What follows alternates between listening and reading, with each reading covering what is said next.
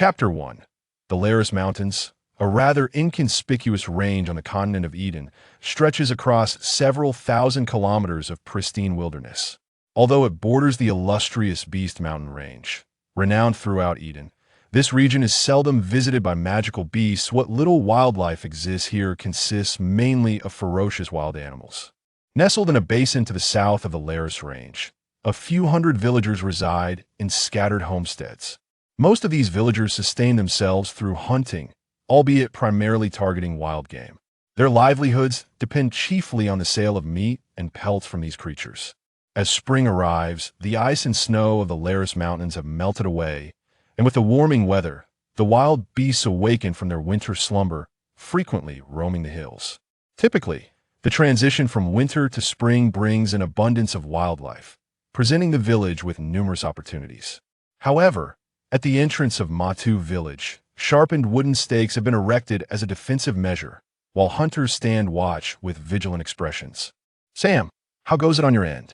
"Those damned beasts have been trying to invade our village for years," remarked a bearded man, standing behind a barricade of sharpened stakes, addressing a young man beside him. "I just returned from the back village." The village chief mentioned that the wild animals are manageable, but we must fear the arrival of one or two magical beasts that would spell disaster for us. "I truly don't know what to do," replied Sam, clad in rough cloth, his hair tousled, gripping an iron pitchfork stained with dried blood. "What else can we do? Many wild animals are emerging from their winter hibernation now that spring has arrived. Can we expect our village to remain unscathed? Moreover, magical beasts have been known to appear sporadically in recent years." The bearded man tightened his grip on a somewhat rusty axe, casting a wary glance beyond the protective stakes. "Who knows what kind of magical beast might come this year? I sincerely hope it isn't a fire type that would be catastrophic," Sam said, recalling a terrifying encounter with a fire-breathing creature from a few years prior, eyeing the flammable stakes with trepidation. "You're such a harbinger of doom. If only we had a swordsman in our village." The bearded man's gaze grew distant, tinged with a hint of hope. Haven't you heard?" Sam interjected. "Heard what?" "I was away that day. I only caught wind of something." "Please, enlighten me." The bearded man perked up, straining to hear amidst the quiet. "Uncle Eller's son, Shad, released his fighting spirit a few days ago. Although it merely severed a twig, one must remember he is still under 10 years old. If he trains for a few years, he could undoubtedly become a true swordsman," Sam exclaimed, excitement lacing his voice. "Is that truly the case? That would indeed be splendid. Our village hasn't seen a swordsman in decades. If young Shad trains diligently, he will surely achieve greatness, and those cursed magical beasts will no longer dare to encroach upon us," the bearded man declared. "Hey, you might not know this, but the village chief has already decided to pool funds to send young Shad to the town's swordsman academy." Another hunter chimed in, his face alight with enthusiasm. "If he truly enters the swordsman academy, that would bring glory to our village. I would willingly contribute any amount," the bearded man remarked. "Indeed, for a place as remote as ours, should we truly produce a swordsman, it would reflect well upon us all. Furthermore, the town may provide additional support, perhaps even allocate funds for constructing a protective wall," Sam added. Enough. Stop your idle chatter, and be vigilant. I can't shake the feeling that something is amiss. There should have been some wild beasts appearing by now." A middle-aged man interrupted their idle talk, frowning deeply. "Uncle Gil, it seems the beasts around the Laris Mountains have been particularly active in recent years, and many magical beasts have reportedly migrated from the Beast Mountains to here. I heard that several villages from afar have suffered." Sam lowered his voice, seemingly recalling something. "Stop spreading alarmist tales and focus on your own duties." The man named Gil shot a stern glare at young Sam. The group fell silent, their eyes scanning the surroundings for any signs of an impending attack. If a magical beast were to appear, they would need to alert all the able-bodied men in the village at once. Such creatures were not something a handful of ordinary villagers could contend with. In Matu village, there existed a group of children, among whom was a particularly unruly lad named Gaia. At merely 8 years old, he was the youngest among them, yet his penchant for mischief, fighting, and playful antics made him the center of attention for his peers. In recent days, due to the rampant wild beasts, the village's elders have been compelled to remain indoors to avoid any unfortunate incidents. However, Gaia, the most restless of them all, refused to stay quietly within the confines of his home, instead darting about the village. Gaia was parentless, and the villagers had no knowledge of his origins. Nevertheless, the people were kind-hearted, with various families taking turns to care for him, raising him to the age of 8, ultimately settling him in the home of the village chief as an adopted son. Despite his mischievous nature, Gaia's endearing countenance and sweet demeanor endeared him to the villagers, who affectionately regarded him as their own child. Not long after the news of Shad's ability to release fighting spirit, an event of far greater significance unfolded in Matu village, centering around young Gaia. Have you heard? Not long ago, Lord Bruce passed through our village. He is one of the most esteemed wizards in the nearby towns. Out of curiosity, that boy ran up to him, inadvertently knocking one of his magical orbs to the ground. When he picked it up, guess what happened? The orb lit up. Yes, it illuminated in his hand. The wizard was astonished and later informed the village chief that this child might very well become a wizard. The news spread like wildfire throughout the village, and nearly every household rushed to the chief's home to catch a glimpse of the boy rumored to possess magical potential. Of course, this was merely a psychological phenomenon. The villagers, having collectively raised Gaia, knew well what he looked like and what peculiarities he possessed. Yet, with the title of a wizard now attached to him, it seemed as though he had been transformed into something extraordinary. Matu village boasts a history spanning several centuries, and while a few swordsmen have emerged over the years, no wizard had ever graced their midst. Overnight, young Gaia's status soared, eclipsing Shad's prominence. In the days that followed, Shad had a scuffle with Gaia. However, the title of Little Tyrant bestowed upon Gaia was well-deserved despite Shad's ability to release fighting spirit. It was as ineffective as a passing breeze. Consequently, Shad exhausted himself in the effort and was ultimately bested by Gaia, suffering a humiliating defeat. The rivalry between the two boys had been a long-standing tradition, and it was not unusual for them to engage in playful brawls. The villagers generally paid little mind to their antics, knowing that they would tire themselves out eventually. However, the stakes were different now. One was a wizard, the other a swordsman. Should either inadvertently sustain an injury, resulting in the loss of their magical or fighting abilities, it would be a significant loss. Thus, the village chief issued a decree to keep a close watch on the two boys. Particularly concerning was Gaia, the little tyrant. If this mischievous child were to wander outside the village and fall prey to a wild beast, it would mean the loss of the village's first ever wizard. As the days of rampant wildlife in the Laris Mountains continued, the chief grew increasingly anxious, wishing he could hastily arrange for those two children to be escorted to town for an assessment of their magical and fighting talents. One day, young Gaia, once again reprimanded for his reckless running about the village, was forcibly returned to his modest dwelling by the chief. The abode was quite simple, furnished with merely a bamboo bed and a single window, devoid of anything that could entertain the restless child.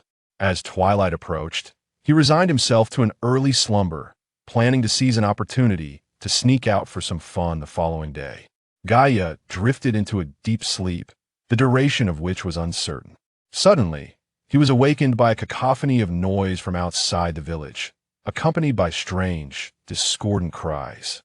Rubbing his sleepy eyes, he felt compelled to investigate the commotion.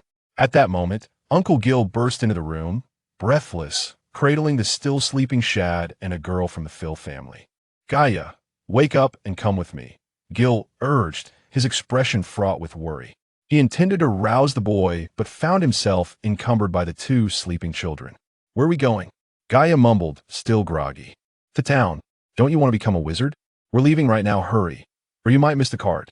Gil's eyes darted anxiously, his brow furrowed in urgency. Upon hearing this, Gaia sprang from his bed, elated at the prospect of becoming a great wizard, his greatest aspiration. Without a second thought, he hastily donned his clothes and scampered after Uncle Gil. "Uncle Gil, why is the village so noisy?" Gaia inquired as he followed Gil through the back of the house. Navigating to a small passage along the side of the village, several beasts have attacked the village, but there is no cause for alarm. They shall manage it. Do not ask any more questions. Hurry, slip inside, and once you are out of the village, do not look back. Run straight ahead. There is an old horse-drawn carriage waiting for you. Just wait by it for me quickly. Gil urged, his dark cheeks already glistening with sweat. Why shouldn't I look back? Gaia inquired, puzzled. If I say do not look back, then do not. If you dare to glance behind, I shall not take you to the town, nor shall you ever become a magician. Gil suddenly exclaimed in anger. Gaia, now frightened, dared not ask further questions, and he hurried into the tunnel, nervously rubbing his little fingers as he crawled forward. The narrow passage was so constricted that only a child could navigate it. Before long, young Gaia emerged outside the village. At that moment, he faintly heard the cacophony of numerous beasts at the village entrance, mingled with human screams and cries, creating an exceptionally chaotic din. Gaia wished to turn back and see what was happening. However, recalling Uncle Gil's words, he stifled his curiosity in pursuit of his dream to become a magician, and he strode forward with determination. Having traversed the low hills, Gaia spotted the old horse tethered by the slope. The thought of riding this horse away from the village to fulfill his aspiration of becoming a magician filled him with excitement. He momentarily disregarded the strange sounds emanating from the village and squatted beside the horse in eager anticipation. Before long, Uncle Gil rushed over, breathless and carrying the two children. Gaia noticed a gash on his lower leg, crimson blood oozing from it. Uncle Gil, what happened to your leg? Gaia inquired with concern. It's nothing, just a scratch from a sharp branch. Come on, we must hurry, Uncle Gil replied, instructing Gaia to hold the girl, while he secured Shad with his thigh. He gave the horse a sharp prod, and with a long whinny, the old mare galloped forward, leaving deep hoof prints in the soft soil beneath the faint moonlight. As they journeyed through the night, young Gaia felt an overwhelming fatigue settling in, compounded by the weight of carrying the girl named Nilan. His arms grew numb, and he yearned to ask Uncle Gil for a brief respite. Yet, Gil merely urged him to hold on tighter, showing no inclination to stop. The midnight mountains were eerily silent, with the trees swaying in the wind and the oddly shaped rocks casting shadows that resembled specters. Occasionally, the chilling roar of a wild beast echoed through the forest, heightening the sense of unease.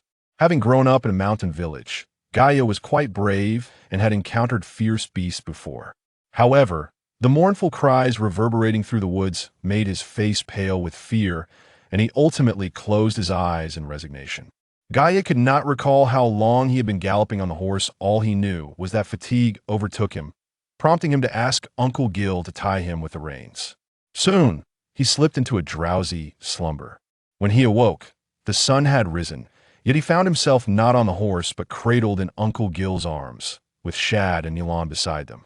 Upon seeing Gaia awake, Nilan beamed at him with a charming smile, saying, Brother Gaia, we are nearly at Domi town. Shad merely shrugged, remaining silent, seemingly unconvinced by the exuberance of the little tyrant. Uncle Gil, where is the horse? Gaia inquired as he noticed the absence of the steed, realizing they were now on foot. That poor horse was exhausted and has seen better days, Uncle Gil replied. Exhausted? Then how do we return? Gaia pressed on. We can't return. Oh no.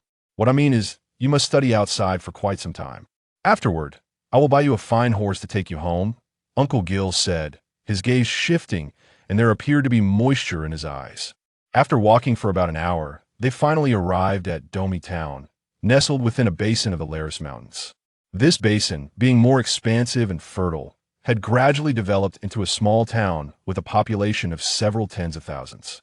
The three children, visiting a town for the first time, gazed around with wide, curious eyes. If not for Uncle Gil's guidance, they would likely have been darting about in excitement. After Gil provided them with some food in town, he led them directly to the mayor's office, leaving the three children in the hall outside, while he entered the back room with red-rimmed eyes to discuss matters with the mayor. For Gaia, it was the first time he had seen such a large building, and his heart soared with joy.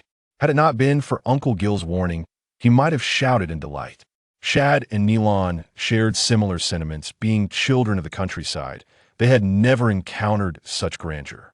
Even Nilan, usually obedient, could not resist touching and exploring everything around her.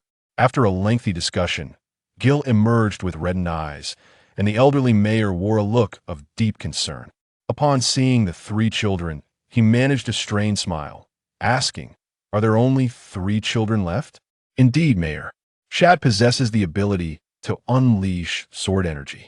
And Gaio, yes, it was Lord Bruce who mentioned that Gaia could become a magician, Gil said, turning his back and wiping his face, seemingly anxious that the children might see something. "Oh, I shall summon Lord Bruce at once," exclaimed the mayor. His excitement palpable. It is indeed a rare occurrence for a magician to visit such a remote village, and one can hardly blame the mayor for his enthusiasm. Bruce was the very magician whom Gaia had encountered that day. He was a formidable mid-level sorcerer, renowned throughout the town and held in high esteem, such that even the mayor addressed him with the utmost respect. At the age of 60, Bruce wielded a scepter of sandalwood and donned a wizard's hat, his opulent attire causing the eyes of the three children to widen in awe. "Oh, it must be that child," Bruce remarked, recognizing Gaia with a warm smile. "Indeed, he possesses the potential to become a magician. However, I was in a bit of a hurry that day and did not have the opportunity to assess his magical aptitude." "What is magical aptitude?" Gaia, unperturbed and brimming with curiosity, inquired boldly, while the others regarded the magician with a deep reverence, hesitant even to meet his gaze. Only this little rascal, unrestrained by caution, posed his question without hesitation. Magical aptitude is a unique ability that awakens within a magician around the ages of 7 or 8. This ability varies in strength and determines a magician's capacity to communicate with the elements of nature. Bruce explained briefly before adding, "But let us first assess your magical aptitude." He produced several magical orbs and placed them in the palm of his hand, releasing them to hover in the air. Observing the floating orbs, Gaia instinctively reached out, fearing they might fall, only to be astonished to find the orbs suspended in midair, their crystalline surfaces reflecting his own visage. "Wow, how extraordinary!" the three children exclaimed in unison. While Gil, standing nearby, also marveled at this display of magic, his face adorned with newfound expressions. "This is merely a simple wind magic," Bruce chuckled, encouraging Gaia to place his hand on one of the magical orbs. With his eyes gleaming with wonder, Gaia felt a surge of determination to become a magician. He hesitantly extended his small hand, nervously wiping it on his garment before eagerly pressing it against the warm, translucent orb.it lit up. It truly illuminated. The mayor exclaimed in delight, for indeed, the orb Gaia touched had glowed, casting a gentle light upon his youthful face. Bruce smiled with satisfaction, collecting the glowing orb and urging Gaia, "Now, try touching the other magical orbs." "Lord Bruce, what does this mean?" Gil asked, puzzled, as he considered whether one must illuminate all 5 orbs to become a magician. To light up a single orb indicates one possesses the fundamental magical aptitude. However, this suggests a rather weak aptitude, merely qualifying one to become a magician, with little chance of advancing to higher ranks. If you can ignite 2, well, I managed to light 2 during my own assessment.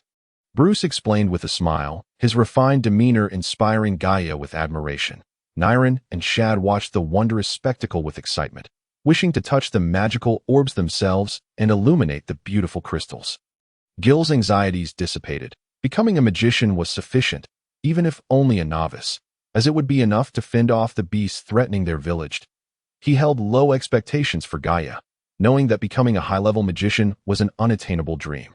Especially considering that Bruce, a mid-level magician, was already the most esteemed figure among the neighboring towns. Gaia felt his heart racing, for if he could ignite 2 orbs, he too could effortlessly make objects float like the noble magician before him and protect the villagers from the beast's torment. His small hands glistened with perspiration as he wiped them on his coarse garment once more, cautiously extending his hand toward the second magical orb. Everyone held their breath, their focus entirely on Gaia's actions. Afraid that any movement might disrupt the outcome. It lit up. It truly lit up. Gaia shouted in exuberance. Gil's face displayed a look of astonishment, his eyes wide as he beheld the second orb glowing. Disbelief etched across his features. Could it be that this child, raised by the entire village, might become a great magician like Bruce, bringing pride to all? Such a thought was indeed incredible, and the news would surely astonish everyone back home. "Yes, it's true. He has ignited the second orb," The mayor was equally ecstatic. In this remote village, the emergence of a magician was already a rare treasure, let alone a powerful mid-level sorcerer like Bruce. And now, this child had achieved what Bruce had done, igniting 2 orbs. Did this not signify that he too might ascend to the ranks of a mid-level magician? Excellent. Gaia, is it? I shall introduce you to the Magic Academy in Nick City for your studies. You must apply yourself diligently and strive to become a great magician. Remember, never allow yourself to become lax in your magical training, for even with the greatest aptitude, one can merely become a magical apprentice without proper dedication. Bruce's expression softened with pride as he ruffled the young boy's hair, gathering the magical orbs. Oh yes, I will become a magician. I ignited 2 magical orbs. I will become a magician. 2 magical orbs. Gaia exclaimed in rapture, momentarily forgetting Gil's admonitions as he began to dance with joy. Brother Gaia is so impressive, Niren chimed in, equally thrilled. Shad, however, pouted slightly, casting a begrudging glance at Gaia. Yet, despite his reluctance, he couldn't help but feel a sense of pride for his longtime companion. Gil's excitement was most palpable. His bloodshot eyes brimmed with tears of joy as he swept Gaia into an embrace, his voice thick with emotion. Gaia, you are the pride of our entire village. If only they could know this. Oh, Gaia, you must diligently cultivate your magic and become a great magician. Our village. Uncle Gil, what's wrong? Why are you crying? Gaia asked, perplexed that it's nothing at all, that I'm just overwhelmingly happy. Gil replied, though it was clear he was holding back something deeper. Uncle Gil, there's still me. I can become a strong swordsman too. Even the usually reserved Shad could no longer contain his excitement, asserting himself amidst the celebrations surrounding Gaia. Yes, let us take you to the Swordsman Academy right now. Gil, caught up in his elation, nearly forgot to greet the mayor as he began to lead Shad out. I shall accompany you. Perhaps this child will surprise us yet, Bruce remarked, intrigued by the children of this village. When he had passed through Martu village, he had unexpectedly encountered the mischievous Gaia, who had astonished him by igniting a magical orb. It was astonishing that a magician had emerged from such a remote village. Although Bruce had been in a hurry, he couldn't resist sharing the news with the village chief. Now, that same little rascal stood before him. And to his astonishment, Gaia had ignited 2 orbs, suggesting that his magical aptitude was indeed commendable. With further training, he might become a great mid-level magician by the time he reached Bruce's age. Overwhelmed with delight, Bruce's interest was piqued by another child capable of channeling combat energy. Under the mayor's guidance, the group proceeded toward the Swordsman Academy. The presence of the magician and the mayor elicited respectful smiles from the townsfolk along the way. And some discerning individuals began to whisper among themselves, could those 3 children possess magical aptitude and the ability to cultivate magic? Surely, Lord Bruce has discovered yet another magician from our town. And this time, there are 3. I wonder which family they belong to, a knowledgeable merchant remarked. Indeed, how fortunate. If only my child could, a nearby villager sighed with envy. Little Gaia, overhearing the chatter, swelled with pride, his chest puffing out, while Shad shot him a disapproving glare, retorting, so what if you're a magician? What's so great about it? Haha, how can a mere swordsman compare to a magnificent magician? Stick with me, and no one will dare bully you. Gaia boasted, reveling in his newfound status until he noticed Niren looking a bit glum, fiddling with the jade pendant around her neck. Sensing her unease, Gaia reassured her, fear not, when I become a magician, I will protect you. Anyone who dares to bully you shall feel the wrath of my magic, turning them into roasted pigs. Thank you, Brother Gaia, Niren replied, a charming smile breaking through her earlier gloom. Her sadness stemmed from the fact that while he was a magician and Shad a swordsman, she felt left out, lacking any special abilities, though magic users were seldom seen in Dimmu Town. Swordsmen were still a rare breed. Thus, the town has deliberately established a swordsman's academy to impart fundamental swordsmanship to a select group of children, while also assessing their innate martial potential, should any possess exceptional talent. They may be chosen by the Nick City Academy for superior training. The Swordsman Academy is located to the west of the town, where a small market once thrived before its decline. However, due to the spaciousness of the area, it has been repurposed into the academy. Under the guidance of the town mayor, several individuals swiftly entered the Swordsman Academy and sought out the swordsman instructor. Mandra is a mid-level swordsman and one of the most formidable in the surrounding towns, with his apprentices claiming that he can sever a century-old tree with his martial energy. Can this child release innate martial energy? How old is he? Upon hearing their intentions, Mandra's bearded face broke into a smile. 9.5, replied Gil, as Shad, the child, was generally reticent, only expressing himself when in conflict with Gaia, concerned that Shad might lack proper decorum. Gil answered on his behalf, releasing martial energy at 9.5. Impressive indeed. Very well, Shad, come with me. I shall assess your martial talent. Mandra chuckled once more, clearly delighted by Shad's presence. With that, the others felt hesitant to follow. Save for Bruce. Although of the same mid-level rank, Bruce's status as a mage held greater prestige, prompting Mandra to extend a measure of friendliness upon their meeting. Gaia and the others could only wait outside. With young Gaia thinking, no matter how talented he is, he cannot surpass me. My potential is on par with the most powerful mage in the town. Gil felt somewhat anxious, but Gaia's confidence alleviated his worries. Shad's performance need not be extraordinary, for it is always commendable to become a swordsman. After approximately 10 minutes, Mandra and Bruce emerged, their expressions peculiar, occasionally exchanging glances while casting sidelong looks at Shad. What is the matter? Is he unable to become a swordsman? Gil, the most anxious among them, pondered, as these two children represented the hopes of the entire village. Shad, fret not. If you cannot become a swordsman, I shall protect you, Gaia reassured him, having been at odds with Shad since childhood. Despite their quarrels, they were the best of friends. No, no, no, Mandra exclaimed thrice, clearly indicating that matters were not as they had surmised. Suppressing his overwhelming excitement, he continued, stroking Shad's head. This child possesses the highest martial talent I have ever encountered. I could not even ascertain his talent level.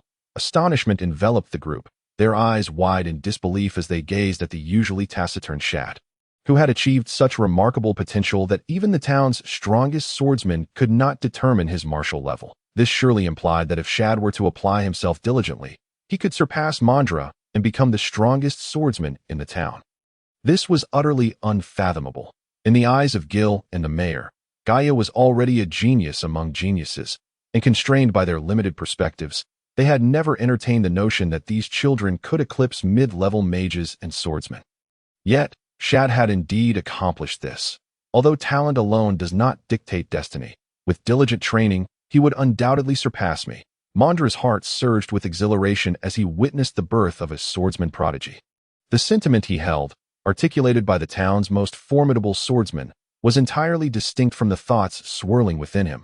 Tears welled in Gil's reddened eyes as he enveloped Shad in a tight embrace. Stammering, "You are all the pride of our village. Uncle Gil, I shall train diligently to become a powerful swordsman, and then our village shall no longer fear the menace of magical beasts," Shad declared with unwavering resolve. This was indeed a modest aspiration of his. He had often observed his father returning home injured, and during the assaults by magical beasts, his father was always vigilant around the village. Shad, understanding these circumstances, gradually nurtured the simple wish to alleviate his father's burdens and bring prosperity to his fellow villagers. If only your father, could know. Gil almost revealed something inappropriate in his enthusiasm, but quickly refrained. The Nick Swordsman Academy will surely accept Shad as an exception. Moreover, he may very well become an outstanding student. It is known that exceptional students there can graduate as mid-level swordsmen, Mandra remarked, somewhat wistfully. Let us escort the children to rest. There are still 2 weeks until the Nick Academy's spring enrollment. The journey from here to Nick City will take approximately 11 days, and we must depart early tomorrow to avoid delays.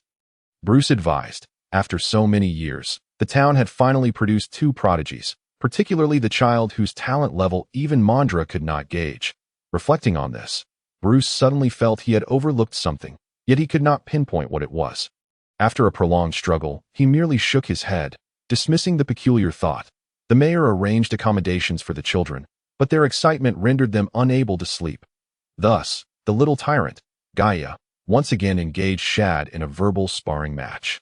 However, this time, Shad exhibited newfound confidence and did not shy away from the challenge. How does it feel to know who the real boss is? Shad laughed heartily as he lay on his bed. Reveling in the prospect of becoming a stronger swordsman. At that moment, he could hardly contain his eagerness to share the news with his parents. What good is talent if you still end up as my subordinate?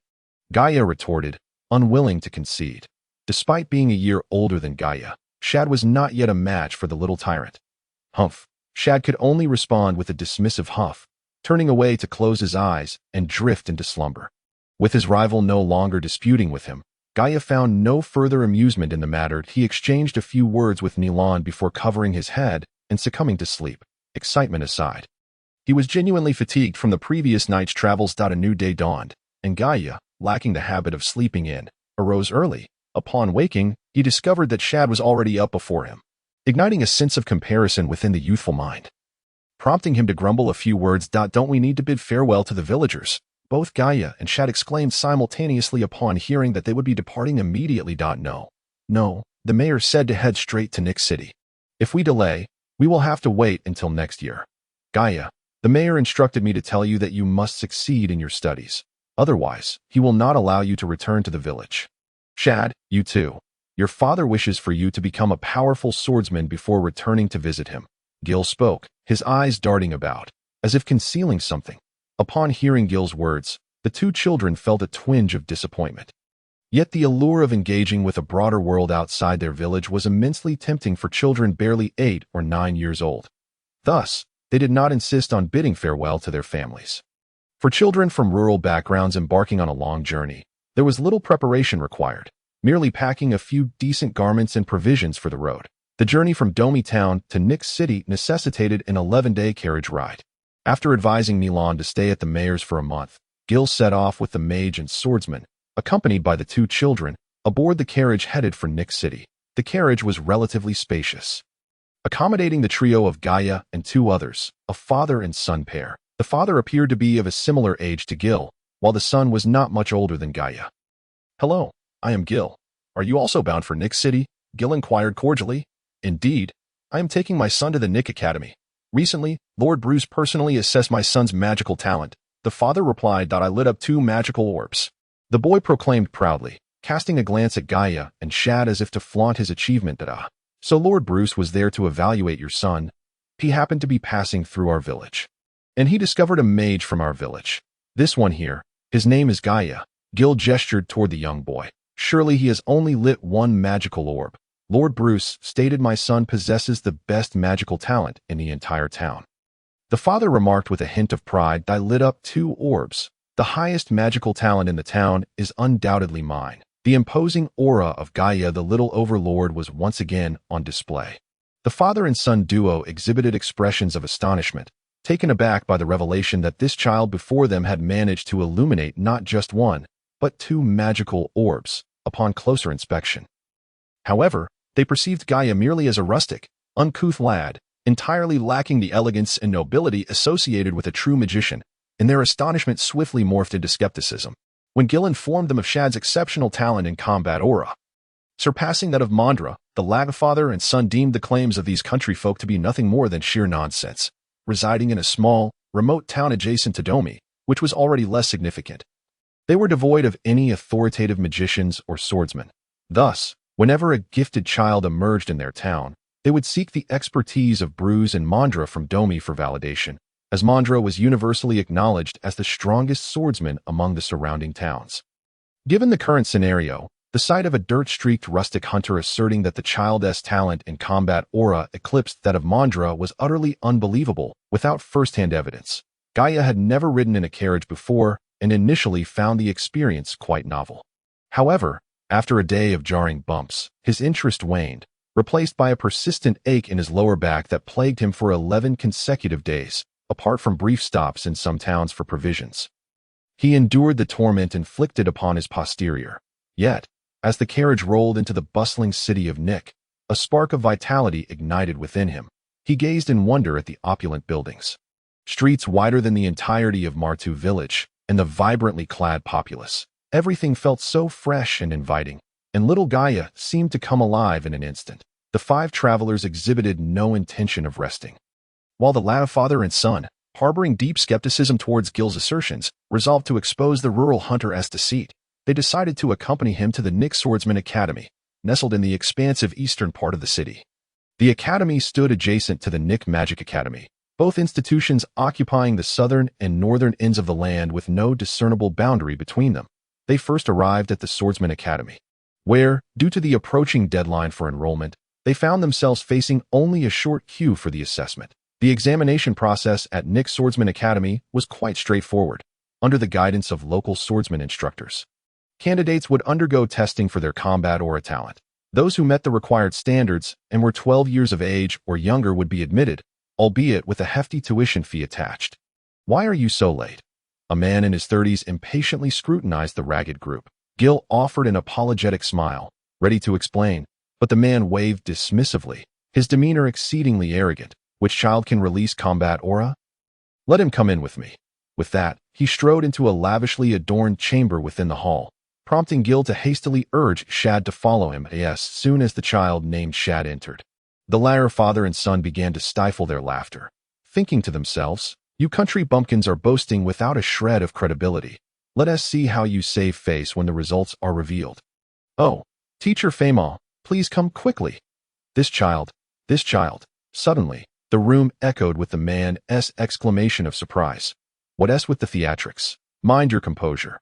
You are already a senior swordsman," replied the teacher named Fama. His tone unhurried yet laden with gravity. Upon hearing their exchange, the others were taken aback. They hadn't anticipated that the previously arrogant man was indeed a senior swordsman. Their earlier dissatisfaction with his demeanor evaporated, only to be replaced by curiosity. Why was this noble swordsman making such a fuss? "Excellent. This child possesses remarkable talent in combat aura." Fama's voice resonated again, though perhaps due to his deliberate lowering of tone. The subsequent conversation was inaudible. Approximately 10 minutes later, the arrogant man emerged from the chamber accompanied by another middle-aged man, with little Shad trailing behind them. The latter was clad in vibrant scale armor, a gleaming sword at his waist, exuding an imposing presence that commanded respect. "Who is the guardian of this child?" Fama's voice boomed, imbued with authority. "Esteemed sir, I am the guardian of this child." Gil responded with utmost reverence. "This child has exceptional talent. We at Nick Academy shall accept him. Based on his outstanding performance, we shall waive the tuition fees, and his training as a swordsman will be entrusted to us. Do you have any questions?" Fama spoke with remarkable directness, and "No. To be under the care of such esteemed individuals is a tremendous honor for me," Gil promptly replied. "Very well, that settles it. For the next 4 years, we shall nurture him. You may return home with peace of mind," Fama said, patting little Shad on the head, dismissing the group. "Shad, you must strive diligently.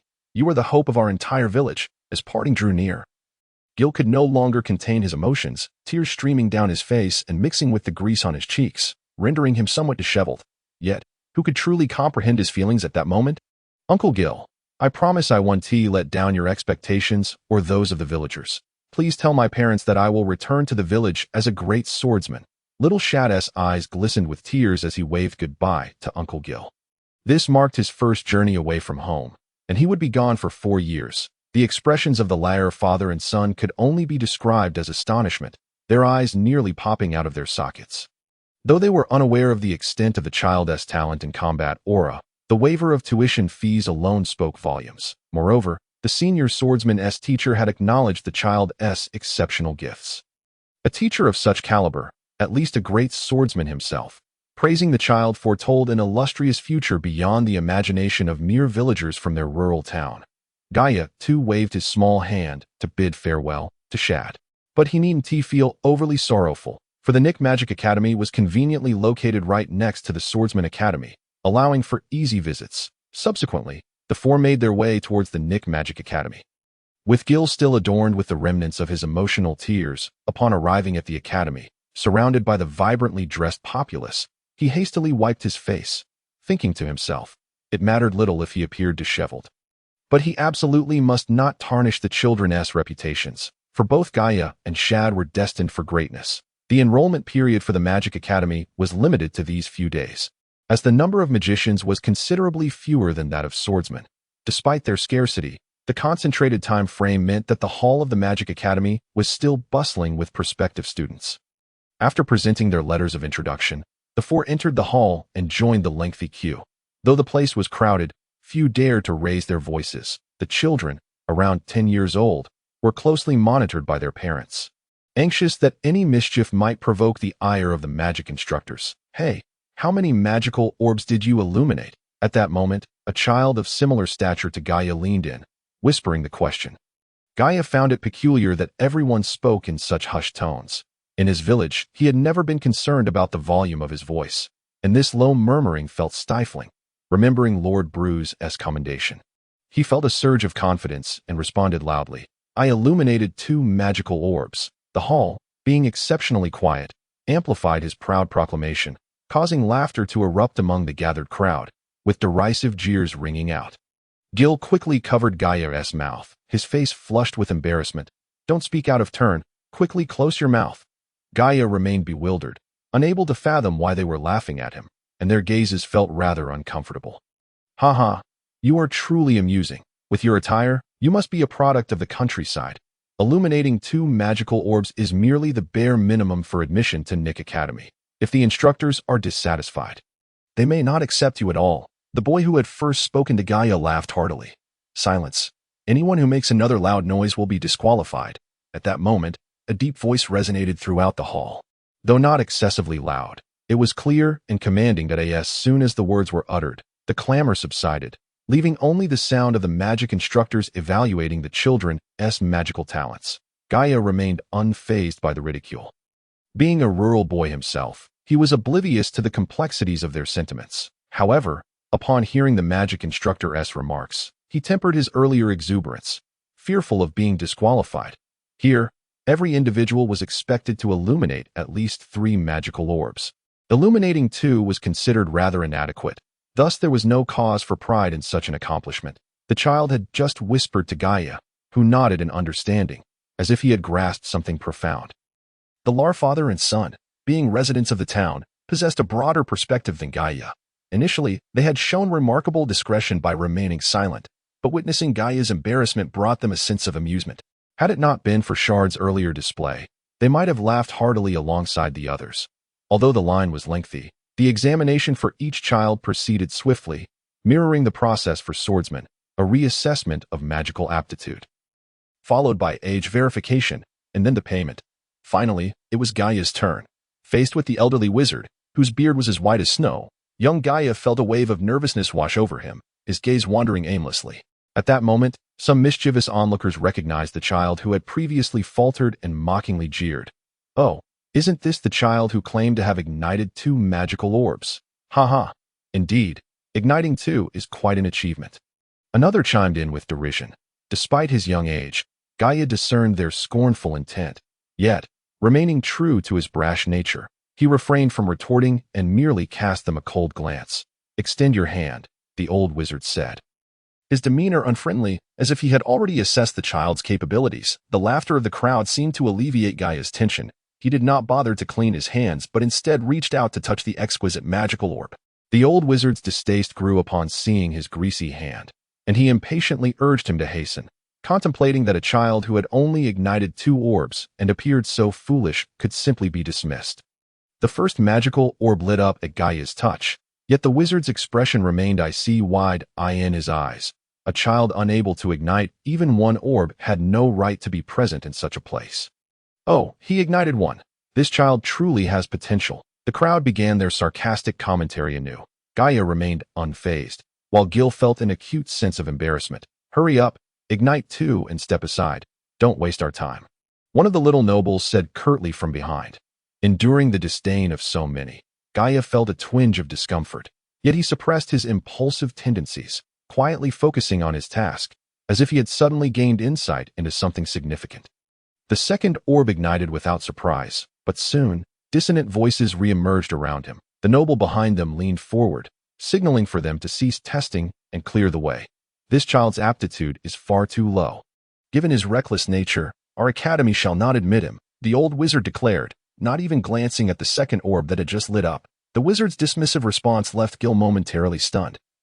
His face contorted with disbelief. This child bore the hopes of hundreds from their village. At that moment, Gil clutched tightly to the meager funds accumulated from the entire village, every coin painstakingly gathered.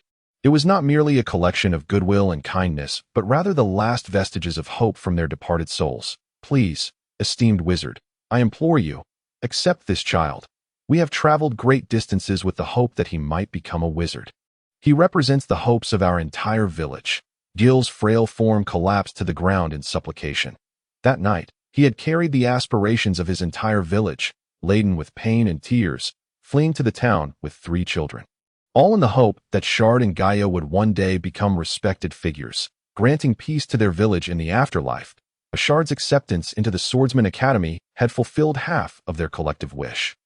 But Gaia, get lost, get lost. Spare us your pitiful display and return to your village to hunt. Magic is not for rural folk like you to learn. Do not obstruct my son's testing, the little noble retorted impatiently. His finery starkly contrasting with Gil's disheveled appearance. We should leave. Angering these people could be detrimental, Lar whispered to Gil, primarily concerned that the noble's rage might be directed at him, given their shared entrance. We are conducting the procedure according to the rules. You ought to leave and not waste any more time here, the old wizard reiterated coldly. Becoming a wizard requires not only innate talent, but also numerous magical instruments and crystals. Even if one could afford the exorbitant tuition from a village, acquiring the necessary equipment remained a formidable challenge. Thus, he had every justification to refuse Gaia's admission. The earlier mockers of Gaia's misfortune began to voice their opinions, creating a raucous atmosphere within the hall, with many calling for the expulsion of the 2 commoners to avoid wasting everyone's time. Most present were individuals of some standing in the Sagalia Empire. A peculiar trend prevailed wherein wizards were typically born into noble families. Consequently, the hall was predominantly filled with those bearing noble titles. For nobles, even the most pitiable commoners elicited no sympathy. Discontent reverberated throughout the magical hall. And some nobles contemplated taking matters into their own hands to eject the 2 rural folk. Although their noble status restrained them from doing, so did a bunch of fools. I haven't even touched the 3rd magical orb yet. Just as the hall reached a fever pitch, a youthful voice rang out, silencing the crowd. He really lit it up. He truly did, Gil exclaimed, momentarily forgetting the mysterious wizard's quiet warning, the only one present to feel joy for Gaia. Amongst all, Gaia was undoubtedly the most exhilarated, though he had harbored doubts about igniting a 3rd orb. Earlier, amidst the indifference and derision, Gaia recalled that during his assessment by the esteemed Bruce in town, he had not been permitted to touch a 3rd orb. Upon hearing that one could ignite more, he had summoned the courage to attempt the 3rd orb. It was entirely reasonable that he had not been allowed to touch a 3rd orb earlier. No child from such a remote village had ever ignited 3 orbs. Furthermore, most viewed Bruce as the greatest wizard, believing it impossible to surpass him. Thus, when the child ignited 2 orbs, most did not consider further possibilities. Remaining immersed in that moment's joy in the current testing, it was not surprising that Gaia had not been allowed to attempt a 3rd orb. His earlier embarrassment had revealed his rural limitations. And with the number of candidates growing, the old wizard had grown increasingly impatient, having formed a poor impression of Gaia. Thus, he saw no need to waste time continuing the tests. What is there to be excited about? The children we accept on average ignite 4 orbs. Even igniting 3 is considered weak, the old wizard remarked, recovering from his momentary surprise, dismissing the event with disdain. At that moment, the surrounding nobles also felt no need for such astonishment. Igniting 3 orbs was hardly remarkable, especially when compared to their own offspring. Of course, some noble children had only ignited 3 orbs as well, compelling them to remain silent. I haven't touched the 4th magical orb yet. Amidst the chatter, Gaia's youthful voice once again rose above the rest, leaving everyone momentarily bewildered. Indeed, this lad has yet to touch the 4th. The old wizard observed Gaia's face and suddenly perceived that, despite his disheveled appearance, the child's features were remarkably well proportioned, particularly his eyes, which shone with a peculiar brilliance, evoking a unique sensation that subtly diminished the wizard's disdain. Who could resist a charming child? Especially those of advanced age. While the old wizard could not be swayed to favor the child simply from a closer inspection, he at least approached the 4th orb's testing with a modicum of seriousness. Gaia now felt a surge of excitement, realizing his earlier thoughts had been validated. Moreover, igniting 3 orbs implied that he had surpassed Bruce's innate talent. If that were the case, his magical abilities were drawing nearer to Shard's. This led him to wonder, if the average talent here ignited 4 orbs, then perhaps Shard's aptitude had already reached an extraordinary level. This thought tempered his exhilaration somewhat, while he felt joy for his friend's accomplishments. It inevitably cast a shadow on his own. Hence, as he placed his hand upon the 4th orb, a sense of calm enveloped him that I don't believe he can ignite the 4th. Some shrewd nobles seemed to harbor resentment toward young Gaia. Even though their children had completed the test, they lingered in the hall, Eager to gauge the abilities of this wild child, Gil was exceptionally exhilarated. From the despair he felt moments ago, hope was rekindled, even surpassing his expectations, leaving his heart in a constant state of suspense. The illumination of 3 magical orbs indicated that Gaia might very well exceed Bruce's accomplishments in the future if he were to ignite a 4th. Gil dared not entertain further thoughts, fixating his gaze immovably upon the 4th magical orb. It lit up again. Indeed, it truly illuminated.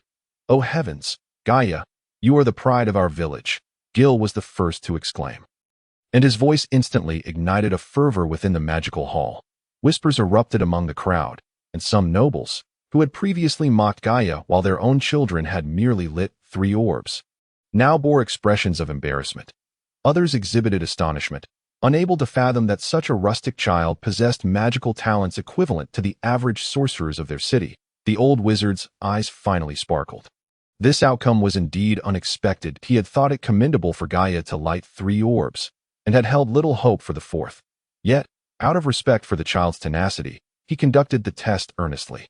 And to his astonishment, Gaia ignited the 4th orb. While such children were common at Nick Magic Academy, each additional talent contributed to the institution's prestige. Well, you've ignited 4. It appears I underestimated you," the old wizard remarked, his demeanor softening slightly, accompanied by a simple smile. Such praise, the old wizard anticipated that the child would exhibit a joyful countenance. Yet, to his surprise, Gaia appeared somewhat reluctant, prompting the wizard to inquire, "Do you wish to touch the 5th magical orb?" "Indeed, I have yet to touch the 5th magical orb." Gaia's voice resonated once more, causing a stir throughout the hall. The audacity of this brash child, having already illuminated 4 orbs, was difficult for the nobles to accept. The mere thought of him requesting to light a 5th orb instilled a mix of deep skepticism and a hint of panic. What if this child truly ignited 5 orbs? That would surpass the talents of most noble children. Very well, give it a try. The old wizard deemed it necessary for the child to attempt touching the 5th orb. If he truly succeeded, he would undoubtedly become an exceptional student of the academy. Losing such a gifted child due to disdain for commoners would be a grave misjudgment. The old wizard's attitude had shifted significantly from the initial 2 orbs to the 4th. Gaia nodded, his grimy little hand trembling with anticipation as he reached towards the 5th magical orb. The onlookers held their breath, eagerly awaiting the moment of contact. Gaia, perhaps it's best to refrain. Do not trouble the esteemed wizard further. Thank him and promptly enter the academy, Gil urged, his emotions no longer merely exuberant. He found himself hesitant to confront the possibility of higher test results. Gaia's achievement had already surpassed his wildest expectations. A rural hunter, he had never encountered so many nobles, and seeing their faces turn pale as they regarded Gaia instilled in him a fear of offending them, prompting thoughts of retreat. That moment, several nobles felt a sense of relief, hoping that testing would cease. If Gaia truly illuminated 5 orbs, they would find themselves in a most awkward position. Gaia's hand hesitated in the air, contemplating for a moment before leaning forward, pressing his small hand against the 5th magical orb. Ding! The brilliance erupted silently. However, when the 5th magical orb shone forth, it seemed as though everyone present heard a resounding heartbeat within their chests. Uncertain whether it was a heavy thump or an auditory illusion, they could only stare in shock at the orb radiating vibrant light. Some nobles even rubbed their eyes in disbelief, wishing the illumination and the accompanying sound were mere figments of imagination. The 5th magical orb floated serenely in the air, its glaring luminosity illuminating the entire hall and reflecting upon the astonished faces of the nobles. Gil stood completely transfixed. Tears that had yet to dry streamed down his face unnoticed. His eyes, etched with lines of age, glimmered with the orb's radiance, remaining unblinking for what felt like an eternity. 5 magical orbs. From Matu village emerged a sorcerer who had ignited 5 orbs. Surely, this could not be a dream. The expressions of the nobles in the hall transformed dramatically. Those who had previously mocked Gaia with fervor began to cough awkwardly to mask their discomfort, while those who had looked down upon him wore strained smiles. And the indifferent observers exhibited expressions of sheer incredulity. A talented lad has emerged from the humble hills of Matu. How rare, the old wizard chuckled heartily. This old wizard, known for his straightforward nature, did not feign humility to conceal his previous disdain for Gaia. Instead, he reveled in the discovery of a gifted child. The mocking voices had vanished, replaced by the astonished and resentful gazes of the nobles. They believed that even if this rustic boy possessed higher magical potential, it could not compare to the children who had been steeped in magic from a young age. Such thoughts stemmed from jealousy, as they regarded themselves as superior and held deep-seated contempt for rural folk. Some nobles even schemed to find an opportunity to reprimand these uncouth villagers, still harboring resentment over Gaia's remark about a bunch of fools. Now, witnessing this child's remarkable talent, their narrow-mindedness made it difficult for them to swallow their pride. Let him try the sixth magical orb. Just then, an ethereal voice echoed once more. However, this time, it did not magically reach everyone's ears. Rather, the illustrious figure of the wizard Michao appeared before them. It is the esteemed mage Michao. A murmur arose from the crowd as all eyes turned towards the noble wizard. Upon confirming the identity of the elder as Lord Michao, they instinctively placed their right hands upon their left chests and bowed their heads slightly in a gesture of nobility. Michao acknowledged the nobles with a slight nod, his gaze landing upon young Gaia. A gentle smile gracing his lips as he said, "I hope you can ignite the sixth magical orb. Gaia, quickly pay your respects to the esteemed mage." Gil, recovering from his shock, recognized the elder's identity and bowed deeply in trepidation. Gaia, still young, was unaware that commoners ought to bow before a wizard of such high status. Despite Gil's urging, he remained resolute, confidently replying, "I will certainly do it." At that moment, he mused, the status of wizards is indeed lofty. Even those who appear so haughty must bow before them. This thought only solidified his resolve to become a wizard. The old wizard, in charge of testing magical aptitude, nodded approvingly, maintaining the 5 illuminated magical orbs in the air, and then produced the 6th orb, letting it float before Gaia. The arrival of Mage Michao had instilled a sense of decorum among the nobles, and the hall fell into an unusual silence, punctuated only by the heavy breathing of some rotund nobles, their attention fixated on the child's outstretched hand, their eyes unblinking. The entire scene felt as though it had slowed to a crawl. Gaia finally made his move. His small hand gripped the collective hearts of all present. To light 5 magical orbs at Nick Magic Academy was already considered exceptional. It was worth noting that the most orbs ignited by any student there had only reached 6. Should Gaia truly light 6, he would undoubtedly become one of the most gifted sorcerers in Nick City. As Gaia pressed his hand against the 6th magical orb, everyone felt their hearts race with intensity. Even the old wizard could hardly contain himself, rising from his seat, eager to witness the outcome. Mage Michao squinted his wrinkled eyes, as the flames of light burst forth and reflected in his deep-set gaze. A look of contentment gradually spread across his weathered face. Indeed, the 6th magical orb had been ignited, its radiance flooding every corner of the hall, and people felt its warmth. Oh my goodness, this is simply unbelievable. Someone could no longer contain their emotions, exclaiming in astonishment. That rustic child truly accomplished it.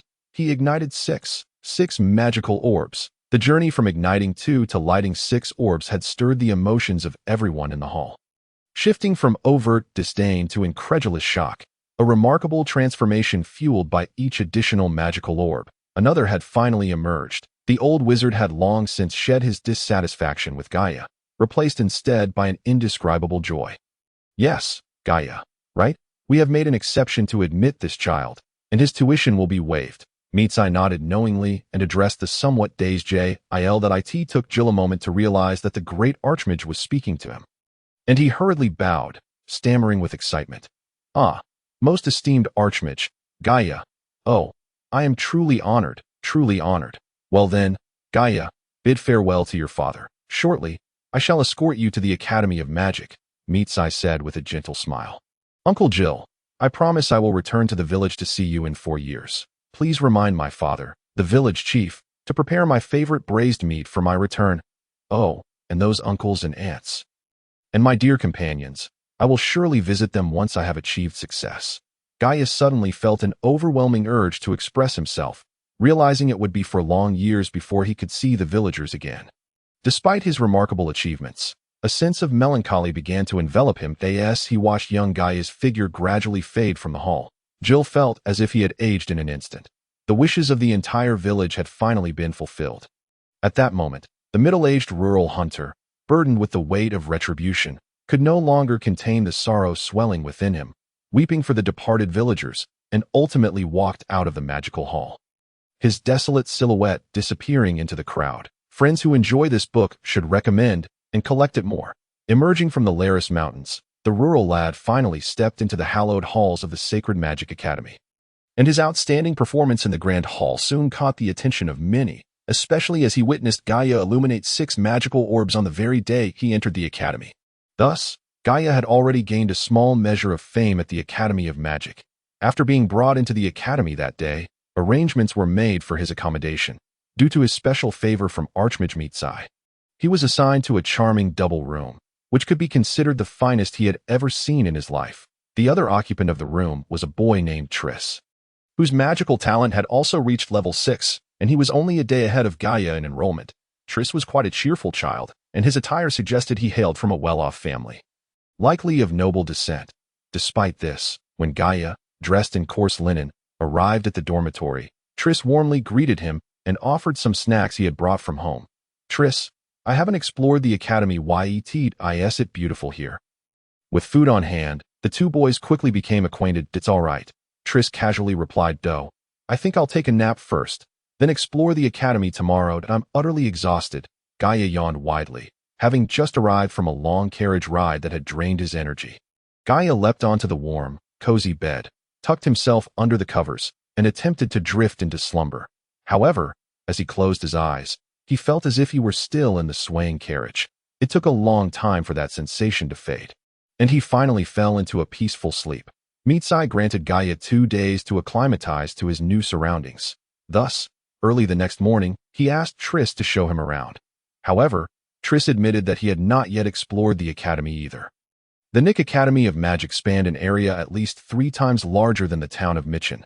Therefore, it was nearly impossible for them to cover it all in one day. After wandering through some notable locations, Gaia's initial excitement began to wane, and he found himself increasingly preoccupied with how to satisfy his hunger. I haven't been anywhere else, but I do know where the dining hall is. Triss informed him. Oh, then let us go. By the way, is the food expensive there? Gaia asked with a hint of concern. Jill had given him 5 gold coins upon his arrival, but while exploring the academy, Gaia had discovered that a roasted meat snack cost 10 copper coins, equivalent to a silver coin, leading him to realize how exorbitant prices were here. Fortunately, some items were reasonably priced at a few copper coins, while others could cost several silver coins. Triss had been to the dining hall the day before, so he was well aware of its conditions. Oh, then I'll stick to the cheaper options, Gaia decided, being a child of humble origins who, despite having a bit of money, was reluctant to spend extravagantly. I'll treat you to the first meal. Let me take you to the good place, Triss generously declared, showing no signs of financial constraint. Haha, thank you, Gaia responded without hesitation, eagerly accepting the offer. To be honest, Gaia was unfamiliar with the concept of politeness, having lived in the rustic village of Matu until the age of 8. Completely untouched by the ways of the world.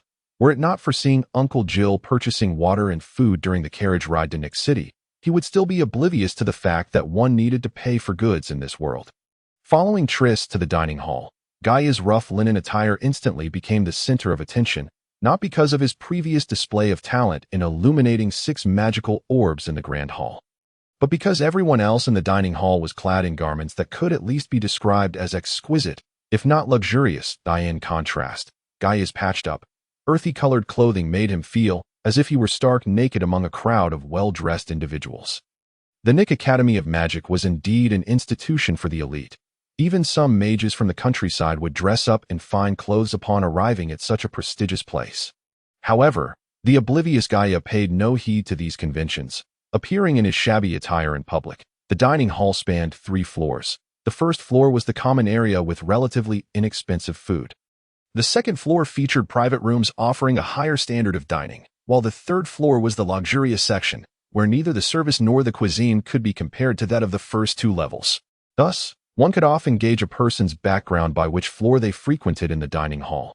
Most children dined on the second floor, while the first and third floors saw fewer patrons, indicating that the wealthy and the less fortunate were less numerous. Even so, the children eating on the first floor were dressed significantly better than Gaia, highlighting just how out of place he appeared.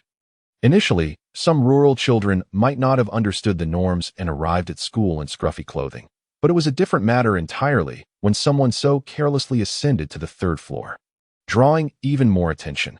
Going to the third floor for a meal was Trist's idea. As for Gaia, he had no sense of inferiority that would prevent him from dining there.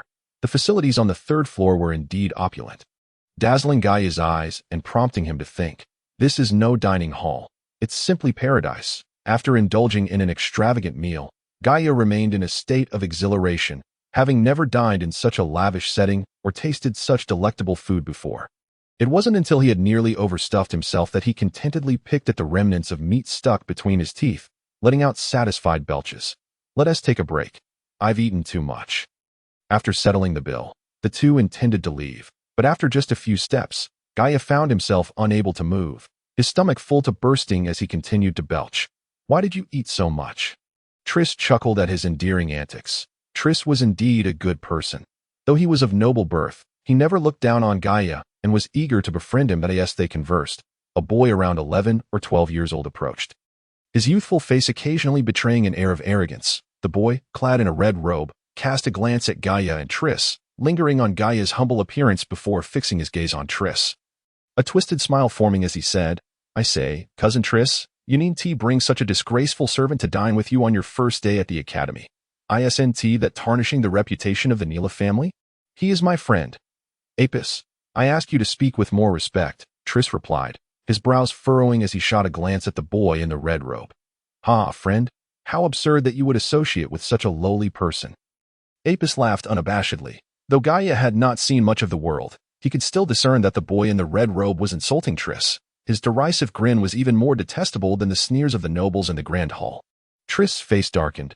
He loathed being called a bastard above all else. Yet he found himself powerless against the boy, whose status in the family and magical prowess far surpassed his own. This boy had already spent 2 years at the academy. Having achieved the rank of a junior mage, this guy is truly insufferable. Trist, let me take care of him, Gaia declared, having been a local bully in his village and unable to tolerate his friend's mistreatment. Trist's kindness had already earned Gaia's respect, and he naturally felt compelled to stand up for him. You? Ha. Do not jest, Trist. Your servant is indeed quite amusing. Apis is once again doubled over with laughter. Now, allow me to demonstrate my prowess. Gaia, without further ado, stifled a belch and, shaking his body, swung his fist toward Apis. Little did Apis anticipate that this servant would dare to engage him in combat. As he saw Gaia lunging with bared teeth and flailing limbs, he hastily retreated while swiftly chanting a spell. Great wind god, your devoted follower prays to you, hoping you bestow upon me the power of wind.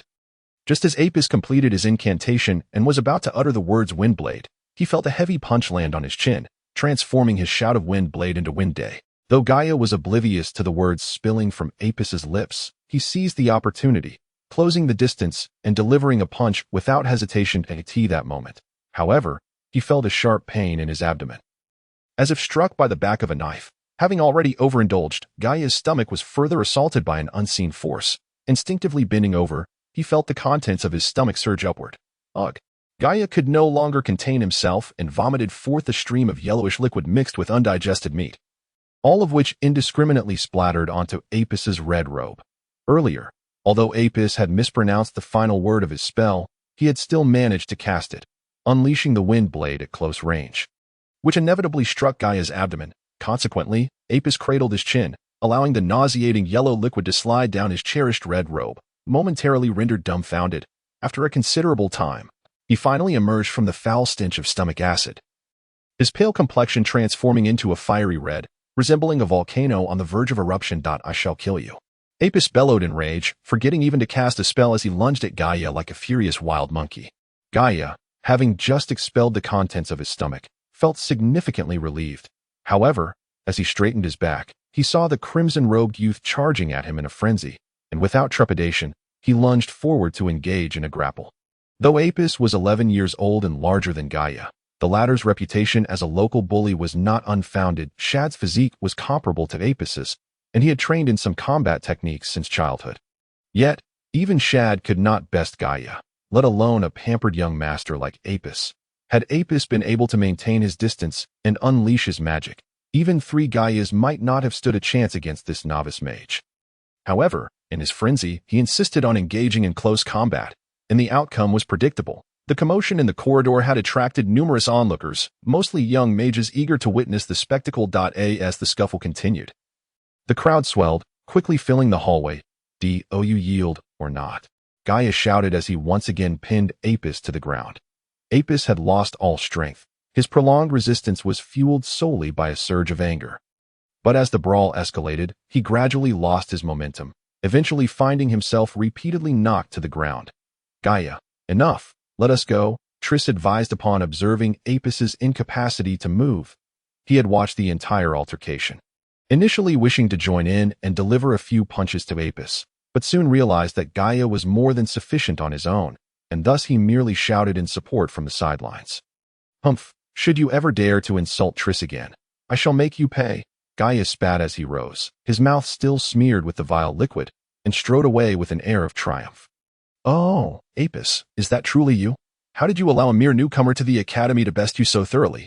A voice from the crowd called out, clearly intent on mocking Apis. "I heard there is a wild child in the first year named Gaia, with a magical aptitude of level 6. Could it be that the little brute we just witnessed was indeed Gaia? Haha, a first-year apprentice has defeated a third-year novice mage. What a monumental tale this is." Another voice chimed in, causing an uproar throughout the third floor. Triss and Gaia quickly extricated themselves from the throng and returned to their dormitory. Once back, the two distinctly attired boys exchanged a glance before erupting into laughter. Both were still under 10 years old, and naturally, they were unconcerned with the consequences. The mere thought of having dealt with that arrogant individual filled them with exhilaration, especially for Triss, who had often been bullied by Apis before entering the magical academy. Today he finally felt vindicated. Had it not been for the fact that Apis was his cousin, Triss might have even kicked him a few times. Ouch! As they laughed, Gaia suddenly felt a sharp pain in his abdomen, involuntarily exclaiming, "What's wrong? What's wrong?" Triss halted his laughter, inquiring. Gaia lifted his shirt to reveal a 20-centimeter-long bruise on his belly. Pressing it with his finger elicited a jolt of pain. "You've been struck by magic. This must be his signature spell, Windblade," Triss said anxiously upon seeing the wound. "What do we do now? It looks rather difficult to heal." "Oh, it hurts so much." Previously caught up in the excitement of the fight, he had scarcely felt the pain, but now that the adrenaline had subsided, the gravity of the situation became apparent. "Let us visit Teacher Michao tomorrow. He can use water magic to assist in your healing," Triss suggested. "Indeed, magic is truly wondrous. By the way, when will we be able to cast spells? And that water magic, can it really heal wounds?" Gaia expressed his deep yearning for magic, especially upon hearing that water magic could mend injuries. If he were to master it, he could help those in his village who were injured while hunting. "That we are still merely magic apprentices. It will take a year of contemplation to become an apprentice mage. Afterward, we must sign a contract with the gods and begin to sense the wind element. Only upon casting a wind magic spell can we be considered novice mages. As for water magic, we must at least reach the level of advanced mage before we can learn it." Triss, born into privilege, had some understanding of magic and began to explain the fundamentals to Gaia. "Only at the advanced level can we learn water magic?"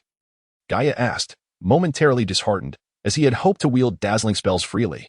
"Indeed, novice mages can only learn wind magic, intermediate mages can learn earth magic, advanced mages can learn water magic, grand mages can learn fire magic, and sorcerers can learn light magic. Beyond that, I am unsure." Triss replied, "Isn't it possible to learn all types of magic at once?" Gaia said, feeling somewhat disappointed. He had hoped to unleash magnificent magic at will. "Of course not, though I cannot explain why," Triss responded. The following day, when Gaia sought out Teacher Michao, he received treatment for his wound and also posed questions regarding his conversation with Triss the previous day. Michao did not inquire about the cause of Gaia's injury, but patiently explained the foundational concepts of magic. First, there are the ranks of mages: apprentice mage, novice mage, beginner mage, intermediate mage, advanced mage, grand mage, sorcerer, and archmage. Each rank can learn corresponding elemental magic, ranging from the most basic wind, earth, water, fire, light, and lightning. Thus, to ascertain a mage's rank, one merely needs to observe the elemental magic they can cast. For instance, only those capable of casting water magic are at least advanced mages, while those who can wield fire magic are at least grand mages. As for what higher-ranking mages, such as archmages and saint mages, can cast, Gaia inquired, but Michao remained silent, as he himself had only reached the rank of sorcerer. Moreover, for Gaia, the journey to such heights was a long and arduous one. Knowing in advance held little significance. Michao further elucidated why mages of differing ranks could cultivate different elemental magics. Elements exist all around us. For example, wind is something we can often sense as it blows past us, which is why wind is the easiest elemental magic to perceive. As a mage's mental acuity reaches higher levels, they will subsequently become attuned to earth, water, and fire elements. The further along one progresses, the more challenging it becomes to absorb these elements for one's own use. In essence, a mage's rank is determined by their ability to sense and control these elements. For instance, a mage capable of sensing and controlling fire elements is referred to as a fire element mage. However, this level of mage is not solely proficient in fire magic. They also wield powers of wind, earth, and water. Consequently, an additional classification for mages has been established, namely, junior mage and intermediate mage. Mishu briefly explained the fundamental divisions of mages to Gaia and Triss, but did not delve deeper. Instead, imparting to them the most basic method of mage cultivation, meditation, after which he allowed them to depart. Meditation is a compulsory course for every mage, as it not only enables them to swiftly replenish their magical energy, but also expands their magical capacity. Through introspective meditation, one can discover a magical cyclone within the mage's body, which stores their magical energy, with the size of this cyclone determining the capacity of their magic. Naturally, for Gaia, who is merely a magical apprentice, this cyclone is still non-existent. His current task is to cultivate a magical cyclone through meditation, thus transforming from a magical apprentice into a novice mage. Generally, this process takes the students of Nick Academy approximately 1 year. As such, it typically requires a mage at least a year of dedicated practice before they can cast spells. After forming a cyclone, they must enter into a contract with a deity, since the most vibrant elemental wins in the world, and, through countless repetitions, truly release a spell. The path of magical cultivation is extraordinarily arduous and protracted. Only through relentless effort can one aspire to become a great mage. This was the advice Mishu offered to Gaia when he observed him appearing somewhat despondent. The tale of Gaia's triumph over Ibis had become widely circulated, and Ibis harbored a vehement desire to tear apart that rustic lad. However, due to Gaia being taken under the wing of Master Mishu, Ibis refrained from employing any underhanded tactics against him, and the matter gradually faded away. Gaia, now a freshman, began his life at the Magical Academy with a sense of tranquility. The curriculum for first-year students is structured as follows. Mornings are reserved for attending lectures by magic instructors on the fundamentals of magic, while afternoons are designated for free activities, primarily allowing students to meditate. Of course, Gaia and Triss were exceptions, as they were the most distinguished first-year students, having both achieved a 6th-level magical aptitude and been accepted as disciples by Master Mishu. During the afternoons, aside from meditating, Gaia and Triss occasionally received special guidance from Master Mishu, thereby accelerating their cultivation progress. For children around the age of 10, being able to devote an entire day to the tedious practice of magic is quite a rare occurrence, especially for those pampered noble offspring. Thus, by evening, most students refrain from practicing. Nick Academy boasts numerous entertainment venues, and these children often spend their evenings indulging in recreational activities. Gaia, too, found enjoyment, perhaps even more than anyone else. However, entertainment comes at a cost. So in the evenings, he typically frequented the library, immersing himself in magical knowledge or the extraordinary exploits of various mages. Despite his humble beginnings, his father, the village chief, had taught him to read the script of the Sagalia Empire. Books were a novel delight for Gaia. In the absence of funds for entertainment, he could only lose himself in the library each night. Gaia, are you not going to sleep? One night, Triss awoke to relieve himself and suddenly noticed that Gaia was not asleep. Instead, he was wrapped in his blanket, seated upright on his bed, meditating. Upon awakening from his meditation, Gaia, seeing Triss' inquiry, responded, "Those mages in the books say that meditation can replace sleep. I have been doing this for over a week now. I thought you knew that. Oh my heavens, meditation can replace sleep, but we are still so young. Insufficient sleep will affect our growth and health. Moreover, even if you use meditation in place of sleep, you still need to actually sleep for at least 2 hours. Otherwise, within 10 days, you will collapse." Triss exclaimed, "Is that so? No wonder I felt such a headache during the day. From today onward, I will sleep for 2 hours and strive to cultivate a magical cyclone as soon as possible." Transitioning from a magical apprentice to a novice mage, Gaia said, realization dawning upon him. Although the transition from magical apprentice to novice mage is exceedingly tedious, Gaia approached it with utmost seriousness, especially after reading about the fantastical encounters of various mages in the library, which further fueled his desire for magic. You are truly diligent. In that case, starting tomorrow. Oh no, starting today. I will also only sleep for 2 hours and dedicate the rest of my time to meditation. Influenced by Gaia, Triss solidified his resolve, wrapping himself in his blanket, straightening his posture, and entering a meditative state. The notion that meditation can replace sleep is indeed not without merit. However, the majority of students at Nick Academy are children under the age of 14. Not only would a lack of sleep adversely affect their physical development, but it is also challenging for children to sacrifice their precious sleep time for the monotonous practice of meditation. Thus, Nick Academy does not advocate for children to replace sleep with meditation. Why are you working so hard? Triss, who was already considered exceptionally diligent in his magical training, felt inadequate in comparison to Gaia. I don't know. I simply love magic and hope to master it quickly so that I can return to my village and drive those monstrous beasts, who seem to appear from nowhere, back to their lairs. My father is the village chief, and every spring, he worries about those beasts. When I was younger, I could do nothing to help him, but now that I am on the verge of becoming a mage, he will no longer need to fret about this matter, Gaia explained. Growing up in the countryside and raised by the villagers, he has deep affection for his village and wishes to contribute in some way.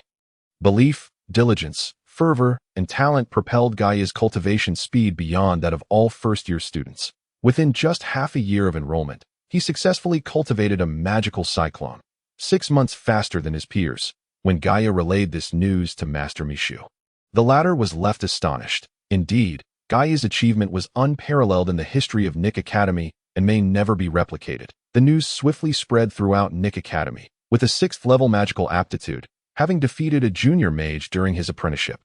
And cultivating a magical cyclone in just 6 months, Gaia instantly became the most luminous star of the academy.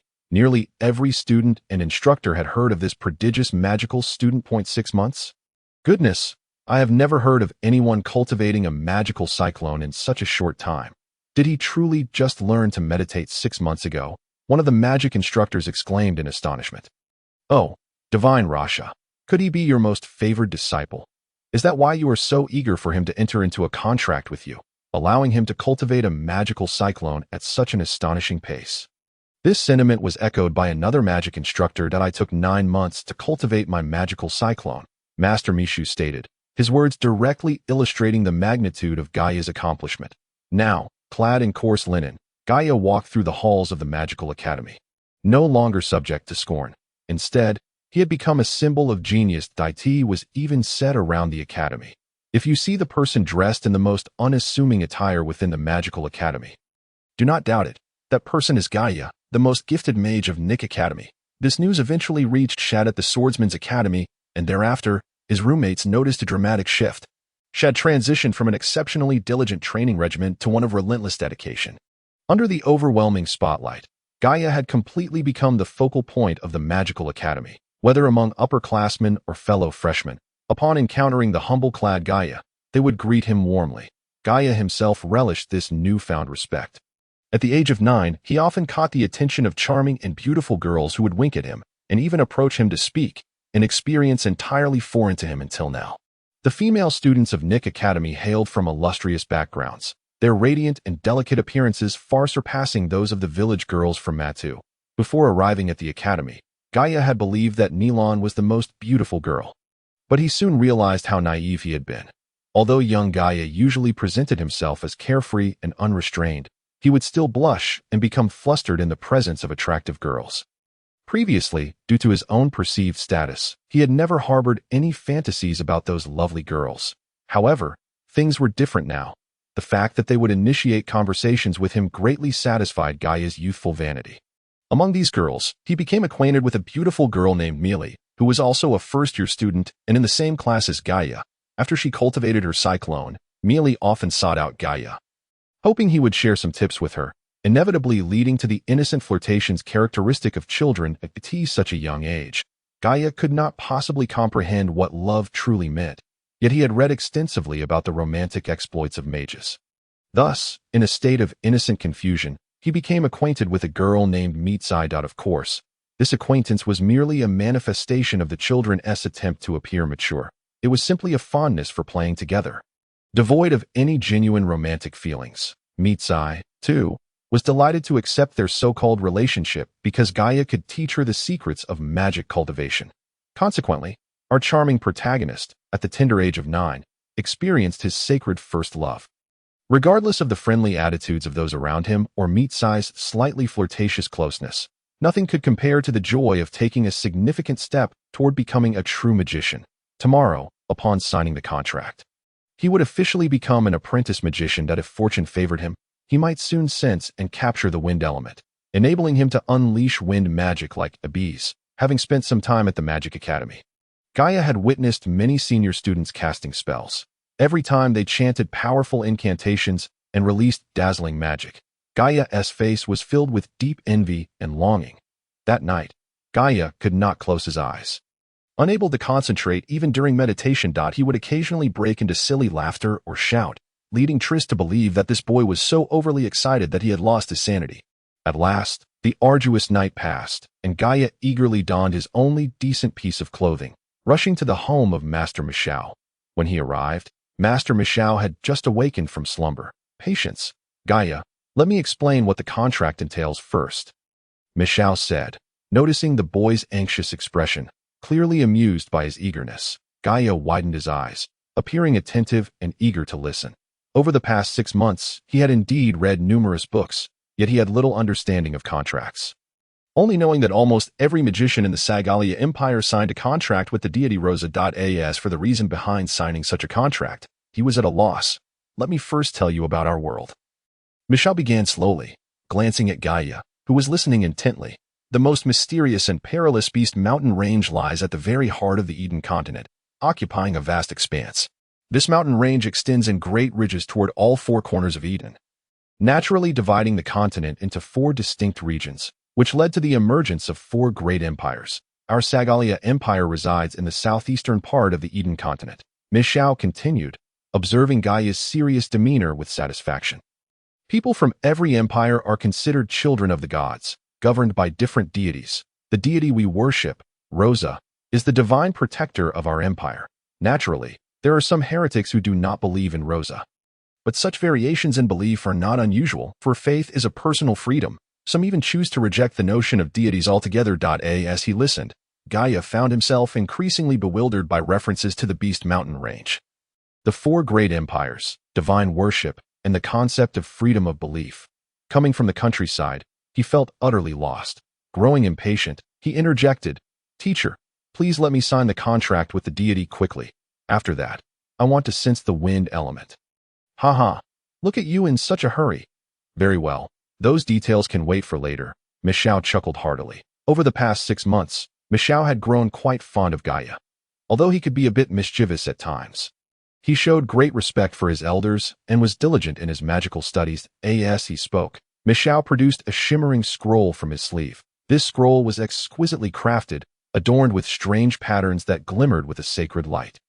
In that moment, Gaia felt as if he were entranced by its enchanting colors. "Now, extend your hand and let a drop of your blood fall upon it. Then recite the words after me," Michao instructed, waving his hand to summon a blade of azure wind that gently cut a shallow line across Gaia's fingertip. In his state of excitement, Gaia felt no pain.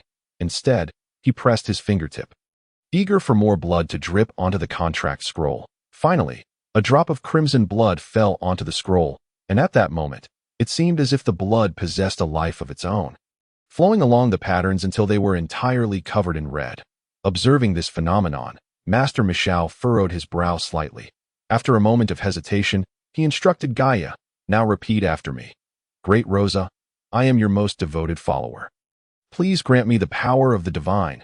I, Gaia, wish to enter into a divine contract with you." Gaia's excited face finally broke into a smile at the thought of signing a contract with a deity, his heart swelling with enthusiasm. Almost as soon as Master Michao completed the incantation, Gaia exclaimed, "Great Rosa, I am your most devoted follower. Please grant me the power of the divine. I, Gaia, wish to enter into a divine contract with you." The scroll emitted a beam of light that intensified, revealing the faint outline of a divine figure. However, just as the figure became clear, all the light points shattered like fragments, scattering into the air and gradually fading away. Is it done?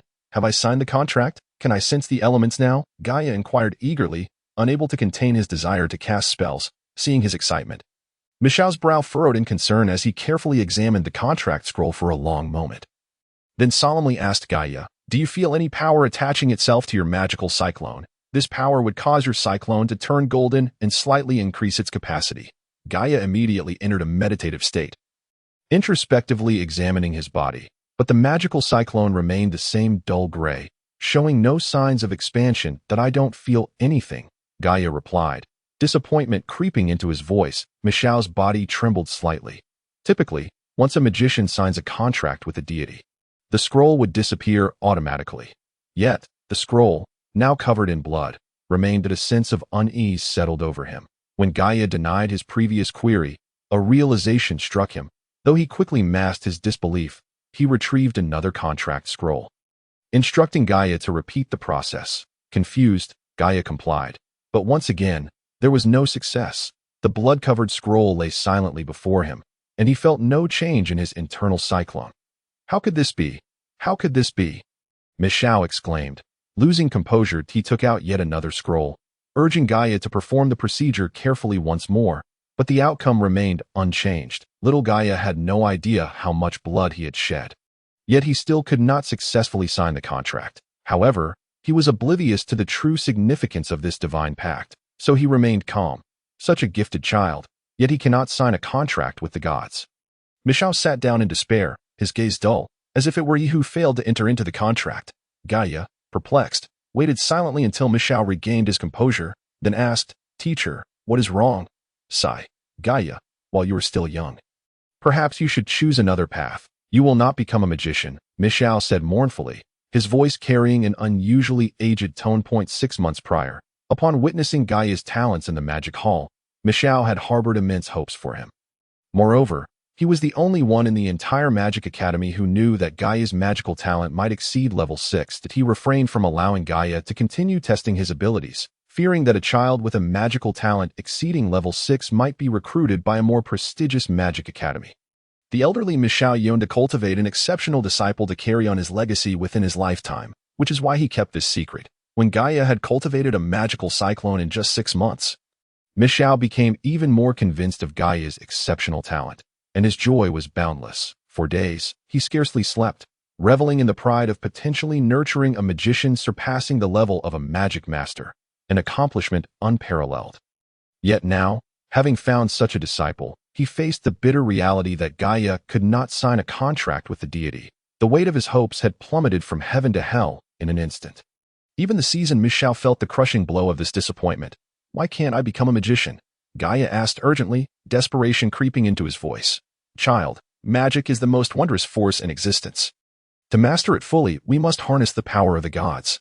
The only reason you cannot sign a contract with the deity is that you have been forsaken by the gods.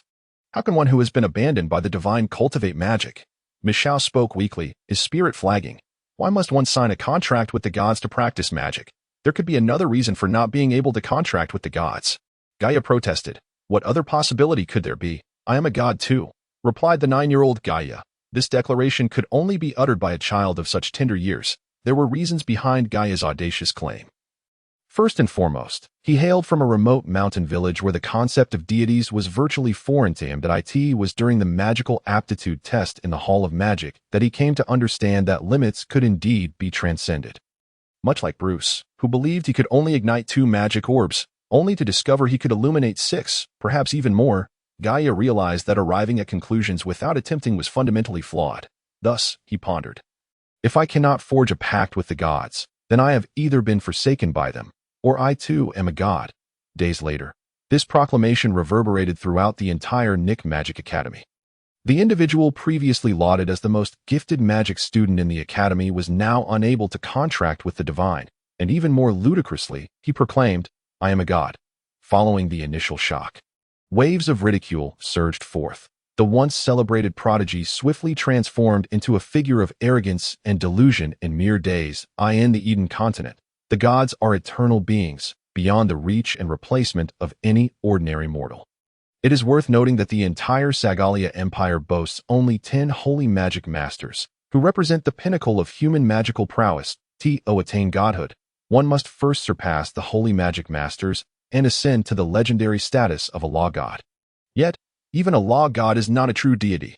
Endless cultivation is required to achieve genuine divinity. However, the time needed for such training far exceeds the human lifespan. Thus, in theoretical terms, it is utterly impossible for mortals to attain godhood. Setting aside the temporal constraints, the transition from holy magic master to law god has seen virtually no breakthroughs over millennia in the Eden continent, let alone the leap from law god to actual god.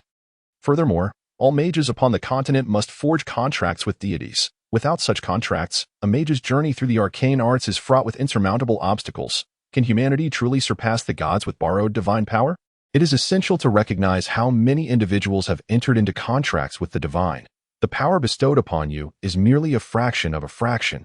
Yet, even that minuscule portion can elevate a mage's mastery significantly. In light of this, it becomes evident how ludicrous Gaia's declaration of "I am a god" truly is. This incident swept through the academy like the whirlwind of Gaia's half-year effort to cultivate a cyclone, transforming him from a magical prodigy into a laughingstock. His proclamation became the most ridiculous jest within Nick Academy. Even while walking down the street, Gaia would frequently overhear students mockingly exclaiming, "Oh, is that not a god? A god indeed. I too wish to contract with you." This phrase became a catchphrase among many students. Whenever they sought to describe someone's lack of magical prowess, they would say, "Oh, you are Gaia the god. Please contract with me." Hence, Gaia the god became a widely circulated term representing a failure among students as he traversed the corridors. Whispers about Gaia echoed from other academies. After all, he had once been hailed as Nick Academy's foremost magical genius, only to plummet into obscurity overnight, unable to form a contract with the divine, an unprecedented occurrence at Nick Academy. Upon learning of this news, Abies could hardly contain his delight. He had long harbored resentment from an incident on the third floor of the cafeteria 6 months prior. When he first heard that Gaia had become a magical prodigy, he contemplated letting bygones be bygones. But upon Gaia's swift downfall, he exhaled a sigh of relief and resolved to seize the opportunity to teach Gaia a lesson. Now, Gaia was no longer under the protection of Teacher Michelle, and even the academy contemplated expelling him. However, due to their prior commitment to provide 4 years of magical instruction and to prevent such an embarrassing matter from leaking, the academy allowed Gaia to remain, planning to let him depart after graduation without formally acknowledging him as a student. One evening, as was his custom, Gaia ventured to the library to study magical knowledge. Though he wore a naive smile, his heart was shrouded in despair. He continued this routine, unwilling to relinquish his magical training, hoping to uncover alternative avenues for advancement through literature. Yet, every tome he perused insisted that mages must contract with deities. Teacher Michelle had even attempted to employ contract scrolls from other gods, yet Gaia remained incapable of forming a pact. Thus, he sought methods of cultivation that did not require divine contracts. But such information was conspicuously absent from the texts. As the night deepened, Gaia found himself walking alone along a dimly lit path, reflecting upon the principles and knowledge of magic contained in his books. This route was one he traversed almost every evening. Although it was quiet and eerie at this hour, he was accustomed to maintaining an unhurried pace. Suddenly, shadows flitted around him, prompting Gaia to instinctively quicken his step. At that moment, he felt the ground tremble beneath him, and something surged forth from the earth. A wall of earth. Gaia recognized this magic as a spell commonly wielded by intermediate mages, typically employed to obstruct an opponent's path. As he stood in astonishment, 3 additional earthen walls rose around him, completely ensnaring him within their confines. "Who is it? Show yourself," Gaia roared, realizing he had been ambushed. "Ha! You worthless fool. Do you remember me?" Atop the earthen wall stood a boy clad in a red magical robe, Abies. Knowing Gaia's nightly library routine, Abies had bribed several 4th-year intermediate mages to assist him in teaching Gaia a lesson. The earthen walls were conjured by these intermediate mages. Abies himself was merely a novice capable of casting wind blades. "You coward, come down and fight me," Gaia shouted, pointing at Abies on the wall. "Humph, am I not a mage? Have you ever heard of a mage engaging in close combat? A failure is a failure. Today, I shall teach you a lesson." Abies spat venomously. With that, Abies began to chant a spell, and as his incantation concluded, a green wind blade sliced through the night sky, hurtling towards Gaia. Seeing the impending danger, Gaia rolled to the side in a frantic attempt to evade the wind blade. However, the blade was remarkably swift. The 30-centimeter-long green scythe slashed across his arm, leaving a gaping wound from which blood gushed forth. In the past 6 months, Abes's training had amplified the potency of his wind blades. "You bastard! Come down if you dare!" Gaia seethed, fury igniting in his eyes as he felt the agonizing pain radiating from his arm. "Haha! You fool! Abes would never descend to engage in a melee with you. With several intermediate mages sustaining the earth walls, I shall finally vent the frustrations of 6 months ago." Another wind blade materialized. This one broader in scope, its crescent shape crashing against Gaia's chest like a razor. Struck by the force, Gaia felt a constriction in his chest, and as he gasped, blood spilled from his mouth as he was sent hurtling backwards. Bang! Gaia's body collided violently with the earthen wall, dust and debris coating him entirely, mingling with the blood that dripped from his lips, creating a foul, viscous pool on the ground. "Haha, look at your arrogance. Today, I shall end you." Abes cackled maniacally. Resuming his incantation, 2 small wind blades flew forth, striking Gaia squarely in the chest and abdomen. Ugh! Gaia coughed up another mouthful of blood, his garments now ragged and stained with crimson. "Die! Die!" Abes, consumed by madness, hurled wind blades relentlessly at Gaia's bloodied form. The feeble Gaia, bereft of any capacity to resist, curled into a ball, bracing himself against the onslaught of cutting magic, with each blade that sliced through the air. Gaia felt his skin tear, the excruciating pain threatening to render him unconscious. Yet he clenched his bloodied teeth, harboring a fierce rage within. He knew he could not succumb to darkness. The old hunters of his village had warned him that when one longs for sleep amidst pain, death is near. If he closed his eyes, he might never awaken. Gaia refused to die, especially not in such a cowardly manner. He cherished magic and yearned to discover alternative paths to mastery, aspiring to become a great mage. He wished to return to his village with honor, driving away the accursed beasts that plagued his homeland. Yet, with every searing cut, Gaia sensed he was reaching his limit, his body numb and devoid of feeling. Only a wave of excruciating pain coursed through him, his head weighed down by an oppressive heaviness that rendered him incapable of even coherent thought. He longed to slip into a deep slumber, to escape the torment that besieged him. "IBC, cease this at once. Killing him will bring consequences upon us from the academy." A voice echoed from beyond the earthen wall, unmistakably that of the intermediate sorcerers whom IBC had bribed.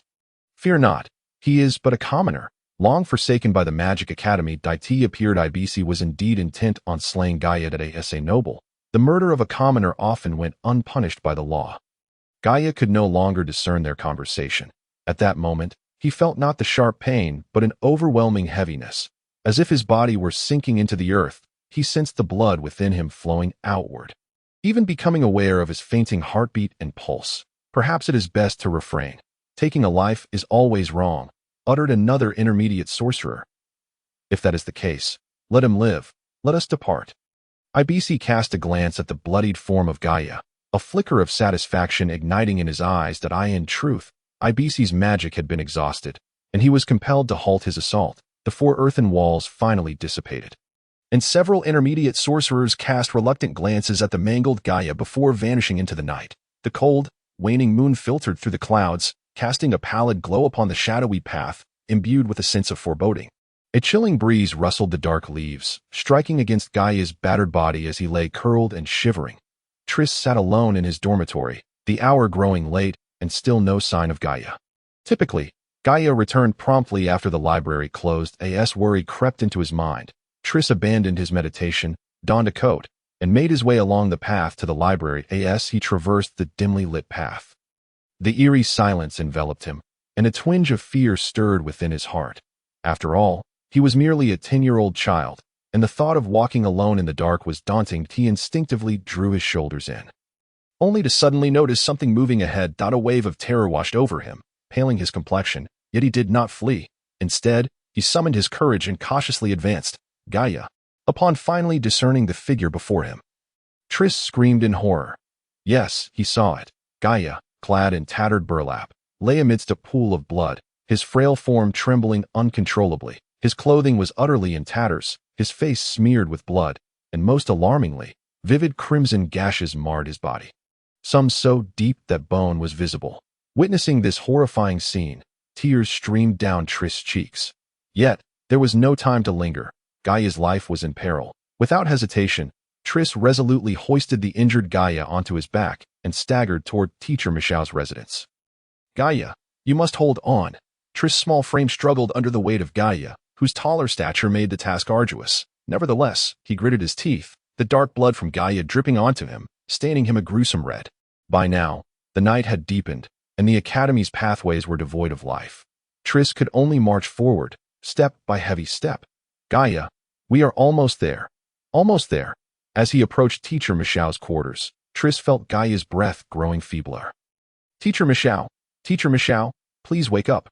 Trist, disregarding everything else, shouted at the house. After carrying Gaia for what felt like an eternity, he finally succumbed to exhaustion, his frail body swaying before collapsing heavily to the ground. The two bloodied children lying there, the Nick Magic Academy and the Nick Swordsman Academy, were situated in close proximity.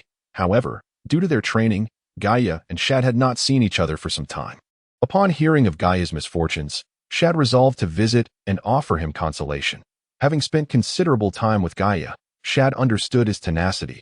Such a blow would be difficult for him to bear. As he walked, Shad contemplated that perhaps he would engage in a spar with that little tyrant, allowing him to win, as it might ease Gaia's troubled heart. Shad had transformed significantly over the past 6 months. Should they wrestle now, the magically adept Gaia would surely not stand a chance against Shad. Therefore, he deemed it necessary to let Gaia regain some confidence. Upon entering Gaia's room, Shad was met with the sight of his friend, battered and unconscious, which caused his eyes to redden with fury. Who did this? Trist, aware of the bond between Gaia and Shad, though he had not witnessed the assailant, could surmise it was IBC. Unable to contain his rage, Trist declared angrily, "It was undoubtedly IBC. Where is he?" Shad's fury surged as he beheld the state of his dear friend. He was determined to avenge him, learning that IBC was a third-year magic student. Shad felt no fear as he stormed into the magic classroom, seeking out IBC's class. IBC had a penchant for donning red robes, and Trist had pointed him out, enabling Shad to quickly spot the only boy in red within the classroom. Ignoring the magic instructor, Shad approached IBC and coldly inquired, "Are you IBC?" "Indeed, I am." IBC, accustomed to his arrogance, answered without fear. However, before he could finish his retort, Shad seized him by force and dragged him from his seat. "What are you doing?" IBC shouted in outrage. Yet, Shad paid him no heed, using sheer strength to haul IBC out of the classroom before delivering a fierce kick to his abdomen. The entire Magic Academy fell into stunned silence. Even the magic instructor momentarily forgetting to intervene. That IT was only when Shad nearly hurled IBC from the 5th floor that the instructor reacted, using magic to pull IBC back while attempting to halt Shad's actions. However, the formidable Shad countered the instructor's magical interference with his own fighting spirit, landing another resounding slap on IBC, knocking out 2 of his front teeth and splattering blood across the floor. The instructor was taken aback. Never had he anticipated that a mere 10-year-old could wield such power. In a panic, he unleashed a high-level wind spell to whisk Shad away, finally halting Shad's rampage. Yet, even under these circumstances, IBC lay battered, unable to rise, his mouth smeared with blood, too pained to utter a word. "If anyone dares to bully Gaia again, I will ensure they pay dearly," with the magic instructor standing in his way. Shad could only issue a furious warning to all present. Having uttered those words, Shad wiped the blood from his knuckles and departed, leaving the onlookers in shock. Initially, the students of the Magic Academy had looked down upon the young swordsman. But upon learning his name, fear gripped them, for Shad was none other than the most gifted swordsman of the Nick Swordsman Academy, and even now, with his innate fighting spirit, he could take on 2 novice swordsmen simultaneously. His formidable prowess had long made him a focal point at the Swordsman Academy, and even many senior students from the Magic Academy recognized Shad's reputation. In the aftermath, IBC seethed with anger, plotting to bribe a few intermediate swordsmen to confront Shad. However, Shad's overwhelming strength and the protection of the swordsman instructors left IBC with no choice but to swallow his pride and vent his frustrations on the seemingly worthless Gaia. Yet, Gaia's physical prowess was no ordinary feat. Without the intermediate sorcerer's protective earthen walls, Ibisi would only be left to suffer, as those sorcerers were unwilling to assist Ibisi any longer. 2 months passed, and Triss, having dedicated 8 months to his training, successfully developed a cyclone, usurping Gaia's title of magical prodigy. Moreover, he forged a contract with the divine, becoming the most talented sorcerer of the Nick Magic Academy. As the new prodigy, Triss issued a stern warning. Anyone who dared to harm or ridicule Gaia would find no mercy from him, though Triss's abilities had yet to manifest fully in a year or two. His magical prowess would be beyond imagination. Being the direct disciple of Master Michelle, no one wished to make such a powerful enemy. Gaia's fall from grace had become an undeniable reality. Even his little girlfriend, Mealy, had ceased speaking to him. Now, Gaia only conversed with Triss, withdrawing from interaction with others. The once vibrant and boisterous little tyrant had transformed into a taciturn and indifferent youth. Gaia, please do not torture yourself like this. Take a moment to rest, Triss gently implored. Even after his injuries had fully healed, Gaia refused to abandon his magical studies, faithfully attending classes each morning to absorb magical knowledge, meditating in the afternoons, and spending his evenings in the library, continuing to meditate even as he slept. However, his various actions are exceedingly mechanical, even desperate to describe. At present, he scarcely sleeps, dedicating even the scant 2 hours necessary for basic rest to meditation, ensuring he can function normally during the day. In 10 days, he has truly slept for only 2 hours. I will become a magician. Gaia has never relinquished his ambition, even when subjected to such humiliation and ridicule. His resolve to become a magician has remained unwavering. His yearning for this enchanting power is profound. He requires magic to safeguard the inhabitants of his village and to expel the monstrous creatures that disturb its peace during the spring. If he has not mastered a single spell, he would find it impossible to face the village chief, having promised Uncle Gil that he would become a powerful magician. For this reason, Triss is also filled with sighs. He understands that there may be no one in the world more gifted in magic than Gaia. Within 6 months, Gaia has cultivated a magical cyclone, and merely 4 months later, it has doubled in size, meeting the standards of a novice second-tier magician. That if he could communicate with and absorb elemental forces, he would undoubtedly be a magical prodigy. Yet, fate has dealt him a cruel hand. Without the ability to forge a contract with the divine, it is exceedingly difficult to connect with and absorb elements. Thus, Gaia is left with nothing but a reservoir of untapped magical energy. Triss, how did you sense the wind element? Did you simply feel them dancing around you? Gaia inquired, knowing that Triss has already begun to wield wind magic. He hopes Triss will impart the process to him, perhaps uncovering some valuable insights. It is like this, Triss replied, fully aware that Gaia is engaging in a futile endeavor. Yet he cannot bear to discourage him. After signing a contract with the divine, my magical cyclone transformed into a golden hue and expanded somewhat. The following day during meditation, I felt some delightful azure elements fluttering around me. Thus, I channeled the magical energy within my cyclone to communicate with them. Gradually, I became familiar with these azure elements, realizing they were the wind elements. I then exited my meditation and attempted to replicate the method of communication with the azure elements. I gathered my magical energy in the palm of my hand, and suddenly, I felt the wind coalescing there. However, in my excitement, the wind dissipated, so I concentrated again, trying many times until I finally succeeded in calling forth the wind elements to obey my command. Gaia listened intently, urging Triss to demonstrate. Triss stood up, focused his mind, and placed his hands at his sides, palms facing upward. He then closed his eyes and began to chant, "Great deity, I am your devoted follower. Please bestow upon me the power of wind manipulation." As soon as he finished speaking, a gust of wind swept through, tousling Gaia's somewhat disheveled hair. The wind manipulation spell Triss employed is considered the simplest of spells, merely summoning a gentle breeze. This is a spell that a novice first-tier magician can master, and by the time one reaches the second tier, they should be capable of casting Windblade. Triss remarked that he is still only a novice first-tier magician, yet it typically takes an ordinary individual a year and a half to reach this level, while Triss has accomplished it in under a year, truly earning the title of genius. Each tier of magician, from novice to grand magician, is further divided into 3 ranks, which Gaia is aware of. His magical cyclone has already attained the standards of a novice second-tier magician. Yet without the ability to communicate with the elements, the release of magic remains beyond his grasp. Subsequently, Gaia frequently sought out breezy locations to sense the wind elements as described by Triss, sometimes sitting for an entire day. However, regardless of his efforts, he could only perceive the natural wind passing by, with no sign of the elusive wind elements. Within the Magic Academy, although protected by Shard and Triss, Gaia still endured the mocking gazes of many as he walked along the path, with numerous individuals urging him to abandon magic. Nevertheless, Gaia persisted in his self-directed exploration, believing that one need not rely on divine power to communicate with the elements. Otherwise, how could the deities themselves wield magic? Time flew swiftly, and Gaia has now been at the Magic Academy for 2 years, advancing to the second year, soon to transition to the third. All students in the third tier have attained the level of novice magician, while Triss has reached the rank of novice third-tier magician and will soon become a grand intermediate magician.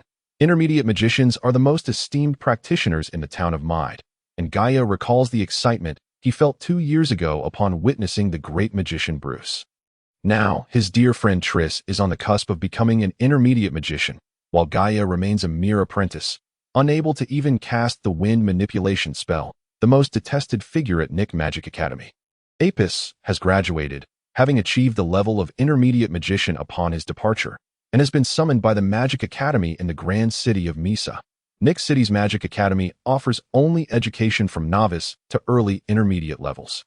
Should the students of Nick Academy wish to learn higher-tier magic and knowledge, they must travel to larger cities to participate in the assessments of advanced magic academies. The advanced magic academies of the Sagaria Empire typically only accept magicians under the age of 16 who have reached the standards of intermediate magician. A gifted magician like Triss will undoubtedly be recruited by the Magic Academy in the grand city of Misa to continue his journey into higher realms of magic. However, these matters are far beyond Gaia's current concerns, as he has yet to reach the standards of a novice magician, and he is only aware of this through the discussions of other students. Throughout these 2 years, Gaia has never abandoned his pursuit of magical cultivation. His magical cyclone has expanded significantly, now reaching the standards of intermediate magician, and he has finally made some progress.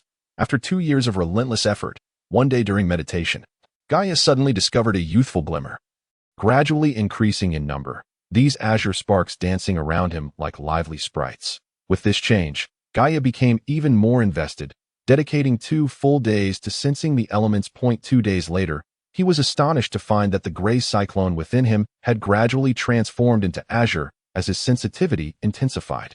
Having read extensively about magical cultivation over the past 2 years, Gaia knew that nearly all magicians' magical cyclones turn golden after forging a contract with the divine. Yet, his cyclone has turned azure. Could it be that he has sensed the wind elements and that his cyclone is now capable of communicating with them? Upon realizing this, Gaia felt an overwhelming joy. After countless days and nights of arduous training, he had finally made a breakthrough on his magical journey. Even more exciting was the confirmation of his thoughts. It is indeed possible to communicate with the elements without divine intervention. After establishing communication with the wind elements, Gaia began to experiment with channeling magical energy from his cyclone to summon these elements into spells. However, this process was far from simple. It took him a full month to gather the wind elements, and he has yet to reach the level of casting. Fortunately, his magical energy is abundant, and he can practice all day without depleting it. As long as he meditates at night, his energy fully replenishes. 6 months into his communication with the wind elements, Gaia finally unleashed a spell, the simplest of spells, wind manipulation. When the gentle breeze he had conjured caressed him, Gaia felt an extraordinary sense of refreshment. As if a soft hand were gently stroking him, that I have finally become a magician. Gaia rejoiced within his heart. Even so, this progress feels painfully slow. He has spent nearly 3 times the amount of time others take to reach the novice magician stage. Looking ahead to his future training, without signing a contract with the divine, he may spend decades and still only achieve the status of intermediate magician. When Gaia shared this concern with Michio merely shook his head dismissively, indicating his complete disappointment in Gaia. Despite Michio's lack of approval, Gaia remained exhilarated. While others at the novice first-tier magician level could only cast a handful of wind manipulation spells, Gaia found that casting this spell consumed almost no magical energy, as his reserves had already reached the standards of an intermediate magician. Communication must continue. Gaia understood that mastering more advanced wind magic would require a deeper connection with the wind elements. Yet, without the support of a contract, his progress in elemental communication has been exceedingly slow. As the third year approaches its conclusion, Gaia remains merely a novice first-tier magician capable of casting wind manipulation. On this day, Gaia once again sat on the Academy's lawn, engaging in communication with the wind elements, a favored spot due to its fresh air and abundance of wind. Just as he settled in and prepared to meditate, he noticed three individuals passing by, seemingly lingering nearby with intent to, "Look, isn't that Gaia? He still can't communicate with the elements, can he?" One of the individuals spoke up. Gaia lifted his eyelids and cast a glance at the person. Recognizing him as Rado, the gifted second-level mage who had traveled with him from Domi Town to the Nick Magic Academy, that Rado's father was named Ral. The current Gaia was no longer the naive country boy he once was. With just a single statement, he could detect the disdain laced within the other's tone. Thus, Gaia chose to disregard him entirely, merely nodding in acknowledgement, unwilling to engage further. Rado, whose aptitude at the Nick Magic Academy was considered quite low, had only gained admission due to Gaia's influence. Yet, he felt a deep discomfort. Why had that country boy's magical talent ascended to level 6, earning the favor of Master Michio? After all, he was merely a rustic lad. Although he harbored feelings of jealousy, he dared not confront Gaia, who had become a star at the Nick Magic Academy. However, it wasn't long before the once glorious country boy fell from grace, unable to form a contract with the divine, a fact that delighted Rado immensely. He had intended to mock Gaia verbally, but the fallen Gaia was protected by two renowned figures from the Academy, and since he and Gaia were not in the same class, he had yet to find an opportunity to do so. Today, fortune smiled upon him. With Triss absent from Gaia's side, he thought he could at least take a few jabs at him. Thus, he and his two companions deliberately loitered nearby, speaking provocatively. "Stop wasting time. You might as well return to your village and hunt," remarked another boy clad in blue, who was not of noble birth, but merely a child from the town. Yet, he felt his status was significantly superior to that of Gaia. Gaia, still lifting his eyelids, chose to ignore them. Indeed, he had changed considerably. If this had been in the past, he would have certainly raised his fists against them. "Look, allow me to demonstrate." "Windblade," Rado proclaimed as he began casting his spell. With the power of his magic, the surrounding winds began to converge, and soon a brisk gust swept across Gaia's face, tousling his hair into disarray. Gaia furrowed his brows, tidying his hair before standing up. "Humph, you, a mere second-level novice mage, dare to flaunt your prowess before me?" he retorted. "Haha. Even a second-level novice mage is superior to you. An apprentice mage. Do you not know that a lower-level mage should show respect to a higher-level mage?" Rado laughed arrogantly. Gaia scoffed, for if it weren't for his inability to form a contract with the divine, he would have long since become a mid-level mage. There was no way he would allow such a worthless individual to belittle him. Are you itching for a fight?" At that moment, Triss's voice rang out. Now a mid-level mage, he moved with remarkable speed, having just been 20 meters away and now standing before them in an instant. The three were taken aback. Triss was the strongest student at the Nick Academy. Dealing with them would require no effort at all. Yet, Rado, seemingly oblivious to his own folly, observed Triss's amiable demeanor and, with a huff, said, "Gaia, you only know how to hide behind others. You hardly resemble a man that if you have the guts, let us duel with magic, just the two of us." Rado was evidently incensed, though it was unclear from whence his anger derived. It was also apparent that he possessed a remarkably narrow-minded disposition, rivaling that of ABI's. "Humph, if you have the courage, challenge him to a duel, but do not limit it to magic alone. A worthless scoundrel dares to boast before him." Triss remarked disdainfully. No one understood Gaia's potential better than Triss. Were it not for the contract issue, Gaia would undoubtedly surpass him by multiple tiers. Even so, Gaia was not one to be deemed cowardly. A mere novice mage would hardly dare to act brazenly in his presence, for Gaia's physical combat prowess was exceptionally formidable. That in the past, some petty individuals had taken advantage of Triss's absence to speak ill of Gaia, only to be left half dead by his fury. Rado was clearly aware of Gaia's brute strength. Hence, when he proposed a duel, he specifically insisted it be a magical contest. Without magic, the three of them would scarcely pose a challenge for Gaia. "Very well. Let us engage in a magical duel." Gaia could no longer swallow his pride. It was one thing for those with power to come and mock him, but now even this second-level mage dared to underestimate him. Such insolence was intolerable. Gaia can unleash wind blades, Triss expressed with concern. Did you hear that, Triss? He himself declared he wishes to duel me with magic. Rado grinned with a disdainful expression, his words indicating his fear of Triss' potential retaliation. If one feared retribution, they ought not to act like a tyrant. Fear not. I can handle this scoundrel, Gaia replied coldly. Now 11 years of age, his physique had grown considerably stronger, and the once wild aura of the little tyrant was even more pronounced. Seeing Gaia's imposing demeanor, Rado felt a twinge of fear, but reassured by the notion that Gaia could not resort to physical combat, he regained his composure, sporting a smirk of a petty victor. The others stepped aside, drawing a circle on the grass to demarcate the battleground. Gaia and Rado stood within the circle, maintaining a distance from one another, prepared for their magical confrontation. Rado deliberately kept his distance, wary of the possibility that this country boy might suddenly charge at him. The duel commenced, and Rado was the first to channel his magic. Soon, a wind blade took shape, a small crescent of green slicing through the grass towards Gaia's leg. Rado was not foolish. He understood his wind blade's speed was slow and might be evaded by Gaia. Thus, he aimed to injure Gaia's foot, rendering him immobile before proceeding to dominate him.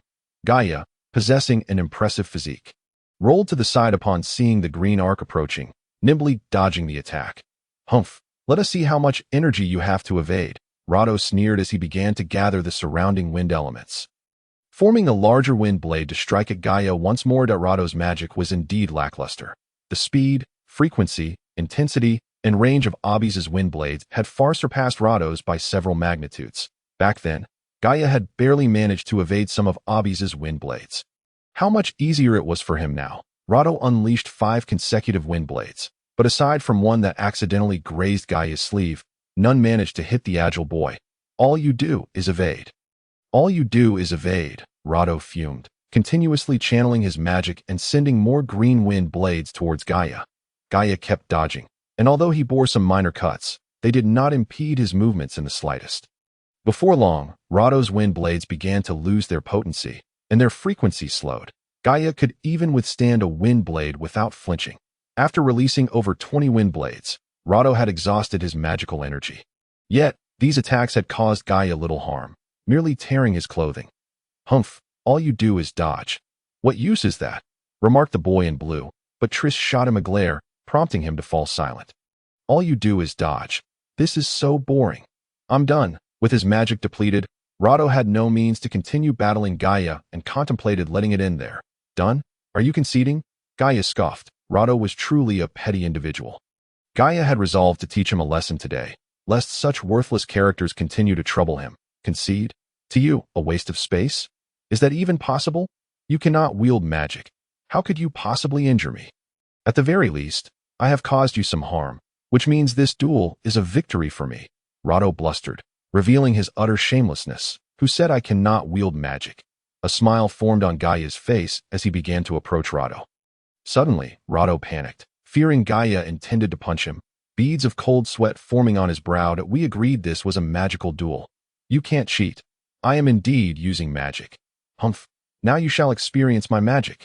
Gaia halted a meter away from Rado, then started channeling his magical energy, summoning the wind elements around him. The light blue currents began swirling in his palm, gradually intensifying. The spell was complete, and Gaia expertly controlled the azure currents.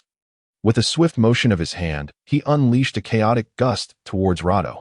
Gaia did not enter into a pact with the gods. When casting spells, he did not need to utter incantations. His wind manipulation technique was executed with remarkable swiftness, far surpassing that of an average individual. Leto, caught off guard, was buffeted by the powerful gusts, causing his hair to become disheveled, and he mistakenly believed Gaia had struck him with a punch, which frightened him into dropping to the ground. After a moment, upon realizing there was no further commotion, Leto stood up, only to hear his 2 companions express their astonishment at Gaia. The boy in the blue attire exclaimed, "Was that wind manipulation technique you just used?" "It seems so, but his version appears slightly different." "Did you hear him recite any incantations?" Another boy commented. "You can cast spells now," Leto said, his voice trembling, his face paling at the thought if Gaia could wield magic. That would be truly terrifying. He was once in existence even more formidable than Beatrice. Indeed, but I only know the wind manipulation technique. Gaia admitted, watching the diminutive Leto with keen interest. Wind manipulation technique. So you only know that? Huh. Do you truly intend to defeat me with it? Leto, upon grasping the situation, burst into laughter. Well then, allow me to demonstrate my wind manipulation technique. Gaia replied. His earlier evasiveness was merely a strategy to exhaust Leto's magical energy before closing in to unleash his soul-mastered spell. The wind manipulation technique was not inherently offensive. It merely conjured a gust of wind. However, the sustained flow could be quite uncomfortable when it struck one's face. Gaia's hands became akin to a fan, continuously unleashing the technique upon the already fatigued Leto, who, devoid of magical power, could only flee. Yet, he was no match for Gaia, and ultimately, he collapsed, clutching his head in despair. Gaia, undeterred, continued his assault. Casting wind manipulation consumed no magical energy. He uprooted the mud and grass beneath him and directed the wind to pelt Leto with debris, transforming him into a muddy scarecrow before long. At times, the force of the wind left Leto gasping for breath, forcing him to open his mouth, inadvertently allowing Gaia to fill it with mud, leading to a fit of coughing that expelled nothing but dirt. I concede.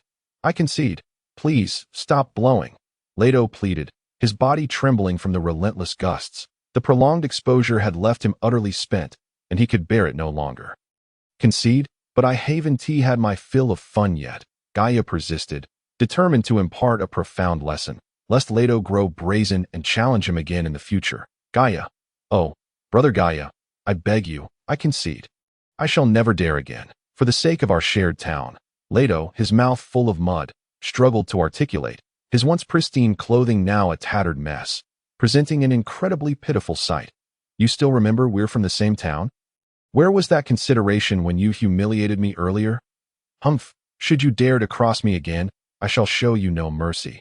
Now, be gone, Gaia retorted, unwilling to go too far in his vengeance. The other two glanced at Beatrice, and seeing he no longer intervened, rushed over to assist the muddy Leto, who, in his cold and stiff state, stumbled and fell, inadvertently dragging his companions down with him, resulting in a cascade of mud. Ha ha, that's quite satisfying. Gaia, you're simply magnificent. Beatrice laughed heartily, affirming Gaia's reputation as a small tyrant. Indeed, Gaia smiled, casting a glance at his tattered clothing before smirking ruefully. Nevertheless, considering he had vented his frustrations, the ruined garment seemed a trivial matter. Gaia, with such remarkable physical prowess, why not consider becoming a swordsman? I've heard that ordinary people who practice swordsmanship can also potentially manifest fighting spirit. Beatrice suggested, noting Gaia's exceptional combat skills, often capable of defeating several peers single-handedly. I simply adore magic, Gaia declared. His passion for magic could only be described as fervent. Otherwise, he would not have devoted 2 years to rigorous training without any progress. If not for the pact, you might have mastered both magic and martial skills. However, it is said that those who pursue both often excel in neither, Beatrice mused. Among their peers, he held Gaia in the highest regard. Were it not for Gaia's unwavering dedication, Beatrice might not have pursued magic with such earnestness, nor achieved his current accomplishments. The notion of mastering both magic and martial skills had never crossed Gaia's mind. He simply relished the idea of donning a splendid robe of magic, standing atop a pinnacle, passionately chanting spells, and unleashing dazzling magic. The evidence of his dedication was irrefutable. Over the past 4 years, he had immersed himself in the study of magic without a moment's respite. Yet, he remained merely a novice first-level mage, incapable of even casting offensive spells, with wind manipulation being the pinnacle of his magical abilities. With his imminent departure from Nick Academy, Gaia felt increasingly despondent. Beatrice and Shad had both accepted invitations from the prestigious Misa Academy, and barring any unforeseen circumstances, they would depart for Misa immediately after leaving Nick Academy. Aspiring to reach even greater heights, Gaia, please convey my regards to my father and mother, as well as the other villagers, and let them know I shall return in a few years, Shad requested. The journey from Misa City to Nick City would take at least a month. If Shad were to visit his parents in the village, it would likely delay his arrival at Misa Academy.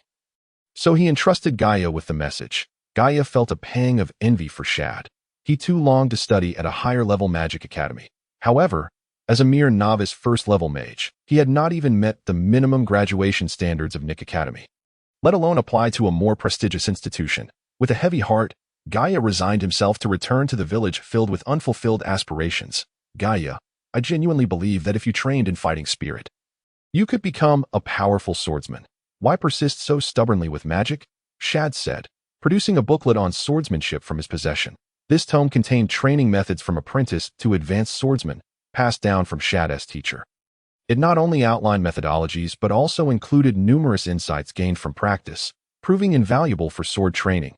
Indeed, a coveted treasure for any aspiring swordsman.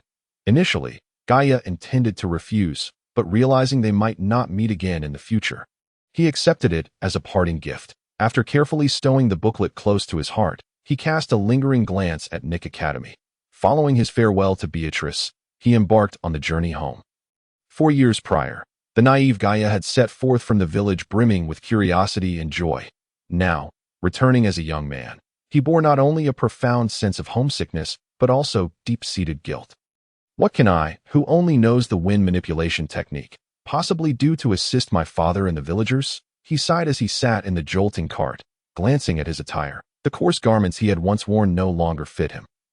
Yet, he was unable to don the magical robe bestowed upon graduating students by Nick Academy. Thus, apart from his wind manipulation technique, he had no means to prove his identity as a mage. I should first visit my father.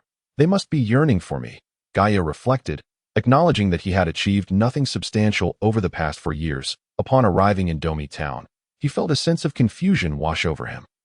Domi Town had not changed much, but the mayor's residence appeared to have been renovated. Gaia felt no inclination to face Bruce and the mayor in his current state, so he resolved to rent an old horse and return directly to the village. However, he found himself short on funds and decided it would be wiser to save what little he had and walk back instead. The path from Domi Town to Matu village was singular, and Gaia knew the way well, simply following it deeper into the woods to reach Matu village. However, he couldn't help but notice the road had grown over with weeds and even partially collapsed in some areas, giving the impression that no one had traversed it in quite some time. Why wouldn't the mayor allocate some funds to repair the road? Gaia lamented as he trudged along the muddy path. If not for his ability to utilize wind magic to lighten his burden, he doubted he would have been able to continue. This magic, known as wind walking, was also a rudimentary spell. Gaia possessed ample magical energy, enabling him to maintain this state as he walked. Although he observed the road's desolation, the excitement and joy of returning home overshadowed his concerns. Gazing at the familiar mountains, he instinctively quickened his pace.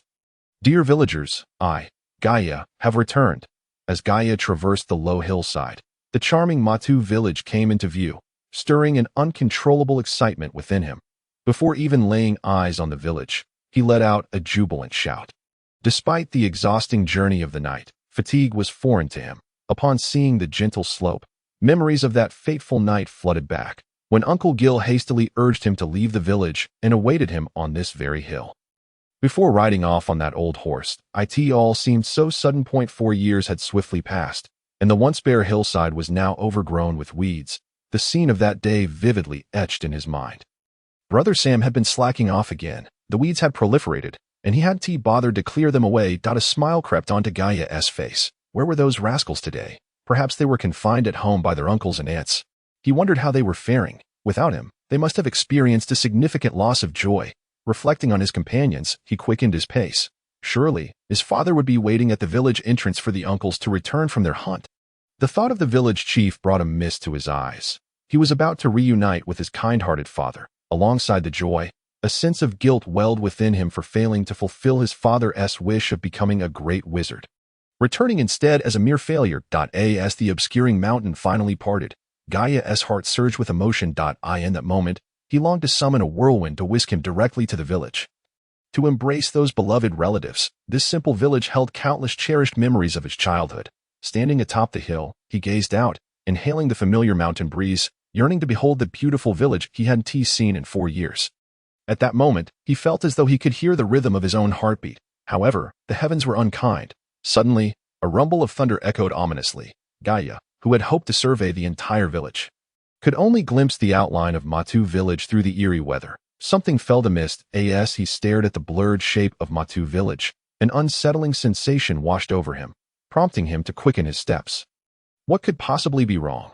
Approaching the basin that led into the village, Gaia stumbled upon a thicket of weeds, with repulsive objects carelessly strewn atop a pile of stones. Rotten stumps lay scattered haphazardly on the ground, and the narrow path leading into the village was nearly engulfed by the overgrown weeds, teeming with filthy insects. Where were the people? Where were they? Upon reaching the village entrance and witnessing the disarray, Gaia could no longer contain himself, a foreboding dread enveloping his heart, extinguishing all joy and excitement. How could this be? Father! Uncle Gil! Nilan! Uncle Clark! Where are you? Gaia shouted with all his might. Looking around, Matu village lay desolate. The protective wooden stakes had been gnawed away by wild beasts, and the wooden homes of the villagers had crumbled into ruins. Weeds choked the village, infested with insects, centipedes, and grass snakes. Everything was utterly unbelievable.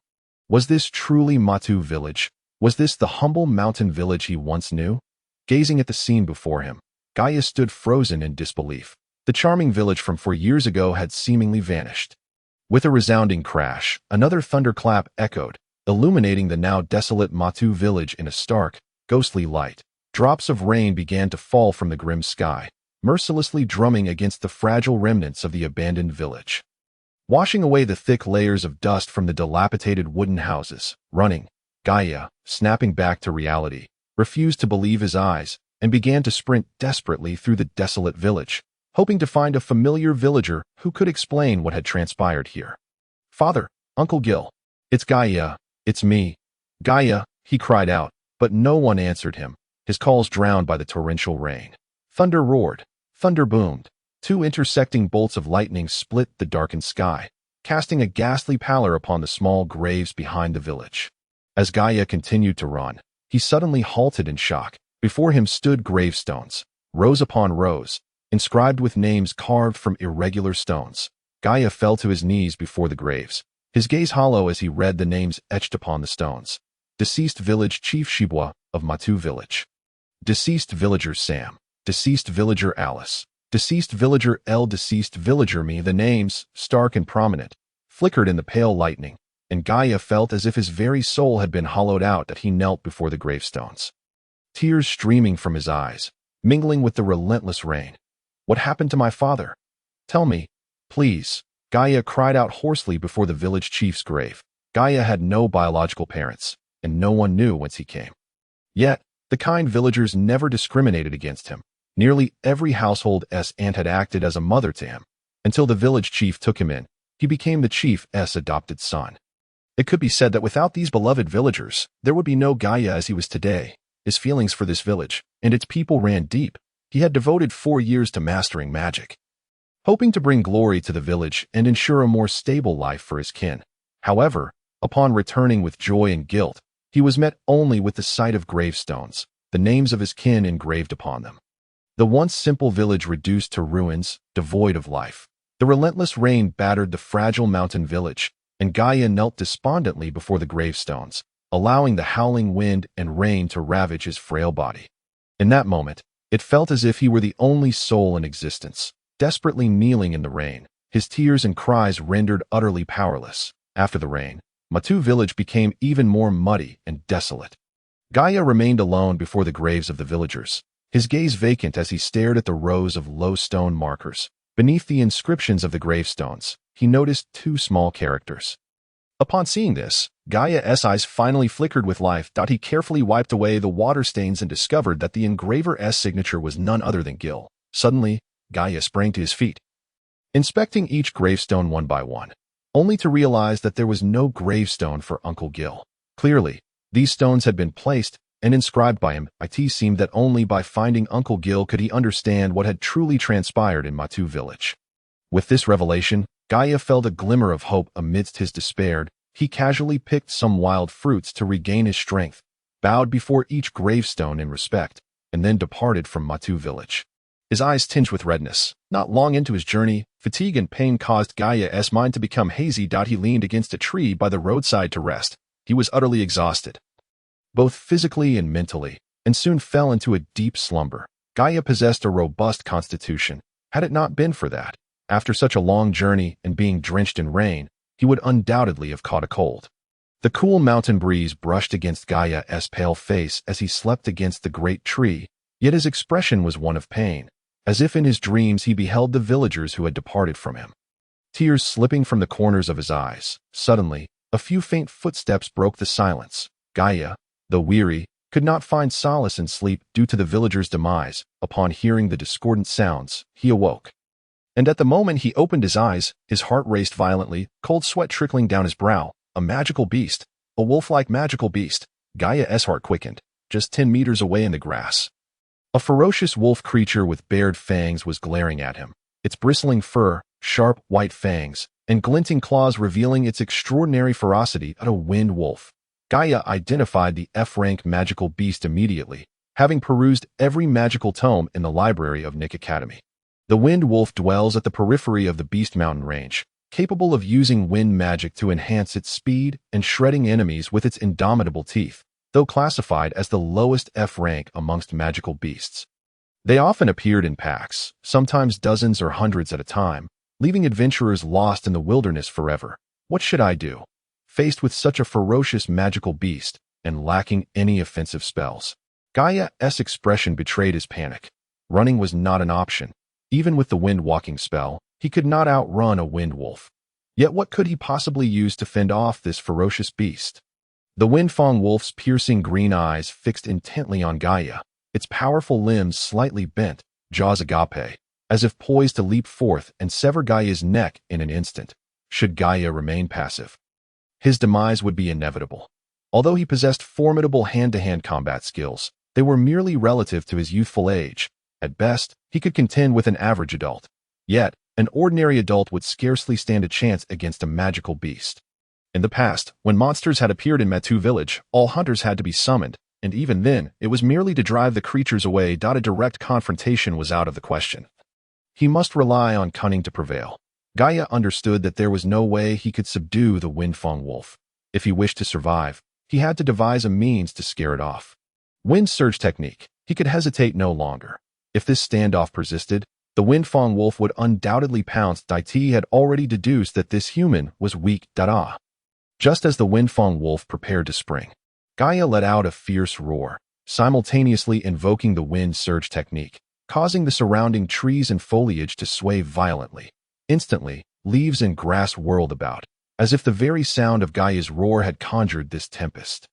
The Windfang wolf halted abruptly, its body curling slightly in response to the human's roar that had stirred the air and sent leaves tumbling to the ground, momentarily frozen in apprehension, seeing that this cunning creature had not been sufficiently frightened away. Gaia gritted his teeth and took a bold step forward, adopting a stance that suggested he was inviting the Windfang wolf to attack. Meanwhile, he sustained the wind surge technique, allowing the trees around him to tremble under the weight of his fierce aura. Though the Windfang wolf was not particularly intelligent, it possessed enough sense to recognize that typically, weaker creatures would flee in terror upon encountering it. Yet here stood a being that not only showed no fear, but also dared to challenge it. The roar had reverberated throughout the forest, and although the Windfang wolf had initially hesitated to attack, having been fortunate enough to find prey, it now perceived that this creature dared to confront it. In terror, it turned and fled deep into the woods. Phew! Gaia collapsed onto the ground, gasping for breath. Thankfully, this Windfang wolf was still in its juvenile stage. Had it been a mature one, such a cunning beast would certainly not have been so easily intimidated. Oddly, he noticed a mark on the wolf's forehead that he had not read about in any book. Once safe, Gaia reflected on the peculiarities of the Windfang wolf, muttering to himself, perhaps it is simply the nature of such creatures. He chose not to dwell further on it, feeling no inclination to linger in the area. After catching his breath, he cast the wind walk technique upon himself and hastily departed from the perilous zone. After a day of travel, Gaia finally arrived at Domi Town. He had initially intended to inquire with the mayor about the situation in Metu village. However, fatigue weighed heavily upon him, compounded by the fright he had endured from the beast. Thus, he resolved to find an inn to rest and perhaps procure a meal. The lodging options in Domi Town were limited, primarily catering to adventurers. The adventurers here were generally of modest skill. For the Laris Mountains bordered the Monster Mountain Range, representing the outermost reaches where only the most rudimentary beasts roamed. Clearly, these adventurers came merely to try their luck, hoping to capture a juvenile monster. Gaia selected an inn at random and stepped inside. The first floor offered meals, and he ordered some simple fare to replenish his strength. "Your charred meat," announced a girl of similar age to Gaia. Her voice sweet, though he lacked the presence of mind to pay her any heed. When she returned with a second serving, she seemed to scrutinize him intently, her brow furrowed in hesitation as if she wished to ask something. The innkeeper, noticing her lingering near the guest, grew irate and scolded her. "Stop dawdling. Go serve the food." The girl nodded timidly, casting one last reluctant glance at Gaia before returning to her duties among the other adventurers. Gaia, feeling disheartened, remained oblivious to her small gestures, mechanically consuming the unpalatable charred meat, his thoughts preoccupied with Matu village. "Old man, is this girl your daughter?" suddenly inquired a scruffy adventurer around 30, accompanied by 3 others. "Not at all, just a worthless girl I picked up to help with chores," the innkeeper replied, forcing a smile while casting a disapproving glare at the girl, suspecting yet another slip. Be why my estimation. Although she's a bit young, in a few years, she'll surely blossom into a beauty. How about this?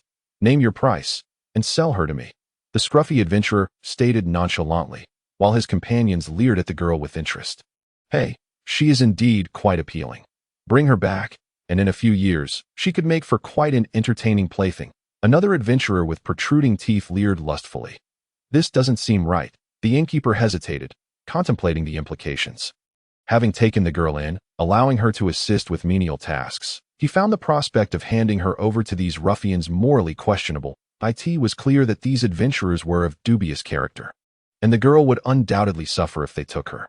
Hearing their words, the girl felt tears welling in her eyes. Despite the frequent beatings and scoldings she endured at the inn, she had managed to persevere. However, if she were to be taken by those unsavory adventurers, her fate would be far worse than death. "Enough chatter. I'm not offering you a pittance. Here's a gold coin. This girl is mine." The scruffy adventurer stood abruptly, revealing his muscular frame, and tossed a gold coin onto the counter. The innkeeper trembled. While these adventurers were not particularly powerful, they were certainly not to be trifled with by ordinary folk. That he realized that the girl was of no relation to him. Selling her would yield a profit. If he refused, it was likely they would resort to violence. Weighing his options, he pocketed the coin and forced a smile. "Very well. Then. No, I don't want to go with them."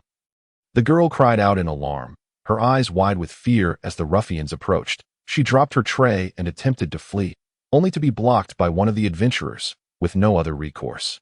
She turned to the innkeeper with a pleading expression, but he showed her no sympathy. As the adventurers closed in, the girl dashed towards Gaia, desperation in her voice. Mage, please, save me." Gaia had been lost in thought while eating. Aware that something was amiss in the inn, yet too preoccupied to care, he had not expected the girl to recognize his identity as a mage. Although he had graduated from Nick Academy, one must attain the rank of a novice second-tier mage to receive a mage's robe and title. Gaia had not reached that level. Thus, he wore simple clothing. What puzzled him further was how the girl had discerned his status. "Please, help me. I don't want to go with them." The girl's demeanor was pitiful, stirring something within Gaia. "Is that you? Nilan? Gaia sprang to his feet.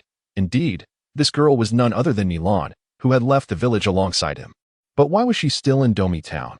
Had she not returned to Matu village? "Gaia, brother Gaia, it truly is you." Nilan dissolved into tears, throwing herself into Gaia's embrace, sobbing uncontrollably. "Oh, so it's a young couple, is it?" The scruffy adventurer laughed uproariously, but he was not about to relent, striding over to seize Nilan. Gaia quickly positioned himself protectively in front of Nilan, pushing the adventurer's hand away and coldly demanding, "What do you think you're doing? What do you think I'm doing? This girl is mine now, and I'm taking her with me," the scruffy adventurer declared, dismissing Gaia as a mere child. "Nilan, I don't want to go with them." Nilan timidly protested, instinctively clutching the hem of Gaia's clothing. Nilan had initially stayed at the mayor's house, unaware of the calamity that had befallen her village. Patiently, she awaited Uncle Gil's return to take her back home. However, after nearly 3 months of waiting, with no sign of Uncle Gil, she had contemplated returning alone, only to be stopped by the mayor, who eventually informed her that Matu village had been destroyed. Nellen found it hard to believe. She returned alone to Matu village, only to discover Uncle Gil tirelessly carving stone tablets in the village. Witnessing this with her own eyes, she was compelled to accept the grim reality. The village had perished.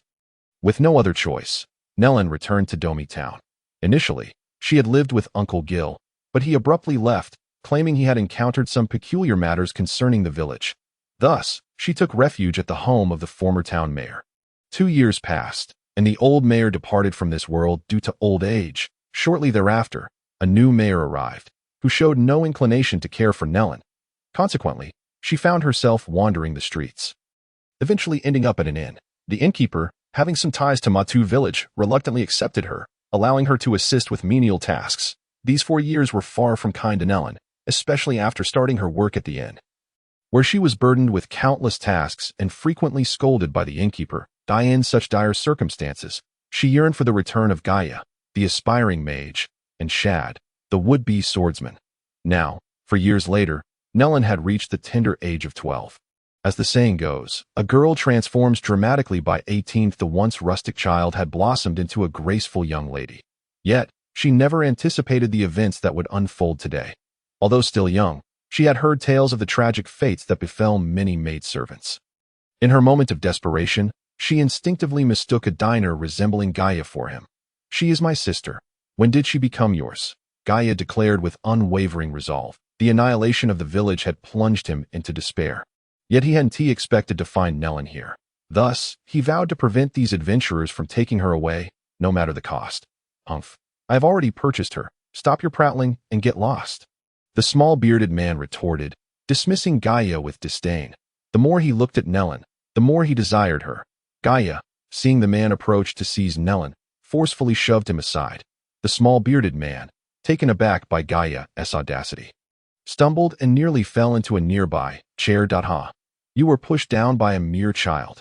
This is embarrassing," jeered the other adventurers, erupting in laughter at the small bearded man's misfortune, provoked by his friend's mockery. The small bearded man grew furious, kicking the chair aside and swinging his fist at Gaia with remarkable speed, accompanied by a fierce gust of wind. Having anticipated the attack, Gaia had already guided Nellen to safety. He swiftly crouched to evade the punch while simultaneously delivering a strike to the man's abdomen. Thud! Gaia's fist connected with the small bearded man's midsection, yet the man merely grimaced, as if Gaia's blow had inflicted no harm whatsoever. Despite Gaia's agility, he was still just a 12-year-old child. His strength paled in comparison to that of an adult, rendering any blow ineffective. "Oh, you really think you can challenge me?" the small bearded man scoffed. Though not a true swordsman and incapable of channeling fighting spirit, his robust physique allowed him to navigate the treacherous mountains where beasts roamed. He could still handle a juvenile F-class magical beast, if accompanied by others. With that, the small bearded man swung his fist once more at Gaia, but Gaia was as slippery as an eel. Even with the man's strength, he couldn't land a hit, instead sending chairs and tables crashing to the floor. Much to the innkeeper's dismay, as he feared for his establishment, the innkeeper, wary of the potential for violence, could only cower behind the counter. Gaia, being relatively small and enhanced by the wind step technique, moved with remarkable speed. The small bearded man's sheer strength proved futile against Gaia's nimbleness, allowing Gaia to strike vulnerable points on his opponent, resulting in minor injuries. "This kid is surprisingly agile," remarked another adventurer, wearing a hat, as the rest watched with keen interest as the two engaged in their skirmish. "What are you doing? This kid is like a monkey. Come help me subdue him." The small bearded man fumed, growing increasingly impatient as he struggled to catch Gaia. "You can't even handle this brat. You're really regressing, beard," mocked the toothy adventurer, grinning widely. "Enough chatter, subdue him, and I'll buy you all drinks." The small bearded man insisted, his frustration palpable. With that declaration, the others decided to join the fray. Rising to their feet, One even stationed himself at the door to prevent Gaia and Nellen from escaping. As the group prepared to strike, Gaia felt a twinge of panic. His ability to evade the small bearded man stemmed from his sluggish movements. However, if all 4 adventurers converged on him, he knew he would be overwhelmed. "This kid is truly like a monkey," one of the adventurers exclaimed in frustration as they all attempted to corner Gaia. Yet he deftly evaded capture, realizing he could not afford to delay any longer. Gaia seized the opportunity to grasp Nellen's hand. He unleashed his wind blast technique, sending plates and chopsticks flying, creating a distraction to hinder the adventurer's advance. He then activated his wind step and dashed toward the inn's entrance. "Ah, Just as they were about to escape, Nellen found herself firmly grasped by the adventurer guarding the door, causing her small hand to ache painfully. "Let her go," Gaia shouted, fury igniting within him as he lunged at the adventurer like a wild beast. The adventurer, unperturbed by Gaia's charge, merely shoved him back. As Gaia attempted to reclaim Nellen from his grasp, the other adventurers closed in on him. Before he could regain his footing, the toothy adventurer landed a kick to his abdomen, sending him tumbling out of the inn. The fall was harsh. Gaia's head buzzed, and he nearly lost the meal he had just consumed, blood trickling from the corner of his mouth. "Humph, that LL teach you to be so cocky." The small bearded man rushed after Gaia, delivering another brutal kick to his stomach before he could rise. Gaia rolled on the ground, covered in dirt. "Gaia, brother," Nellen cried out in alarm, desperate to check on him. Yet her hand was still tightly held by the adventurer, forcing her to watch helplessly as Gaia was pummeled by the group. Gaia, still just a 12-year-old child, found himself at a significant disadvantage against the towering adventurers. Unless he could conjure some form of offensive magic, he stood little chance. Though brimming with magical potential, he was unable to unleash any advanced wind spells such as Windblade, Whirlwind, or Storm, with each punch and kick that struck him. Gaia gritted his teeth in silent endurance. His gaze drifted toward the captured Nellen, memories of his solemn vow to protect her echoing in his mind. Yet now, he felt utterly powerless, unable to safeguard even a single girl. Once fervently devoted to the seemingly futile pursuit of magic, he now felt foolish for his naivety. Whether as a mage or a swordsman, true strength was paramount. Had he not been so obstinate? Abandoning magic 3 years prior to train in fighting spirit, he would not be subjected to the bullying of these adventurers and could have protected Nellen. In that moment, Gaia yearned for power with an intensity he had never known before. He carefully clutched the swordsman's journal that Shad had gifted him, silently vowing that if he survived this ordeal, he would begin training in fighting spirit and become a true warrior. "Stop! Enough!" a voice rang out, and the adventurers finally ceased their assault. After all, he was still just a child. Killing him would not only bring legal repercussions, but also invite ridicule from others. "Why are you assaulting him?"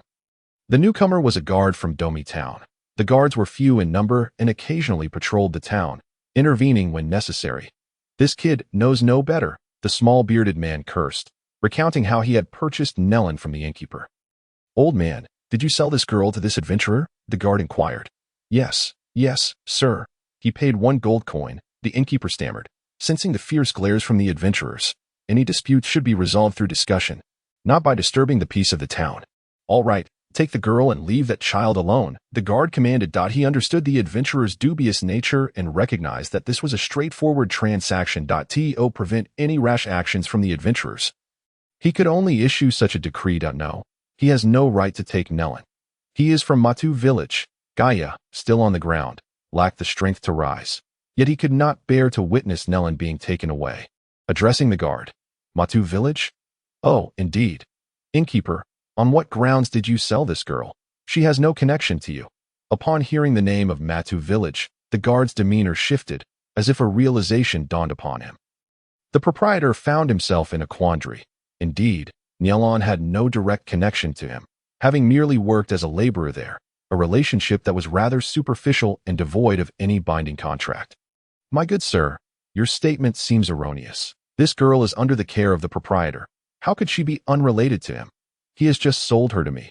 Thus she rightfully belongs to me now," asserted the scruffy man, his irritation palpable as he rolled up his sleeves to confront the guard. The guard discerned that the character of these adventurers was decidedly lacking. Failing to provide them with a satisfactory resolution could very well escalate into a violent altercation. And he found himself at a loss for how to proceed. "I will accompany them in exchange for that girl," Gaia weakly proposed, as the adventurers had not brandished any weapons, allowing him to hold on, albeit tenuously. "Gaia, brother," Nellen cried, tears streaming down her cheeks as she struggled to free herself from the grip of one of the adventurers, rushing to Gaia's side in an attempt to assist him. "Do not let yourselves be ruffled by these children. In that case, let the boy accompany you, and we shall forget about the girl," the guard suggested in a conciliatory tone, despite his earnest desire to protect the children. He was acutely aware of his solitary position. Should a confrontation arise, he would undoubtedly be at a disadvantage, particularly given the town's notorious lack of law enforcement. "What do I need this wretched boy for?" The scruffy man retorted, "Forget the money. You can have it back. Let's just let this matter rest." The mention of Matu village stirred a pang of guilt within the proprietor for considering the sale of the surviving Nyelon, prompting him to produce a gold coin and hand it over to the scruffy man. "How can we simply retract our offer?" the scruffy man exclaimed, incensed. "After all, I have found a suitable girl. Nurturing her for a few years would yield a fine woman." He was adamant in his refusal that "Let's settle this. We take the boy, and you return the money as a breach of contract fee," suggested one of the hat-clad adventurers. Recognizing the futility of escalating the situation further, they knew they were in the wrong, and provoking a confrontation with influential figures in the town would yield no benefits. It was better to take the boy, who could serve as a laborer. "Indeed, let's not make a fuss, Scruffy. We shall take the boy as our laborer," chimed in another adventurer stationed at the entrance. Having witnessed Gaia's abilities and considering that the boy might prove useful once they reached the outskirts of the Beast Mountain range, with his companions persuading him and the money returned, the scruffy man hesitated momentarily but ultimately conceded. "Fine, for the sake of the guard, we shall take the boy." Their journey would lead them through the Laris Mountains to the periphery of the Beast Mountain range. Traveling with a young girl would be cumbersome, but the boy's agility could prove advantageous. "Nyelon, do not accompany them." Gaia's voice was filled with urgency. Nyelon, feeling abandoned in the town, could not bear the thought of separating from the only family member she had managed to reunite with. Wiping the blood from the corner of his mouth, Gaia retrieved all his silver coins from within his pocket and handed them to Nyelon. "You must go to Lord Mondella and inform him that Shard has become an intermediate swordsman and is now at the Swordsman Academy in Mesa City. He will surely look after you in honor of Shard. But you..." Nyelon's eyes were reddened from crying that in their childhood, she had often been bullied by mischievous children due to her petite stature. And Gaia had always come to her rescue, reprimanding the rascals until they were docile. Consequently, Nyelon had grown utterly dependent on him. Now, however, due to her, Gaia was being relegated to a laborer's role under the command of these unscrupulous adventurers. And she would not agree to it. "Not for anything. It is of no consequence that I happen to be heading to the Beast Mountain range for training. Consider it a chance to accompany them.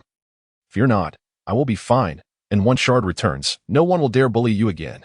Gaia stood unsteadily, patting her head and forcing a smile. "Enough, enough. Quit your sentimental theatrics and come along," the scruffy man, uninterested in their emotional display, yanked Gaia, who was covered in dust, along. "You will sleep in the stable tonight, and we depart at dawn. Should you attempt to flee, well, you can imagine the consequences. Nyelon, go now. I will be all right," Gaia assured her, waving a dusty hand as she looked back hesitantly. Her heart heavy. It was only when she disappeared around the corner that Gaia exhaled a sigh of relief, thinking to himself, "At least Nyelon has not suffered any harm. Otherwise, I would owe an apology to the hundreds of villagers turned to spirits." The kind guard handed Gaia a vial of healing ointment, which he gratefully accepted before heading to the stable of the inn. He discarded his soiled garments and carefully applied the ointment to his injuries. The wounds were primarily from fists and feet, and given his robust constitution, he knew he would recover in 4 to 5 days. With the ointment, a night's rest would likely see him well on the mend. Exhausted from the day's ordeals, Gaia lay in the foul-smelling stable, glancing through a few pages of a swordsman's manual. After grasping the fundamental principles of fighting energy, he found himself too fatigued to meditate, and soon drifted into a deep slumber. His decision to forego meditation for sleep was not indicative of a resignation to abandon his magical training. Rather, he was simply too worn out to focus his mind on contemplation, especially with his injuries weighing heavily on him. Although he intended to cultivate his fighting energy, he recognized that magic could still serve a purpose. After all, wind magic could enhance his mobility, so there was no need to completely forsake its use. The stable was not sealed, and as night fell, the wind picked up, jolting Gaia awake with its biting chill. He curled up tightly, burying himself in the hay, but it provided little protection against the persistent cold, and soon his body began to shiver uncontrollably. Upon waking, Gaia was met with the overwhelming sense of manure and hay. He attempted to huddle into the corner, but the cold was relentless, and sleep eluded him as he trembled through the night until dawn's light. "Why can't I use the wind to shield myself from the wind?" A sudden thought flashed through Gaia's mind. Though his perception of the wind elements was limited, he believed he could create a cyclone around himself to deflect the cold or redirect it. Without hesitation, Gaia began to channel his magical energy to control the frigid air surrounding him. The midnight winds were harsh, and establishing a cyclone amidst the tumultuous gusts proved challenging, requiring a delicate rapport between the mage and the elements, an area where Gaia was notably weak. He first attempted to cast a weaker wind spell that a gust of wind surged against the cold, but it dissipated almost instantly. Undeterred, Gaia summoned a more potent wind spell, yet as it clashed with the icy gusts, he felt his magical energy rapidly depleting. The two opposing winds collided, forcing the dried grass on the ground to scatter wildly. Could two winds colliding alter their trajectories? Witnessing this phenomenon sparked another idea in Gaia's mind. He released another wind spell, this time angling it not directly against the cold winds, but at a slight angle. Whoosh! As the two winds met, Gaia felt the fabric of his sleeve fluttering in response, while the rest of his body remained untouched by the frigid air. So that is how it works, Gaia exclaimed internally. Having stumbled upon a subtle principle of wind dynamics, he continued to adjust the angle of his wind spells, experimenting with their collisions. Success. Gaia felt a surge of elation as he discovered the right angle to cast the spell, successfully forming a cyclone around himself that kept the cold at bay. That he no longer felt a hint of chill. This revelation ignited a spark of inspiration within him. Could it be that the second-tier spell, the whirlwind spell, was formed in a similar manner? Two winds colliding at a precise angle to create pressure, ultimately culminating in a whirlwind. With sleep eluding him, Gaia resolved to embark on this experiment immediately. If he could master the whirlwind, it would provide him with an offensive magical capability. While it might not slice through foes like a wind blade, it could disorient or incapacitate them. Suddenly, he heard the faint sound of footsteps nearby. Peering through the dim moonlight, he discerned a small figure cautiously approaching. Gaia, brother! Gaia, brother! The figure called out in a delicate voice. Nyelon! Nyelon! I am here. Gaia was taken aback to find her there. What could this girl possibly want in the dead of night? Upon catching sight of Gaia, Niren's heart leaped with joy, and she hurriedly made her way to the stable, speaking with urgency. Brother Gaia, we must leave at once. We cannot stay here. We cannot, Gaia replied with a heavy heart, lifting his foot to reveal the sound of shackles clanking beneath him. They have gone too far. How could they imprison you? Niren exclaimed in distress. She had planned to escape with Gaia while the adventurers slept, thus avoiding their torment. Yet she never anticipated that they would have shackled him. Did Teacher Mondra promise to take care of you? Gaia was less concerned about his own plight as a laborer and more worried about Niren enduring further bullying in his absence. I don't want to be away from you, Brother Gaia, Niren replied. Since the age of 8, she had resided in the town, initially under the mayor's care, but lacking any status. She was often relegated to the role of a maid. Later, when Uncle Gil returned, she found a semblance of family, yet he too departed swiftly, leaving her to endure loneliness once more. Now that Gaia had finally returned, she was determined not to part with him. What has truly transpired in the village? Gaia's voice was heavy with sorrow as he inquired. Upon hearing this, tears streamed down Niren's cheeks as she took a long moment to respond.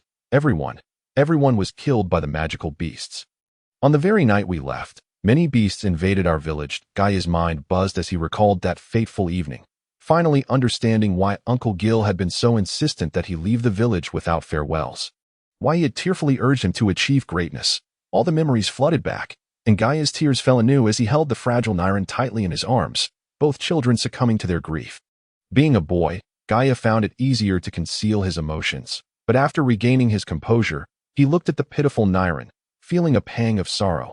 She was the last girl in Martu village, and he was unable to protect her from the cruelty of others.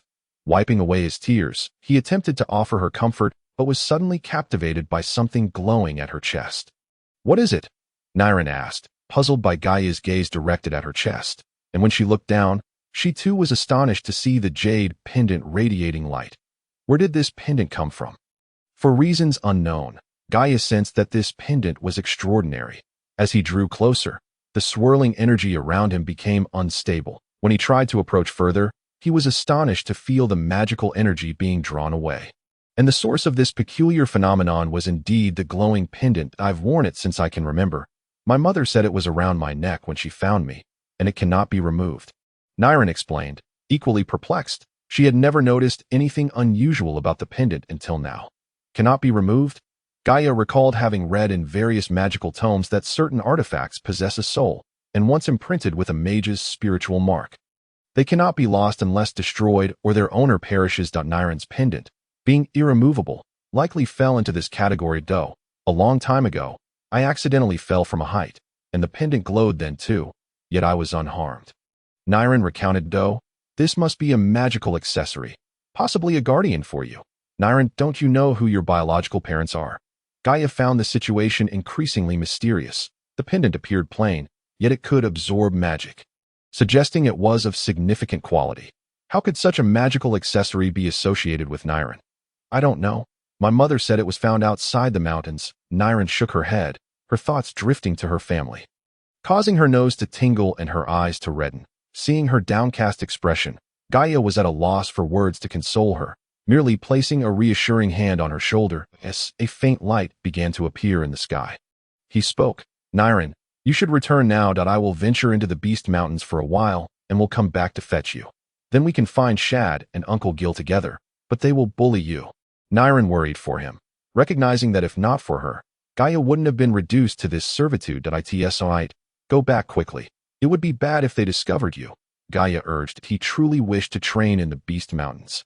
He felt too weak, unable to defeat even a few adventurers who lacked combat skills. Be careful, brother Gaia, but I'll wait for you in Domi Town. You must return. I don't want to be alone anymore. Niren cried again, her tears falling anew. Her years had indeed been fraught with difficulty, devoid of family or anyone to care for her. After offering her a few more comforting words, he managed to quell the tears of the weeping girl. Watching her frail figure recede into the distance, Gaia felt a pang of loss.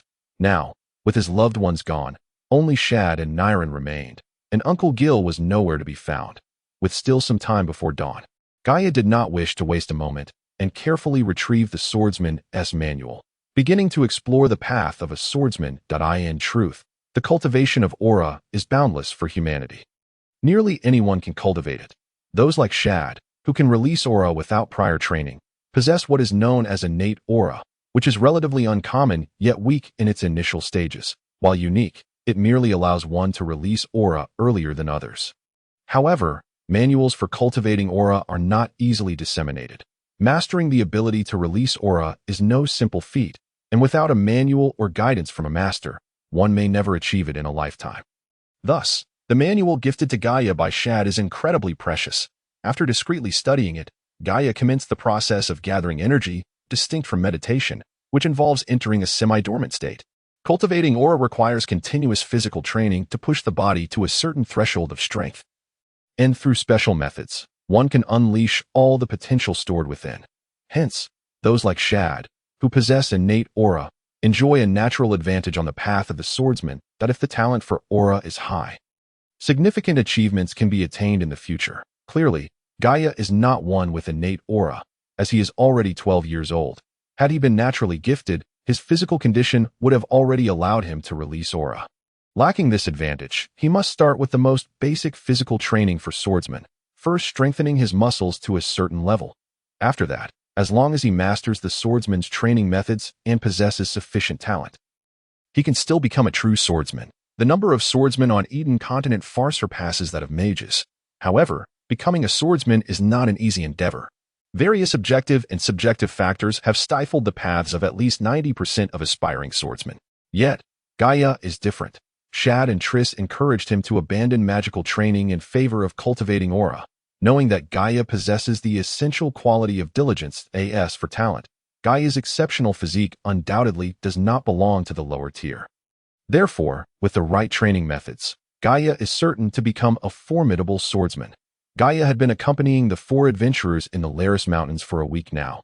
During these days, he had truly become a laborer, shouldering the burdens of several individuals, being called upon by the adventurers, and traversing the treacherous mountains, thereby pushing his body to its limits. By day, he walked with them through the Laris Mountains, and by night, he practiced secretly. When utterly exhausted, he entered meditation to expand his magical energy. Now, he was capable of casting the wind/spell, though it currently lacked practical application. With further practice, it would surely evolve into a powerful offensive magic. Brawler, are you certain we haven't gone astray? Why are we still wandering the Laris Mountains after so long? Grumbling, the scruffy adventurer expressed his impatience. The majority of the Laris Mountains are inhabited by beasts, and there are no lucrative rewards. We have no desire to hunt them, he complained. You know how vast the Laris Mountains are. If we stray from the route, we may well lose our way. And do you think those magical beasts are easy to handle? To put it bluntly, if a mature beast appears, it could devour you without leaving a bone behind, the burly man retorted without reservation. Enough, enough, stop the bickering. Let us keep moving. Hopefully, we can encounter a magical beast and return with a magic core, allowing us to live a more comfortable life. One of the adventurers suggested. The adventurer adorned with a hat serves as the leader of the quartet, perpetually donning his distinctive headgear, earning him the moniker Hat. Another member of the group possesses a dark visage. He is the very adventurer who stood sentinel at the entrance that fateful day. Were it not for his interference, Gaia would have already fled with Nilan, and they would not have been reduced to serving as their laborers. Typically, Gaia remains reticent in their presence, complying with their commands without argument or futile resistance. Fully aware that he is currently no match for them and must endure in silence that I in this regard, Gaia exhibits a remarkable maturity, his actions undeniably prudent. Hey, brat, fetch me some water, the dark-faced man barked at Gaia. Scanning his surroundings, Gaia discerned no visible water source, indicating that this individual was deliberately attempting to vex him. With no alternative, he nodded, set down the burdens he carried, and ventured into the ravine in search of water. Don't you dare run off. You've wandered deep into the Laris Mountains. If you stray, you're sure to get lost, the hat warned menacingly, though the thought of escape had crossed Gaia's mind. Since that day, he had been shackled that it was only upon entering the Laris Mountains that his restraints were removed, but by then, he had already entered the depths of the forest. Attempting to flee would surely lead to disorientation, compelling him to abandon that notion. Upon discovering a mountain stream, Gaia peered down and indeed found a clear spring bubbling forth. However, the spring was perched halfway up the mountainside, necessitating a descent for him to collect the water. Let's give it a try, Gaia muttered to himself. The ravine proved too steep for a simple descent, so he contemplated using his wind magic to lift the spring water. This undertaking required precise control over wind-based magic. Gaia had never been hindered by a lack of magical energy, hence he possessed ample power for practice. The whirlwind technique was one he had mastered the previous night in the barn, utilizing two opposing gusts of wind to create a cyclone. The principle behind this magic involved consecutively releasing two gusts of wind that collided at the same moment to generate a cyclone, which, when amplified, transformed into the current whirlwind technique. Gaia was unsure if other magicians employed this method, but he had finally grasped the spell with a hint of offensive capability, though it posed challenges. With persistent practice, he was confident in achieving greater proficiency. Whoosh! Gaia unleashed his magic, and a swirling gust of air materialized in the ravine. The cyclone stirred up some damp grass on the mountainside but failed to lift the spring water. I didn't control the position properly. I'll try again. Gaia was not one to easily concede defeat. He repeated the process, channeling his magical energy to create two gusts of wind that collided, forming a cyclone once more. This time, the cyclone finally reached the spring, causing the flowing water to swirl chaotically. Yet regrettably, the force was too weak to elevate the water sufficiently. Despite the setback, it was evident that progress had been made. After several attempts, Gaia successfully lifted the spring water. In a moment of exhilaration, the sweet, clear water splashed onto his face, leaving him somewhat disheveled. Yet he burst into hearty laughter, reveling in his advancement in wind magic. Why has it taken you so long? The gruff voice of the hat wearer echoed, clearly agitated. Gaia had become the target of his ire, for had it not been for Gaia, that charming young lady would have already been his prize. Leading to his incessant taunts and reprimands, the water lay below in the ravine, and the back and forth of climbing took considerable time. Gaia dared not reveal his status as a magician, knowing it would only invite greater trouble. Enough of this. Let us drink and rest here for the night, the hat commanded, gesturing for Gaia to set up the tent.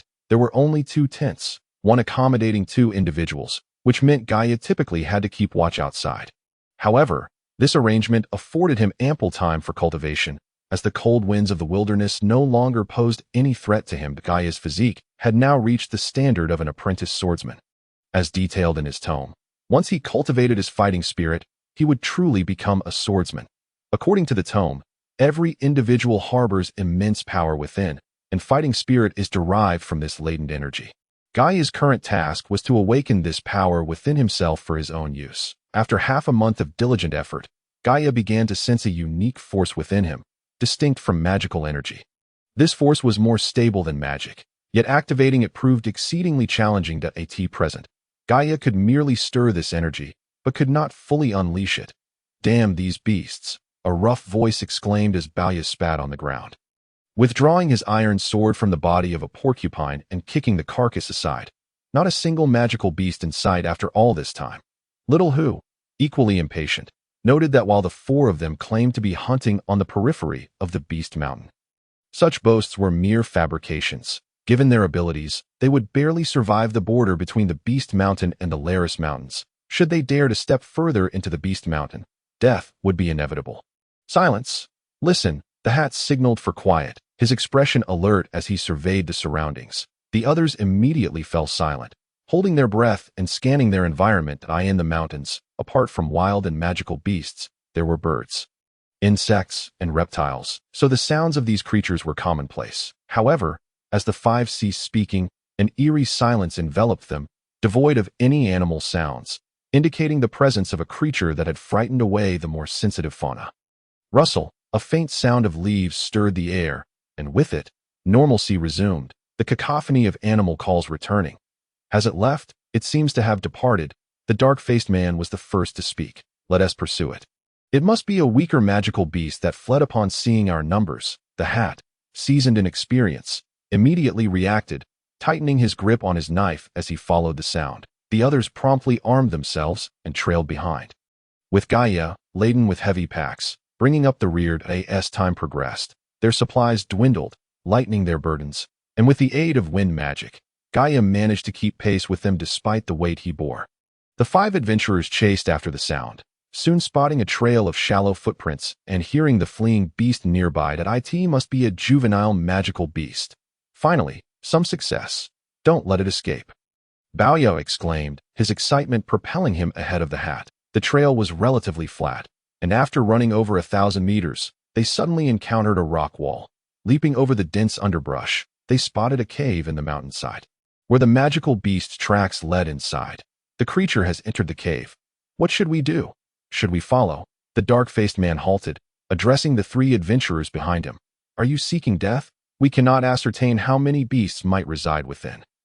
That juvenile beast we spotted could very well be accompanied by adults. The hat, possessing considerable experience, cautioned.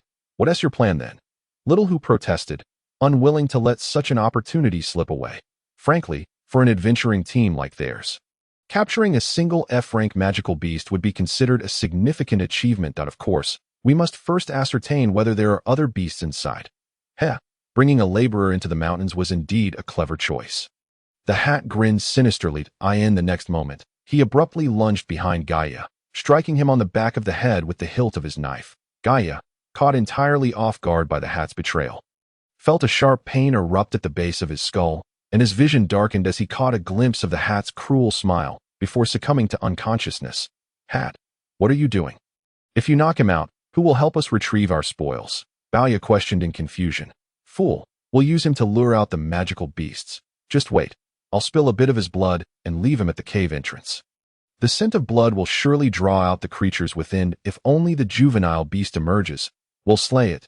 If anything else comes out, we'll retreat. With this lad as bait, the beast should not pursue us.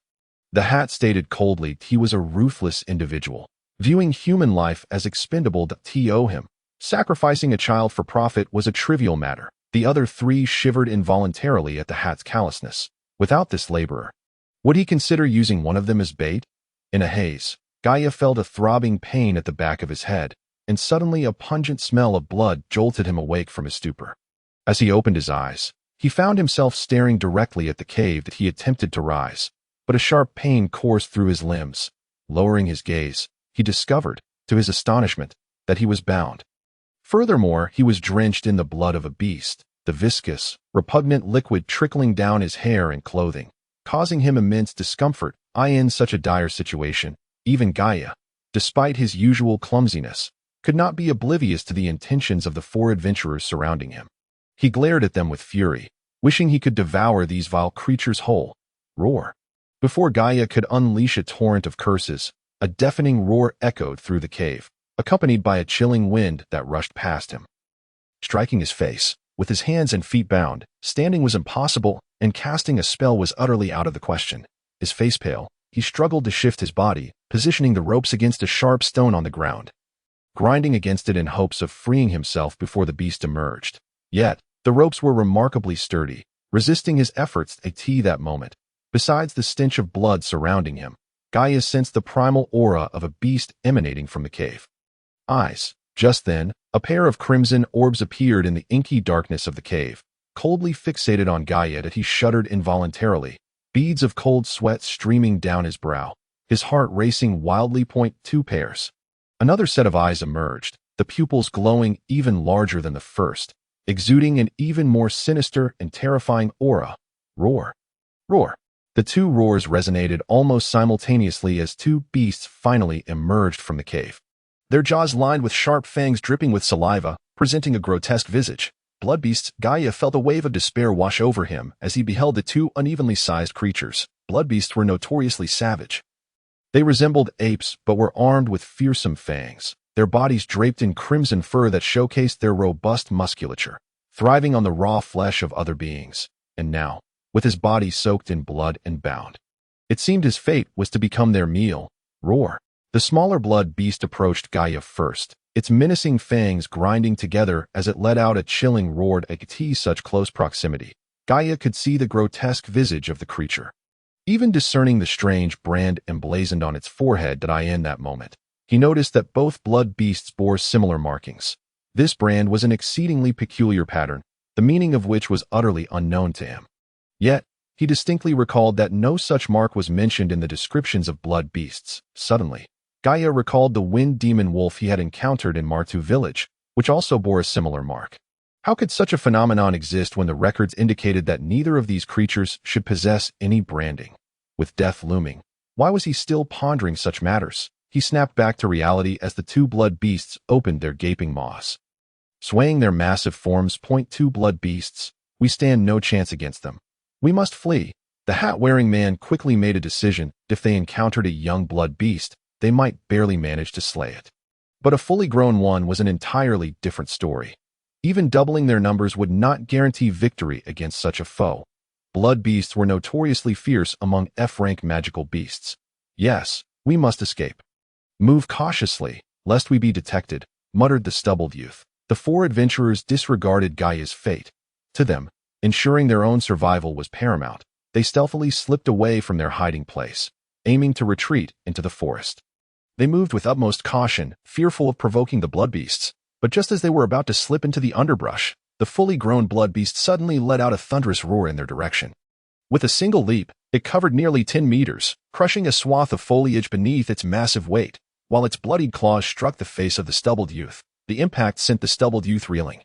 His face contorted in agony, his head and neck twisted at an unnatural angle, his protruding teeth knocked to the ground. The blow left him dazed, blood streaming from his wounds as he collided with a tree, his life hanging in the balance. The other three adventurers immediately panicked, fleeing in a frenzy, utterly unconcerned for the fate of their comrade, solely focused on preserving their own lives. However, the blood beast granted them no chance to escape.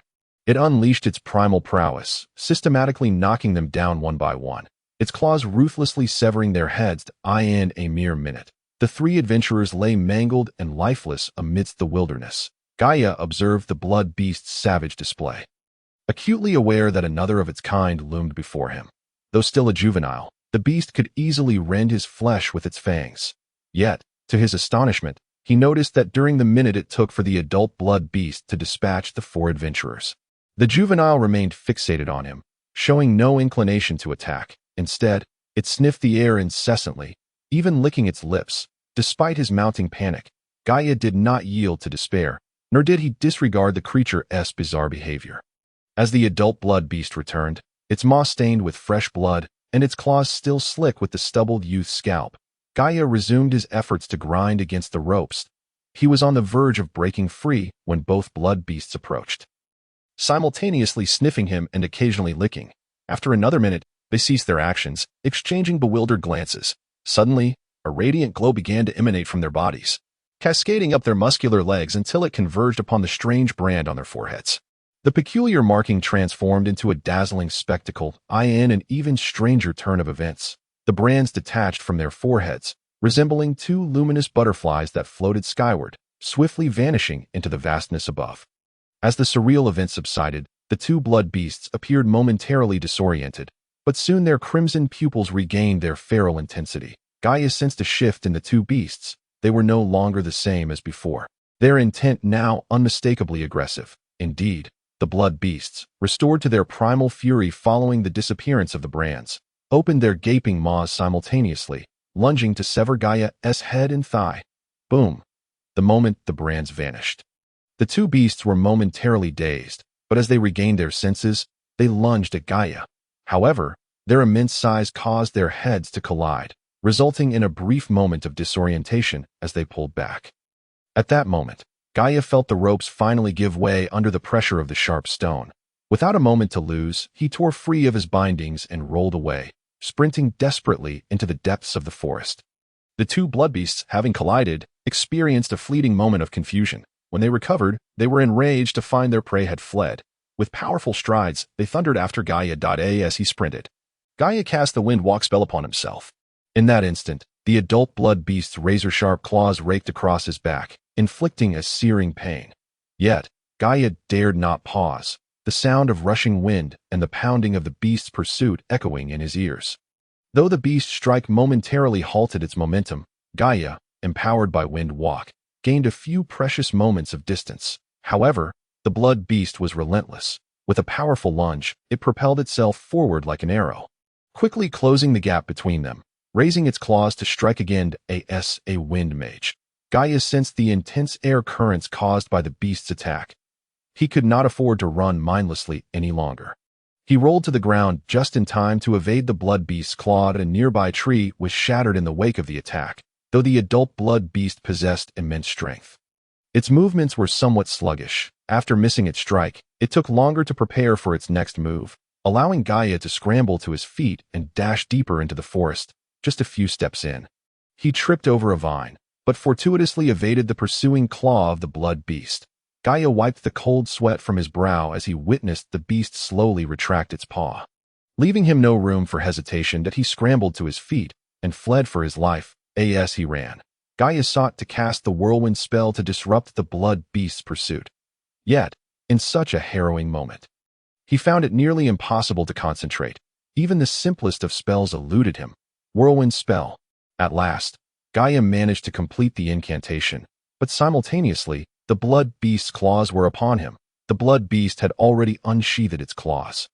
And at that moment, a powerful gust of wind struck its head, causing a momentary confusion. The blow it intended to deliver veered slightly off course, missing Gaia's skull and instead sweeping across his abdomen.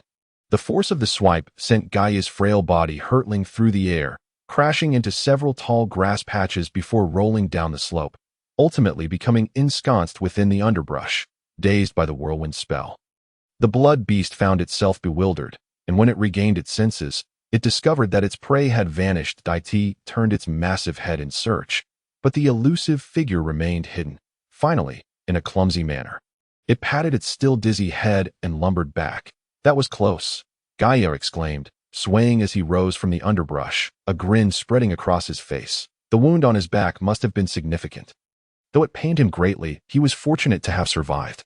Reflecting on the recent events, he found it curious that the blood beast did not attack him while the brand upon its forehead was visible. Yet the moment it faded, it lunged as if the brand was a deterrent. Then why had four adventurers perished? Could it be that the brand was somehow connected to him? Pondering this conundrum, Gaia found no answers and could only limp forward through the vast mountain range. His body battered and bruised. Originating from the countryside, Gaia possessed some knowledge of hemostatic herbs. He painfully chewed the bitter leaves of a medicinal plant and painstakingly applied the crushed mixture to the wound on his back. Fortunate that its location was low enough for him to reach, naturally, before applying the hemostatic herbs, he washed away the beast's blood from the wound and his body. If he were to traverse the mountains reeking of such blood, it wouldn't be long before he attracted a horde of beasts. The noses of magical creatures are remarkably keen. It seemed that magic was indeed quite effective. Gaia felt a profound appreciation for its wonders. Without magic, he likely would have been caught by the blood beast. I should now be regarded as a novice second-tier mage. He mused, if I can comprehend the wind blade, then I would truly be a second-tier mage. Gaia had always been passionate about magic. Yet it appeared that practical application was crucial for rapid advancement. Otherwise, as he had experienced previously, relentless study yielded painfully slow progress. With each instance of casting magic, Gaia sensed a leap in his understanding, at least no longer feeling as lost as before. Dragging his injured body, he finally discovered a sheltered spot flanked by stone walls, where he gathered large leaves to serve as makeshift bedding. Although he no longer feared the biting winds, the cold was still an adversary he could not withstand unless he could conjure fire magic. The howling wind echoed like the cries of wolves, sharpened by the stone walls, compelling Gaia to fortify the cyclone surrounding him to withstand the razor-like winds. Just as Gaia felt a haze of confusion, a flash of insight illuminated his mind. Indeed, the mountain winds were not inherently fierce. It was the compression against the stone walls that intensified their ferocity. The wind blade. Yes, this was how it was formed. Gaia leaped with excitement, only to be met with a sharp pain in his back. Adding a grimace to his previously ecstatic expression, compression, through the collision of the wind-raising spell, formed a whirlwind that if he could compress the wind-raising spell, wouldn't it transform into a blade-like wind? This was the revelation that had just struck him.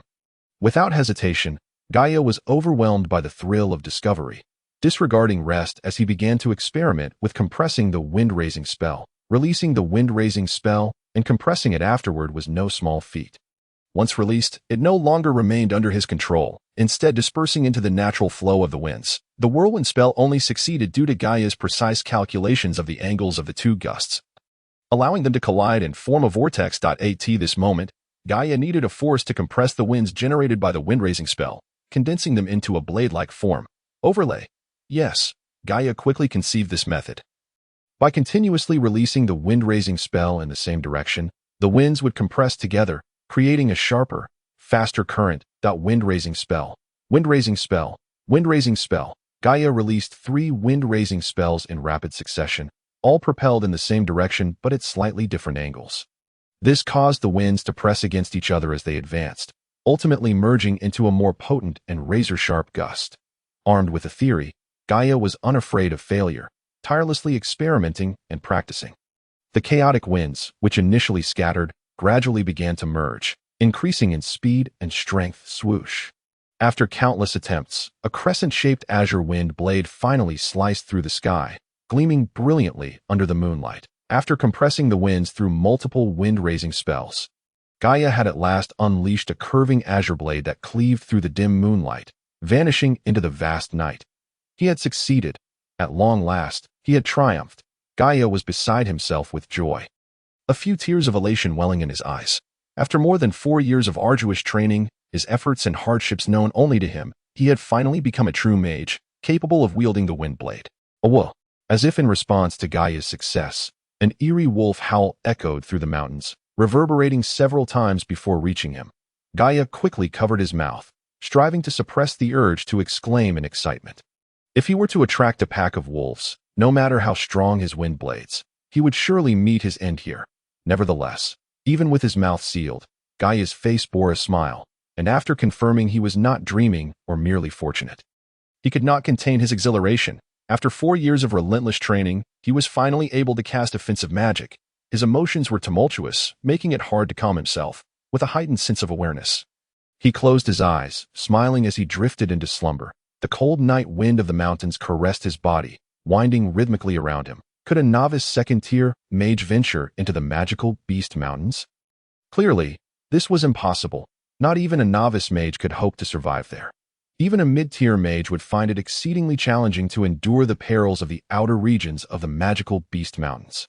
Generally, mages seldom ventured into these territories unless accompanied by a cadre of swordsmen for protection.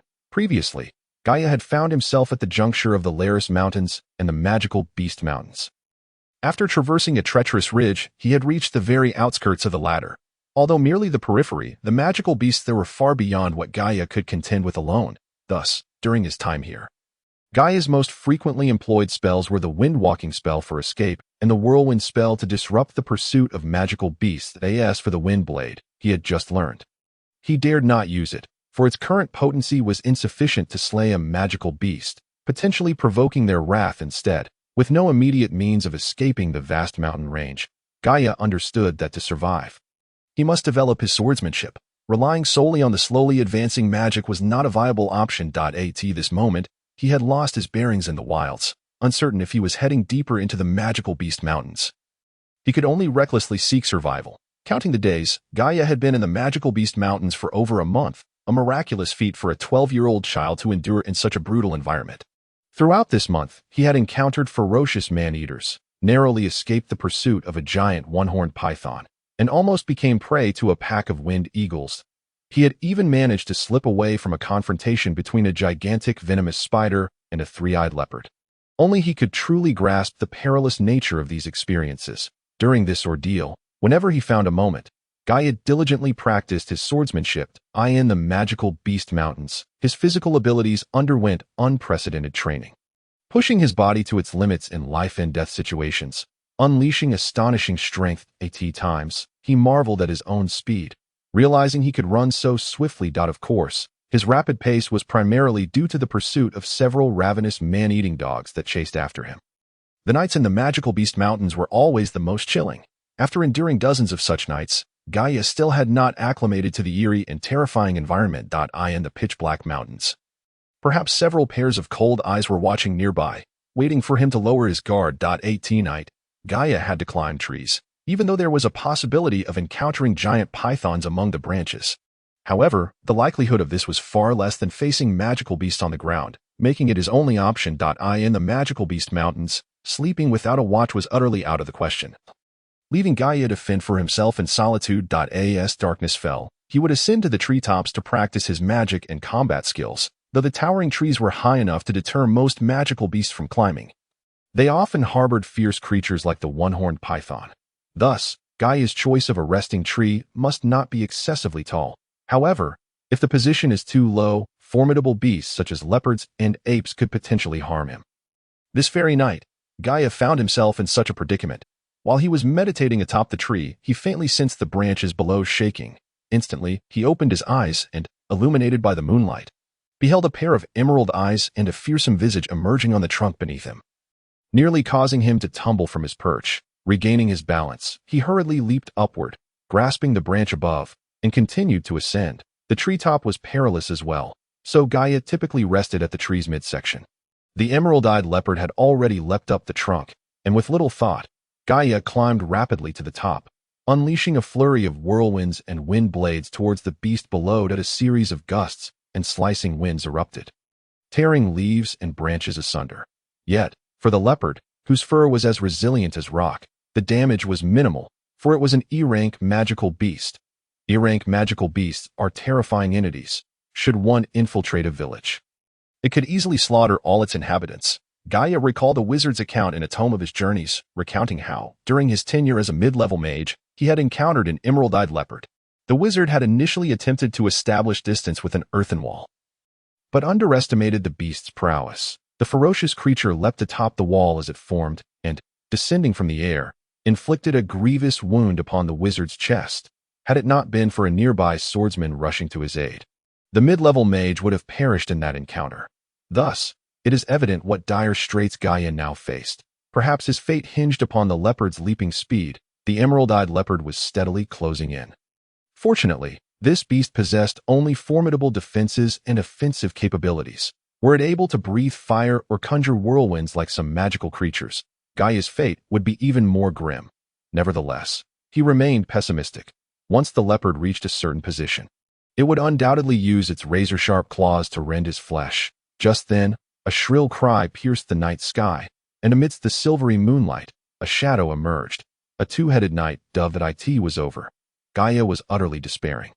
His reluctance to climb to the treetop to rest stemmed from fear of being spotted by aerial beasts. Now, with the leopard below and the two-headed dove above, it seemed he was doomed. The leopard emitted a low growl, its gaze fixed intently on Gaia. Clearly, this creature possessed considerable intelligence. It had no intention of confronting the dove first, but rather sought to drag Gaia down from the tree. The two-headed dove, too, disregarded the leopard, attempting to snatch Gaia away with its flapping wings. In that instant, both beasts launched simultaneous attacks on Gaia. Desperate times call for desperate measures. In that critical moment, Gaia gritted his teeth and leapt upwards. At that very moment, the leopard's claws struck, tearing a chunk of flesh from his leg.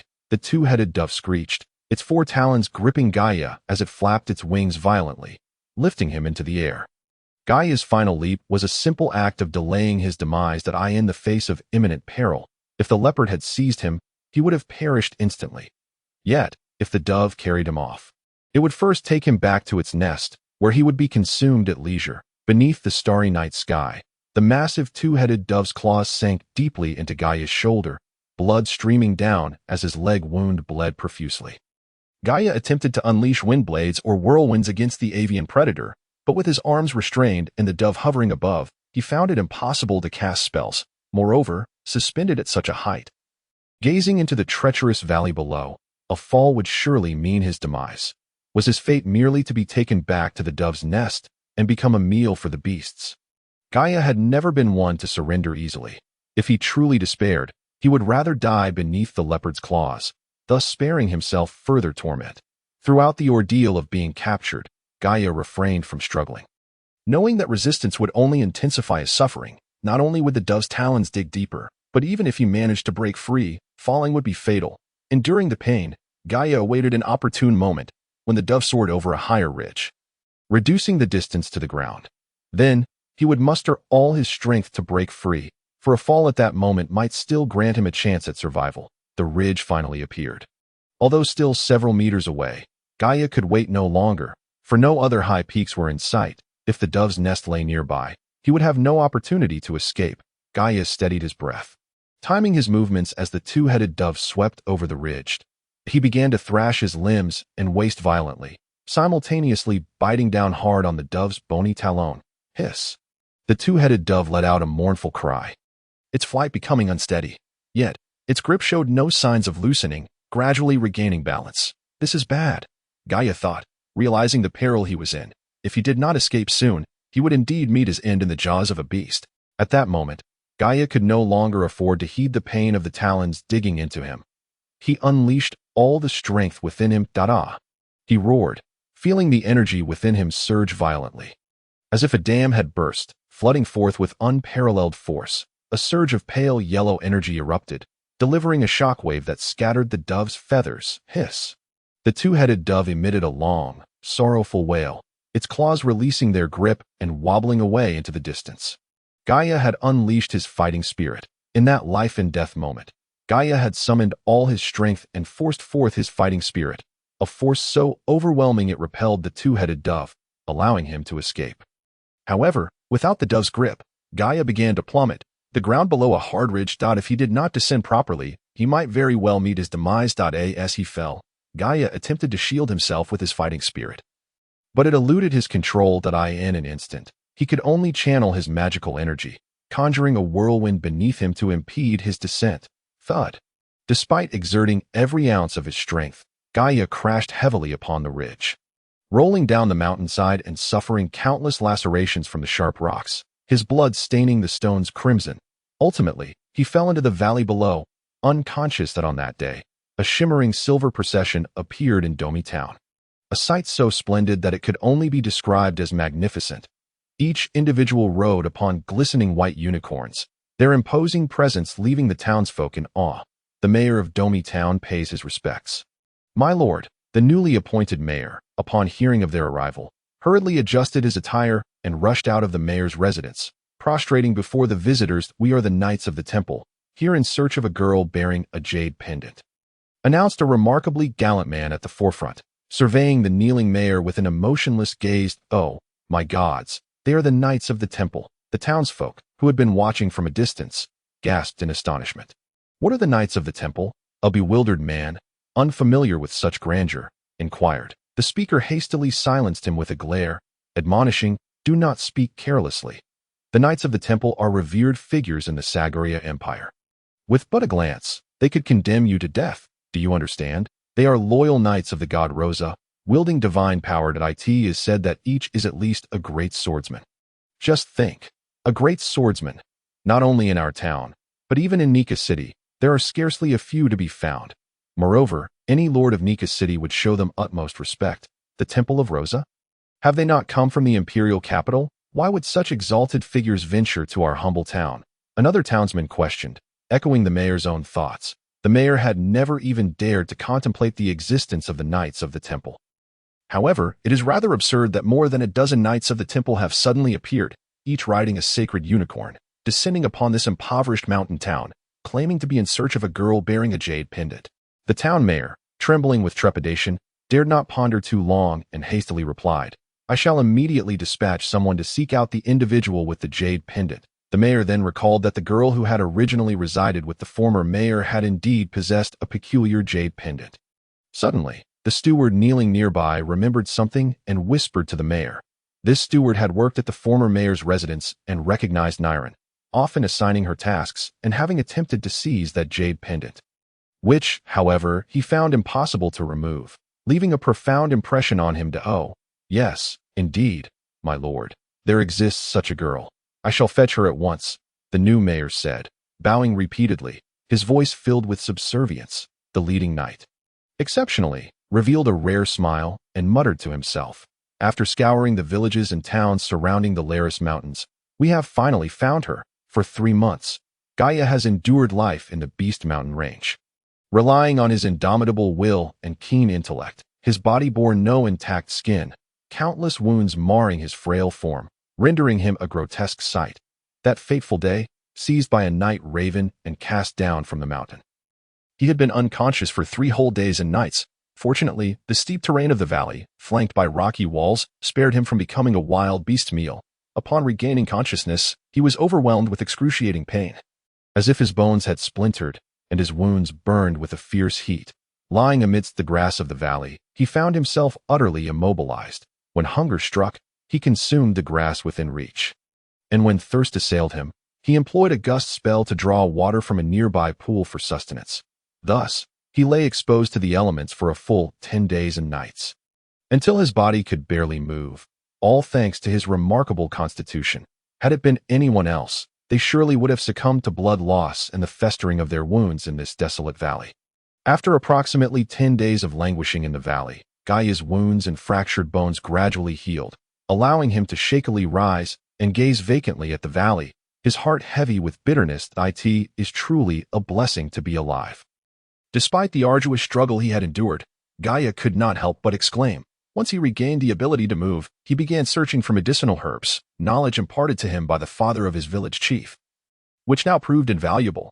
After over half a month of recuperation, his body began to mend. In total, his injuries had required nearly a month to heal naturally, followed by a deliberate healing process, and he had spent a month in this valley, transforming from a once handsome youth into a wild savage of the Beast Mountain range. There was a pool in the valley, yet Gaia dared not wash in it. The night prior, he had witnessed a massive water serpent erupting from the seemingly bottomless depths, soaring dozens of meters into the sky to snatch a passing wind eagle from the air, leaving a flurry of feathers that tumbled into the water below. The memory sent shivers down his spine. Had the serpent turned its gaze, he would have surely been dragged into the depths to become its meal. This valley, devoid of other beasts or monsters, was likely a result of the serpent's presence. Gaia could not discern the serpent's rank, but its ability to effortlessly snatch an F-rank wind eagle from the sky suggested it was at least an E-rank beast. Fortunately, it remained oblivious to Gaia's presence. Once he was able to move, he had no intention of fleeing. In his battered state, evading a monster's pursuit was unattainable.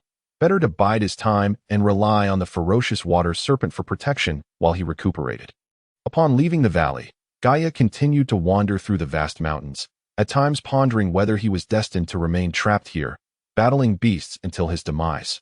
Yet, despite such thoughts, Gaia could not afford to wallow in despair. Now, he was a novice swordsman and a fledgling mage, and the time spent skirting the edge of death had compelled him to unleash his latent potential. His magical abilities had seen considerable advancement, mastering both the wind blade and gust spells. Should he encounter a smaller F-rank beast, he could hold his own for a time. Of course, this was merely an illusion. Most beasts were massive in size. Even the smaller ones were remarkably swift, rendering it nearly impossible for the wind blade to find its mark. In short, facing an F-rank beast alone would be a formidable challenge. After traversing the mountains for an entire day, Gaia finally stumbled upon a source of water, a spring gushing forth from the rocky wall, gradually forming a small stream as it cascaded down the mountainside. Positioned upstream, Gaia meticulously washed away the layers of blood and grime clinging to him. astonishingly turning the once clear water murky. However, he paid little mind to the pollution of the environment. Once he had cleansed himself of the loathsome filth, he felt a remarkable sense of lightness. "Hey, you wild monkey. What are you doing dirtying our drinking water?" Just as Gaia reveled in his newfound cleanliness, a boisterous voice rang out, startling him. He had not anticipated encountering other adventurers here, nearly causing him to shout in excitement. "I am asking you a question. Mute." The adventurer barked. "Doe. I'm terribly sorry. I was injured and needed to clean my wounds that I didn't know you were downstream. Brother, are you here to hunt beasts in the Beast Mountain range?" Gaia stammered, a bit flustered at the unexpected encounter. Of course. What else would we be doing here? The adventurer, rugged and muscular, wielded a hefty axe in his hand. "Doe. Big brother, I've lost my way. May I join your party?"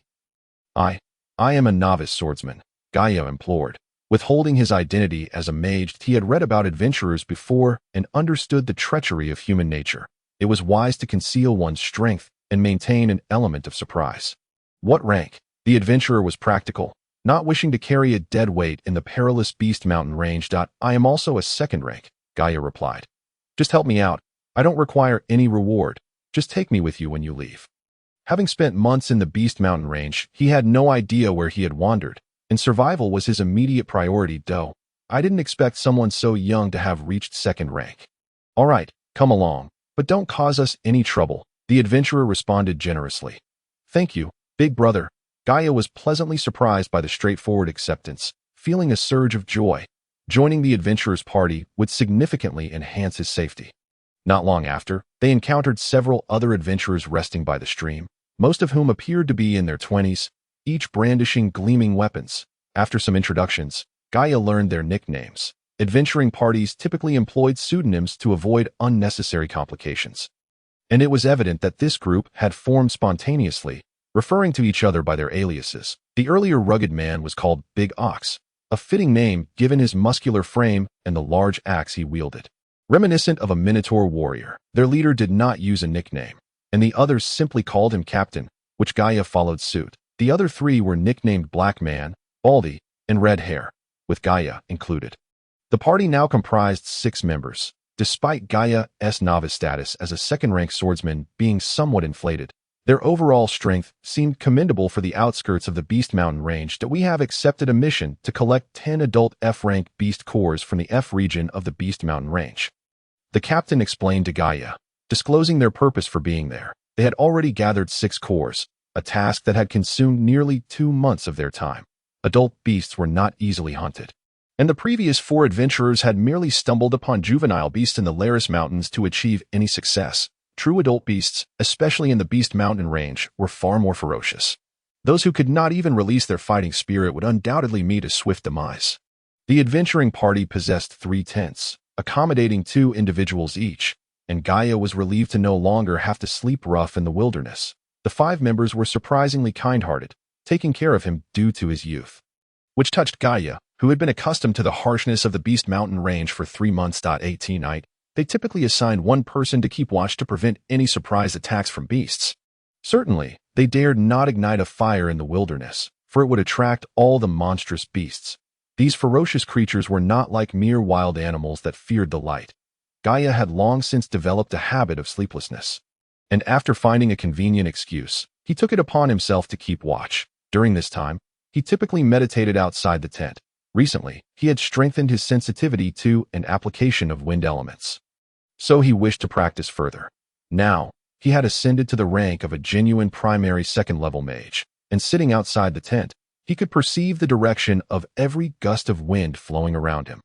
Like mischievous children swirling about Gaia, suddenly, a peculiar fluctuation in the wind caught his attention, faint yet discernible. Since the surrounding winds had not shifted, the only possibility was that some object was moving nearby, and at a swift pace. "Get up. We have a situation." Gaia promptly exited his meditation, rapping on the tent to rouse his companions. "Silence." The captain reacted the quickest, swiftly emerging from the tent, drawing his sword, and addressing the other adventurers who were about to inquire. All 5 adventurers exited the tent, weapons drawn, their expressions grave as they observed the surrounding darkness. At that moment, the vicinity was eerily silent. Even the heavy breathing of the ox could be heard. Gaia furrowed his brow, for in such profound darkness, it was impossible to pinpoint the lurking monster. Most monsters possessed night vision, rendering their situation exceedingly precarious. Closing his eyes, Gaia endeavored to sense the movement of the winds around him. Hoping to capture the monster's location. As he established a connection with the surrounding winds, he suddenly detected several additional fluctuations. Could it be that there was more than one monster? Focusing intently, he indeed discovered similar movements in other directions, seemingly approaching them rapidly. That he awaited his companions. We must move quickly, Gaia declared decisively. Having lived in the Monster Mountain range for over 3 months, he had garnered considerable experience. Many monsters, upon discovering prey but lacking the strength to confront it, would lie in wait for their comrades to arrive. Such monsters were particularly fearsome on the outskirts of the mountains, where a single misstep could lead adventurers into a deadly ambush. We're leaving. The captain hesitated not at all. Sensing the urgency, he nodded to Gaia and addressed the others. What about our tent? The ox inquired. For without it, they would have to endure the wilderness. Survival takes precedence. The ox took the rear, while the red-haired captain swiftly showcased his leadership skills. In the Monster Mountain range, it was imperative to make decisions immediately in the face of danger. Regardless of whether the choice was right or wrong, it was always better than hesitating and awaiting death. Finally, movement occurred in the surroundings. Just as they were about to depart, several pitch-black bone wolves surged forward. Propelled by a gust of wind, these wolves lacked tails, possessed elongated jaws, and their rows of prominent, white fangs were strikingly visible. Their backs bore sharp spikes, as deadly as their fangs. Bone wolves, they travel in packs and are of the wind element. The ox, having discerned the monsters, changed color and informed the group that we're in trouble. Baldy, assist the ox. Red, lead the way. Kid, stay in the middle and don't get lost, the captain commanded once more, for navigating in the dark was exceedingly disadvantageous to them. Yet, they could not afford to remain idle, for that would only attract more bone wolves. Encountering a singular, formidable monster in the Monster Mountain range was not terrifying. If they were numerous, they might escape by sheer luck. The most dreadful scenario was facing a horde of monsters. In such cases, regardless of the adventurers' numbers, they would all perish beneath the chaotic fangs and claws. The bone wolves growled ominously, their voices sending shivers down spines. Judging by the sounds, there were at least 5 pursuing them, and the number seemed to be increasing. At this moment, Gaia could no longer afford to conserve his strength. As he ran, he cast the wind-walking spell on each member. Although the magical effect was not overtly pronounced, it was better than nothing. Well done, lad. The ox felt considerably lighter with the wind-walking spell, his speed not greatly enhanced, but he was able to conserve much stamina. The captain shot a peculiar glance at Gaia. To avoid suspicion, Gaia could only explain, I am still but a novice mage. The captain did not press further, for this was not the time for inquiries. With the wind-walking spell enhancing their speed, they moved more swiftly. At least the ox no longer needed to stop intermittently to strike a bone wolf with his axe. However, their adventure party's luck could only be described as abysmal. The captain had merely chosen a direction to flee based on instinct, but the more they ran, the more wolves pursued them, some even darting in from the sides. It was evident they had encroached upon the territory of the bone wolves, and the surroundings were filled with their chilling howls. What do we do? The 6 pressed against a rocky wall, confronted by over 20 wolves, their jaws lined with menacing fangs, their faces pale with fear. Black man, use the rope to secure the tree above the rock. We'll brace ourselves, the captain said with a grave expression. Hold on. The black man retrieved a rope from his pack, tied a stone to one end, and with all his might, hurled it towards the tree hanging over the rock. Suddenly, one bone wolf launched the first attack, its speed astonishing, as its pitch-black form sliced through the night like a blade. The ox reacted swiftly, gathering a pale yellow energy, and with a single stroke of his axe, sent the bone wolf flying. However, just as he ready to retract his action, another bone wolf pounced, aiming for the ox's wrist. Hiss! Just as the sharp fangs were about to pierce his wrist, the captain lunged forward, a white light coalescing on his sword, which he plunged accurately into the wolf's belly. Instantly, a repugnant dark green liquid gushed forth, and the bone wolf writhed madly on the sword, managing to scrape the captain's wrist with its back spikes in the process. The captain quickly withdrew his sword, kicking the foul creature away. Yet, due to his previous lunge, he found himself standing alone before a pack of over a dozen wolves, suddenly ensnared in a precarious situation. Phew! A whirlwind suddenly erupted around the captain, disorienting several bone wolves attempting to pounce. causing their attacks to falter momentarily. At that moment, the bald man and the ox charged forward, defending and leading the captain back towards the slightly recessed rock face. Windblade. Gaia chanted another spell, and immediately two azure scythes shot forth, repelling two bone wolves that attempted to close in. Ox. Protect the kid. The captain, recognizing Gaia's pivotal role, instructed the ox to safeguard him, ensuring that Gaia could continue casting spells. Captain, that tree is too high. I can't throw it up there. The black man despaired after several failed attempts. Just then, a black wolf lunged at him, but the red-haired man swiftly cleaved the beast in two. However, he was wounded on his arm by the creature's spikes, blood gushing forth. Ox, you throw it. Black man, shield the kid. Red, protect the ox, and Baldy, and I will hold the line, the captain nearly shouted, his composure slipping as they faced a throng of monsters clawing at them, blood streaking his body and face. Hiss. A larger bone wolf seized the opportunity while the captain spoke, stealthily biting a chunk of flesh from his calf. Seeing this, Gaia immediately raised the ox's axe, channeling his energy, and struck fiercely at the large wolf's head. Crack, crack. Bone marrow and blood splattered forth, the nauseating stench assaulting Gaia's nostrils, nearly causing him to retch. The wolf's blood reeked worse than excrement. Be careful. The moment Gaia attacked, he exposed himself, and in an instant, three wolves lunged at him.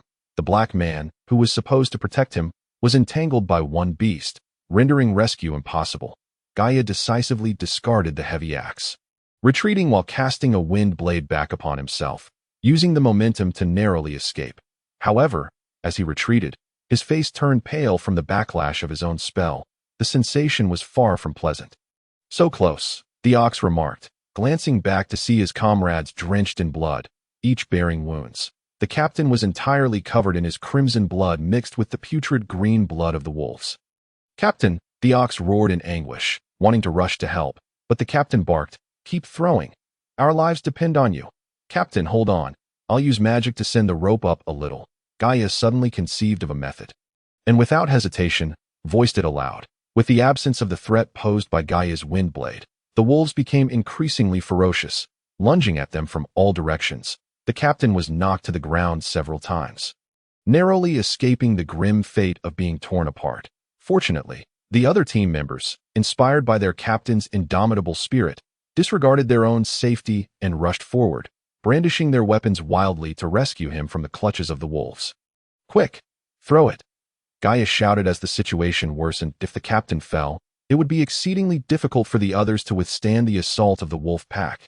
Daniel, too, dared not hesitate any longer.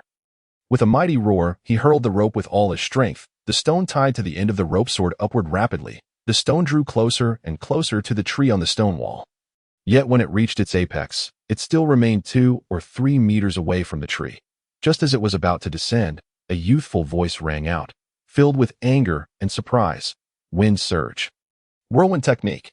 A swirling gust of azure air appeared at the peak of the stone's ascent. Simultaneously, a chaotic wind surged upward toward the stone wall. The stone, tethered by the rope, hesitated momentarily in midair. Then, propelled by the whirlwind, ascended a few more meters and entwined itself around the tree trunk. It worked! It worked! Captain, hurry up! Daniel exclaimed joyfully, casting an excited glance at Gaia before bellowing at the captain. Let the boy go first, the captain managed to utter, his voice strained. Gaia recognized that this was not the time for hesitation. His fighting spirit was of little use now. Only by climbing the tree and unleashing magic could he make a difference. Without further delay, he leaped up, grasping the rope, and swiftly ascended. Gaia's strength allowed him to scale the tree rapidly, and he began to cast spells to aid those below in fending off the wolf pack's attack. Captain, quickly ascend, Daniel shouted as Gaia climbed. The absence of magic left the wolves even more relentless in their assault, and the captain was on the brink of collapse. The captain, fully aware that an additional second of delay could spell doom for them all, summoned the last vestiges of his fighting spirit to push back the clawing fangs and, with a powerful leap, grabbed the rope, leaving a long trail of blood as he painfully climbed to the tree. Red Hair, go! Red Hair, of smaller stature, had been knocked down multiple times during the fierce battle with the bone wolves. Each time he fell, the wolves surged towards him, resulting in severe injuries. With the cover of the other 3, Red Hair finally managed to reach the rope and struggled to climb up the tree. Black man, up! Daniel called out, seeing that Red Hair had reached a safe height. addressing the exhausted black man. The rope could potentially bear the weight of several individuals, but someone had to hold off the pack of wolves. Otherwise, a mere turn could result in their being overwhelmed, let alone reaching the tree. But just as Daniel spoke, a massive wolf leaped forward and bit off Black Man's left arm with brutal force, blood gushing forth and splattering across the skulls of the bone wolves. Black Man let out a scream, nearly losing consciousness from the pain. "Black Man, hold on to me," Baldy shouted as he charged forward, swinging his large sword to clear two bone wolves and scooping Black Man into his arms. However, as he turned, several deep gashes were torn into his back. With a ferocious roar, Baldy swept away the beasts, yet his legs had been gnawed at, leaving trails of blood behind. "Quick, get him up," Dinyo urged. Just as he finished speaking, Baldy was overwhelmed by 5 bone wolves, their claws and teeth tearing into his flesh, blood splattering everywhere. Whoa. Just when it seemed Baldy would be reduced to nothing but bone, Gaia's wind surge arrived, a powerful gust of azure air striking the 5 wolves and disorienting them. With this brief respite, Dinyo surged through the pack, grasping the bloodied Baldy and pulling him up. "Baldy, carry him," Dinyo commanded, tossing the unconscious black man onto Baldy's back. Though Baldy was battered, he was still sturdy and managed to rise, blood-soaked and determined. With his hands, now devoid of skin, he began to climb the rope. Inching upward, just as he was about to reach a height beyond the wolf's reach, a bone wolf leaped from its companion, sinking its teeth into Baldy's already bloodied thigh. Baldy roared, his face turning purple as the rope tore into his palms. Bearing the weight of another, with the wolf clinging to his leg, he found it impossible to ascend any further. Windblade. Gaia's timely intervention arrived as an azure crescent struck the wolf on the forehead, blinding it and sending it tumbling down. Gritting his teeth, Baldy found his legs powerless. He could only rely on his arms to pull himself up, struggling under the immense weight. Yet he had reached his limit. Simply maintaining his position was becoming a daunting task. Seeing this, Gaia's anxiety intensified. Dinyo continued to grapple with dozens of bone wolves, though his movements were slowing, and he was on the verge of succumbing to the relentless pack. In that moment, Gaia chose not to cast another spell, but to untie the rope from the tree trunk, urging the captain and Red Hair, "Grab the rope together." The captain and Red Hair, quick to grasp Gaia's intent, yelled down to Dinyo, "Hurry, grab the rope." Then, the 3 on the tree simultaneously seized the rope and leapt down. Gaia, the captain, and Red Hair wrapped the upper end of the rope around the tree trunk and jumped, instantly tautening the rope and pulling Baldy, who bore Black Man on his back, upward. At that moment, Dinyo summoned his last reserves of fighting spirit, pushing back the wolves, with no strength left in his hands. He bit down on the rope, ascending rapidly as it pulled him up. Hold on. The weight of the 3 above was noticeably lighter than that of the 3 below, and as they ascended, the strain began to show, prompting the captain to unsheath his sword with one hand and embed it into a crevice in the stone wall, using all his strength to stabilize themselves. Red Hair quickly understood and followed suit, inserting his sword into the stone to counterbalance the weight differential, preventing the 3 below from plummeting. The cool mountain breeze swept over the 6 of them, each hanging precariously from the rope, blood dripping from their bodies down into the cavernous maws of the eager bone wolves below. The scent of blood only heightened the wolves' frenzy and savagery. "What now?" Red Hair inquired, aware that if the wolves did not retreat, they would eventually exhaust themselves and perish, all while each of them bore grievous injuries that required immediate attention. Would Baldy hold on? The most precarious situation lay with Baldy, who, carrying another on his back, relied solely on his arms to cling to the rope while Dinyo bit down on it. If even one of them faltered, the delicate balance would shatter, leading to the demise of them all. Baldy remained silent, simply nodding with great effort. Dinyo had managed to climb a little higher, barely able to maintain his grip. However, positioned at the very bottom, he was the most vulnerable. Should the wolves devise a way to stack atop one another, Dinyo would meet his end. "Gaia, can your wind magic lift a person?" the captain asked, his hand trembling around the sword's hilt. After all, he was currently bearing the weight of 3 individuals with just one arm. "No," Gaia replied, fully aware of his limitations. His wind surge could lift at most a child of 6 or 7 years, but not adults of their stature. Dear readers, please do not hastily hit Alt F4 after reading. Kindly add it to your favorites and leave a comment to encourage me. Can you endure? My magical energy is abundant. If I continue to assault them, They may just retreat, Gaia declared. Realizing this was their only option, he hooked his legs around the rope and secured it with his teeth, freeing his hands to unleash magic. With no better alternative at hand, everyone held on, for if the boy could repel the wolves, they would be saved. They simply had to endure. The captain, his eyes reddened, urged, "We must hold on." The resolute gazes exchanged among the young men, all around 20 years of age, reflected their unwillingness to surrender so easily to death. Fortunately, Gaia did not require incantations to cast his spells. With his teeth clenched around the rope, he extended his hands to unleash his magic.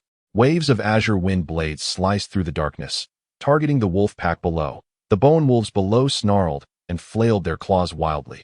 However, they were powerless against the one hanging above, forced to endure Gaia's unrelenting wind blades. Gaia's magical prowess had reached the level of a mid-tier second-ranked mage, allowing him to unleash wind blades with minimal mana expenditure. With each successive release, he felt himself becoming increasingly adept at wielding the wind blades. Not only had the frequency of his attacks accelerated, but their accuracy had also improved. Nearly every blade that sliced through the air resulted in a mournful howl from below as a skeletal wolf fell victim to his assault.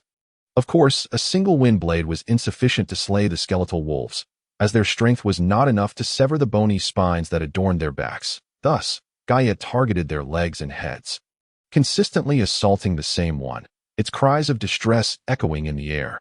Those wolves, already injured by the adventurers, were gradually succumbing to Gaia's relentless magic, beginning to show signs of retreat. "Brothers, hold on. The pack is about to flee." The captain encouraged once more. In this dire situation, the 5 adventurers could only place their hopes in Gaia. "Hey kid, you should take a break. You'll exhaust your mana if you fall from up there." Denyo expressed his concern, noting Gaia's frequent spellcasting. Typically, a novice second-ranked mage would reach their limit after casting around 30 wind blades. Yet, throughout this ordeal, Gaia had unleashed at least 100. Despite this, he showed no signs of stopping. Gaia himself was also feeling the strain, but in such circumstances, time equated to life. If these skeletal wolves were not driven away soon, it was only a matter of time before someone could no longer endure. With a rope clenched between his teeth, Gaia was unable to respond to Denyo, but his actions spoke volumes about his determination to carry on. At last, one skeletal wolf could no longer withstand Gaia's wind blade and staggered to the ground, green liquid oozing from its eyes. Shortly after, a second skeletal wolf succumbed, followed by a third, all falling beneath the onslaught of Gaia's wind blades. Just as the 4th skeletal wolf collapsed, the remaining pack finally realized that their continued assault would only lead to their demise. With a collective howl, they cast one last glance at the 6 adventurers suspended against the stone wall before retreating in defeat.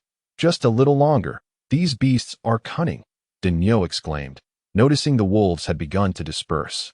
He attempted to loosen the rope to descend, but the captain's voice stopped him. Sure enough, after a moment, several wolves returned, only to be forced back into the underbrush after suffering a few more wind blades from Gaia. "Denyo, go down and assess the situation," the captain commanded. As Denyo descended, Hong Mao and the captain let out a sigh of relief. Without Denyo's weight, their trembling hands finally relaxed from their grips on their swords. "They're gone. We can come down now."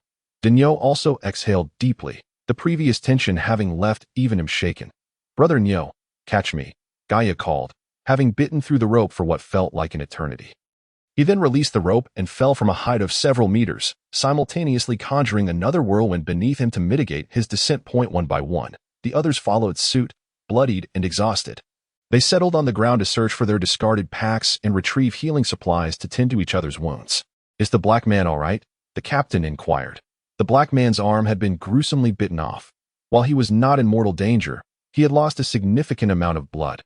Fortunately, he merely fainted from the pain. And with a quick bandaging, his wound would not prove life-threatening. The others bore varying degrees of injuries, but as novice swordsmen, their robust physiques allowed them to endure and press on despite their wounds. "Kid, we owe you a debt of gratitude," Denyo grinned, slapping Gaia on the shoulder with his bloodied hand. "Indeed." Hong Mao and the bald-headed one nodded in agreement. The captain, rarely one to smile, expressed his gratitude toward Gaia. Initially, the team had merely intended to assist Gaia, a young boy ensnared in the Beast Mountain, without any expectation of his contribution. Yet, from the moment he identified the beasts and decisively proposed an escape, To his staunch defense against the pack of wolves and the daring rescue of his companions, Gaia had exhibited remarkable intelligence and decisiveness. His relentless wind blades ultimately repelled the wolves, allowing everyone to escape with their lives. Throughout the ordeal, Gaia played a pivotal role, leaving the others both astonished and grateful. In the wake of their harrowing experience, the group seemed less aloof than before, each member displaying a newfound sincerity. In the face of life and death, none had abandoned their comrades. Especially during the perilous moments when the six hung against the stone wall, they all understood that if one faltered, the others would surely follow. Resulting in total annihilation, Gaia had faced magical beasts head-on for the first time. Though still somewhat disheveled, he had transitioned from being prey to a position where he could slay magical beasts. This marked a significant leap in his abilities. Reflecting on the past 3 months, he had mastered the whirlwind technique and wind blades, and even unleashed his fighting spirit, signifying a substantial increase in strength. If he were to encounter adventurers like the scruffy one again, Gaia had no doubt he could defeat them all. The six were now devoid of any combat capability, and after resting for a while, they dared not linger. Having extracted the crystal cores from the skeletal wolves, they had exceeded their mission's requirements and prepared to return. Only Gaia maintained his complete fighting strength, taking on a leading role during the journey back. However, facing an adult F-rank magical beast alone remained a formidable challenge, requiring Denyo's support. Magical beasts were not easily vanquished. Without formidable strength and meticulous planning, they could easily escape. The group was not driven by greed. They solely wished to leave this place, striving to fend off any beasts they encountered along the way. After all, their injuries would not heal overnight. Beyond this mountain, traversing another forest would lead them to Cardin City. Cautiously, they made their way out of the Beast Mountain, battered and weary, having spent nearly a month on the journey. As they neared their destination, Hong Mao, responsible for navigation, could not help but smile. Each one of them now bore the marks of their struggles. Faces smeared with dirt, and their bodies wrapped in tattered bandages, the past month had been incredibly arduous. Aside from Denyo and Gaia, who still had combat strength, the others were little more than remnants of their former selves. Throughout their journey, Denyo and Gaia had coordinated their efforts, one engaging the beasts up close while the other provided ranged support, successfully fending off many magical creatures. However, as Denyo also sustained injuries, Gaia found himself forced to wield the captain's sword and confront the beasts alone. Due to his physical limitations, Gaia lacked a distinct advantage in strength. During a beast's assault, he typically initiated with magic to keep it at bay. Once it drew near, he would switch to the sword, clashing with it using his fighting spirit. All were novice swordsmen, yet Gaia, having just begun his training, was at a disadvantage. However, during this time, each member imparted their skills to him, allowing Gaia to greatly benefit and gradually engage in combat without relying solely on magic. Though this was limited to smaller beasts, this area is where the Beast Mountain meets Cardin Forest. It should be relatively safe, Hong Mao remarked. The group finally entered Cardin Forest, which lay over 10 days' journey from Cardin City. This vast expanse of wilderness was predominantly inhabited by beasts, and hunters could frequently be seen traversing the woods. At last, we've left that infernal place. Surely no beasts will emerge here, Denyo mused, gazing at the forest. Though the atmosphere was somewhat eerie, he found it endearing. Yet, as fate would have it, Denyo's words seemed to summon trouble. Almost as if the beast had conspired with him, it burst forth from the underbrush, blocking their path. These magical beasts exhibited a degree of intelligence, only daring to charge forth when they perceived the group as weakened. Had the adventurers been in peak condition, swords in hand, the beasts would have thought twice before approaching. Who was it that insisted on adding Denyo to the team? The bald-headed one quipped, a smirk on his face as he regarded the beast. After their brush with death, the group had grown closer, often exchanging light-hearted banter, not genuinely blaming anyone for the unfortunate turn of events. Is this my fault? Denyo awkwardly scratched his head, glancing at Gaia with a hint of embarrassment. That I'll distract it. You cast your magic. Brother Nyo, let me handle it alone, Gaia asserted, having accumulated considerable experience over the past month. With a blend of fighting spirit and magic, he felt confident in confronting this moderately sized beast. Throughout their retreat from the Beast Mountain, they had encountered numerous magical creatures, and the group held a deep respect for the 12-year-old boy who had transformed from a frightened child into a capable adversary. Without him, they would have surely perished along the way. During this period, everyone generously shared their expertise and skills in swordsmanship, allowing Gaia to elevate from a first-tier novice swordsman to a second-tier novice swordsman in a remarkably short time. Significantly enhancing his strength, in his grasp was the captain's sword, a weapon he wielded with considerable ease. Although he was capable of channeling fighting spirit, he had scarcely learned any martial techniques, relying instead on brute force and his fighting spirit to contend with magical beasts. As the volcano creature observed Gaia approaching with the sword, it immediately stiffened, unleashing a torrent of flames aimed at Gaia's face. Gaia, having previously augmented himself with the wind walk technique, deftly slid aside to evade the fiery assault and swiftly closed the distance towards the volcano. The volcano, characterized by its agility, had already vacated its position by the time Gaia's sword came crashing down, leaping onto a nearby tree, after clawing at the bark a few times to gain leverage.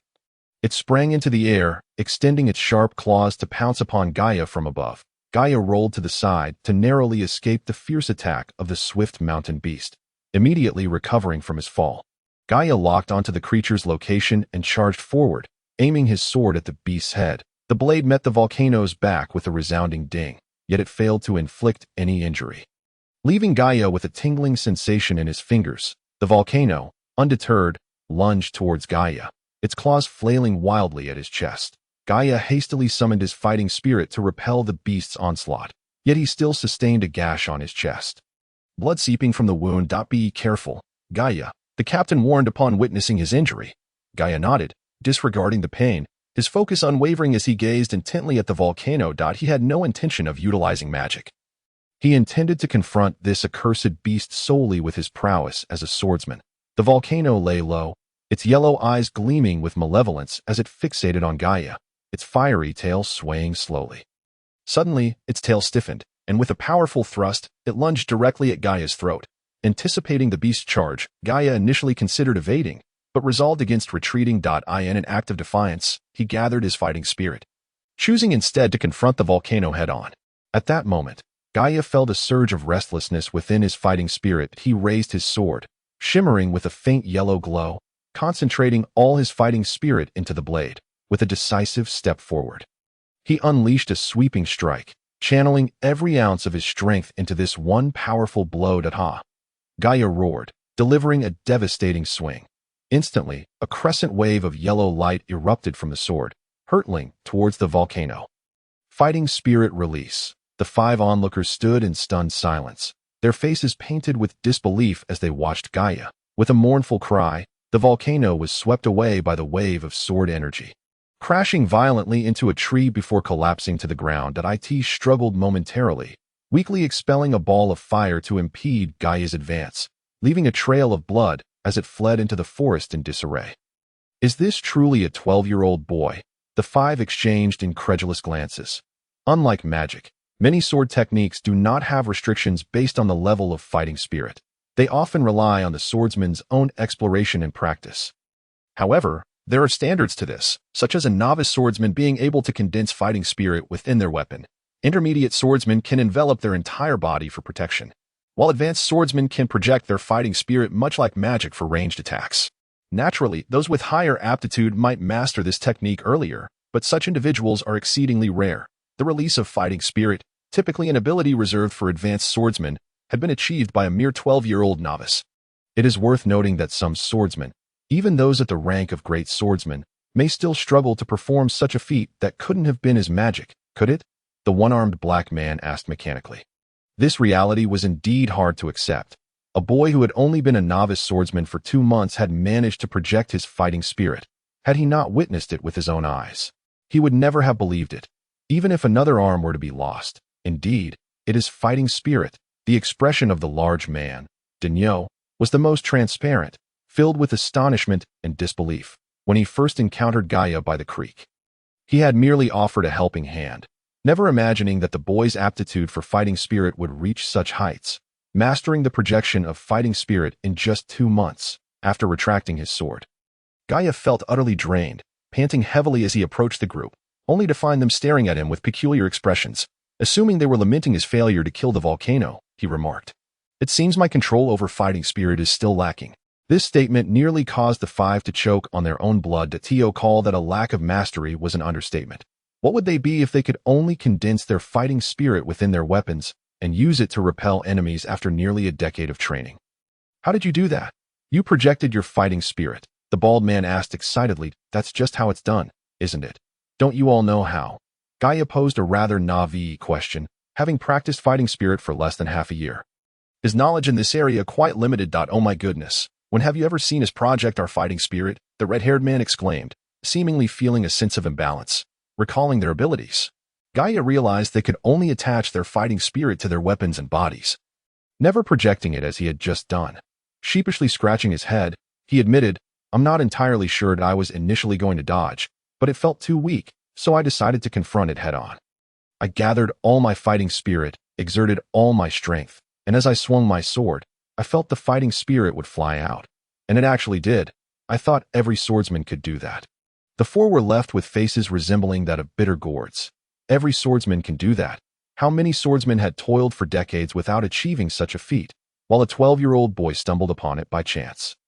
The disparity between individuals was indeed profound. The captain observed Gaia thoughtfully, as if contemplating a response, yet ultimately remained silent. Having exhausted all his fighting spirit, Gaia felt utterly fatigued, and the group sought a relatively safe spot to rest. With their tent lost, they leaned against one another, a routine they had maintained over the past month. Gaia, responsible for meditation and keeping watch, had developed a keen sensitivity to the wind, providing reassurance to the others during the night. While magical energy could be rapidly replenished through meditation, fighting spirit could only be gradually cultivated. Sitting cross-legged on the ground, Gaia had created a cyclone around the group, sheltering them from the bite of the cold night air. For this, they praised him profusely, grateful they had fortuitously encountered this boy. Otherwise, they would have endured many hardships. Suddenly, Gaia called out, "There's movement. Wake up." The other five jolted awake, their expressions instantly alert. "Haha, we finally found a few sheep. Surround them, brothers," a coarse voice echoed through the woods, and before long, a dozen individuals brandishing torches surrounded Gaia and his companions. Clearly, they had encountered bandits. Numerous individuals roamed the monster mountain range, lying in wait along the paths frequented by adventurers, ready to rob them of the hard-won magical beast cores. "What do we do?" Denio, gripping his axe, looked anxiously at the intruders. Not all of them appeared to be swordsmen if they were fit for combat. There might be a chance, but with only Denio and Gaia possessing any fighting capabilities, and Gaia's fighting spirit fully depleted, they were ill-equipped to confront the bandits. "Please, do not resist unnecessarily. We only want your money. Hand over your valuables, and we won't trouble you," the bearded leader said, brandishing a gleaming sword in his right hand, while his left sported an exquisite bracelet adorned with strange patterns that shimmered brightly in the torchlight. Upon seeing that design, Gaia felt a fleeting sense of recognition, yet could not recall where he had seen it before. "Not a chance," the bald man retorted angrily. The six of them had risked their lives to obtain those magical cores, enduring numerous hardships, and no matter what, he would not relinquish them to this band of ruffians. The bearded man sneered, signaling to his companions, "Then don't blame us for being impolite. Attack." "Wait," the captain interjected, glancing at the bald man, his expression devoid of emotion as he said, "Give them the items. At least this guy is sensible." The bearded man was reluctant to engage in a fight, recognizing the adversaries were all swordsmen. Although they were all injured, it would be quite simple to eliminate some of those without fighting spirit. He certainly did not wish to suffer any losses among his brothers. Just then, a gust of wind arose, scattering the torches they held. The bandits hastily lowered their torches slightly to prevent them from being extinguished by the chaotic wind. Nevertheless, several torches were still snuffed out, requiring their bearers to borrow a flame from others to relight them. The bald man hesitated for quite some time. Seeing the others pressing closer, he reluctantly produced the crystal cores he had secured to his person. The reason for entrusting the crystal cores to the bald man was, of course, due to his unwavering spirit, having not abandoned the unconscious black man even while covered in injuries against the stone wall, a resolve that had earned him the respect of all. "Is this all of it?" the bearded man inquired as he opened the bag and meticulously counted its contents. The bald man instantly flared with anger, adopting a posture as if he were prepared to fight. "We risked our lives to gather these. We've given you everything. What more do you want?" The bearded man disregarded the bald man as fury and motioned to several of his subordinates. "In that case, let us search you all. Cooperate a bit, and we can return to our beds sooner." Bald man, seeing the adversaries preparing to search them, The bald man appeared ready to engage them in battle, but the captain restrained him with a shake of his head, saying, "Let them search. Living is the most important thing." That a few minor thugs approached warily and conducted a search of each individual. After finding no other valuables, they retreated. The bearded man cast a suspicious glance at the six, then at the crystal cores in the bag, beckoning his subordinates.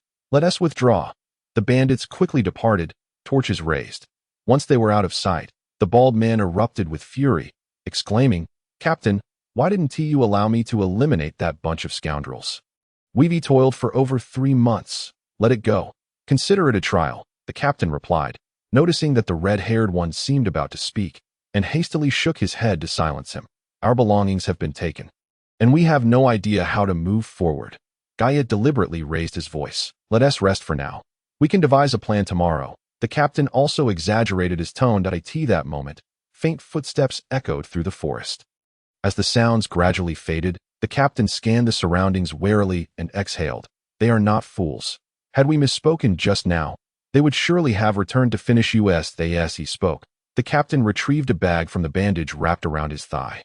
The crystal cores from F-level magical beasts were only the size of coins, yet this bag was quite plump, indicating it likely contained several cores. The captain nodded at Gaia and continued, while Gaia was casting the wind magic earlier.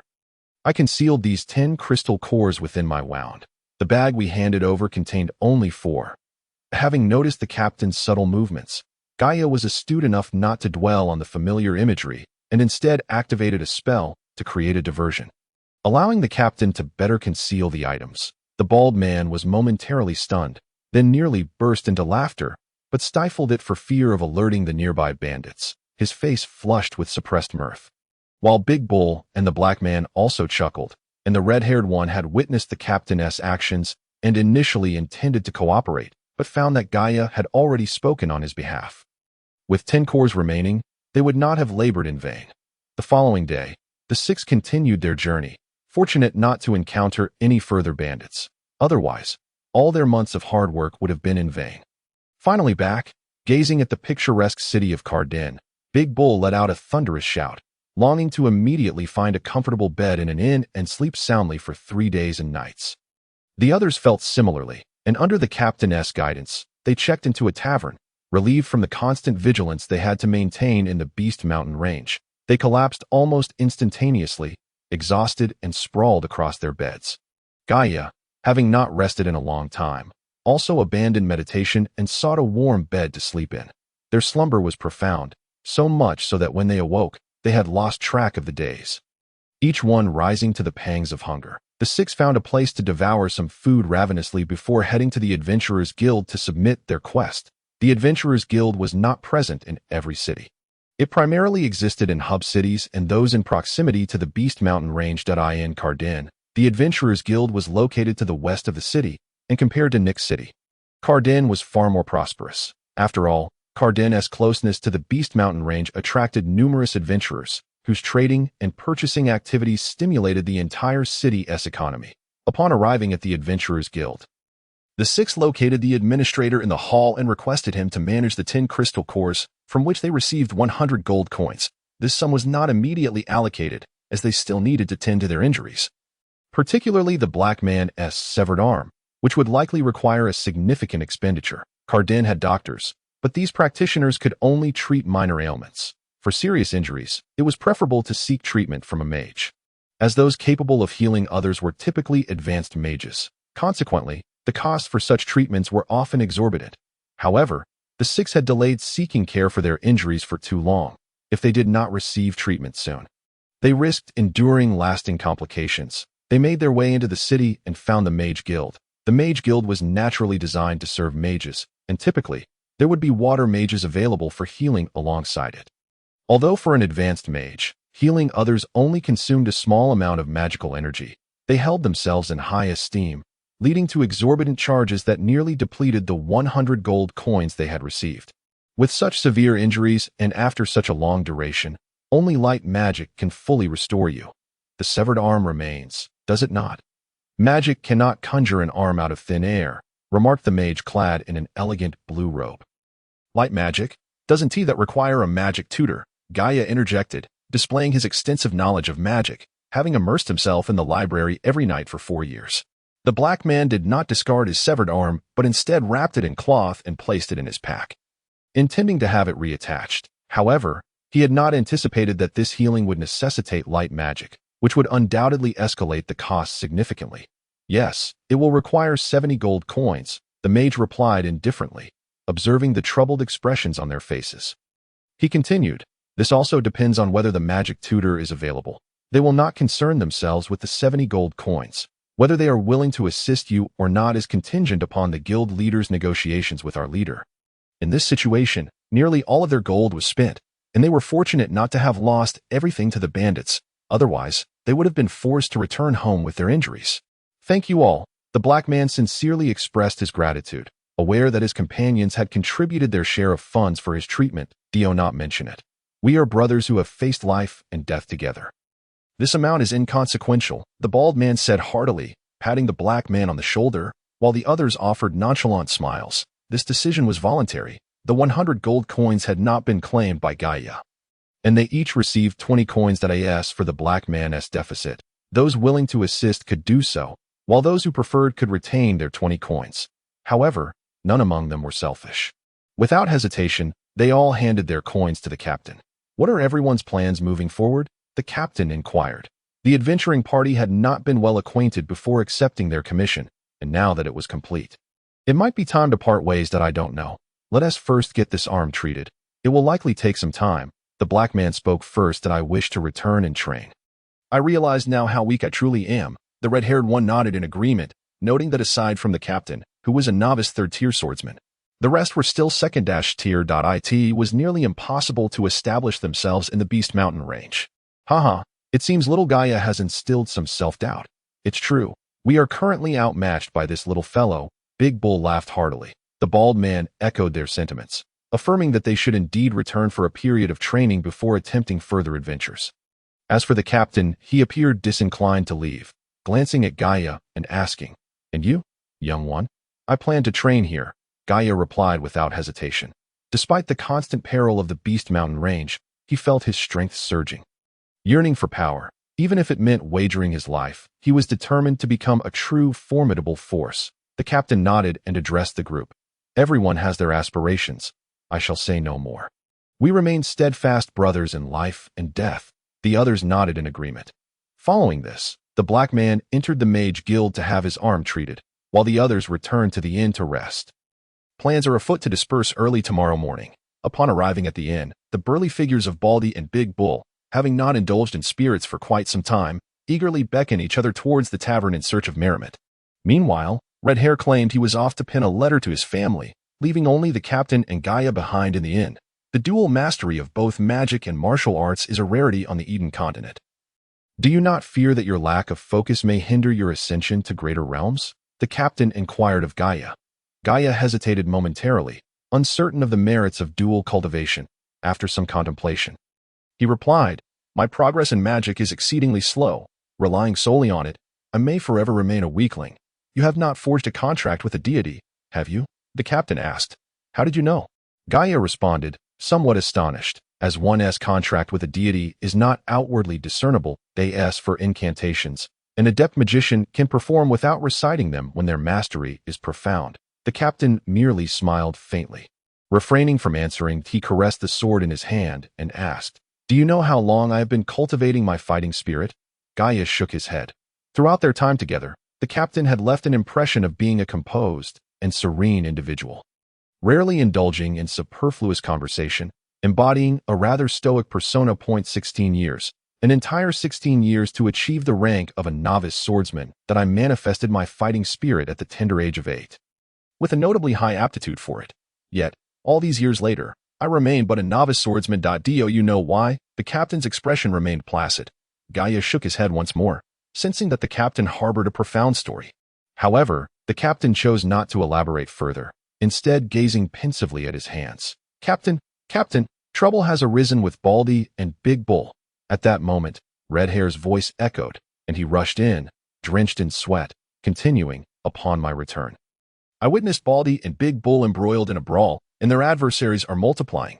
We must intervene," the captain declared, seizing his sword and swiftly charging out, with Gaia following suit. Armed with the weapon he had recently purchased in Cardin City. Upon reaching the tavern's entrance, they beheld 4 individuals already engaged in combat with Baldy and Big Bull. The clash of swords and fighting spirit illuminated the street, as Baldy and Big Bull struggled to maintain their ground despite their physical advantage. It was evident they could not hold out for long. "Let us join the fray," the captain urged, moving with remarkable speed as he plunged into the crowd and cleaved one assailant aside with a single strike. Red Hair was not far behind, leaping into the melee to grapple with one of the foes.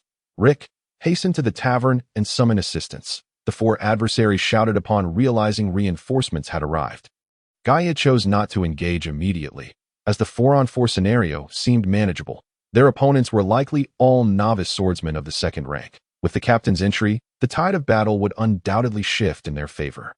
Though Cardin City maintained its own order, such personal duels were generally overlooked by the city guards, provided they did not disrupt the peace or affect others. Moreover, the city was rife with adventurers, and skirmishes were an inevitable occurrence. Even if the guards wished to intervene, they might struggle to do so effectively. Conflicts among adventurers were commonplace in Cardin City.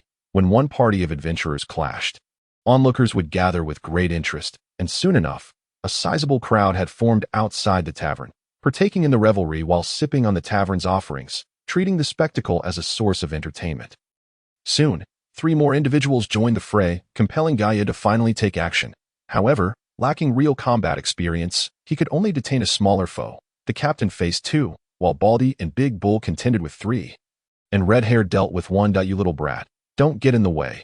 Go play in the mud." The adventurer Gaia had intercepted, a scarred-faced man, sneered. The scar stretched from his forehead to his chin, resembling a sword wound, lending him a menacing appearance. Gaia refrained from engaging in further banter, advancing with swift thrusts of his sword to seize the initiative. Wielding a one-handed sword, Gaia moved nimbly, while the scarred man, despite his smaller stature, brandished a heavy sword that easily repelled Gaia's attacks. "Since you seek your own demise, do not blame me for being ungracious, little brat. Let me show you that fighting is not a pastime for children." The scarred man bellowed, raising his heavy sword to strike. His blows were powerful, sending gusts of wind that lifted the dust from the ground. Gaia, naturally agile and enhanced by the wind-walking technique, evaded the man's strikes for the time being. However, when the scarred man began to channel his fighting spirit, Gaia found himself at a disadvantage. The man's fighting spirit was overwhelmingly forceful, and when Gaia attempted to parry, he felt his hands go numb. Being pushed back several steps, suddenly, a whirlwind materialized, striking the scarred man and momentarily dazing him. This whirlwind was conjured by Gaia, who, while being pushed back, had gathered his magical energy to unleash a wind spell. Seizing the opportunity, Gaia swung his sword while simultaneously channeling fighting spirit into his left hand, which had just completed the spell, and feigned an attack with his right-hand sword, dazed by the whirlwind.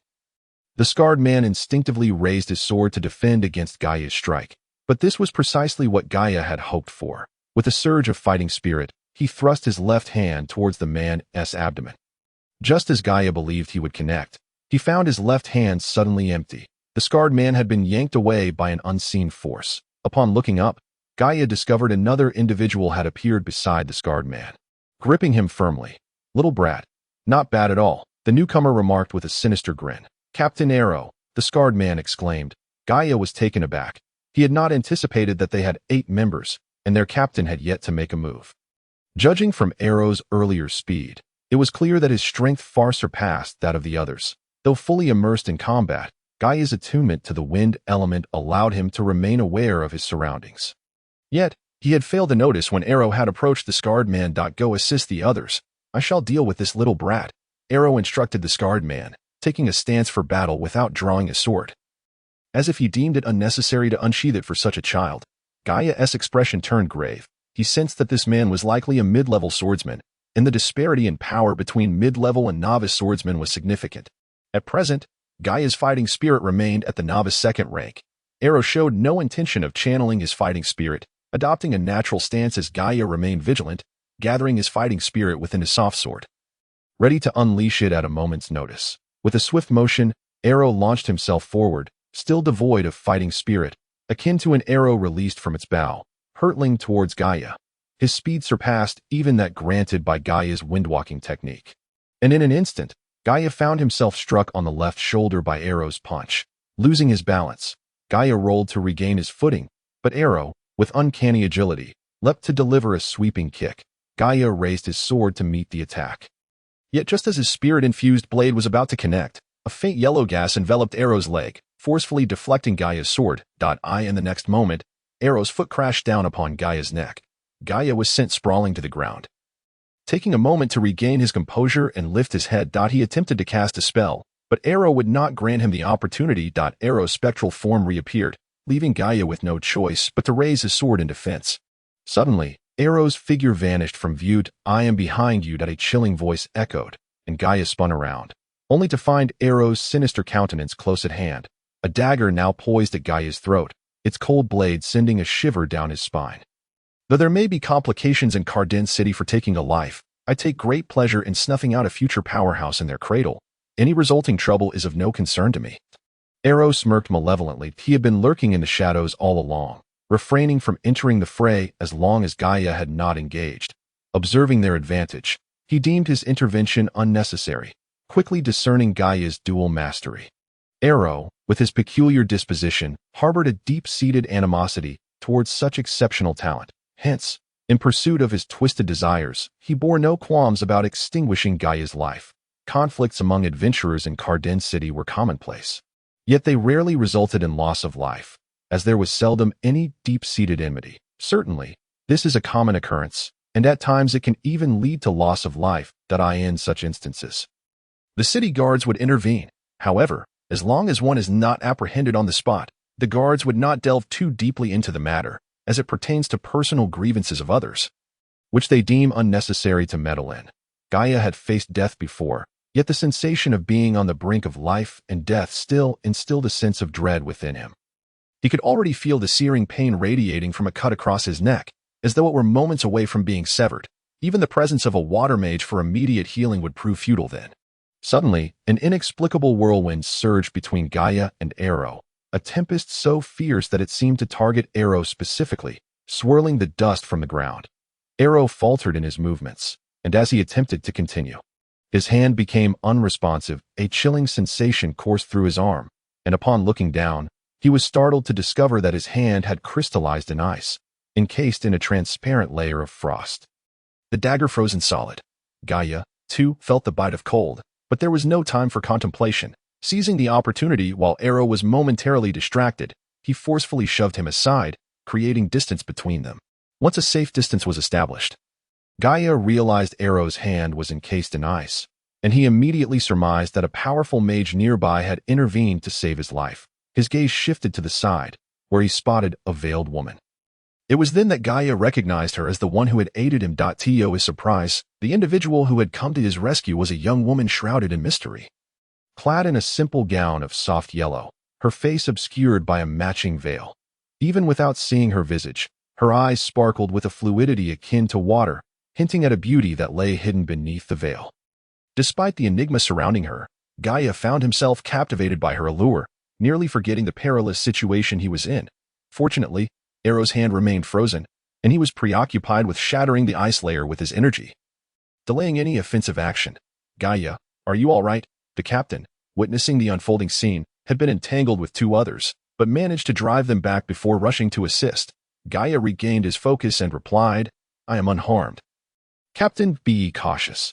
This fellow is a mid-level swordsman. Leave him to me." The captain cast a cold glare at Arrow, his gaze more frigid, as though it could penetrate the very heart of a person. For some reason, Gaia sensed that the captain was not an ordinary individual, yet he wondered why he remained merely a novice swordsman. Nodding, Gaia wished to express his gratitude to the mysterious woman. But she had already vanished into the crowd. With a sense of regret, he withdrew his gaze and distanced himself from the throng, beginning to unleash blades of wind and whirlwinds, remaining near the captain. Gaia worried that he could not handle Arrow alone. Thus, while providing magical support to others, he aimed to promptly aid the captain. The addition of the azure wind blade significantly alleviated the pressure on Baldy and Big Bull. As the adventurers had not anticipated the presence of a mage, they found themselves disoriented and retreating under the barrage of spells, magic scrolls as well. Arrow exerted considerable effort to break free from the icy grip. Not realizing that it was the veiled woman who had intervened, he assumed it was Gaia utilizing a high-level magic scroll to freeze his hand.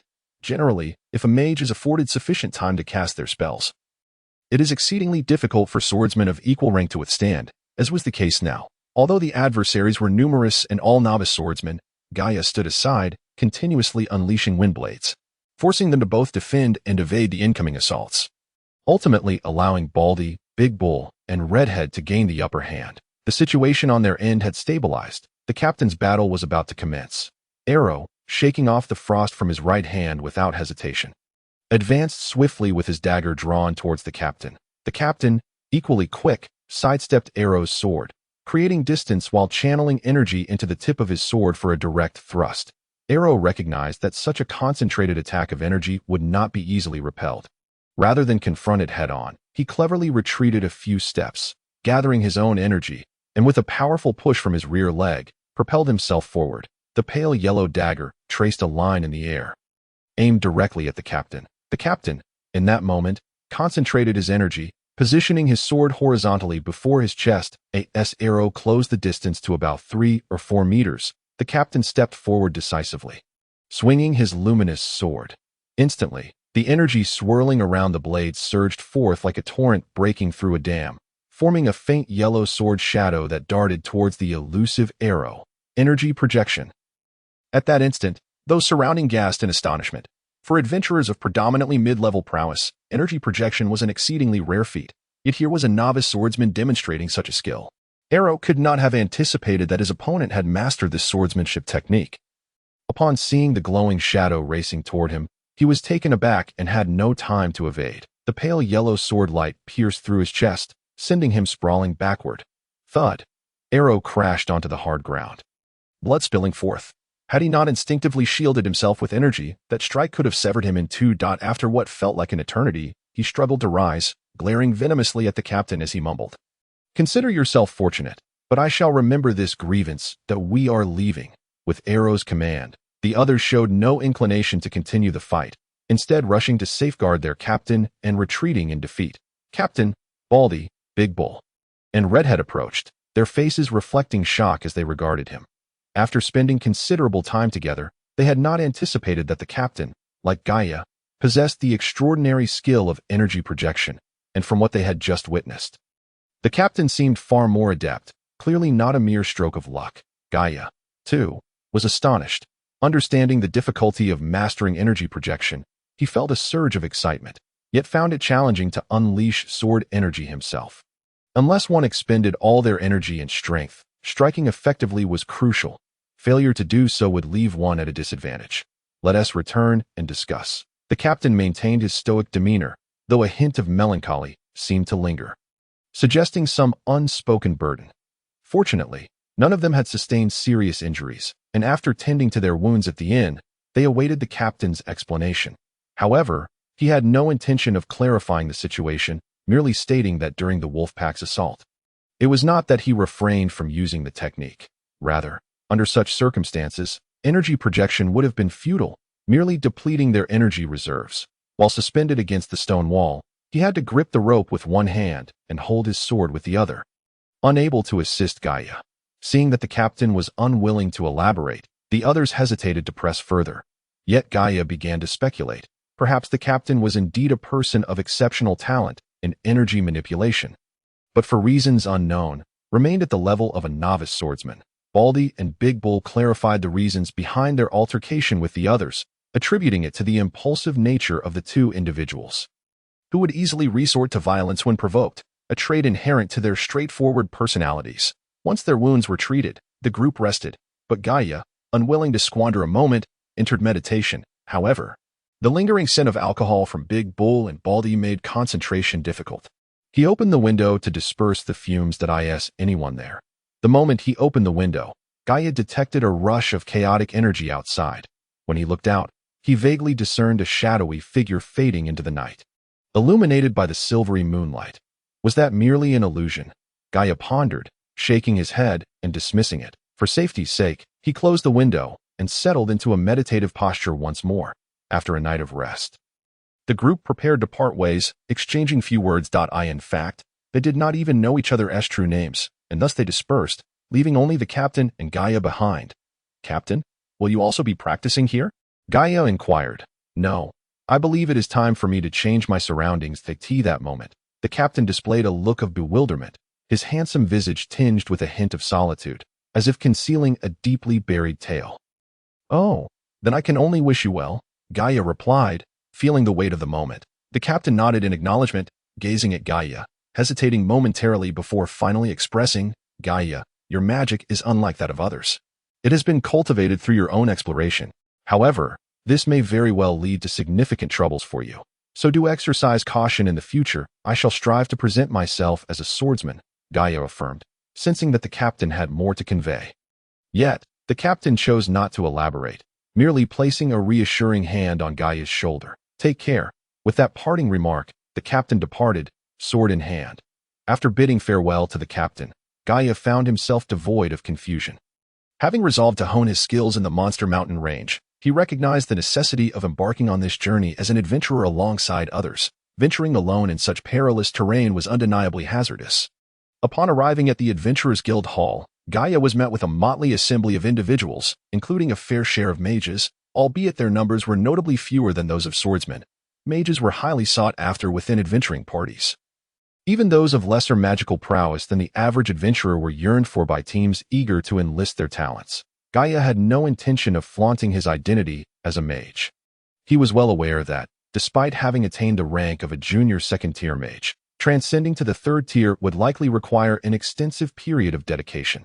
Thus, he resolved to first elevate his capabilities as a swordsman, striving to become a formidable force before earnestly delving into the magic he cherished. Though he aspired to join an adventuring party as a swordsman, his tender age of scarcely 13 rendered it challenging to gain the trust of others. Hey, little brat, go home and train for a few more years. At least wait until your hair grows in. A burly adventurer guffawed, clapping Gaia on the back. No. The Monster Mountain range is no playground. Don't cause us any trouble. Despite Gaia's attempts to clarify his status as a junior swordsman, they remained unwilling to accept him into their ranks. That you've been in the Monster Mountain range for nearly 4 months? Unless you're the offspring of a human and a beast, how could you possibly survive? Another adventurer retorted rather rudely. Faced with such dismissiveness, Gaia felt compelled to reveal his identity as a mage. However, lacking a mage's robe and being just a young boy, others remained skeptical of his claims. Are you truly a junior mage? What tier are you? Inquired a middle-aged man with a scruffy beard, his demeanor suggesting a rather wild disposition, accompanied by several other men. Second tier, Gaia replied, acknowledging the more favorable standing of mages over swordsmen. Second tier, show me a spell, the bearded man challenged, still unconvinced, while the others regarded Gaia with unfriendly glares, seemingly dismissive of the young lad. Nodding in response, Gaia stepped outside the hall, gathering his magical energy before unleashing a blade of wind into the sky. Typically, spells dissipate after traveling a certain distance from the caster. However, Gaia's wind blade soared high into the air, lingering until it transformed into a mere speck. Any mage would recognize Gaia's adept mastery of the wind blade spell. Yet, these individuals, being swordsmen, merely affirmed his status as a junior second-tier mage. There are several adventuring teams competing for a task. If a mage joins us, the client will surely choose our team, the bearded man remarked to the others, who nodded in reluctant agreement. All right, young one. Come with us. Let's meet the client, he declared, evidently the leader of the group. As he strode ahead with several companions toward the employer's hall, Gaia promptly followed suit, and along the way, the bearded man introduced the team members. He was the captain, named Fairy, a middle-tier first-tier swordsman. The vice-captain was named Cladden, also a middle-tier first-tier swordsman, while the remaining 3 were junior third-tier swordsmen, whose names Gaia did not commit to memory, reasoning that they would become familiar over time. The employer's hall was modest in size, with only a handful of clients present. Yet, numerous adventuring teams crowded the space, vying for the attention of the clients. There, I've heard the rewards are quite generous. Let us approach, Fairy urged, leading the 5 of them through the throng, finally managing to carve a space before the client. Due to his stature, Gaia's view was obstructed, and he could not discern the situation within. Typically, it was the team captain who accepted tasks, so Gaia opted to remain outside, patiently awaiting his turn. The employer's hall was significantly quieter than the adventurer's hall. Although the teams fervently promoted their services, they refrained from the boisterous shouting typical of market vendors, resulting in a relatively serene atmosphere. As such, Gaia seated himself in a corner, closing his eyes to rest. "Hey, kid, get out of here. Don't cause a ruckus." Just as Gaia had shut his eyes, an impolite voice broke the tranquility. He opened his eyes to find an administrative staff member of the guild, likely a lowly errand runner, with a pointed chin and a rather lewd expression. "I am an adventurer," Gaia asserted, intending to resume his meditation. However, the administrator scoffed. "You, a little brat, call yourself an adventurer? Go play somewhere else and don't disrupt my work." This administrator, having recently received a scolding from a superior, was in a foul mood. Generally, adventurers in Carden City were bound for the treacherous Monster Mountain range, and he doubted that a mere teenager would dare enter such a perilous domain. Thus, he dismissed Gaia as nothing more than a child seeking amusement at the guild, rudely attempting to expel him to vent his frustrations. Since Gaia had concealed his sword to reveal his identity as a mage, the administrator had not witnessed his weapon, leading to his disbelief in Gaia's adventurer status. As the administrator continued to act so high-handedly, Gaia decided to respond rather curtly, drawing forth his soft sword and channeling a surge of fighting spirit, sending the bothersome administrator sprawling across the ground. The pointed-chin administrator sensed impending trouble as soon as Gaia brandished his sword, attempting to create distance. Yet, Gaia was swift, unleashing his fighting spirit as he drew his weapon, catching the administrator off guard and sending him tumbling to the ground, rolling several times. "Now do you believe?" Gaia retorted, unperturbed. He had little patience for the likes of such nuisances, and he would deal with each one that crossed his path. The administrator's face flushed with rage. Yet he dared not retaliate. After all, Gaia was a junior swordsman, while he was merely a lowly guild worker lacking even the ability to channel fighting spirit. With that thought, his anger subsided, and he shot a cold, disdainful glance at Gaia before departing. "Well, who would have thought you were a dual practitioner of magic and martial arts? Quite rare, quite rare." At that moment, Fairy and the others returned, having witnessed Gaia's display of fighting spirit, their faces reflecting a mix of surprise. In the Sagalia Empire, dual practitioners were exceedingly uncommon, not due to a lack of talent, but rather because the prevailing belief deemed it a misguided approach to cultivation, asserting that one must focus on a single profession to attain true strength. This theory held some merit. If a mage devoted ample time to honing fighting spirit, their magical prowess would stagnate. And conversely, a swordsman investing time in magic would find their fighting spirit lacking. However, Gaia's situation was unique. His dual practice had arisen from necessity, as he urgently required strength, forcing him to cultivate fighting spirit despite the slow progression of his magical studies. Listening to Fairy's remarks, Gaia was unable to discern whether they were meant as praise or mockery. Thus, he simply nodded in acknowledgement of being a dual practitioner, opting not to elaborate further as for the others. Aside from a hint of surprise, they exhibited no additional emotions. While dual practitioners were rare, it was not particularly impressive, as a practitioner with 10 years of experience often could not surpass a similarly tenured mage or swordsman.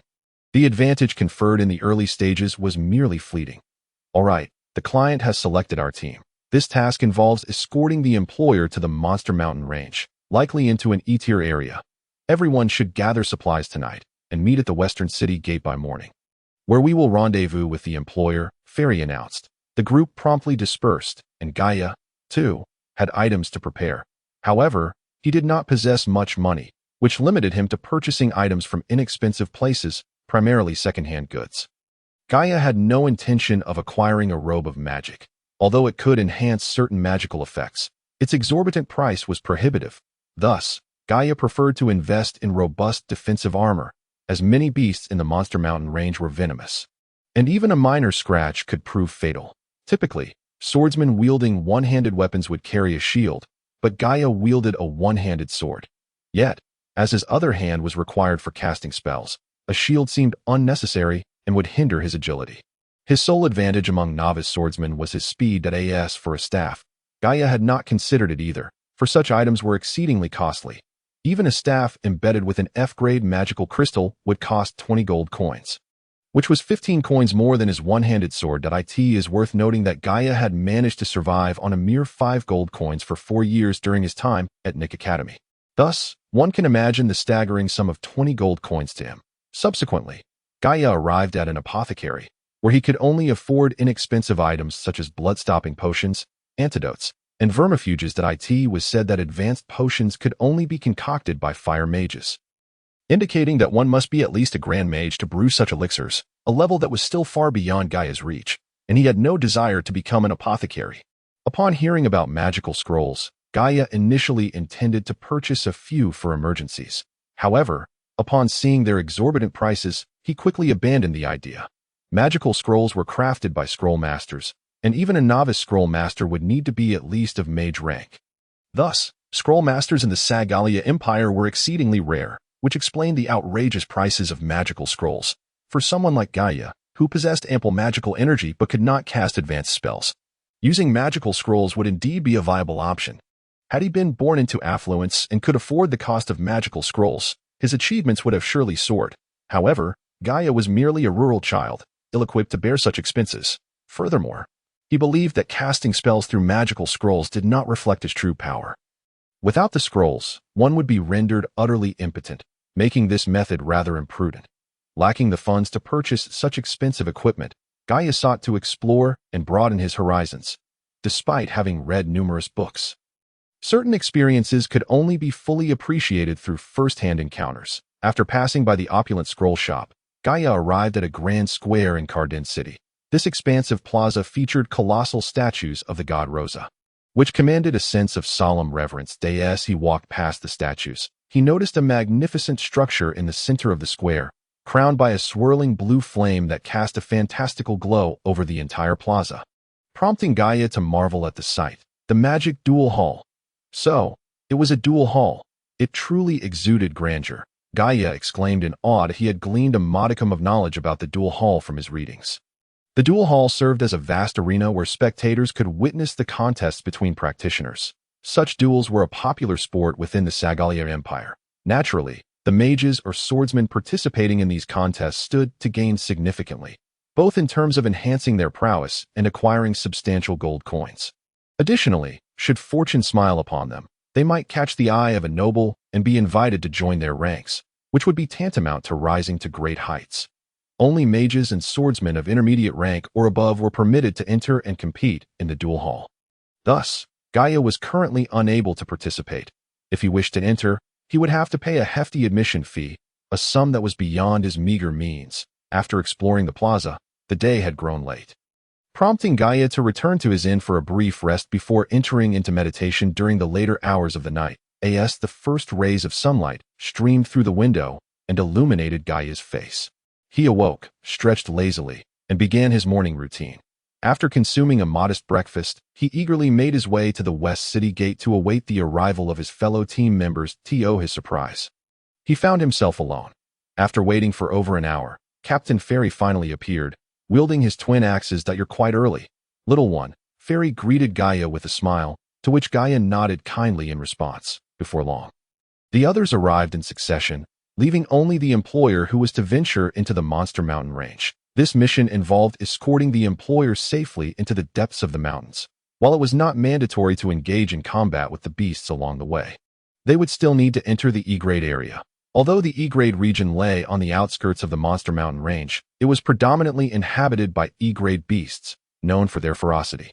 Most novice adventurers dared not set foot in the E-grade area. Of course, there was no clear demarcation between the F-grade and E-grade regions of the Monster Mountain range. Adventurers generally categorized the range into 7 zones. From the outermost to the innermost: F-grade, E-grade, D-grade, C-grade, B-grade, A-grade, and finally the S-grade region located at the very heart of the Eden continent. Gaia had spent the last 4 months in the F-grade area, the most peripheral zone, during which he had the misfortune of encountering an E-grade beast, the azurite leopard. Thankfully, he managed to escape by the skin of his teeth, though he still ended up tumbling down a cliff and recuperating in a valley for nearly a month. The water serpent residing in the valley's pool was likely an E-grade beast as well, for its presence deterred other creatures from entering the area. This clearly illustrated the heightened danger posed by E-grade beasts compared to their F-grade counterparts. Thus, Gaia's current task was far more daunting than his previous one, which involved collecting 10 F-grade beast cores. The employer has arrived. Deputy Captain Cladden spotted an individual bearing the emblem of the Adventurers Guild, presumably their employer, and announced to the group. The others followed suit, and Gaia, naturally, wished to discern the identity of this employer bold enough to enter the E-grade region. Upon catching sight of the employer, Gaia was momentarily taken aback. To his astonishment, the employer was a woman. Even more surprising was the realization that this woman was the water mage who had saved his life previously. This ethereal beauty must be at least a high-ranking mage. Now that everyone is here, let us set forth, the woman stated, her gaze sweeping over the group without lingering on Gaia, the diminutive figure among them. The adventurers, filled with youthful vigor, were unprepared for the revelation that their employer was such a strikingly beautiful woman. Though her face was partially concealed by a veil, her alluring figure was sufficient to ignite fervent admiration, leaving their eyes sparkling with excitement, as if they had been granted an exceptionally enjoyable task. "Is there any question?" the woman inquired, noting their stunned expressions. No, we are all prepared. Let us depart." Captain Fairy quickly averted his gaze, signaling the others to compose themselves before leading the way. Gaia wished to express his gratitude to the woman, but she merely shook her head, seemingly reluctant to reveal her identity as a mage. Gaia found this perplexing. As a high-ranking mage, why did she require the protection of these low-tier swordsmen? Although the E-grade zone was fraught with peril, a high-ranking mage like her should have been capable of exiting unscathed. Was it not redundant to hire adventurers for protection? The team had set out, and their formation was simple. Captain Fairy led at the front. Deputy Captain Cladden brought up the rear, while the other three positioned themselves on either flank and the forefront. Gaia and the woman found themselves in the center. This woman was indeed captivating. Captain Fairy frequently turned back under the pretext of checking on the group. While those beside him cast sidelong glances for those at the rear, they must have been thankful to be at the back, allowing them to gaze openly at her graceful silhouette. Gaia, being the closest, could not help but notice not only the fresh forest air but also a delicate fragrance that wafted from her, a scent that rendered the young boy somewhat dazed. Approaching 13 years of age, he was undoubtedly in the throes of adolescence. Though his desires were not as intense as those of the older men around him, he nonetheless felt a stirring of emotions, especially in such close proximity to a mature woman of enchanting allure. As they journeyed, his eyes could not remain still. It was hardly surprising that Gaia felt this way. Aside from her being a young woman, she was also a high-ranking mage. Estimating her age, he surmised she could not be over 20. The fact that she could transform water magic into ice magic indicated she was at least a second-tier high mage, achieving such impressive feats at a tender age. Thus, a blend of admiration, gratitude, and youthful infatuation surged within him, causing the inexperienced young boy to experience unfamiliar reactions. "Miss Misa, would you care for a rest?" Fairy inquired, treating her as an ordinary woman and assuming that after such a long trek, she might be fatigued. "No need." The young woman shook her head, the diaphanous veil lifting slightly to reveal a corner of her exquisitely sculpted chin. At that moment, Gaia inadvertently caught sight of it, and his mind began to wander, filled with curiosity. Although he had seen many chins before, there was something particularly captivating about hers. Intrigued, he stole a few more glances. But the woman seemed to sense his gaze and cast a fleeting, indifferent look in his direction. Fearing he might have offended her, Gaia hastily averted his eyes. However, in his flustered state, he failed to notice the tree roots beneath his feet, tripping and causing him to lose his balance. Under normal circumstances, Gaia could have easily regained his footing with a swift roll, but just then, a delicate, translucent arm extended from beside him, gently steadying him. "Thank you," Gaia stammered, feeling a wave of nervousness wash over him. The brief contact had left him somewhat flustered, yet he managed to regain his composure, avoiding further embarrassment. The woman nodded kindly, a hint of a smile gracing her eyes, as if she found the awkward Gaia rather endearing. Gaia had an inherently charming appearance. However, having grown up in a rural setting, he bore many rustic habits. His time at Nick Academy, alongside the affluent Triss, had refined some of those traits. Now, clad in a suit of armor with a single-handed sword at his waist, and possessing a mysterious aura cultivated through years of magical training, he presented a striking figure. Yet, despite his impressive demeanor, his youthful features still betrayed a certain innocence, earning him the moniker of cute little boy in the eyes of the woman. As night fell, they decided to rest there. The sky darkened, and after a long day of travel, They planned to set up tents. They were still within the confines of the forest, where the likelihood of encountering beasts was minimal. Typically, only wild animals roamed the Kading forest, posing no significant threat. Given the presence of a woman, the distribution of tents became a matter of some consideration. With 7 individuals in total, there were 3 tents, one accommodating 3 people and 2 for 2. Excluding the watch duty, it was inevitable that one fortunate soul would share a tent with the enigmatic beauty. Fairy and the others deliberated for some time while setting up the tents. In Kading Forest, there was no need for a night watch, so the question arose of who would claim the prime spot. "Have you made a pact with any gods?" Mice's tone had grown somewhat frosty. No, I haven't made any pact with any gods," Gaia replied quickly, perplexed by Mice's sudden change in demeanor. Her shift in attitude sent a chill through him, as if he were submerged in icy water. "Then how do you cast magic?" Mice continued her inquiry. I developed it on my own," Gaia stuttered, feeling a tightening in his chest under Mice's scrutinizing gaze.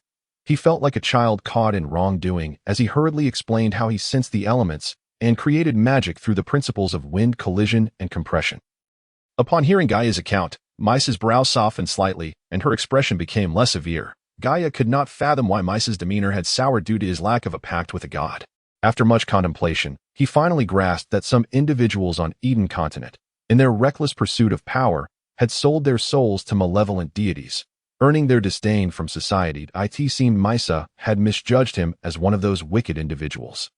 Understanding this, Misa fell silent, extinguishing the firelight and closing her eyes in meditation. In that moment, Gaia felt as though she had transformed into a different person, no longer the benevolent sister he once knew, but rather an elevated queen. Gaia was at a loss as to what had provoked Mice's displeasure. She no longer treated him with the same warmth as before. As they approached the monster mountain range, Mice continued to withhold any words from him. Tomorrow, they would cross the ridge and enter the perilous territory. Seated within the confines of the tent, Gaia discreetly glanced at Mice, observing her deep in meditation. He could not fathom why her attitude had shifted. Had he known it would turn out this way, he would have refrained from disclosing his lack of a divine contract. To be honest, Gaia harbored many fantasies about this beautiful and powerful sister, and their relationship had been relatively amicable until now. Unable to converse with her, Gaia resorted to meditation himself. Yet, he found it difficult to calm his racing thoughts and eventually decided to step outside to keep watch. As they neared the monster mountain range, the likelihood of beasts appearing was still a concern, so he thought it prudent to remain vigilant. Sitting outside the tent, gazing up at the vast starry sky, Gaia felt an unexpected pang of loneliness wash over him. He thought longingly of Matu village, of Shad and Triss, who had already progressed to a higher academy. He reminisced about the delicate and compassionate Nyren, and about Uncle Gil, who had placed great expectations upon him. Just for tonight, he mused, we are far from Kading City, and I can no longer contain myself. Lost in his melancholy, Gaia suddenly heard a voice emanating from the neighboring tent. The sound was soft, yet distinct enough for him to catch snippets of the conversation. Shoo, keep it down, it was Fairy speaking. Gaia leaned in closer to eavesdrop on their exchange. That woman is quite the catch. On the first night, I couldn't resist her figure. TSK, and that veil. Today, I must tear it off her. Fiza's coarse voice rang out. Gaia's heart raced, and he continued to eavesdrop, unable to believe what he was hearing. This should be safe. After we have our way with her, if the Adventurers Guild inquires, we can say she was taken by a beast, Captain Fairy suggested. Who cares about the Adventurers Guild? Just the sight of her makes me burn with desire, replied Vice Captain Crawdon, sounding like a ravenous wolf. What about that kid? Kill him too. The mage must have something valuable. Horrified by their conversation, Gaia could scarcely comprehend their intentions. He never expected that Mice's youthful allure would turn a respectable adventuring party into despicable brigands on a mission to harm their employer. If this adventuring party failed, it was likely they would never receive another mission again. Yet, despite the potential consequences, these adventurers were blinded by greed and plotted this heinous act. Gaia resolved to warn Mice. Although she was a powerful sorceress, if she were ambushed by several swordsmen before she had a chance to cast a spell, the outcome could be disastrous. Just as he was about to act, he heard the sound of weapons being drawn, and the group was preparing to charge. In a moment of desperation, Gaia cast aside any thoughts of preserving his strength, drawing his sword and gathering all his energy. With a swift step forward, he unleashed a powerful strike. channeling all his might into a single swing. Whoosh, whoosh, the pale yellow sword energy cleaved through the darkness, whirling towards the two tents. In an instant, both tents and their occupants were swept away by the force of the strike, eliciting screams of terror as they were sent crashing to the ground, entangled in the fabric, unable to free themselves. Seizing the opportunity, Gaia dashed back to his tent.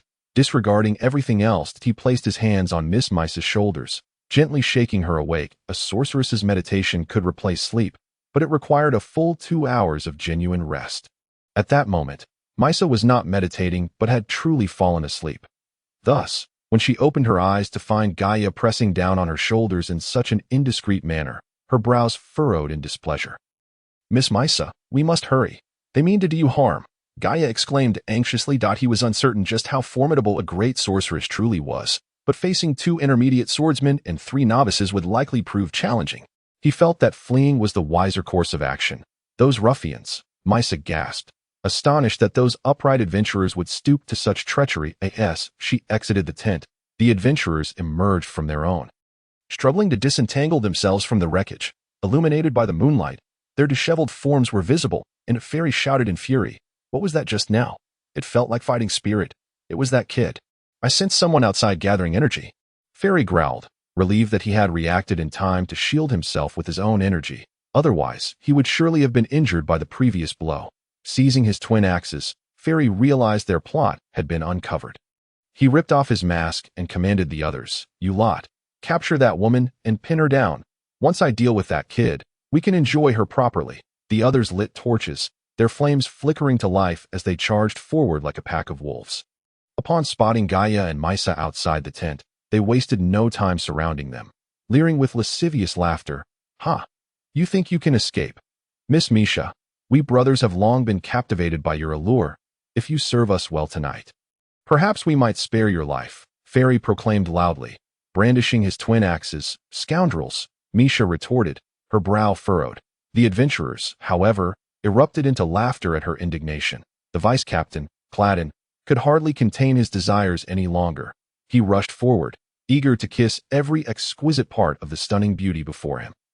"My dear, unveil your veil, so we may see if your visage is as enchanting as your figure. I can scarcely restrain myself from tearing you asunder." Cladden's grin was reminiscent of a malevolent specter, as he reached out with his hand, advancing towards Misha. Upon hearing such lewd words, Misha's fury ignited.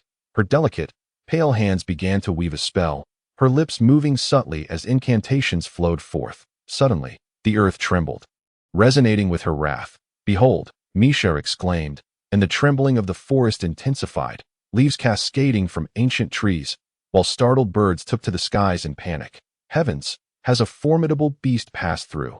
The malevolent adventurers, sensing the ground's upheaval, turned pale. They could hardly believe that this seemingly fragile maiden could unleash such cataclysmic magic. Indeed, it is she, Cladden, who stood closest to Misha, finally grasped the reality of the situation. He was nearly thrown off balance, and, as he sought to discern the source of the disturbance, he was struck by the sight of the breathtaking woman levitating gracefully above the ground. Her head tilted back slightly, arms outstretched, with a swirling aura of brownish-yellow light emanating from her palms. The silvery moonlight filtered through the forest, bathing her in ethereal radiance, as she floated like an otherworldly goddess. The ground quaking in response to her every breath, resembling an enraged lunar deity. This woman, the adventurers finally comprehended, their disbelief overshadowed by terror.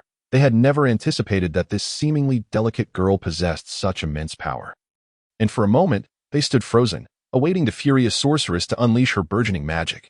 Gaia was entranced, gazing upon the elevated sorceress with profound astonishment. This was the quintessence of a true magician. He knew he would never forget this moment.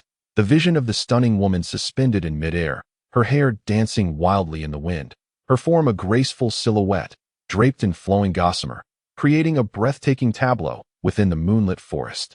"You all shall perish," Misha's words echoed ominously, and as she spoke, the trembling earth fissured, revealing enormous cracks from which jagged stone spikes erupted like a tempest of swords.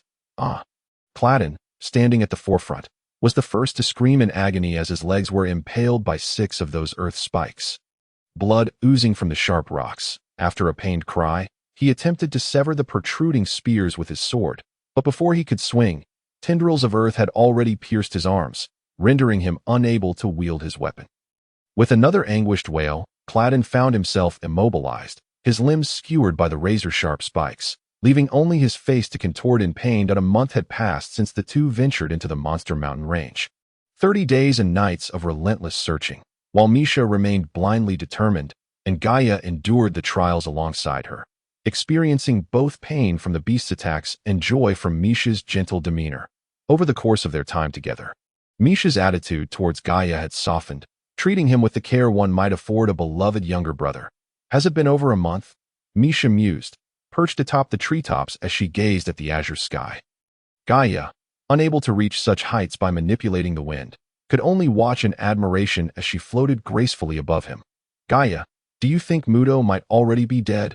Misha inquired, lightly waving her hand, causing a breeze to swirl around her as she slowly descended to the ground. That I don't know, Gaia replied, shaking his head, perplexed as to why he had embarked on this perilous journey with her in search of the elusive Mudo.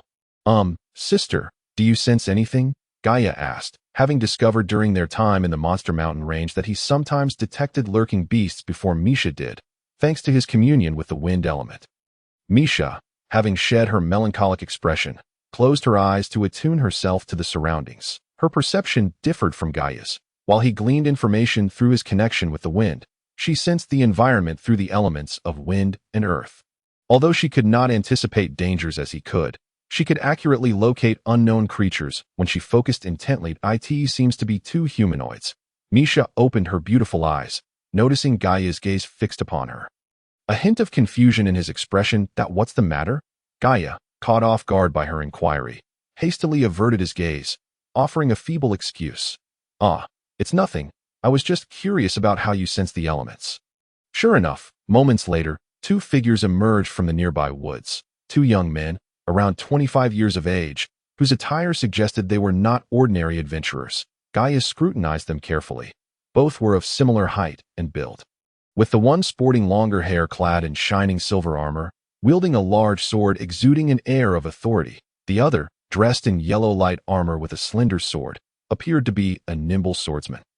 Upon sighting Gaia and Misha, the two men paused in surprise. For them, the presence of a striking young woman and a teenage boy in the E-grade region of the Monster Mountain range was quite unusual. Greetings, I am Rooting, and this is my brother Alu. The long-haired man managed a cordial smile. Misha offered no response to their friendly greeting, while Gaia nodded cautiously, choosing not to engage further. He was no longer the naive country lad he once was. He understood that a smile did not necessarily indicate goodwill. Let us be on our way, Misha stated, disinterested in mingling with others, casting a fleeting glance at the two men before addressing Gaia. He too felt no need to extend pleasantries. Danger in the Monster Mountain range stemmed not only from the beasts, but also from those with malicious intent among their own kind. As they prepared to depart, a sudden disturbance caught Gaia's attention, one he recognized all too well as a sign of a powerful beast's approach. In the next instant, a colossal roar reverberated through the air, a sound so commanding it seemed to whip the forest into chaos, sending smaller creatures fleeing in terror. It could be a D-grade beast, Gaia remarked with a wry smile, though the E-grade region predominantly housed E-grade monsters. It was not uncommon for bored D-grade creatures to wander into this area, often leading to disastrous encounters for unprepared adventurers. The D-grade beast. The handsome brothers shared a look of surprise, though their expressions hinted at other emotions as they unsheathed their swords, ready to confront the formidable creature. Fear not, fair maiden. We shall ensure your safety even against a powerful D-grade beast, Rooting declared, stepping protectively in front of Misha like a valiant knight, while Alu swiftly positioned himself beside her, sword raised in defense. Seeing their eagerness to impress her, Gaia couldn't help but chuckle. While a D-grade beast was indeed formidable, it paled in comparison to the might of the grand sorceress Misha. He opted to remain silent, intrigued to observe how these brothers would fare against the approaching menace. At last, the formidable creature revealed itself, an imposing windwolf king. Gaia recognized it, recalling his encounter with a juvenile windwolf during his journey from Matu village to the town. The windwolf king was a far cry from the youngling he had once encountered. This beast was colossal, towering at least 3 meters high, with a head so large it could easily swallow a boy like Gaia whole. Aru, The demon wind wolf king also caught sight of the four humans, and it let out a deafening roar directed at the pair of brothers brandishing their swords before it. The force of its roar sent Luding's long hair swirling chaotically, leaving him in a most disheveled state. Luding, this demon wind wolf king seems rather formidable, his brother Alu remarked, wiping the cold sweat from his brow. Both were advanced first-tier swordsmen, and together, they could barely contend with a D-rank magical beast. However, the demon wind wolf king before them was no ordinary creature. It was the leader of the demon wind wolves, possessing a strength that placed it firmly among the mid-tier D-rank magical beasts. Indeed, I recall that the appearance of the demon wind wolf king is often accompanied by a horde of its kin. Luding was about to articulate, when once again a commotion erupted around them. As expected, a tide of demon wind wolves surged forth, their green glowing eyes fixated intently on the four. In the face of such peril, Misha remained remarkably composed. F-rank magical beasts posed no threat to her. As for the D-rank demon wind wolf king, she could easily dispatch it should she unleash her full power. Nevertheless, she had to ensure Gaia's safety, which prompted her to furrow her brow and mutter, "These two are quite unlucky." Cough, cough. The brothers nearly choked on hearing her words, awkwardly assuring Miss Misha, "Fear not. We will not allow these filthy creatures to harm you." Despite their bravado, the brothers dared not relax in the presence of the glaring demon wind wolf king. To put it plainly, their ability to handle this fierce beast was already quite impressive, and it was utterly impossible for them to also protect Gaia and Misha. Gaia, too, remained unflustered. Without the brothers' support, Miss Misha would likely struggle to ensure his safety against a D-rank magical beast and a throng of F-rank magical beasts.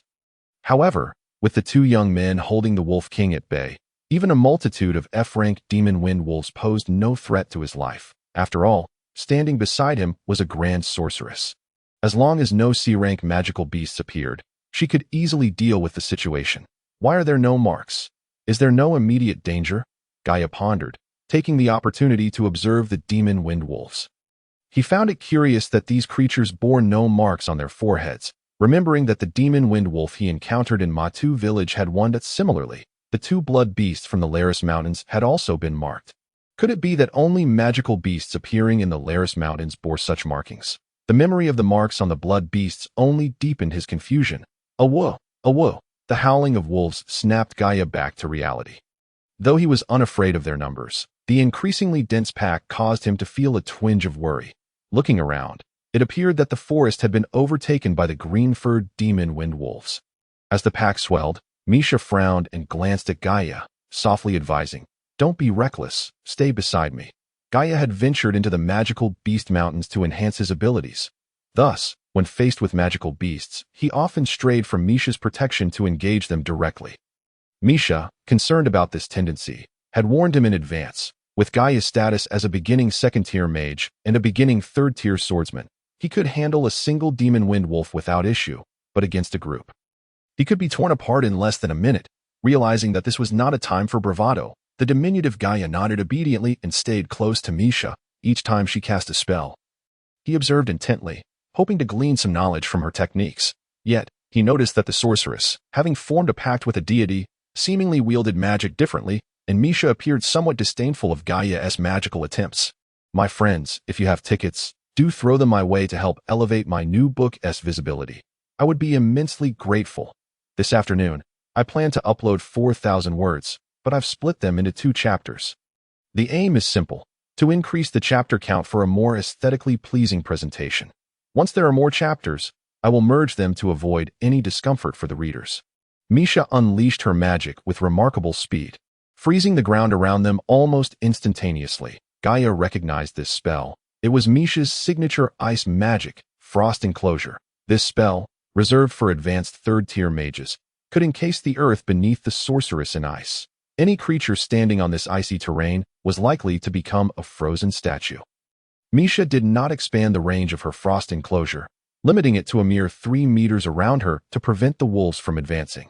The demon wind wolves, known for their low intelligence, charged forth despite the formidable magic ahead of them. The first to rush in were 3 adult demon wind wolves. The moment they stepped onto the enchanted ice, their movements became rigid. Within 2 seconds, they found themselves immobilized, their bodies encased in ice as their fur gradually became covered in white crystals. ultimately transforming them entirely into frozen statues. With little else to do, Gaia gathered his energy and shattered the 3 ice sculptures into shards. Thus, the ensuing battle was remarkably straightforward. Misha would freeze the attacking demon wind wolves, while Gaia would smash them to pieces. Their collaboration seemed effortless, while the two brothers found themselves in a precarious situation. The demon wind wolf king, being a mid-tier rank magical beast, typically possessed the strength to slay an advanced second-tier swordsman with ease. Looting, we should retreat. The wolf king has already inflicted several wounds on you.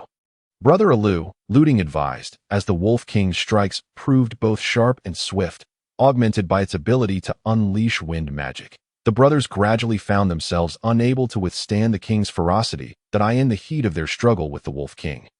They had completely overlooked the situation with Misha and Gaia. Whoa.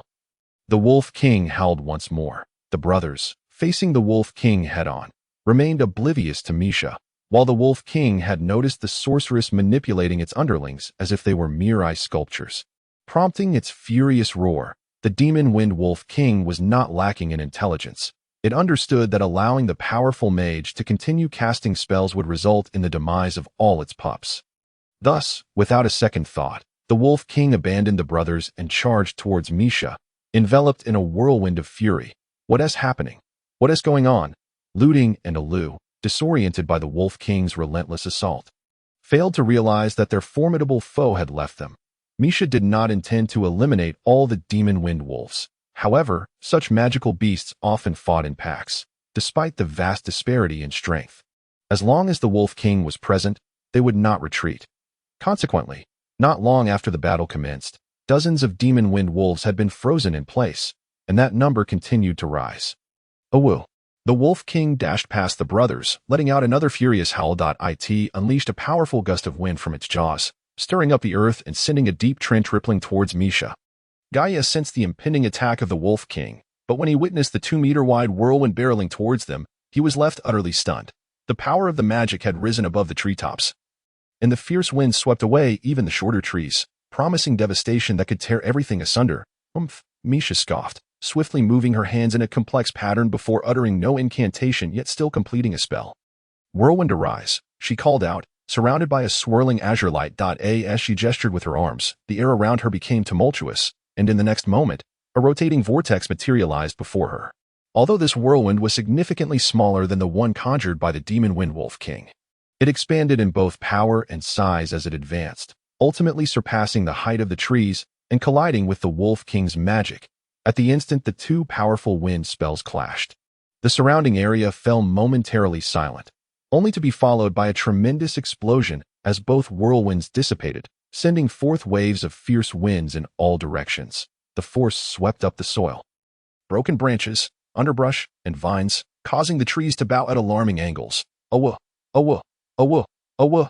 As the storm subsided, the wolves, with their azure fur now tousled backward, bore the brunt of the chaotic debris, some even sustaining shallow wounds from the flying detritus. Is this truly happening? Alu stared in disbelief at the devastation wrought upon the forest, unable to fathom that it was the seemingly delicate woman who had unleashed such destruction alongside the fearsome demon wind wolf king. What is happening? What is going on? Looting, his long hair disheveled by the tempest, could hardly maintain his previously dapper appearance. He brushed aside the strands obscuring his vision and, upon witnessing the aftermath of the storm, his expression froze, his gaze turning towards Misha, mechanically stating, did she truly dispel the wolf king's spell? The magic just unleashed by the demon wind wolf king was its ultimate technique, on par with the power of a high-ranking mage. For swordsmen, if a mage successfully cast such a formidable spell, their fate would undoubtedly be one of utter annihilation. The tempest unleashed by the wolf king earlier was such that even they, possessing the prowess of advanced swordsmen, dared not claim they could withstand it. She must be an advanced mage. Alu ultimately reached this conclusion that in the Eden continent, the treatment afforded to swordsmen and mages of the same rank is often markedly different.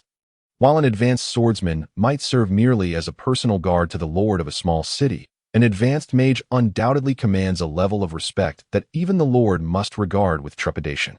Looting nodded in agreement. Advanced mages are exceedingly rare, typically backed by influential nobles. Ensure his safety, Misa intoned once more, reciting a spell that transported Gaia to stand before the two brothers. The force of advanced magic colliding with another spell generates tremendous recoil, which could inadvertently harm the fragile Gaia. Lacking extensive combat experience, Maisa found it arduous to guarantee Gaia's safety in such a tumultuous situation, thus opting to distance him for the protection of the two advanced swordsmen. "Miss, you alone may not be able to contend with the Wind Wolf King. Allow us to assist you," Looting suggested to no. "Just take care of him and do not interfere." Maisa's tone was resolute, causing Looting to retract slightly. "Kid, is your sister capable? The Wind Wolf King is not an adversary to be taken lightly," Alu remarked. The Wind Wolf King was not merely adept in magic. Its formidable physical attacks were equally fearsome, posing a significant challenge even for an advanced mage. "You may observe from the sidelines," Gaia remarked nonchalantly. He was acutely aware of Maisa's capabilities. Had she mastered fire magic with greater finesse, a single inferno technique would suffice to incinerate the entire pack of wolves, including the king, leaving naught but ash. The Wolf King, possessing a keen intellect, quickly discerned Maisa's strength. It howled to its pack, commanding the young wolves to retreat, lest they be caught in the ensuing magical fallout. Maisa, unfazed by the beast's command, began to chant her incantation. This spell had been brewing for some time, evidently a powerful one. Howl. The Wolf King sensed the gathering power emanating from the human before it, opening its jaws to reveal rows of menacing white fangs, unleashing a fierce roar as several scythe-like blades of wind shot forth from its maw. Unlike Gaia's wind blades, the Wolf Kings were formidable, spanning a radius of at least 3 meters, with one blade grazing the ground and carving a lengthy gash into the rocky terrain. Faced with the incoming wind blades, Maisa exhibited no signs of retreat, resolutely continuing her incantation as if the slicing winds were but gentle breezes. "Oh, my heavens!" Looting, witnessing Maisa's unwavering stance amidst the chaos, shut his eyes, unable to bear the thought of the beautiful mage meeting her demise. Clang, clang, clang. Ice wall. When Looting finally opened his eyes upon hearing a piercing sound, he was astonished to see a shimmering silver ice wall had risen before the veiled beauty, completely absorbing the Wolf King's assault. The seemingly razor-sharp wind blades merely left faint traces upon the icy barrier. "Remarkably powerful," Alu exclaimed, his eyes fixed on Maisa's every movement. In the blink of an eye, a sturdy ice wall had materialized before the sorceress, and Alu had not even witnessed her utter the incantation. With the ice wall now established, Maisa commenced her incantation anew. The soft luminescence enveloped her simple garments, and as the radiance intensified, frost began to form on the surrounding trees, underbrush, and rocks. It getting a bit chilly.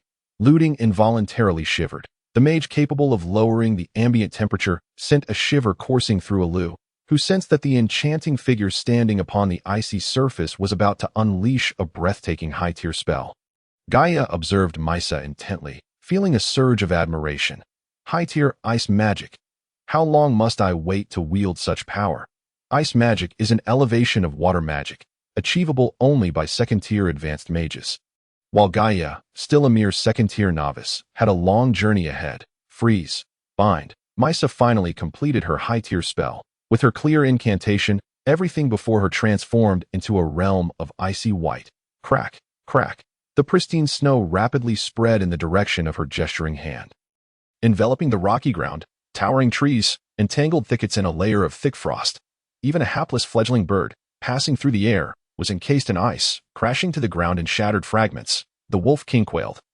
The formidable D-class magical beast finally recognizing the impending crisis. As it beheld the advancing icy wave, the Wolf King attempted to flee, but it was too late, just as the towering beast turned. The silver-white frost had already encroached upon its territory.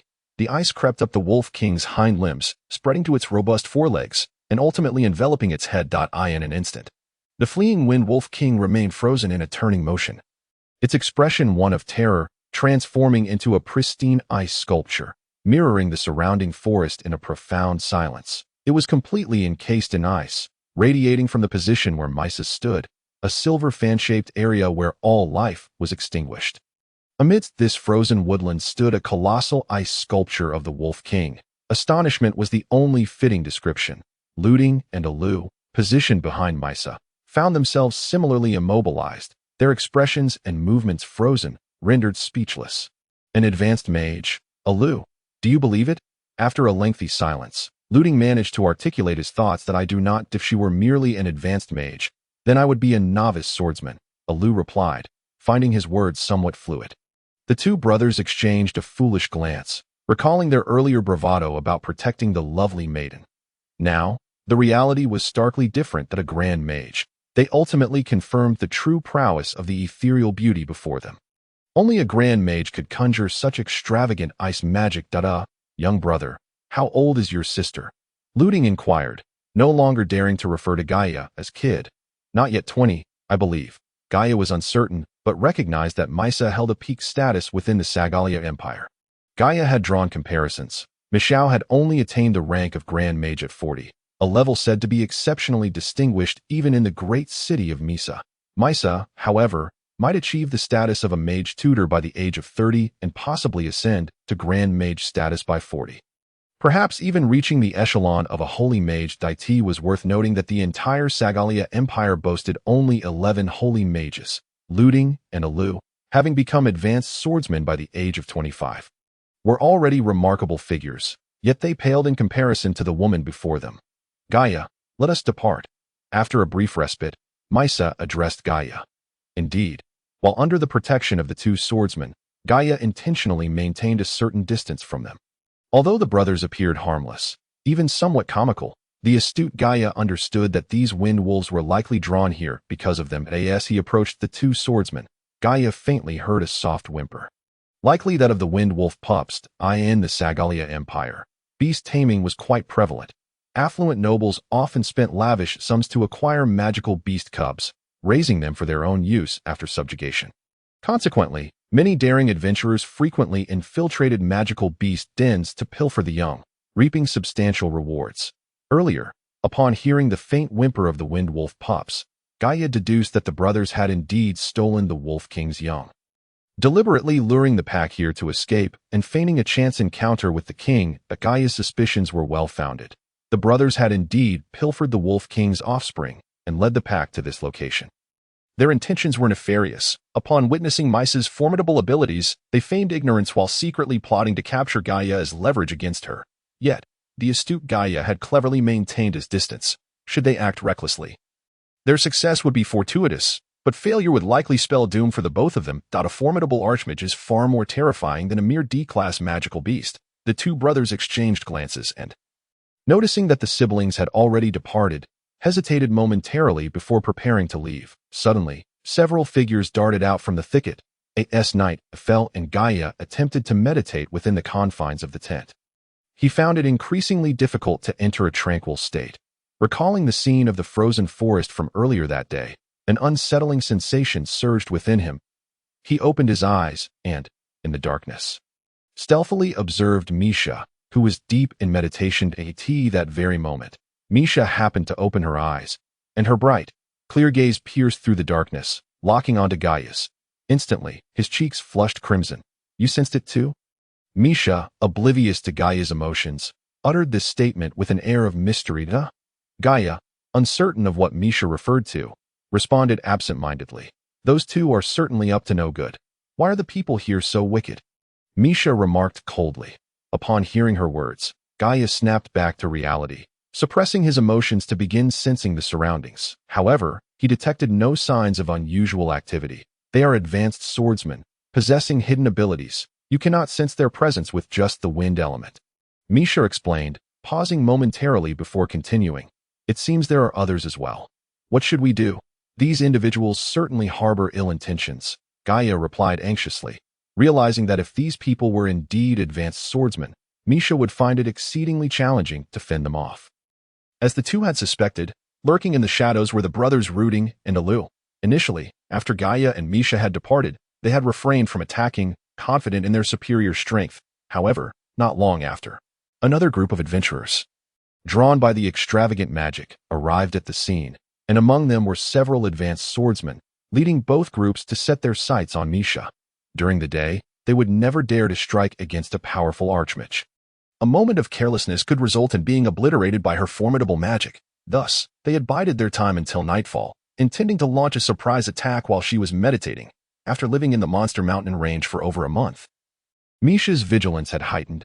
She could sense 4 elements, and with this newfound awareness, it would be easy to detect those weaker than herself. 5 of them. They are likely all advanced swordsmen. Misha frowned. It was only after arriving in the Monster Mountain range that she grasped the cunning nature of its inhabitants. Consequently, aside from Gaia, she harbored distrust towards everyone else. Hide for now, Misha instructed earnestly. During the day, she could have managed even 10 advanced swordsmen, but at night, her vision was compromised, and with Gaia present, it was challenging to unleash her full power. Chanting an incantation, Misha utilized the cover of the tent to unearth the ground below, allowing Gaia to burrow into it. Then, she summoned a gust of wind, flattening the tent and concealing the hole into which Gaia had descended.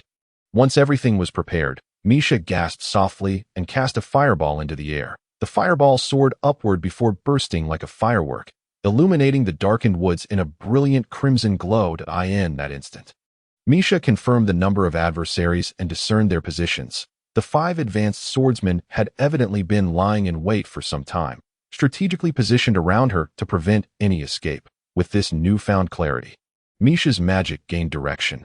She recited another incantation, and as her spell took effect, a fierce wind swept through the forest, howling as if a horde of beasts were stampeding, shaking the entire woodland.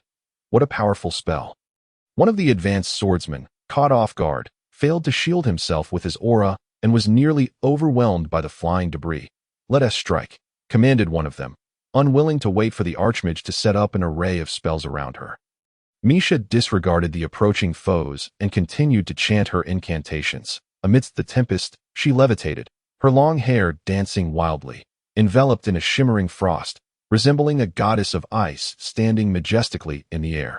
Ice arrows scatter. Upon completing her second spell, the frost surrounding her seemed to come alive, continuously coalescing into chilling ice arrows. Instantly, hundreds of ice arrows floated around her, and with a wave of her hand, they shot out in all directions. Clang, clang, the sky filled with ice arrows that fell like a torrential downpour, assaulting everything in their path, piercing trees, soil, and rocks, leaving a trail of shattered ice in their wake. The 5 advanced swordsmen, poised to strike, were met with this overwhelming area of effect spell. They had no choice but to concentrate their auras and wield their swords to defend against the onslaught of ice arrows. "This woman is indeed monstrous." Ruding shook his head, shaking off the ice fragments that clung to his hair. He had taken cover behind a massive tree when the spell formed, but it was not long before the tree was pierced by ice arrows. He expended a significant amount of aura to deflect the arrows that scattered in every direction, leaving him covered in ice shards. "We cannot allow her to cast any more spells. Let us attack together." Alu, well aware of Misha's prowess, issued the command. The 5 shadowy figures darted swiftly from the forest, all converging with their yellow auras towards Misha. Alu, an agile swordsman, was the fastest among them, wielding his longsword. He was the first to step into Misha's magical domain. However, how could an archmage be so easily approached? As Alu drew within 5 meters, a wall of ice thorns materialized before him. Had he not reacted swiftly to halt his advance, he would have found himself riddled with injuries. As Alu attempted to maneuver around the ice wall, the ground beneath him suddenly shifted. In the next moment, dozens of earth spikes erupted from the ground like javelins. Seeing this, Alu quickly rolled backward, narrowly evading the terrifying spell. When he stood up, cold sweat had already beaded on his neck. Had he been a moment slower, this agile advanced swordsman would have been impaled from below. Witnessing his brother being forced back, Ruding grew wiser, refraining from recklessly charging in. Instead, he concentrated his aura and unleashed a fierce sword energy. This yellow beam cleaved through a towering tree, generating a powerful gust of wind that spiraled towards Misha. The remaining advanced swordsmen, unable to approach the archmage, also summoned their auras and directed their attacks toward her. 4 beams of yellow light shot through the dark forest, accompanied by the sound of slicing air. All of them were advanced swordsmen capable of projecting their auras. Misha had not anticipated her opponents to be so formidable. She saw the 4 beams of sword energy approaching. She wisely chose not to confront these overwhelming forces head-on. Instead, she relinquished her levitation spell and descended from the air. During her descent, the 4 powerful forces pursued closely behind her, forcing Misha to erect an ice barrier around herself to shield against the incoming aura strikes. Boom! 2 of the sword energies collided, resulting in a dazzling explosion of yellow light, sending shockwaves that rippled through the surroundings. causing all nearby trees and rocks to sway. Misha, positioned beneath the source of the tremor, felt the effects of the force as well. Fortunately, she had preemptively reinforced herself with a solid ice barrier, which absorbed much of the impact. Bang! As soon as Misha touched the ground, the ice barrier surrounding her shattered entirely. The fragments clattering to the ground and turning into scattered ice particles. Charge! Upon seeing Misha land, the advanced swordsmen raised their swords, closing in on her from 5 directions. If even one of them could ensnare the archmage, victory would be theirs. Misha realized that not being able to accurately locate the positions of the 5 advanced swordsmen was indeed problematic. She could not directly illuminate her surroundings with fire magic. Continuously casting a light spell would not only expose her position in the darkness, but also deplete her magical energy significantly. Concealed in the earthen burrow, Gaia had overheard the fierce battle above. The earlier clash of sword energies had left him feeling dizzy. At this moment, he understood that his best course of action was to remain hidden. The opponents were advanced swordsmen, and a single sword strike could spell his doom. His emergence would only hinder Misha. Though Gaia could do nothing, he remained vigilant, constantly observing the surrounding movements, hoping to escape unnoticed when the advanced swordsmen were distracted, allowing Misha to fully unleash her powers. Wait, is there someone else? As Gaia sensed the surrounding movements with the wind element, he faintly detected something cautiously moving through the pitch-black forest. Gone. Where did it go? Gaia focused intently on sensing the direction of the wind element, only to discover that there were no signs of life remaining in that area. Could it be yet another advanced swordsman? A heavy feeling settled in Gaia's heart. Advanced swordsmen, having mastered their fighting spirit, could enhance their agility without disturbing the surrounding airflow. Just moments ago, Gaia had distinctly sensed movement within the forest, yet in the blink of an eye, it had vanished. Clearly, that advanced swordsman had concealed his presence with his fighting spirit. Wary of being detected by others, as Gaia remained hidden beneath the ground, Misha was unable to unleash her ice sealing spell, rendering her in a passive state. She could only rely on area effect spells like fissures, piercings, and ice walls to deter the approaching foes. However, considering that they were all advanced swordsmen converging from 5 directions, it was exceedingly challenging for Misha to cover every angle, regardless of her magical prowess.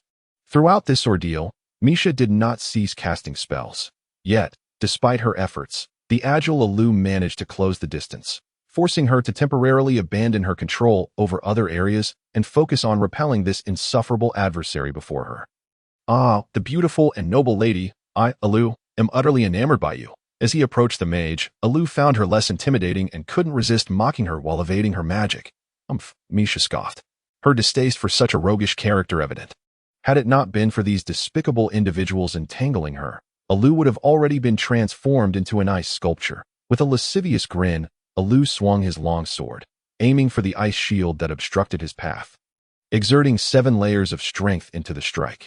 Yet, he merely carved a shallow mark into the ice, his smile swiftly replaced by anger. Misha would not grant him many chances. With a flick of her finger, a searing flame ignited in her palm, dancing like a spirited sprite before leaping over the ice shield and hurtling toward Alu. Seeing the flickering firelight approach, Alu displayed a dismissive expression and taunted. It seems you have only just entered the ranks of a great mage. His derision stemmed from the fact that this fire spell appeared insignificant, resembling a mere torch's flame, and it moved with a dismally slow pace, easily dodged even by a novice swordsman. Misha, unfazed by his provocation, immersed herself in the manipulation of her magic. She had relinquished her defense against the other 4 foes, determined to swiftly eliminate the encroaching Alu. As the flame danced toward him, Alu showed no intent to evade, instead channeling his fighting spirit to shatter Misha's ice shield. Just as he prepared to unleash his power-laden strike, an extraordinary phenomenon occurred. The seemingly inconspicuous flame, upon touching the ground, ignited the entire area as if the earth itself were ablaze. Weeds, mud, soil, and even the buried rocks ignited, transforming the flickering fire into a roaring inferno that reduced Alu's standing ground to ashes.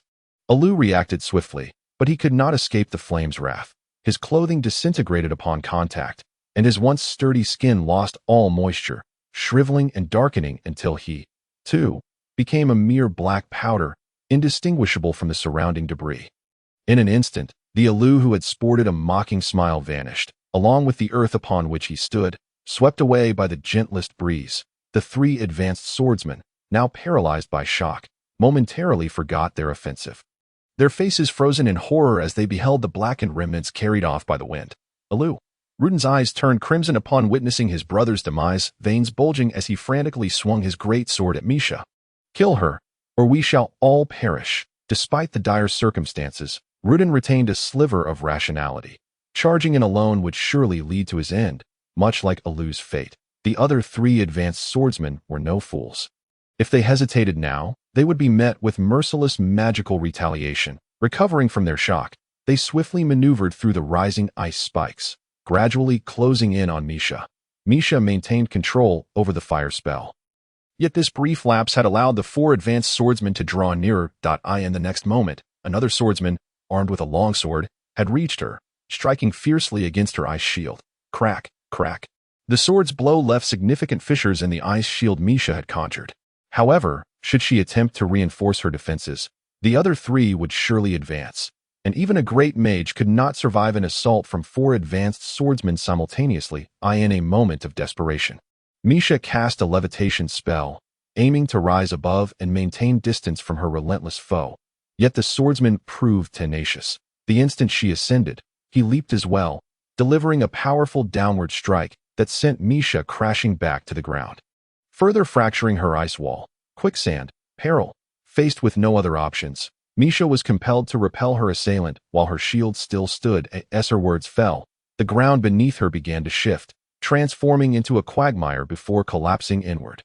The swordsman, ever cautious, sensed the disturbance below and leaped aside, delivering another strike to Misha's ice shield, deepening the cracks further. Earth Dragon, arise. The magic conjured by a great mage was not to be underestimated. The quicksand pit stirred once more, the viscous mud and stones coiling together to form a colossal earthen dragon, erupting forth like a spring toward the advanced swordsman, caught off guard by the follow-up attack from the quicksand pit. The swordsman had little time to react as the brown rock dragon surged forth. He attempted to fortify his fighting spirit to withstand the spell.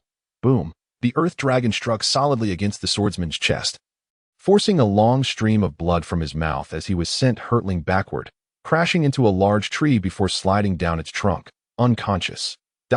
Rudin's great sword finally descended, fueled by unbridled rage as he swung it toward Misha, the yellow light trailing a powerful gust of wind in its wake. Crack! The ice shield shattered under the assault, and Misha was sent tumbling several steps back, yet her next spell was already prepared. Tempest. Misha summoned a tempestuous wind, a torrent surging forth like a flood, sweeping debris and dust toward the 3 swordsmen aligned in the same direction. Rudin, closest to the magic, saw the murky force surging toward him under the moonlight and plunged his great sword into the ground, enveloping his body in a protective layer of fighting spirit. Thud, thud, thud. The debris and dust battered against Rudin, his face contorted by the wind, hair in disarray like a broom stripped of its bristles. The 2 swordsmen behind him fared little better. Their fighting spirit was not as robust as Rudin's, and they were buffeted by the storm, grimacing as they were pushed back, leaving long trails in the mud. Misha's lips curled into a sly smile. With all 3 foes positioned in front of her, she faced no rearward threat. With the opportunity at hand, she could unleash a few more area spells to swiftly overwhelm the 3 advanced swordsmen. Thus, she chose not to reinforce her ice shield, but instead began chanting another incantation, preparing to unleash a powerful offensive spell. Not good. Gaia, concealed beneath the earth, felt a sudden tightening in his chest. Just moments ago, he sensed the hidden advanced swordsman moving, darting through the trees like a whirlwind, charging toward Misha. Gaia tore through the tent and soil above him, leaping into action. In the darkness, he beheld the advanced swordsman, who had been lurking within the woods, springing forth from the side, sword glinting with a chilling light as it aimed for Misha's unguarded back. Watch out, Gaia shouted, but even upon hearing his warning, Misha, engrossed in her high-level magic, found it nearly impossible to mount an effective defense in that fleeting moment. In a desperate instant, Gaia drew his one-handed sword, channeling all his fighting spirit, unleashing a roar as he swung a strike imbued with every ounce of his power. The pale yellow crescent swept forth, spinning like the reaper's scythe toward the assailant. The ambusher could not have anticipated that a swordsman capable of emitting fighting spirit lay in wait beneath the ground. He abruptly halted his movement, gathering his own fighting spirit to unleash a brilliant yellow full moon, generating a wave of air that surged towards Gaia's sword energy. The pale yellow scythe collided with the deep yellow full moon, and in a fleeting moment, Gaia's sword energy was shattered into fragments, the overwhelming full moon slicing through it, still hurtling towards Gaia at an astonishing speed. The sword energy released by the ambusher sliced through Gaia's body, producing a piercing sound before vanishing in an instant. However, Gaia's frail form remained momentarily suspended in place before suddenly bending over and rebounding backward, blood gushing forth in an arc through the air, spreading across the ground and transforming into a long crimson carpet that appeared starkly vivid against the desolate forest backdrop. Gaia, upon witnessing the slender figure collapse amidst the blood-soaked grass, Misha let out a cry. As she did, her veil slipped away, revealing her breathtaking visage illuminated by the silvery moonlight, leaving the others present in stunned silence. "You shall pay for this." Fury etched across her enchanting face, her entire being radiated fiery red sparks, as if the very air around her ignited with her wrath. "O great deity, grant me divine power, and let the inferno of judgment consume this tainted land. Let it burn, for the first time." Misha recited a complete incantation, flames igniting around her, swirling upwards in a mesmerizing display, transforming into countless shimmering sparks that scattered across the sky. Inferno C technique. Ludin gazed up at the descending sparks with panic etched on his face, stammering in fear. The other two, just recovering from the storm's chaos, also displayed signs of terror as they beheld the fiery descent. The ambusher too witnessed the magic, his scarred face flushed with the glow of the flames. His gaze shifting from indifference to sheer terror, he summoned all his fighting spirit, attempting to escape the area now illuminated by the fiery points. But it was too late as the sparks made contact with the ground. They erupted into raging flames, as if igniting the very earth itself, rapidly spreading in all directions. Boom! As every spark descended, the entire forest erupted into flames, searing heat consuming all in its path, painting the dark sky a vivid crimson. Trees, underbrush, vines, soil, stones, and rock layers were instantaneously reduced to blackened ashes. The four senior swordsmen, too close to Misha, had no chance to flee this infernal hell. The blaze burned for a brief moment, for everything in this place, including the bodies of the four senior swordsmen, was more than sufficient to sustain the fire. They remained frozen in their final poses, transformed into four charred corpses. When the flames finally extinguished, they crumbled like dust, their bones reduced to cinders. As tranquility returned, Misha, her complexion pale, surveyed the world now piled high with blackened ash, her thoughts consumed by the image of that frail figure. Ignoring her own weakened state, she rushed into the thicket to gather Gaia from the pool of blood. Pain. As Gaia regained consciousness, he felt an excruciating pain in his abdomen, as though a knife were lodged within, struggling to open his eyes. He hazily perceived a beautiful, worried face gazing down at him. Just as he attempted to discern her features more clearly, his awareness faded once more, plunging him back into unconsciousness. This cycle repeated, as each time Gaia awoke, he quickly succumbed to darkness again, forever striving to glimpse Misha's true visage. Yet, all he could discern were the contours of her face before the searing agony in his abdomen overwhelmed him, accompanied by the faint echoes of a weeping voice that gradually faded away. Within the vast mountains, a woman clad in slightly yellowed simple garments carried a young boy on her back, trekking through the sun-drenched wilderness. Over a month had elapsed as Misha, following a map she scarcely understood, wandered through the monster beast mountain range with Gaia on her back, still unable to escape the unending ridges. In that battle, Gaia had unleashed a sword energy, buying Misha a moment's respite. Yet, he had nearly succumbed to the ambusher's sword energy that threatened to slice him open. Were it not for Misha's water magic healing, he would have perished on the spot. Water magic, however, was not omnipotent, and Gaia's injuries were so grave that mere healing spells could not extricate him from the clutches of death. Thus, for the past month, he had teetered on the brink of life and death. In such circumstances, Misha had ceased to search for her brother, Mudo, whose fate remained uncertain. Her priority now was to escape the monster beast mountain range and secure better treatment for Gaia. Yet, although she had returned to Area F, she still could not locate the position of Carden Forest. If this delay continued, Gaia would undoubtedly perish. Time drifted by, and finally, Gaia awoke fully. As he opened his eyes, he beheld an oval ceiling adorned with strange patterns, depicting a vibrant image of a Pegasus with resplendent wings, a priest praying to the divine, a knight wielding a colossal sword, and a fearsome dragon. "Child, you are awake." A white-bearded elder donned in a magical hat appeared within Gaia's field of vision. Gaia stared at the elder with confusion, inquiring, "Who are you?" "I am the president of the Cardin City Magic Guild." Floor. With a benevolent smile, the elder asked, "Do you feel any discomfort in your body?" Upon hearing the elder's identity, Gaia was taken aback. A city magic guild president was at least of the rank of a mage. And this white-bearded elder was indeed a mage. "Oh, you still feel pain in your wounds?" President Floor inquired again. Only then did Gaia realize he had forgotten to respond, and after attempting to move his body, he discovered that aside from some lingering pain in his abdomen, he was largely unscathed. He respectfully replied, "There is still a slight ache.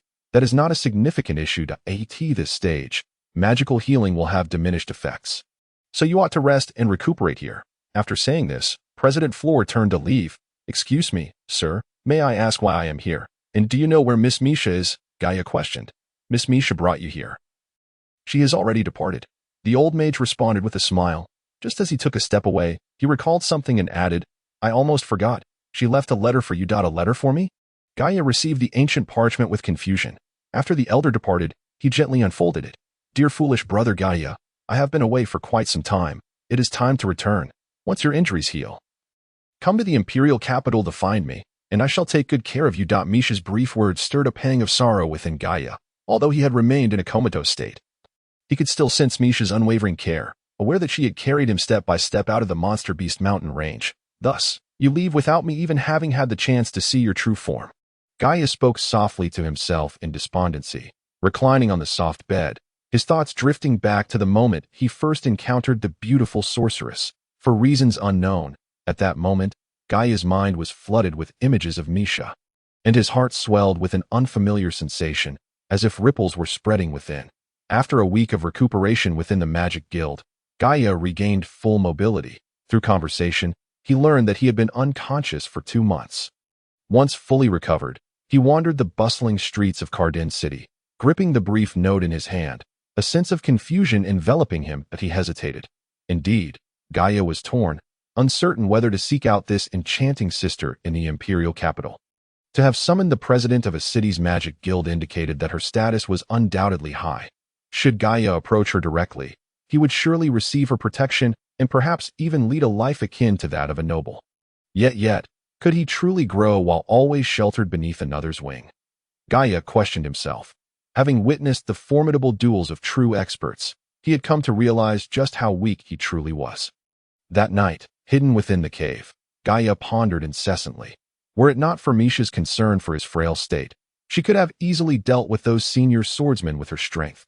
Thus, feeling a sense of guilt for being a burden to Misha, he had recklessly emerged from his hiding place the moment he sensed her danger. Certainly, there exists another reason for this, which is that the youthful and impetuous Gaia has developed a modicum of affection for this beautiful sister. Sir Swordsman, have pity on me. Grant me some coin," a tender voice echoed by his side, breaking through his myriad thoughts that it was a destitute little girl, perhaps 7 or 8 years of age. Her frame gaunt and her body dirted. Gaia, feeling a pang of sympathy, gently ruffled the girl's hair and scoured his person until he unearthed a solitary silver coin. This coin likely constituted the last vestige of his wealth. If he were to bestow it upon her, he would be left with naught. "Here, take this," he ultimately decided, extending the silver coin towards the child. "Why is this coin white?" The little girl seemed perplexed, having evidently never encountered a silver coin before, as she took it in her hands, inspecting it with curiosity. "This is a silver coin, worth 100 copper coins," Gaia explained. "Then I shall not take it." The girl hastily returned the silver coin to Gaia. "Why not?" she lamented. "If I possess such wealth, they will strike me and seize it away." Her words revealed a clear history of similar misfortunes. Just as Gaia was about to respond, the little girl dashed into a narrow alley and vanished, leaving him in stunned silence. Clutching the silver coin, is this the lament of the weak? It was only after some time that Gaia uttered this sentiment aloud. No sooner had he spoken than a young man clad in coarse fabric was unceremoniously ejected from a nearby tavern, tumbling to the ground at Gaia's feet. A brutish man followed, trampling the youth's face with a sneer. "Do you think a lady like Miss Annie would ever glance at someone like you? You are..." but a toad dreaming of swan meat. Huh. Under normal circumstances, Gaia would merely roll his eyes and walk away. However, today he was particularly sensitive. The phrase about the toad struck him like a needle to the heart. Shaking his head to dispel the chaotic thoughts, he continued onward, still uncertain of his destination. Should he go to the Adventurers Guild? Or seek a carriage to the side of that beautiful sister?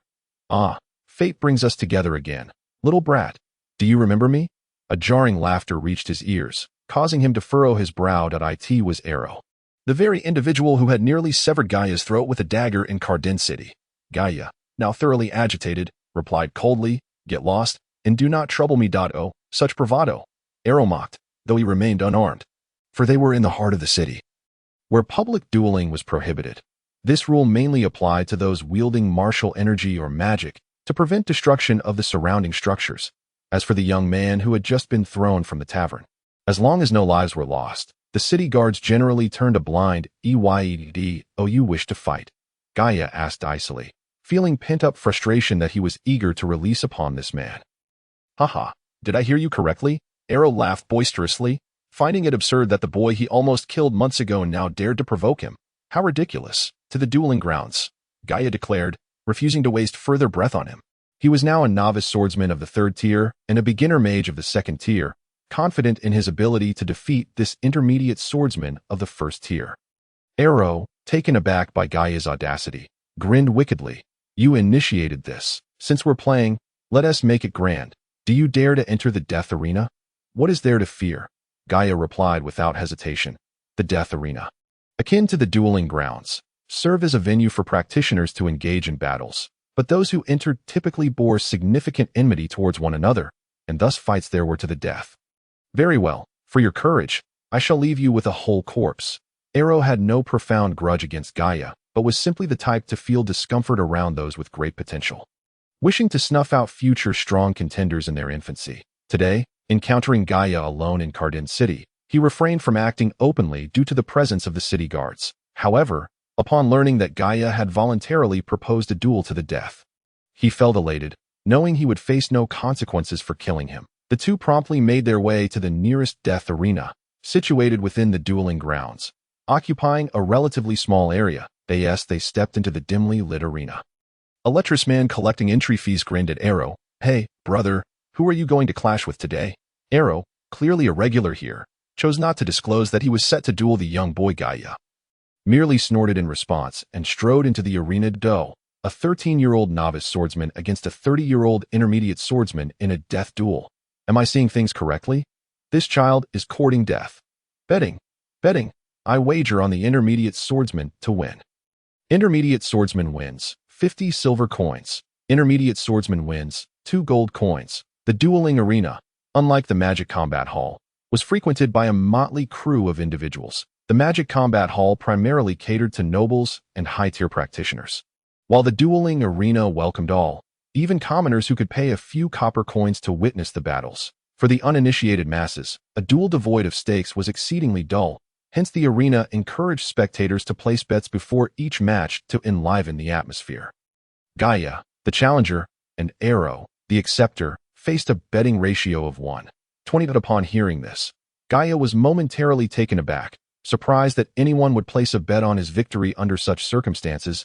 He had expected the odds to at least be 100. "Go, Gaia! Black Brother has wagered all he owns on you." A booming voice erupted from the stands. Turning to look, Gaia recognized a dark-skinned youth calling out to him, his companion from the perilous adventures in the Monster Mountain Range. Remembering that this friend had endured a long recovery after a broken arm, Gaia was pleasantly surprised to see him in Cardin City, especially for the purpose of witnessing this match. "Fear not, my dark-skinned brother, I shall not let you down." Gaia tightened his fists and waved back at him. "Perfect. Someone will be here to collect your corpse." Arrow sneered as he stepped into the center of the arena. Drawing his dagger and playfully twirling the agile weapon, Gaia too entered the arena, unsheathing his unpolished one-handed sword and traced a cross in the air before him. This gesture, a traditional formality among swordsmen before a duel, was not born of respect for his opponent, but rather a means to keep himself occupied while awaiting the referee's signal to commence. "Rip that brat apart. Tear him to shreds. Arrow, drive your dagger through his heart. Kill this presumptuous fool." The audience erupted in a cacophony of frenzied shouts, accustomed to the bloodshed of such contests, showing no mercy simply because Gaia was a minor. In their eyes, compassion paled in comparison to the allure of coins won. "Begin," the referee finally signaled. The arena lacked protective barriers, so the referee maintained a safe distance from the center to avoid being caught in the fray. As the command was issued, Arrow abandoned his earlier nonchalance, his expression darkening as he brandished his dagger, moving with the swiftness of a breeze. Arrow was an agile swordsman, his footwork erratic and difficult to predict, forcing Gaia to retreat a few steps. His one-handed sword at the ready, Gaia could have utilized his whirlwind technique or wind blade to disrupt Arrow's advance, but he refrained. He remembered how their captain, a novice swordsman of the third tier, had bested Arrow, and he was resolute that he could achieve the same. Clang! Their blades finally met for the first time as Gaia swung his sword, attempting to drive Arrow back. Yet, Arrow deftly parried the blow with his dagger. In an instant, he twisted his wrist, guiding the dagger down the length of Gaia's blade, aiming to sever the sword's hilt and Gaia's wrist in one stroke. Realizing the imminent danger, Gaia swiftly channeled his energy into his sword, delivering a forceful jolt that sent Arrow's dagger flying. "Oh, your energy has improved." Arrow retreated a few steps, evading Gaia's sweeping sword with a mocking grin. Gaia let out a cold snort, tightening his grip on the sword. He knew that to defeat this opponent, he would need to unleash his formidable technique of externalizing his battle aura. However, with Arrow pressing in so closely, he found himself with no opportunity to do so. Even with your progress, you remain merely a novice swordsman. You cannot hope to triumph over me." Arrow sneered, taking another step forward, his battle aura enveloping him as he charged at Gaia. Gaia continued to retreat. Yet his speed was insufficient. In mere moments, Arrow closed the gap, and a faint yellow glow began to emanate from Arrow's dagger. A streak of light flashed, and a deep gash appeared across Gaia's chest. "Oh, Captain Arrow, kill this brat. Captain Arrow, rip out his heart." The few adventurers who had previously clashed with Gaia were present, and witnessing his injury only fueled their fervor. They had felt humiliated in their earlier encounter. And now, seeing their captain teach this boy a lesson, they felt a sense of vindication. "Gaia, be careful." The one most concerned for Gaia's safety was the black man among them. He was not distressed about the loss of money, but feared that Arrow, being ruthless, might deliver a lethal blow to Gaia. Gaia swung his sword several times, maintaining some distance from Arrow. Glancing at his chest, the wound was superficial, merely a scratch, and he paid it little mind. Keeping his gaze fixed on Arrow, Arrow did not afford Gaia a moment's respite. Having struck successfully, he pressed the advantage, lunging forward with his dagger, aiming to injure Gaia with the force of his intermediate battle aura. Gaia managed to block several strikes, but a sharp pain gripped his chest, and he spat out a mouthful of blood. The battle aura of an intermediate swordsman was indeed formidable.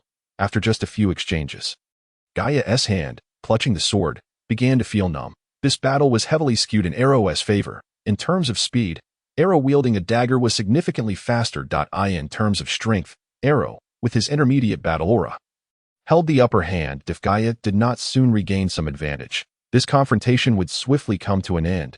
Externalizing battle aura required time, and Gaia understood he could not release it as quickly as his captain. Therefore, he needed to create some distance from Arrow. Arrow's assault came again, and Gaia felt a heavy weight in his heart as he reversed his grip on the sword, raising it defensively to shield his chest. At that moment, Arrow's dagger struck his blade, piercing through the surface. Bang! Gaia felt a searing pain in his chest, as if his heart had been pierced, and he was propelled backward by the force, leaving a trail of scuff marks on the ground. A fortunate turn of events allowed Gaia to create a significant distance between himself and Arrow, while Arrow, momentarily halted by the recoil of their clash, could not pursue him at once. Despite the agonizing pain in his chest, as if the dagger were still embedded within, Gaia struggled to lift his left hand, gripping the sword's hilt tightly, beginning to concentrate his battle aura. "What is that kid doing? Has he lost his mind?" the spectators murmured, noting that battle aura could not be effectively harnessed without engaging the opponent, and they saw Gaia's efforts as a waste of energy. They did not believe that this 13-year-old child could externalize his battle aura. Furthermore, many of them, typically accustomed to intermediate and lower-tier abilities, had seldom witnessed such advanced techniques. Finally, he is about to reveal his true skill. Only the black man understood Gaia's intentions. A smile crept across his dark face. Arrow was taken aback. He recognized the preparatory movement, recalling how a third-tier novice swordsman had previously left him in a dire state months ago using this very technique. Could it be? Arrow shook his head violently, refusing to believe that this 13-year-old could unleash sword energy. He tightened his grip on the dagger and launched himself towards Gaia like an arrow released from its bow. Humph! The battle is over. A confident smile graced Gaia's pale face. His battle aura had coalesced, and he could feel the restless energy coursing through his sword, eager to tear apart the enemy before him. I refuse to believe it. I refuse to believe it. Arrow screamed in a frenzy, sensing a tremendous power swelling before him. Yet he could not accept that this seemingly weak child could unleash such force. Not only Arrow, but also the hundreds of spectators shared his disbelief. Despite their limited understanding, they could clearly see the child's intentions. My God, one individual shouted, unable to contain their emotions. In the next moment, the crowd's eyes widened in shock, their expressions frozen in disbelief, as if petrified. On stage, the frail figure finally swung the sword, now aglow with a faint yellow light. The weapon appeared rudimentary, lacking luster, and bore a puncture wound. Yet from this tattered one-handed sword erupted a tremendous force. This energy traced a luminous arc, transforming into a brilliant crescent moon that, with Gaia's furious shout, surged forth, cleaving the air with a swirling motion, shattering the stone floor as it hurtled toward Arrow. Witnessing the 13-year-old boy manifest his battle aura, Arrow was engulfed by disbelief and profound fear as the overwhelming sword energy sealed off all avenues of retreat.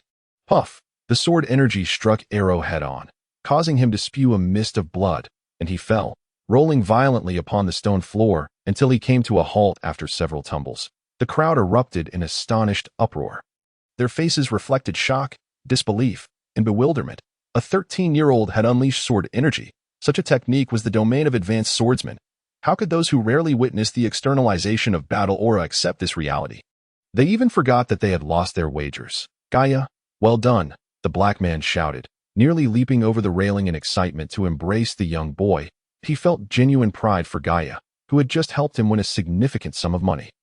Arrow, bloodied and swaying, rose unsteadily to his feet, having been severely wounded not once, but twice by such an advanced technique. And now, humiliated and enraged, he picked up the dagger from the ground and charged at Gaia in a frenzy. Injured as he was, Arrow stood no chance against Gaia. A single punch from Gaia sent him crashing to the ground. Glancing at the still-dazed referee, Gaia spoke, "You can announce the result now, can't you? The challenger, Gaia, is victorious." The referee finally reacted, his voice booming. With that proclamation, the arena erupted in a wave of excitement, cheers ringing out, among them many who, despite their losses, shouted praises for Gaia. In this world, true strength was the most recognized and respected currency.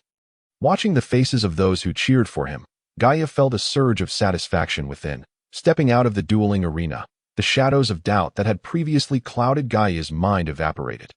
Now, he had found his answer: to continue honing his skills in the Monster Mountains, to become a true warrior, so that he could honor the memory of the fallen villagers, protect the fragile Nilan, and earn the right to meet that beautiful sister in the imperial capital.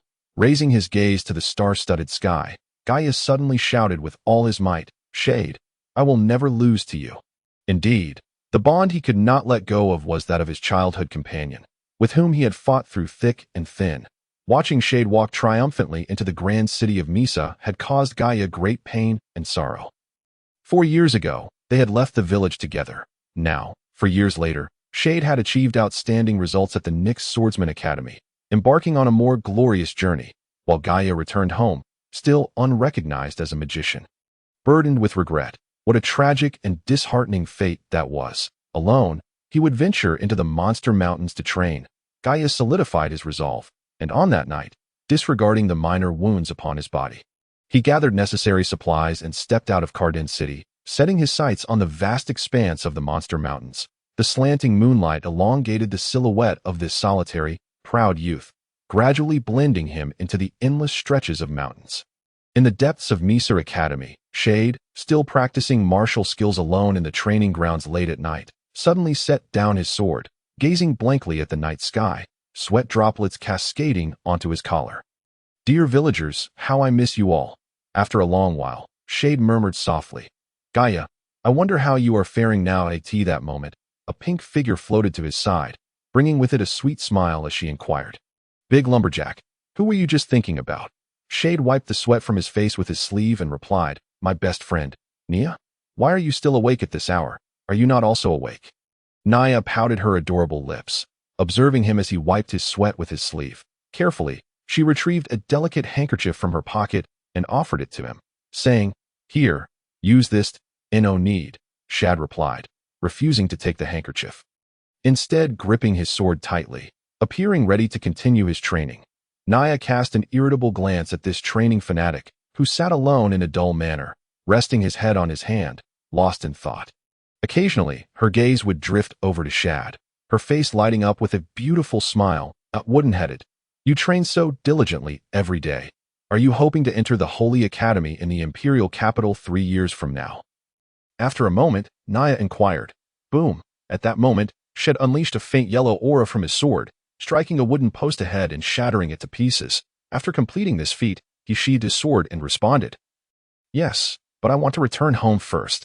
I haven't been back in 5 years. Oh, Nia nodded, seemingly struck by a thought. She spoke again. Triss is from the same place as you, right? Pretty much, Shad replied, compared to the grand city of Misa. Nick's city was rather small. How bizarre. Coming from the same place, how can there be such a vast difference? That guy? Humph. Nia expressed her dissatisfaction. Both Miso Academy and Nick Academy lacked a clear distinction between swordsmen and mages. Nia, being a mage, was familiar with Triss. Shad merely responded with a soft "oh" and fell silent. Although Triss entered Misa Academy with the title of the top mage from Nick Academy in this broader realm, he had become an ordinary individual. His identity as a minor noble was deemed quite low among the mages of Misa Academy, stripping Triss of even that slight advantage. 6 magic orbs lit up. Mages at Misa Academy typically have 5 or more lit, with some even reaching 8 or 9. This must be another blow to Triss, who has always prided himself on his talent. In such circumstances, Triss lost all confidence. He even ceased to exert himself in magical training, falling further behind those around him, ultimately succumbing to a sense of oppression that led to his gradual decline in the blink of an eye.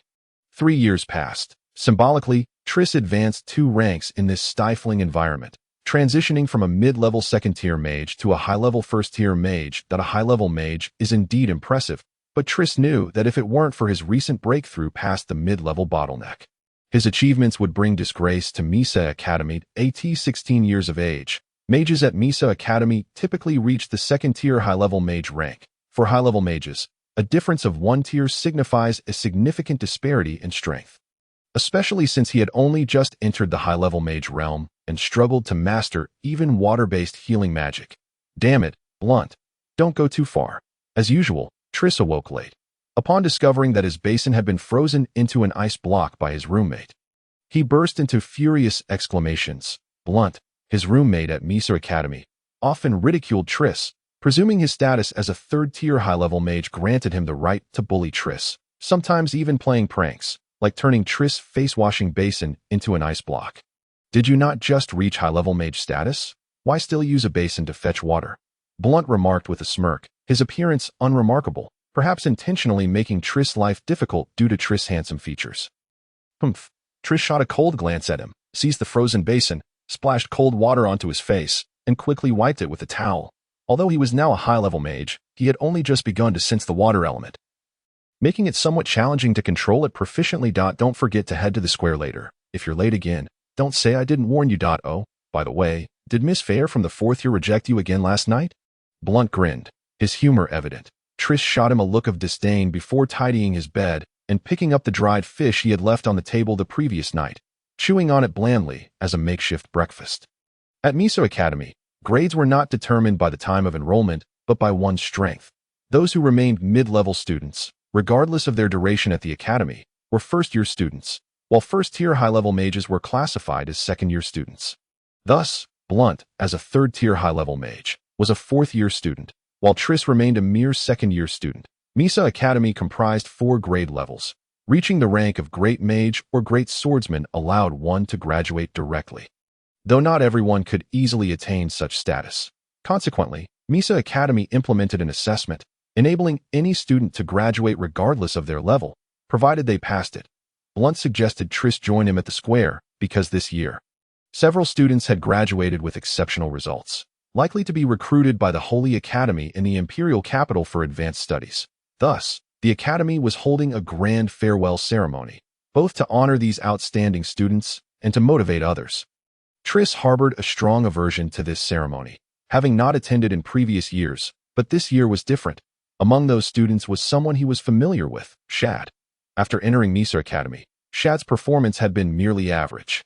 However, through his tenacity and relentless effort, he graduated ahead of time as a great swordsman in just 4 years and was undoubtedly recruited by the Holy Academy in the imperial capital. The Holy Academy in the imperial capital is a gathering place for the elite of the younger generation across the entire Sagalia Empire. Gaining admission to the Holy Academy signifies entering the realm of true power. With graduates often commanding armies, becoming esteemed nobles, or even being noticed by the Rosa Temple to become revered temple knights and priests, respected by the world. The square was spacious enough to accommodate nearly 10,000 students from Misa Academy.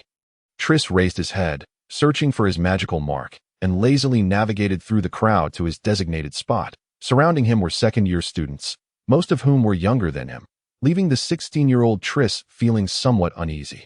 Silence! A melodious voice resonated throughout the square, instantly silencing the previously noisy crowd. All students lifted their heads, gazing with fervent admiration at the woman clad in a flowing cream-colored magical robe on the stage. Triss lifted his eyelids, his gaze sparkling with recognition.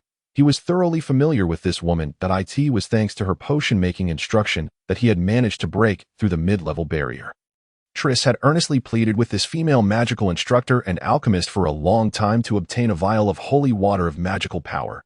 Teacher Gianna is truly remarkable, achieving the rank of great mage at such a young age, whispered a student beside him.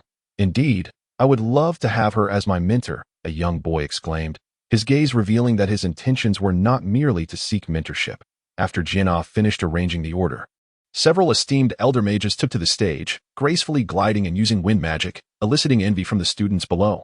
While all students could wield wind magic, the ability to lift oneself into the air or achieve brief flight was exceptionally challenging. The elderly mages who had just taken the stage were all at least 4th-tier magi. Magi and great mages are classified into 6 tiers. In Nyx City, Mishu was merely a 1st-tier magus. Incomparable to these venerable elders on stage, the dean has arrived. A sharp-eyed student was the first to spot a brown figure soaring from afar. The dean, having reached the rank of great mage, had fully mastered the ultimate secret of wind magic, flight. All present, including the elderly mages on stage, looked skyward, bowing to the white-bearded dean as he drifted onto the platform. This was a gesture of respect for a powerful figure. Let us begin. The old dean simply uttered these 3 words that as soon as his voice fell, azure flames erupted around the square, spiraling upwards and converging into a single point before exploding into a magnificent display of fireworks. Countless blue lights cascaded from the sky, and, astonishingly, these blue lights gradually solidified into ice crystals, falling like frost to the ground, ultimately melting into the square. Once the dazzling display concluded, for swordsmen clad in silver armor wielding long swords, alongside 2 mages donned in fiery red robes, ascended the high platform amidst cheers. 3rd-tier high-level swordsman Bufumo, 3rd-tier high-level swordsman Gianlini, 3rd-tier high-level swordsman Kalu, 3rd-tier high-level mage Naya. These 4 have passed our Academy's graduation assessment with exceptional results, and they shall be bestowed the honorary titles of Misa Warrior and Misa Mage. Furthermore, what fills us with pride at the Misa Academy, and indeed the entire city of Misa, is that Noi and Shad have been recognized by the Twilight Sacred Academy of the Imperial Capital for their exceptional prowess as a Grand Mage and a Grand Swordsman, respectively, earning the esteemed title of the finest students of our Sagaria Empire. A resounding applause erupted from the audience, for such accomplishments in graduation are indeed worthy of admiration and respect. Triss cast a glance at the striking figure of Shad on stage, his eyes reflecting a myriad of emotions, ultimately settling into a bitter smile. With a turn, he quietly exited the square. As he stepped out of the square, Triss spotted a beautiful silhouette, similarly breaking away from the crowd. Yet this young lady wore an expression of disdain. Saran? The name floated into Triss' mind. The girl named Saran was a 3rd-year student, though merely a 2nd-tier high-level mage. Her strength was formidable, frequently overwhelming fourth-year students in combat. Triss remembered her not only for her prowess, but also for her unparalleled beauty. She, alongside another girl named Deus, was renowned as the most beautiful in the Misa Academy. Interestingly, the personalities of these two beauties were strikingly opposite. Shaking his head, Triss wandered aimlessly around the academy, pondering for a long while before deciding to practice his water magic at the training ground. The magic training grounds were open to all students. And due to the ceremony, they were nearly deserted today. Triss casually chose a spot and began his training. "Rainstorm spell," he shouted, and instantly a cloud materialized above the training ground, unleashing a torrent of water that cascaded down onto the magical barrier before him. Observing the color displayed on the barrier, Triss couldn't help but self-deprecate. Its hue indicated the weakness of his attack. This barrier was specifically designed for students to practice offensive magic, changing colors in accordance with the intensity of the magic cast. Currently, it shone the dullest shade of red, signifying that his rainstorm spell had the lowest possible strength. Is that what you call a rainstorm spell? It seems more like a drizzle to me. A voice laced with mockery cut through the air. Triss turned to see an additional figure in the training ground, a young man adorned not in the academy's customary robes, but in ornate, vibrant noble attire, his golden hair and arrogant visage accentuating his noble demeanor. Moses, Triss recognized him. He was a dazzling star within the Misa Magic Academy, ranked among the top 3 in strength among all magic students. Perhaps by this time next year, he would find himself atop a highly coveted platform. Moses cast a disdainful glance at Triss, clearly indifferent to such a minor character, and haughtily declared, "Go practice your drizzle elsewhere. This place is mine." Triss grimaced, knowing that the training grounds were open to all, albeit limited in number, often leaving many without the opportunity to utilize them. Typically, the rule of thumb was that the first to arrive claimed the spot. Yet, with all other training grounds vacant, Moses could have easily walked a few steps further to find an alternative location. Alas, recognizing his own limitations, Triss could only glare at this arrogant individual before exiting the training ground. With the disruption caused by Moses, Triss lost all motivation to continue his training. As he strolled along the path of the Magic Academy, Triss suddenly felt an overwhelming sense of coldness emanating from the institution. Reflecting on his 4 years at Misa Academy, he realized, despite his cheerful disposition, he had yet to forge a single true friendship. Memories of his time at Nick Academy surfaced, conjuring the image of a stubborn figure. "Gaia, where have you gone? Why have I received no word despite sending people to seek you out?" Triss murmured to himself. In the Cardin forest, a small merchant caravan trudged along a narrow path, laden with heavy cargo. This caravan was modest in size, likely composed of local merchants transporting inexpensive goods to Cardin City in hopes of earning a meager profit. The Cardin forest was far from tranquil.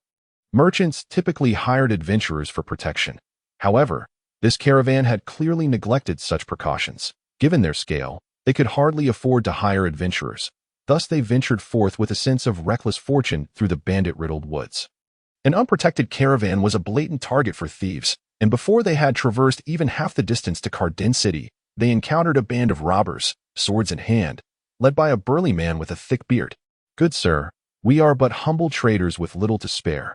Please allow us to pass. Consider this meager sum as a token for the brothers present to enjoy a drink," the plain-clothed merchant stammered, his face ashen upon sighting the bandits. The burly leader shoved the merchant aside, brandishing his knife threateningly against his throat. "Humph! Do you take us for beggars? If you wish to live, hand over every valuable you possess." "Good sir, our goods hold no value until sold. Please, have mercy and let us go," the merchant pleaded. "Let him taste our wrath. Show him what we're capable of," a thief wielding a dagger hissed. Advancing toward the hired laborers carrying the cargo, he seized one of the smaller men and plunged his sword into his abdomen. The laborer screamed, clutching his blood-soaked belly, his eyes wide in horror. And within moments, he collapsed lifelessly to the ground. The merchants and laborers paled, paralyzed by fear. They had not anticipated such brutality from the bandits, who had swiftly taken a life without hesitation. "Good sir, we truly have no money. How about this? Take our goods, but spare our lives," the merchant, desperate for survival, offered, abandoning all hope for their cargo. "Who needs your worthless items? If that is the case, let us kill them all." "Tch, what a stroke of bad luck. Not a single fat fish to catch today," the burly man spat, too lazy to dirty his new leather armor. He gestured for his underlings to dispose of the merchants. As the cries of despair echoed through the forest, the burly leader remained indifferent, carefully fiddling with an exquisite jade bracelet on his wrist. This bracelet was of no ordinary origin. He had acquired it under extremely fortunate circumstances. The screams persisted, and gradually, the burly leader grew perplexed. He recalled that the merchant caravan consisted of only 5 or 6 individuals. Why did the cries not cease? Were they intentionally prolonging their suffering? Unwilling to waste time on these wretches, he turned to his men and barked, "Finish this quickly." Yet, as those words left his lips, his expression froze in disbelief. How could this be? Who are you? The burly man shouted in panic. Upon turning around, he discovered that all his subordinates had fallen. The harrowing screams had not emanated from the merchants and laborers, but rather from his own men. Before the merchants stood a mysterious young man. Wielding a single-handed sword, his gaze sharp and piercing like a wild beast in the forest, fixated intently on the burly leader, sending shivers down his spine.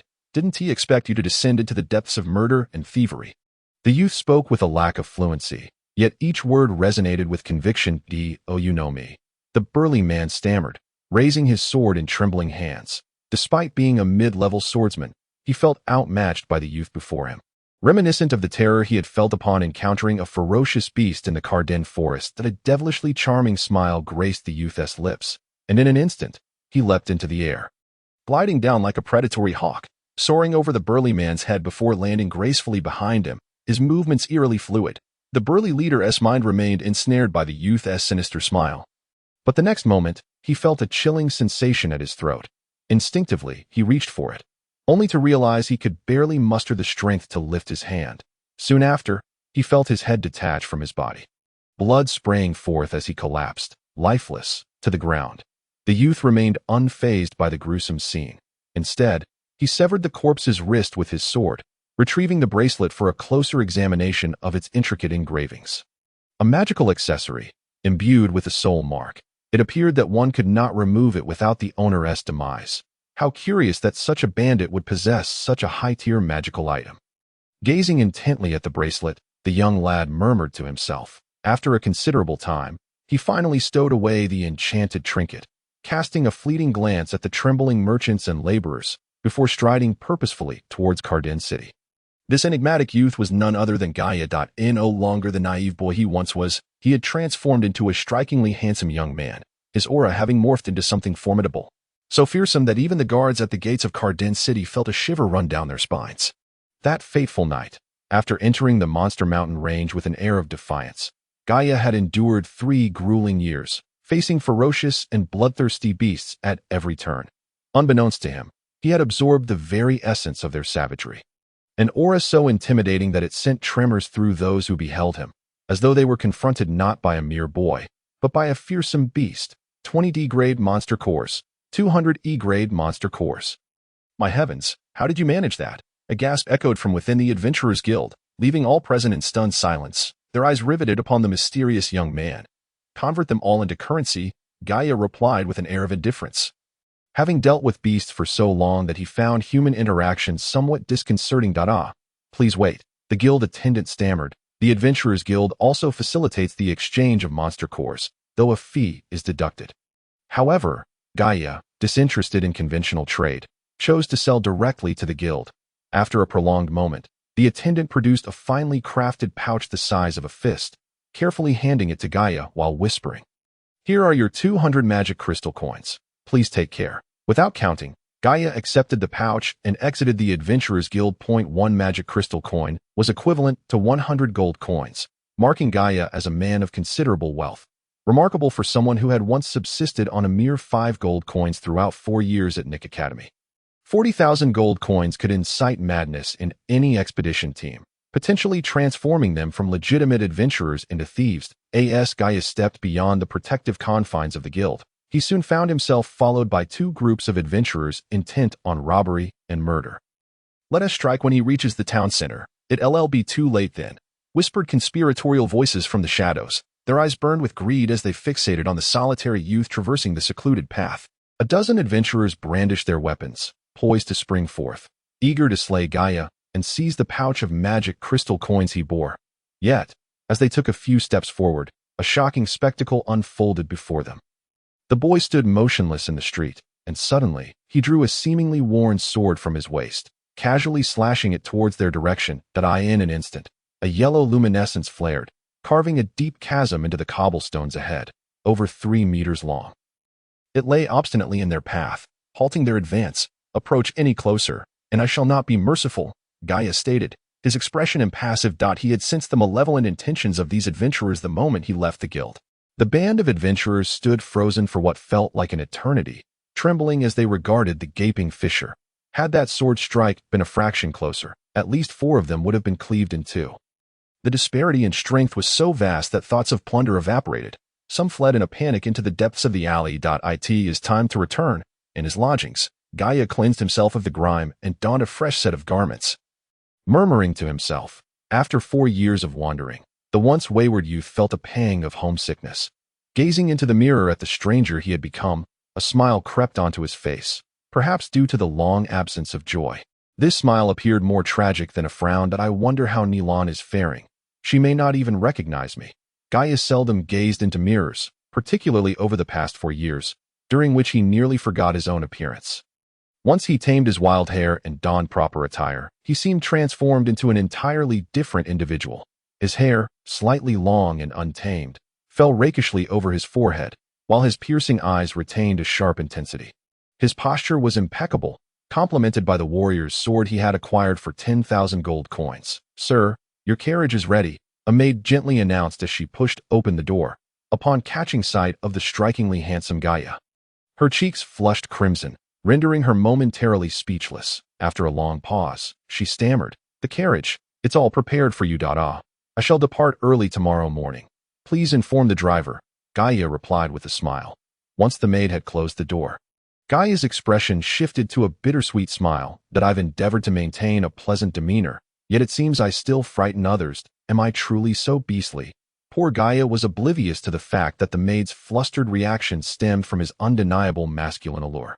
However, given his prolonged isolation, he could not discern whether her reaction was one of shyness or fear, pondering instead why he had rendered her so flustered that her face turned crimson. In a moment of leisure, Gaia retrieved the magical trinket he had seized from the bearded man, scrutinizing it meticulously for a considerable time, yet failing to discern its secrets. "Should I wear it?" he mused hesitantly. Such high-tier magical artifacts often bore a spiritual imprint. Once donned, they could only be removed upon the death of the owner or through an overwhelming force that shattered the item. Gaia was uncertain of the magical properties of the jade bracelet and was reluctant to wear a gaudy ornament that might prove useless. Ultimately, he chose not to adorn it, carefully stowing it away in his pocket with the intention of having it appraised at the Magic Guild when time permitted. Setting aside his thoughts, Gaia realized it had been quite some time since he enjoyed a peaceful slumber.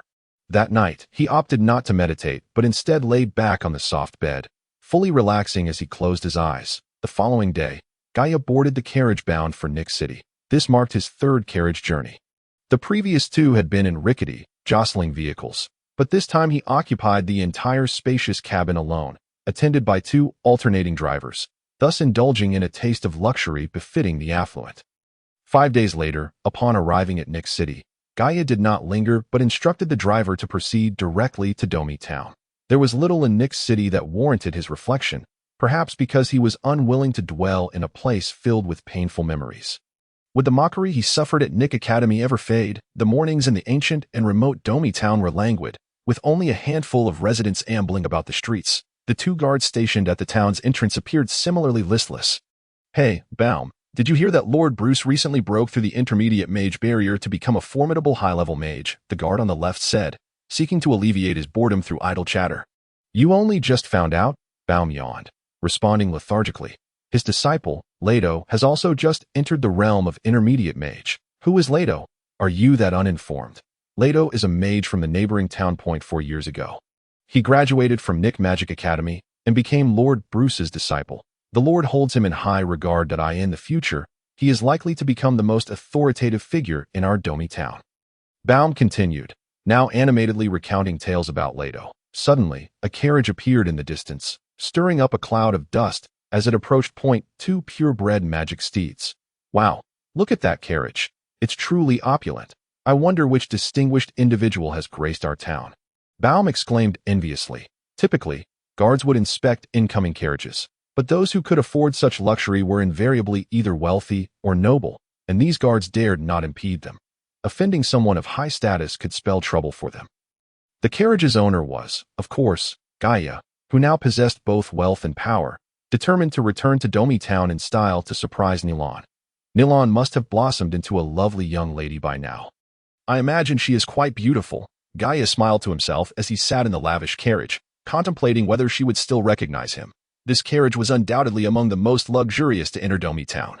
As the carriage entered the townsfolk began to speculate about the identity of its occupants. Gaia tilted his head to observe the scene outside, noting how the elderly women and children whispered amongst themselves, which inevitably reminded him of 8 years ago when he, under the guidance of Bruce and the mayor, also found himself the subject of such attention. However, this time, the effect was evidently more pronounced. "Jenny, do you think the person in the carriage is a man or a woman?" A young girl standing by the roadside asked her companion, gazing intently at the carriage. "That I believe it must be a handsome prince," Jenny replied, her tone laced with infatuation. For girls in a town like theirs, being noticed by someone of such stature would indeed be a delightful prospect. "Wow, it truly is a prince." Jenny's heart soared as an extraordinarily handsome young man stepped out of the carriage, adorned with an impressive long sword at his waist, exuding both elegance and authority. After disembarking, Gaia noticed the eager gazes of the two young women. He was no fool to think they were intimidated by his piercing look. He offered them a gentle smile. "He smiled at me. Did you see that? He smiled at me." The girl who had spoken earlier became enamored once more. It was hardly surprising, with his luxurious carriage, exquisite armor, and a valuable sword at his side. He naturally drew the admiration of many a lovesick maiden, not to mention Gaia's strikingly handsome visage, having charmed the village with his boyish looks in his youth. Gaia now, in maturity, radiated an innate charisma. Of course, his smile was not born of narcissism, but rather a practice to regain the warmth of his previous demeanor after 3 years in the Beast Mountains, where his expressions had grown rather monotonous, often scaring children upon his arrival in Cardin City. Thus, he forced a smile, hoping to restore his former self lest he frighten Nieran when they met again. The carriage halted at the Swordsman's Academy in Domi Town, where he intended to find Nieran, as he believed he had now acquired the strength to protect her.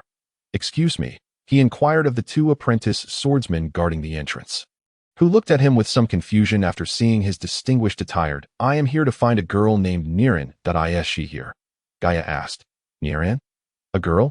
We don't seem to have anyone by that name here." One of the apprentice swordsmen replied. Gaia's brow furrowed, and he insisted, "Could you please summon Master Mandra?" "Oh, wait a moment." The apprentice swordsman, sensing the boy's potential strength, adopted a respectful demeanor and hurried inside the academy. Shortly after, a bearded Mandra emerged, his gaze scrutinizing Gaia with curiosity. The last time Mandra saw Gaia, he was merely 8 years old, and his attention had been captivated by Shad, making it impossible for him to recognize Gaia now. "What can I do for you, young man?" Mandra inquired, amused by the boy's noble appearance, wondering what business he had with him. "Is a girl named Nieran here?" Gaia reiterated. "Nieran, not ringing any bells," Mandra replied. "She is a girl from Martu village whom you were asked to look after 4 years ago," Gaia exclaimed, urgency creeping into his voice. He could not bear the thought of something having happened to Nieran though. "Now I remember. But she is not here with me," Mandra finally recalled. "Then where is she?" Gaia pressed, a sense of foreboding washing over him. "She was taken by the mayor. Something about a pendant. How about this? I will take you to the mayor's office to inquire further," Mandra offered. Initially, he only knew that the mayor had sent someone to retrieve Nieran, assuming it was due to a desire to care for the survivor from Martu village, so he did not intervene. Later, he paid little attention to the matter, only recalling that a group of temple knights had arrived, but he had not connected that to Nieran's departure. Mandra had business with the mayor and, noting the boy's potential, decided to accompany Gaia to the mayor's office in person. Upon arrival, Gaia found the mayor he had previously met had passed away, leaving him with an unfamiliar new mayor. As he sat in the hall, memories of his magical aptitude test with Bruce flooded back. Before long, the new mayor entered, accompanied by the town's foremost mage, Bruce, alongside a boy of similar age to Gaia, garbed in a brown mage robe and exuding an air of arrogance. "Greetings, Lord Bruce, I am Gaia." Bruce, being Gaia's mentor, commanded his respect, and Gaia offered a courteous bow.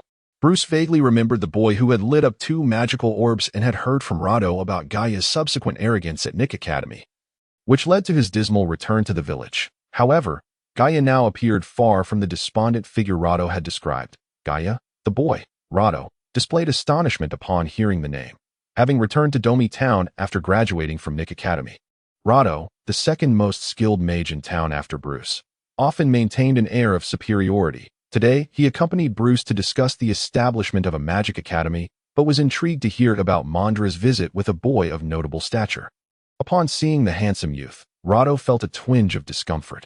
Here was someone not only well-dressed, but also remarkably good-looking, inciting jealousy within him. Yet, when Gaia introduced himself, Rado scrutinized the boy closely, finally recognizing the visage of the former Gaia. He could not fathom how this once laboring adventurer had returned in such noble attire. It's you, the Gaia who graduated from Nick Academy as a first-level mage, isn't it? Long time no see. Rado remarked, his tone dripping with mockery, harboring resentment over Gaia's past humiliations. Now, bolstered by Bruce's presence, he felt emboldened to provoke. Gaia recognized the petty Rado but chose to ignore the fool, directing his gaze back to the new mayor and asking, I heard from Master Mondra that you took Niran.Is at your residence. Could you please have her come out? Niran? I don't recall such a person. The mayor feigned ignorance, having only remembered the temple knights specifying a girl with a pendant during her abduction.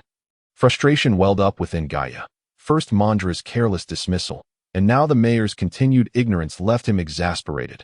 Mayor, she is the girl with the pendant, a nearby steward quietly reminded him, prompting a realization.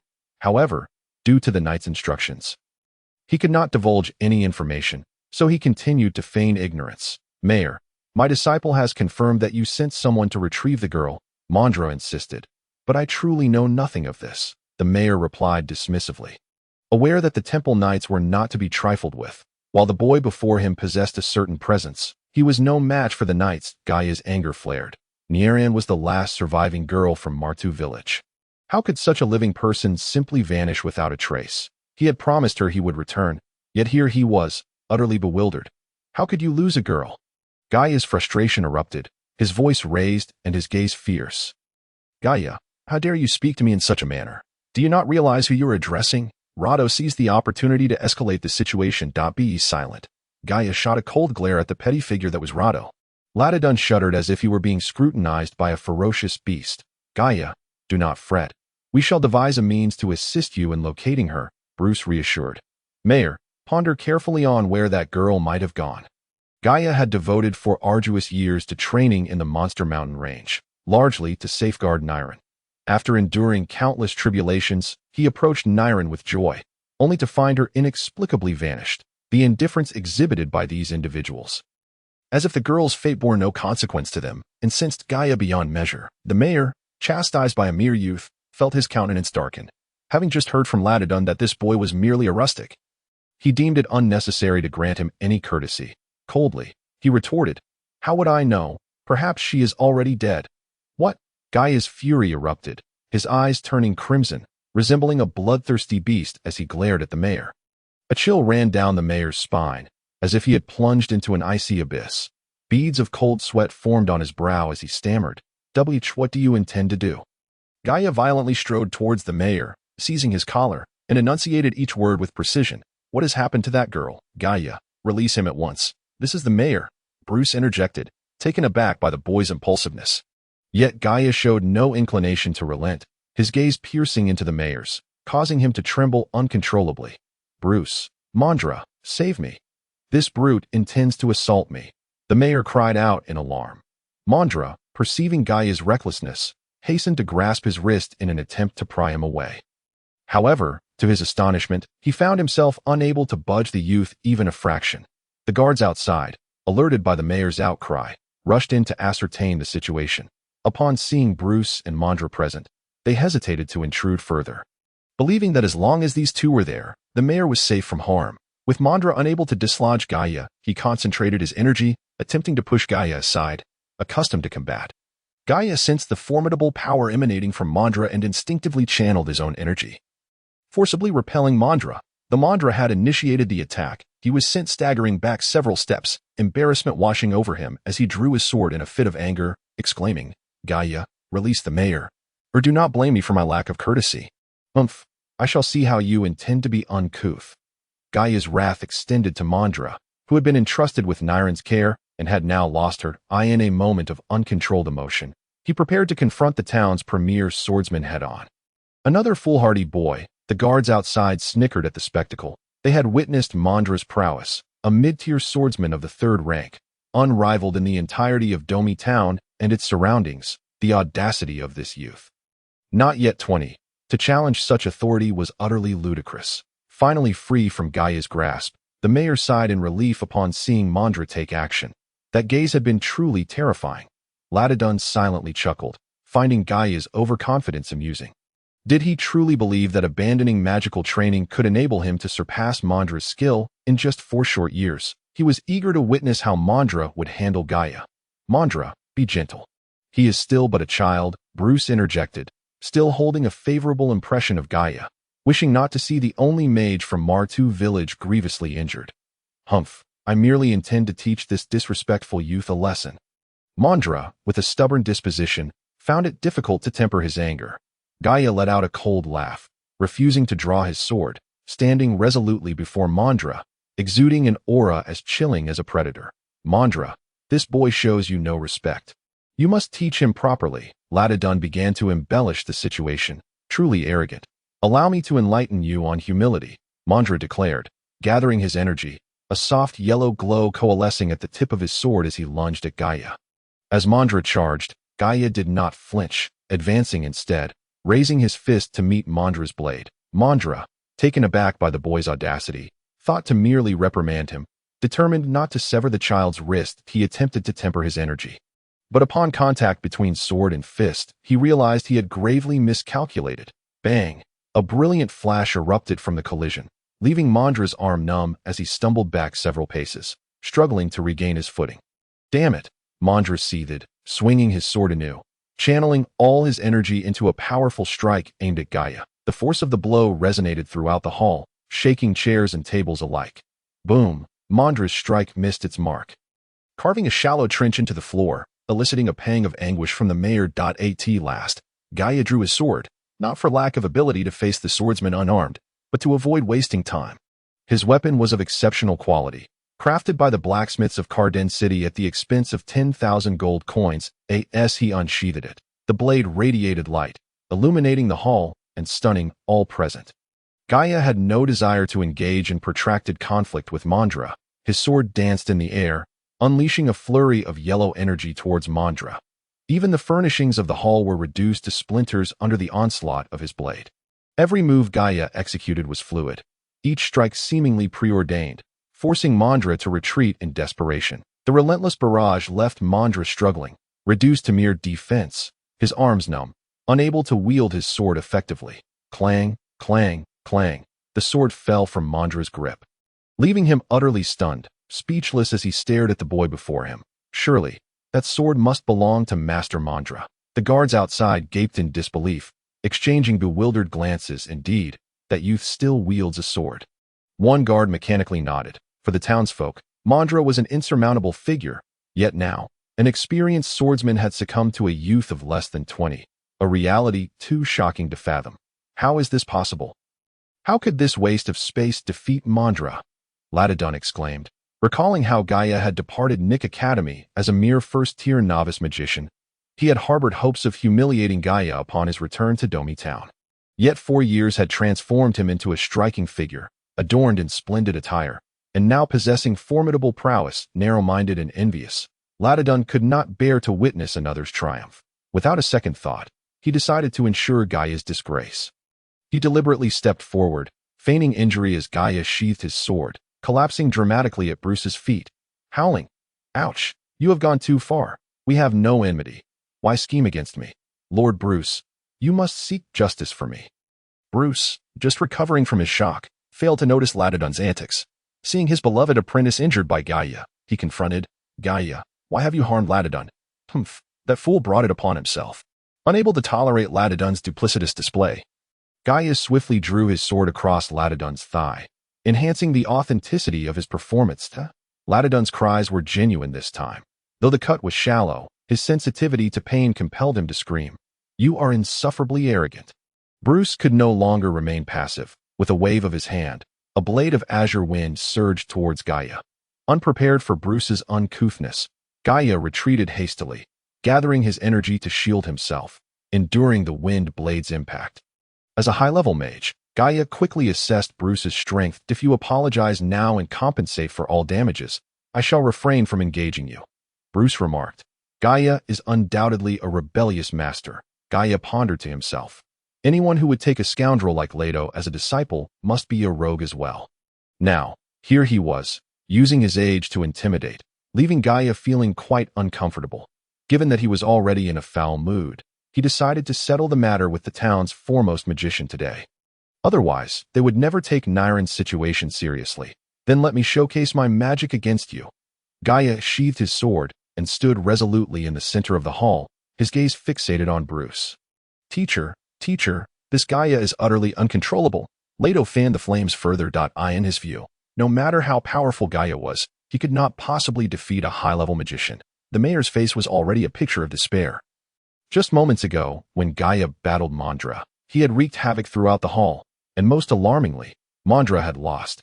Now, if Bruce intervened, the hall would likely be reduced to ruins. Gaia, however, cared little for the fate of the mayor's residents. He was determined to make these old fogies experience the taste of defeat. Otherwise, these frogs at the bottom of the well would always maintain their air of superiority. Windblade. Gaia retaliated with his own windblade.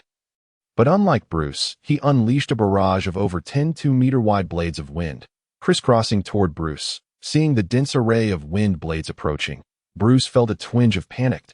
He hastily recited an incantation, raising a shield of stone before him to block the attack. However, after deflecting the blades, his stone shield shattered, leaving deep cracks in the walls of the hall. Piercing strike. Bruce launched his counterattack, and as soon as he spoke, the floor of the hall fractured, and a sharp spike of earth surged upward towards Gaia. Unperturbed, Gaia summoned his magical energy, causing himself to float effortlessly above the ground, evading the entire spell with ease. His levitation spell could not be sustained for long, and as he descended, Bruce's next spell struck. A powerful column of water shot forth. Yet, with a simple earthen wall, Gaia managed to block it, sending splashes throughout the hall. Bruce's expression shifted. He had not anticipated the remarkable prowess of this young magician, who seemed to rival him in skill. However, the battle had commenced, and he saw no reason to withdraw, nor did he believe he could be defeated by this youth.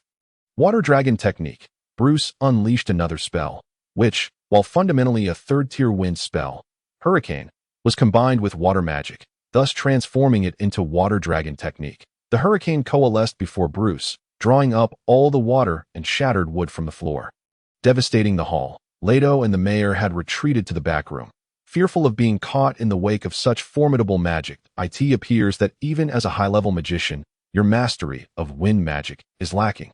The hurricane engulfed the entire hall, lifting everything in its path.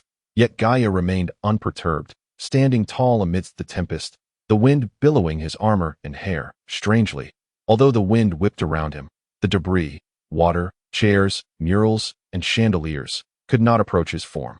As if an invisible barrier surrounded him, the hurricane raged on, leaving the hall in tatters, with teacups, wooden chairs, and carpets strewn across the floor, some reduced to powder, leaving the mayor cowering in the back room. With a face ashen with dismay, Leto, witnessing this scene, began to revel in the chaos, thinking, finally, Gaia is being put in his place. Humph, this fool dared to challenge Lord Bruce. In his moment of glee, Leto seemed to forget the pain in his thigh. However, as the dust settled, and the tall figure remained unscathed in the center of the hall, Leto was nearly driven to the brink of fury. As Leto seethed, Bruce too was taken aback. The magic he had just cast was one of his specialties. Quick to release and powerful, typically difficult for most magicians to withstand. Yet, here stood this youth, untouched, not even a drop of water having grazed him. Mayor, I shall ask you once more, did you send someone to retrieve that girl? Gaia's icy gaze pierced the mayor, who stammered in fear. I cannot say. The mayor, pressed by Gaia's intimidation, faltered and let slip the truth that a heaviness settled in Gaia's heart. It was indeed this mayor who had orchestrated the scheme. Niren had displayed her beauty at the tender age of 12. Could it be that in the years following, she had caught the eye of someone powerful, who forcibly took her away? The thought ignited his fury, veins bulging on his forehead, on the verge of eruption. You shall pay for this. Gaia's eyes burned crimson as he roared at the assembly. Simultaneously, a fierce wind surged, swirling ominously around him, causing his garments to flutter violently, and his hair to stand on end. What do you intend to do? Bruce's aged face was overtaken by terror. He sensed a boundless reservoir of magical power erupting from the youth, a sign of high-tier magic. The entire mayor's residence began to tremble. Skylights, chandeliers, and murals cascaded down, while deep cracks formed in the floor. With a sudden rupture, the floor split open, and simultaneously, the walls and ceiling fractured, debris raining down. Earthquake technique. Gaia finally completed his spell, his voice booming like thunder. The hall began to crumble, stones and bricks falling, the ground splintering, fissures erupting. Run for your lives. The guards outside, witnessing the entire hall quaking, were gripped by terror. Abandoning their weapons and fleeing in panic, Leto and the mayor, paralyzed by shock, could only watch as the grand hall transformed into a wasteland. Bruce and Mondra retreated to the side, utilizing magic and combat energy to shield themselves from the falling debris. Realizing they could no longer thwart the youth, with mastery in both martial arts and magic, Bruce and Mondra exchanged glances, standing amidst the ruins of the mayor's residence, whispering to themselves. Gaia, encased in a protective shield of stone, remained unscathed despite the surrounding collapse. He stood like a madman amidst the rubble and dust, commanding dominion over all. Stepping upon the fragmented stones, he approached the cowering mayor, seizing him by the collar and demanding, "Where is that girl? Where have you taken her? Speak, or I shall kill you." "Why, yes, it is the temple knight, the temple knight." The mayor, fearing for his life, hastily divulged. 4 years ago, they came to the town, claiming to seek a girl with a jade pendant. They took her away, warning me not to tell anyone. The steward can testify. The steward, having fled to safety at the onset of the battle, hesitated to approach, but meekly affirmed from a distance. "Indeed, that is the truth. Why did they take Niren?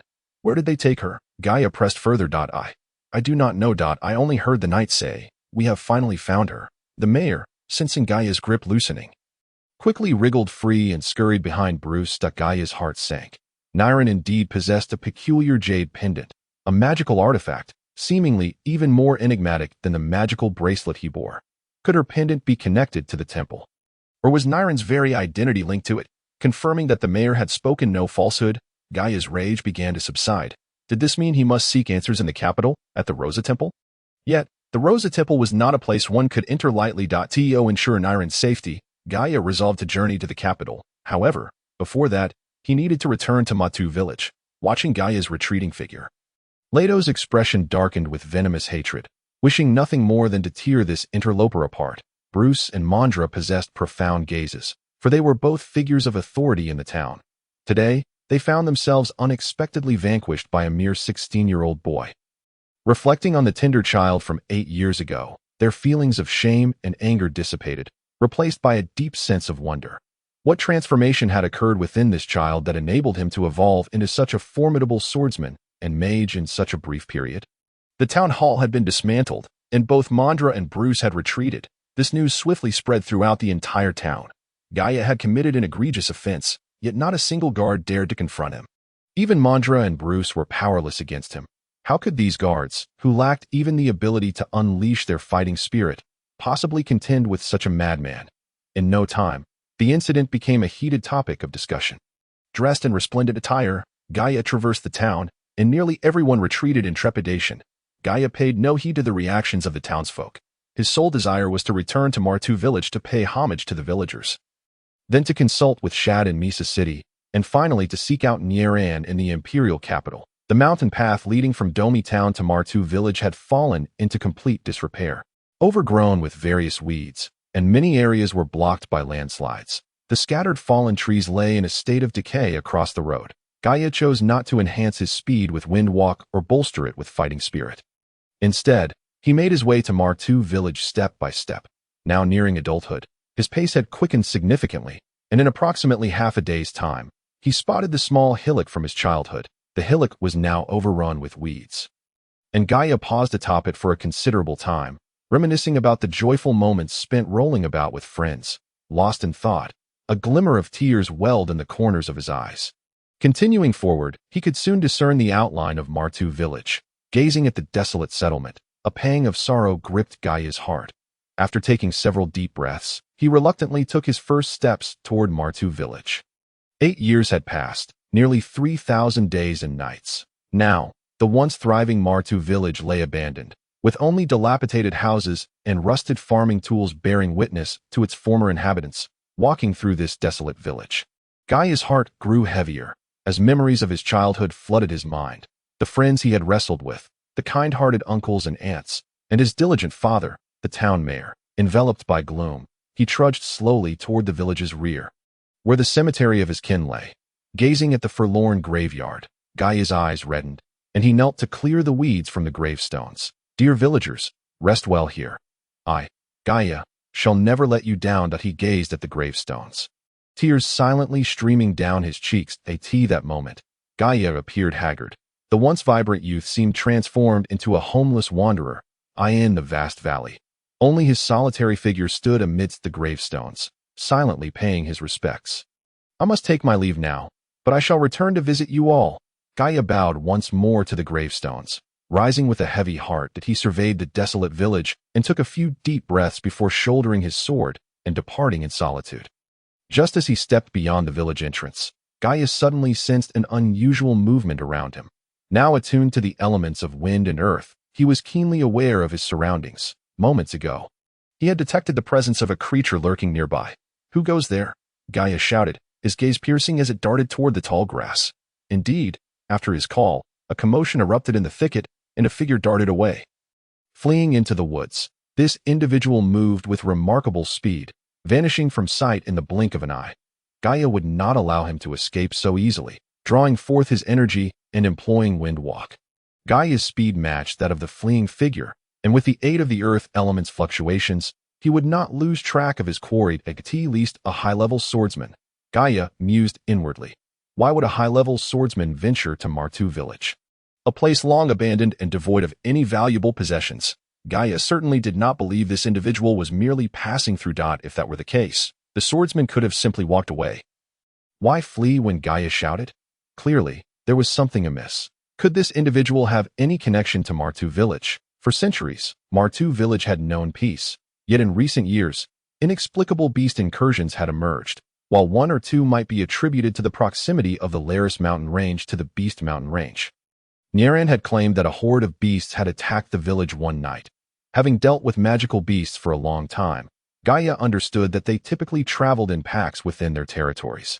The Laris mountain range could not possibly harbor such territories, so how could a multitude of beasts appear without reason? Was there some hidden truth, or did the demise of Martu village relate to certain events? Perhaps someone had lured the beasts to their doom? Gaia had long harbored doubts regarding the village's destruction, and now, with his newfound maturity and analytical prowess, he quickly connected several dots upon spotting the scheming high-level swordsman. As he pondered, Gaia drew ever closer to the swordsman, who was clad in a brown short armor, a sword sheathed at his waist, with light yellow hair and a robust build. Prepare to face my blade. Gaia called out from a short distance, yet it was sufficient for him to unleash his sword aura that a flicker of pale yellow light illuminated the area, and a brilliant sword aura cleaved through the obstructing trees. Hurtling toward the assailant, the swordsman sensed the oncoming aura and was compelled to halt, channeling his energy to parry Gaia's strike. With a vertical slash, Gaia's sword aura lacked overwhelming force. Its purpose was merely to compel the man to stop. As he achieved his objective, Gaia caught a clear glimpse of the man's face, an utterly ordinary visage, and Gaia was certain he had never encountered this person before. Just as he prepared to question the man, the latter launched an assault, his sword dancing in a flurry, yellow light intersecting as it aimed for Gaia. So, he too can channel energy externally. Gaia reacted swiftly, gathering his energy to construct a barrier of sword energy before him. The impact of the light struck against Gaia's barrier, sending him staggering several steps back until his back collided with a tree, halting his retreat. Impressive, he must be at least a third-tier high-level swordsman. Gaia thought to himself that in this exchange, Gaia had already assessed his opponent's strength. As a second-tier high-level swordsman, it was only a third-tier swordsman who could gain the upper hand in their first encounter.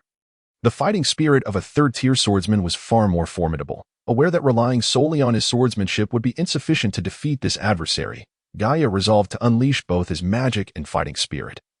Intent on subduing this foe. "Humph, your strength is hardly worthy of being anything more than a lackey," the man scoffed, channeling his energy once more. Yellow energy enveloped his sword, extending its length significantly. Suddenly, he leapt into the air, and from a distance of 10 meters, he swung his weapon, a radiant sword. The yellow energy coalesced into a massive sword of light, distorting the surrounding air as it descended from above, cleaving the slightly elevated hill in two, creating a deep chasm that uprooted the surrounding trees. "You should go back and train for a few more years." The man cast a disdainful glance at Gaia before swiftly vanishing into the thicket. Disappearing from Gaia's sight, Gaia stood frozen, staring blankly at the fissure extending to his feet, taking a long time to regain his composure. A great swordsman. He realized that the individual he had just faced was undoubtedly a great swordsman. Had that man taken a single step closer, that domineering great sword would have cleaved him in two. Gaia shuddered at the thought of enduring such a blow. He could not guarantee he would remain standing if struck. Energy manifestation, Gaia muttered to himself. Energy manifestation, like external energy projection, was a high-level martial technique, and compared to the latter, it was even more challenging to master, typically achievable only at the level of a great swordsman. Who was he? A lackey. Why had he called me a lackey?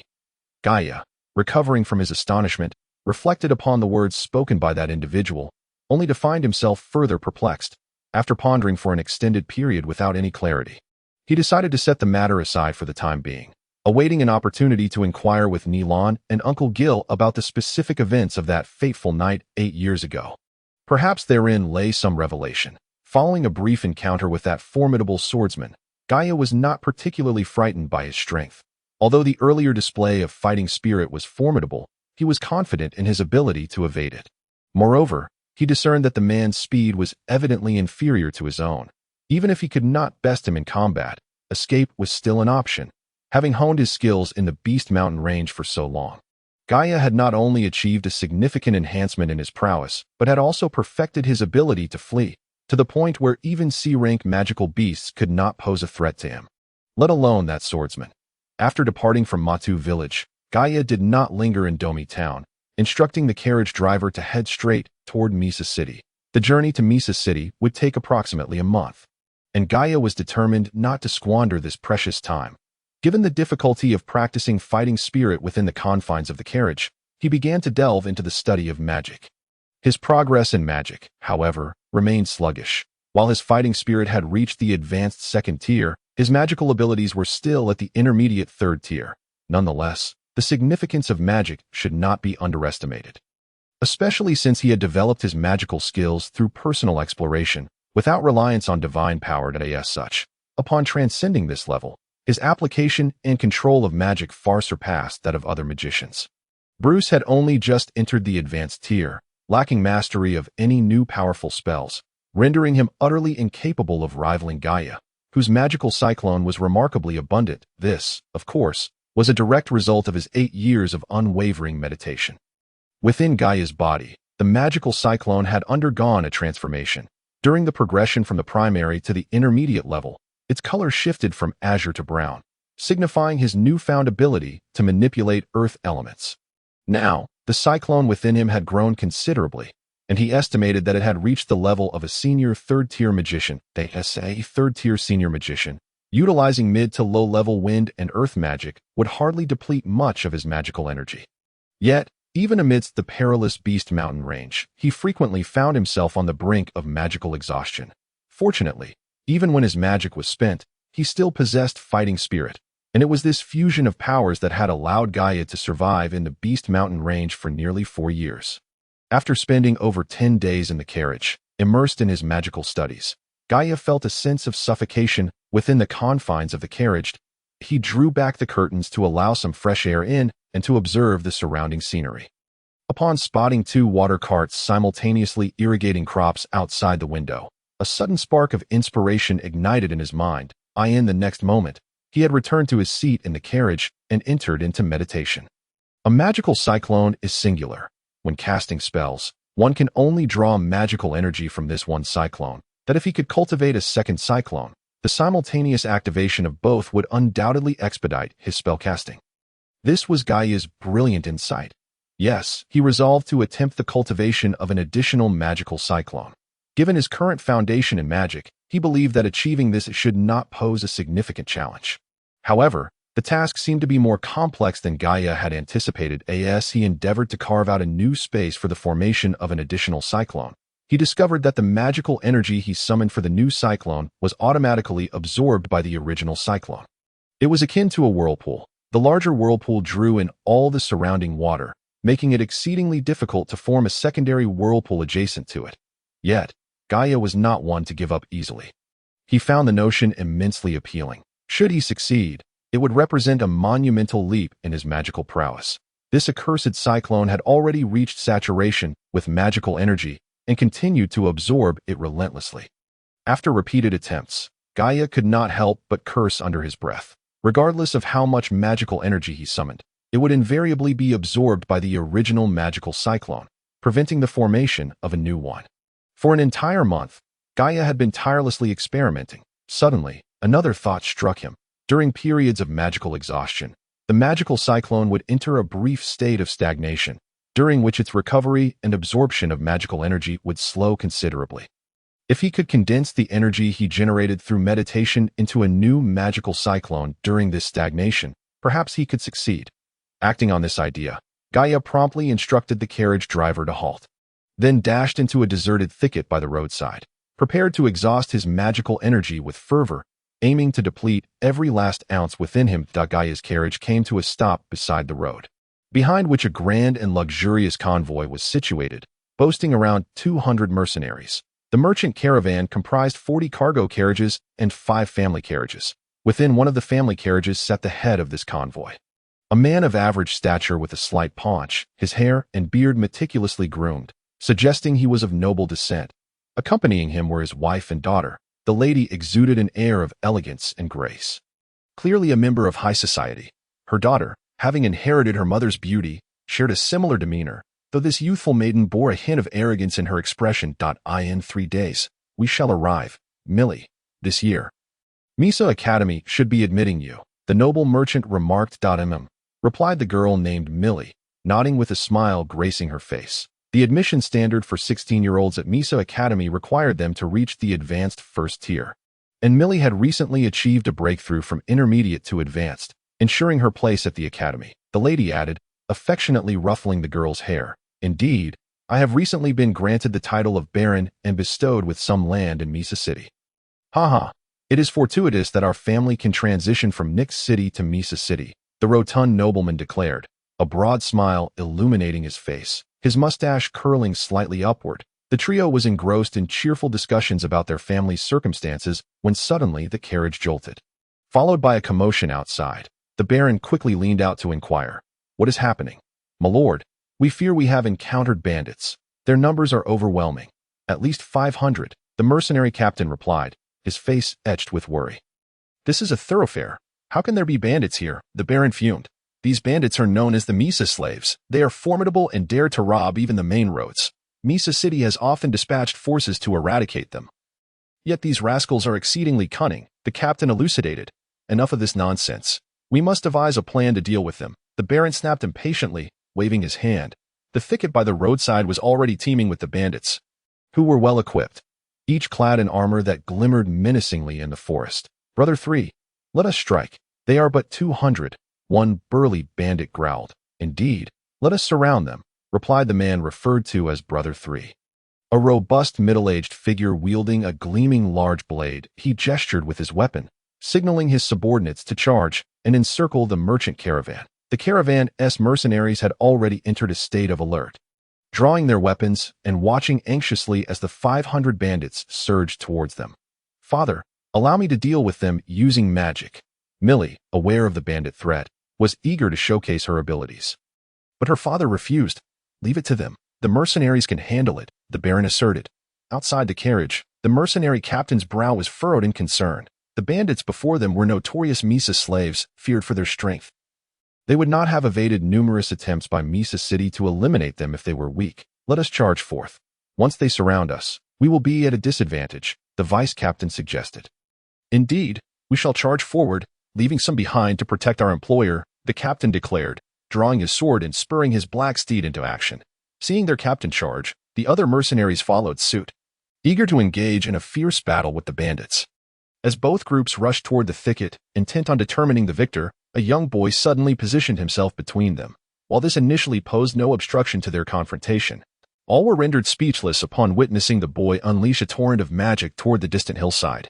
Storm art, hurricane, arise, earth split, sequential earth spikes, meteor fall, rock barrier, blade of wind. A relentless barrage of earth and wind-based high-level magic rained down upon the distant towering earth mound, scythe-like blades of azure wind, a tornado spanning nearly 3 meters.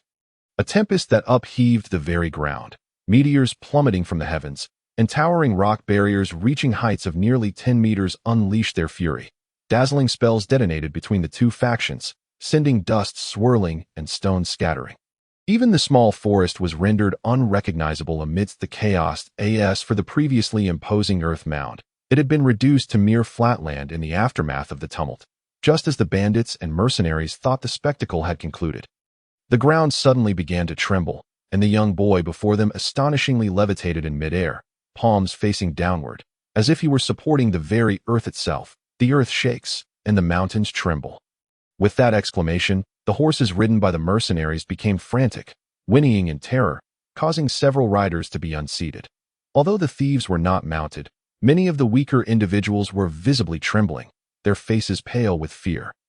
High-level earth magic, the mercenary captain marveled, and no sooner had he spoken than the spell was unleashed, uprooting the trees of the entire forest, tearing apart the sod, and fracturing the rocks.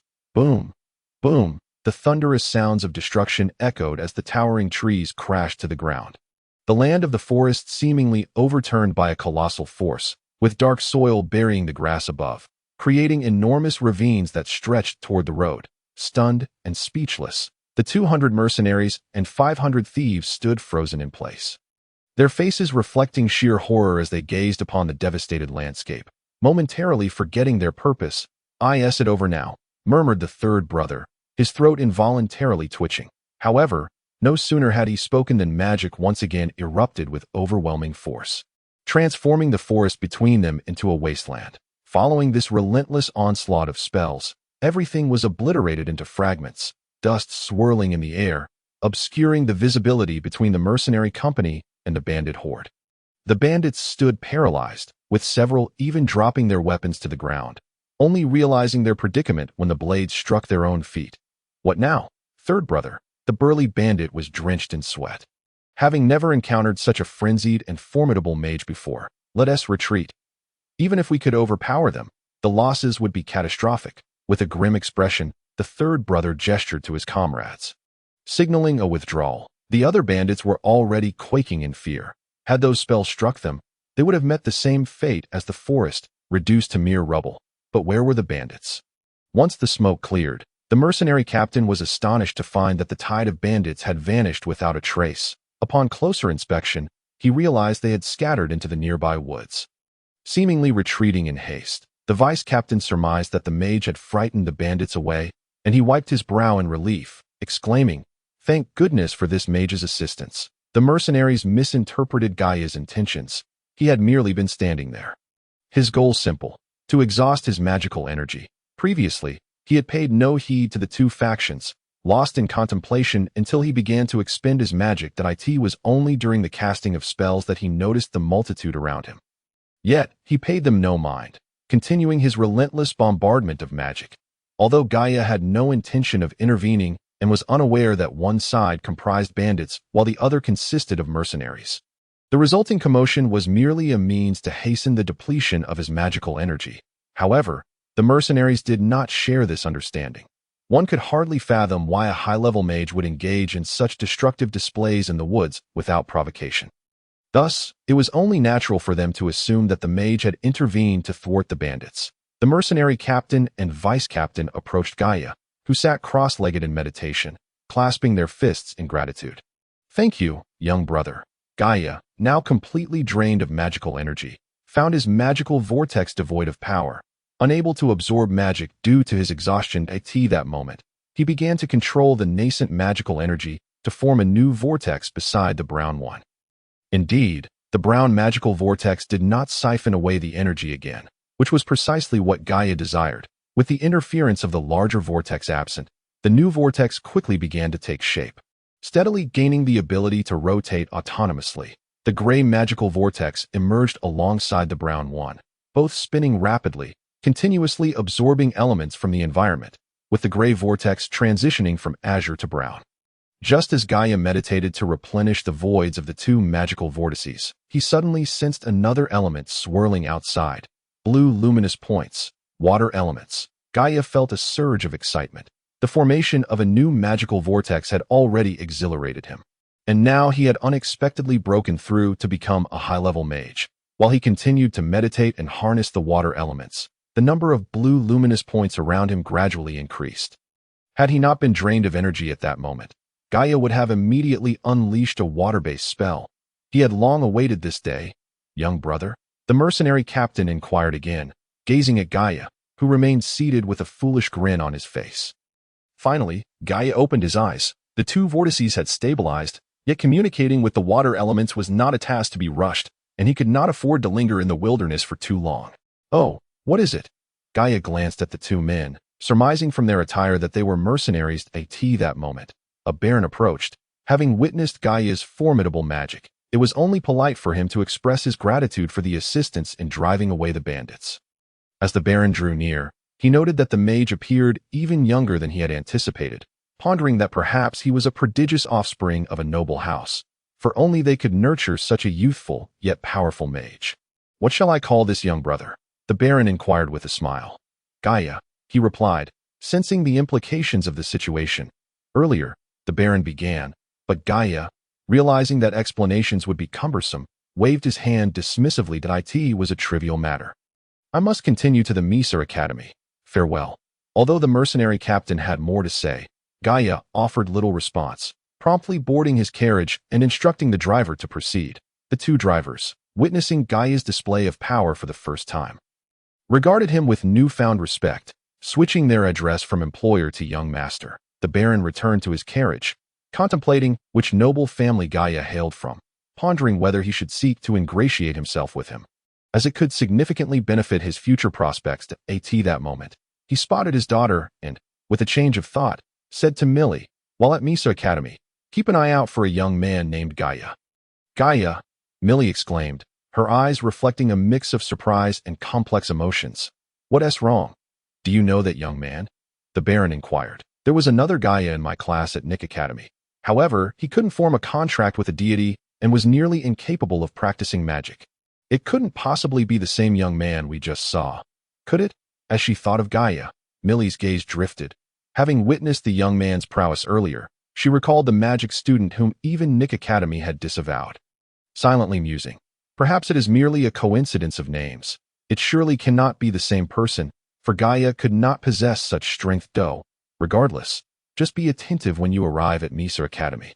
If you can befriend him, do so. The baron did not dwell on it further, believing that someone with such power must have substantial backing. If he could form a connection, his own prospects for elevation and rank would surely improve.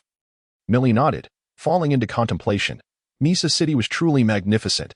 As Gaia gazed through the window at the serene and ancient city, he couldn't help but marvel. Misa City, being closer to the imperial capital and a pivotal hub, boasted an unparalleled level of prosperity. Even Carton City, with its economic backdrop of the Beast Mountain Range, paled in comparison to Misa City. As the carriage entered through the towering city gate, Gaia raised his eyes to the grand entrance. Estimating its width and height to be at least 20 meters, even a full-powered spell from a magic master might struggle to breach such a massive gate. The broad avenue within the city was paved with sturdy brown crystal rock. Exceptionally resilient in nature, even a mid-level swordsman, when exerting all his strength in a single strike, could only leave a faint mark upon this surface. This was Gaia's first encounter with such a grand city, and he found himself unconsciously glancing around, discovering numerous novel sights he had never before encountered along the way. The two drivers were not particularly familiar with the city of Misa either.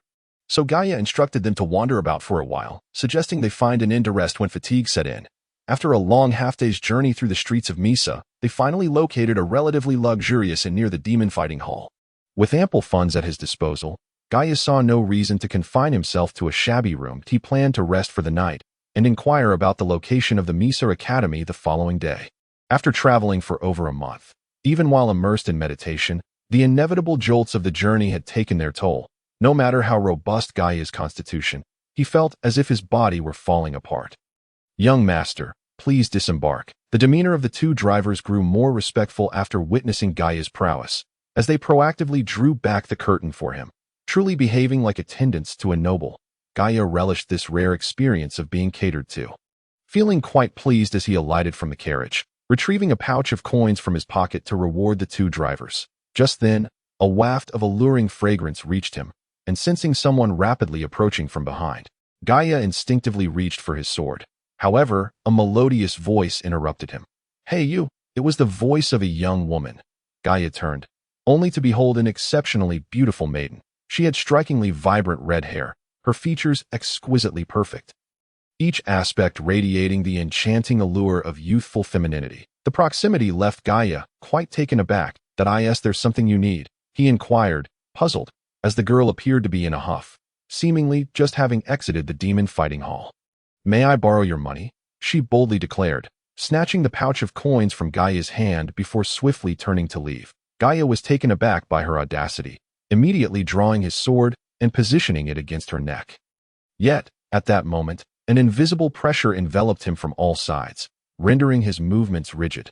This overwhelming force was so oppressive that it nearly stole his breath away. He gritted his teeth, attempting to resist it. To his astonishment, he found himself utterly incapable of summoning even an ounce of strength, as if he had been frozen in place. The girl was equally startled when she saw Gaia draw his sword. But upon witnessing his sudden paralysis, she simply remarked, "I'll come back later," before continuing on her way towards the demon fighting hall.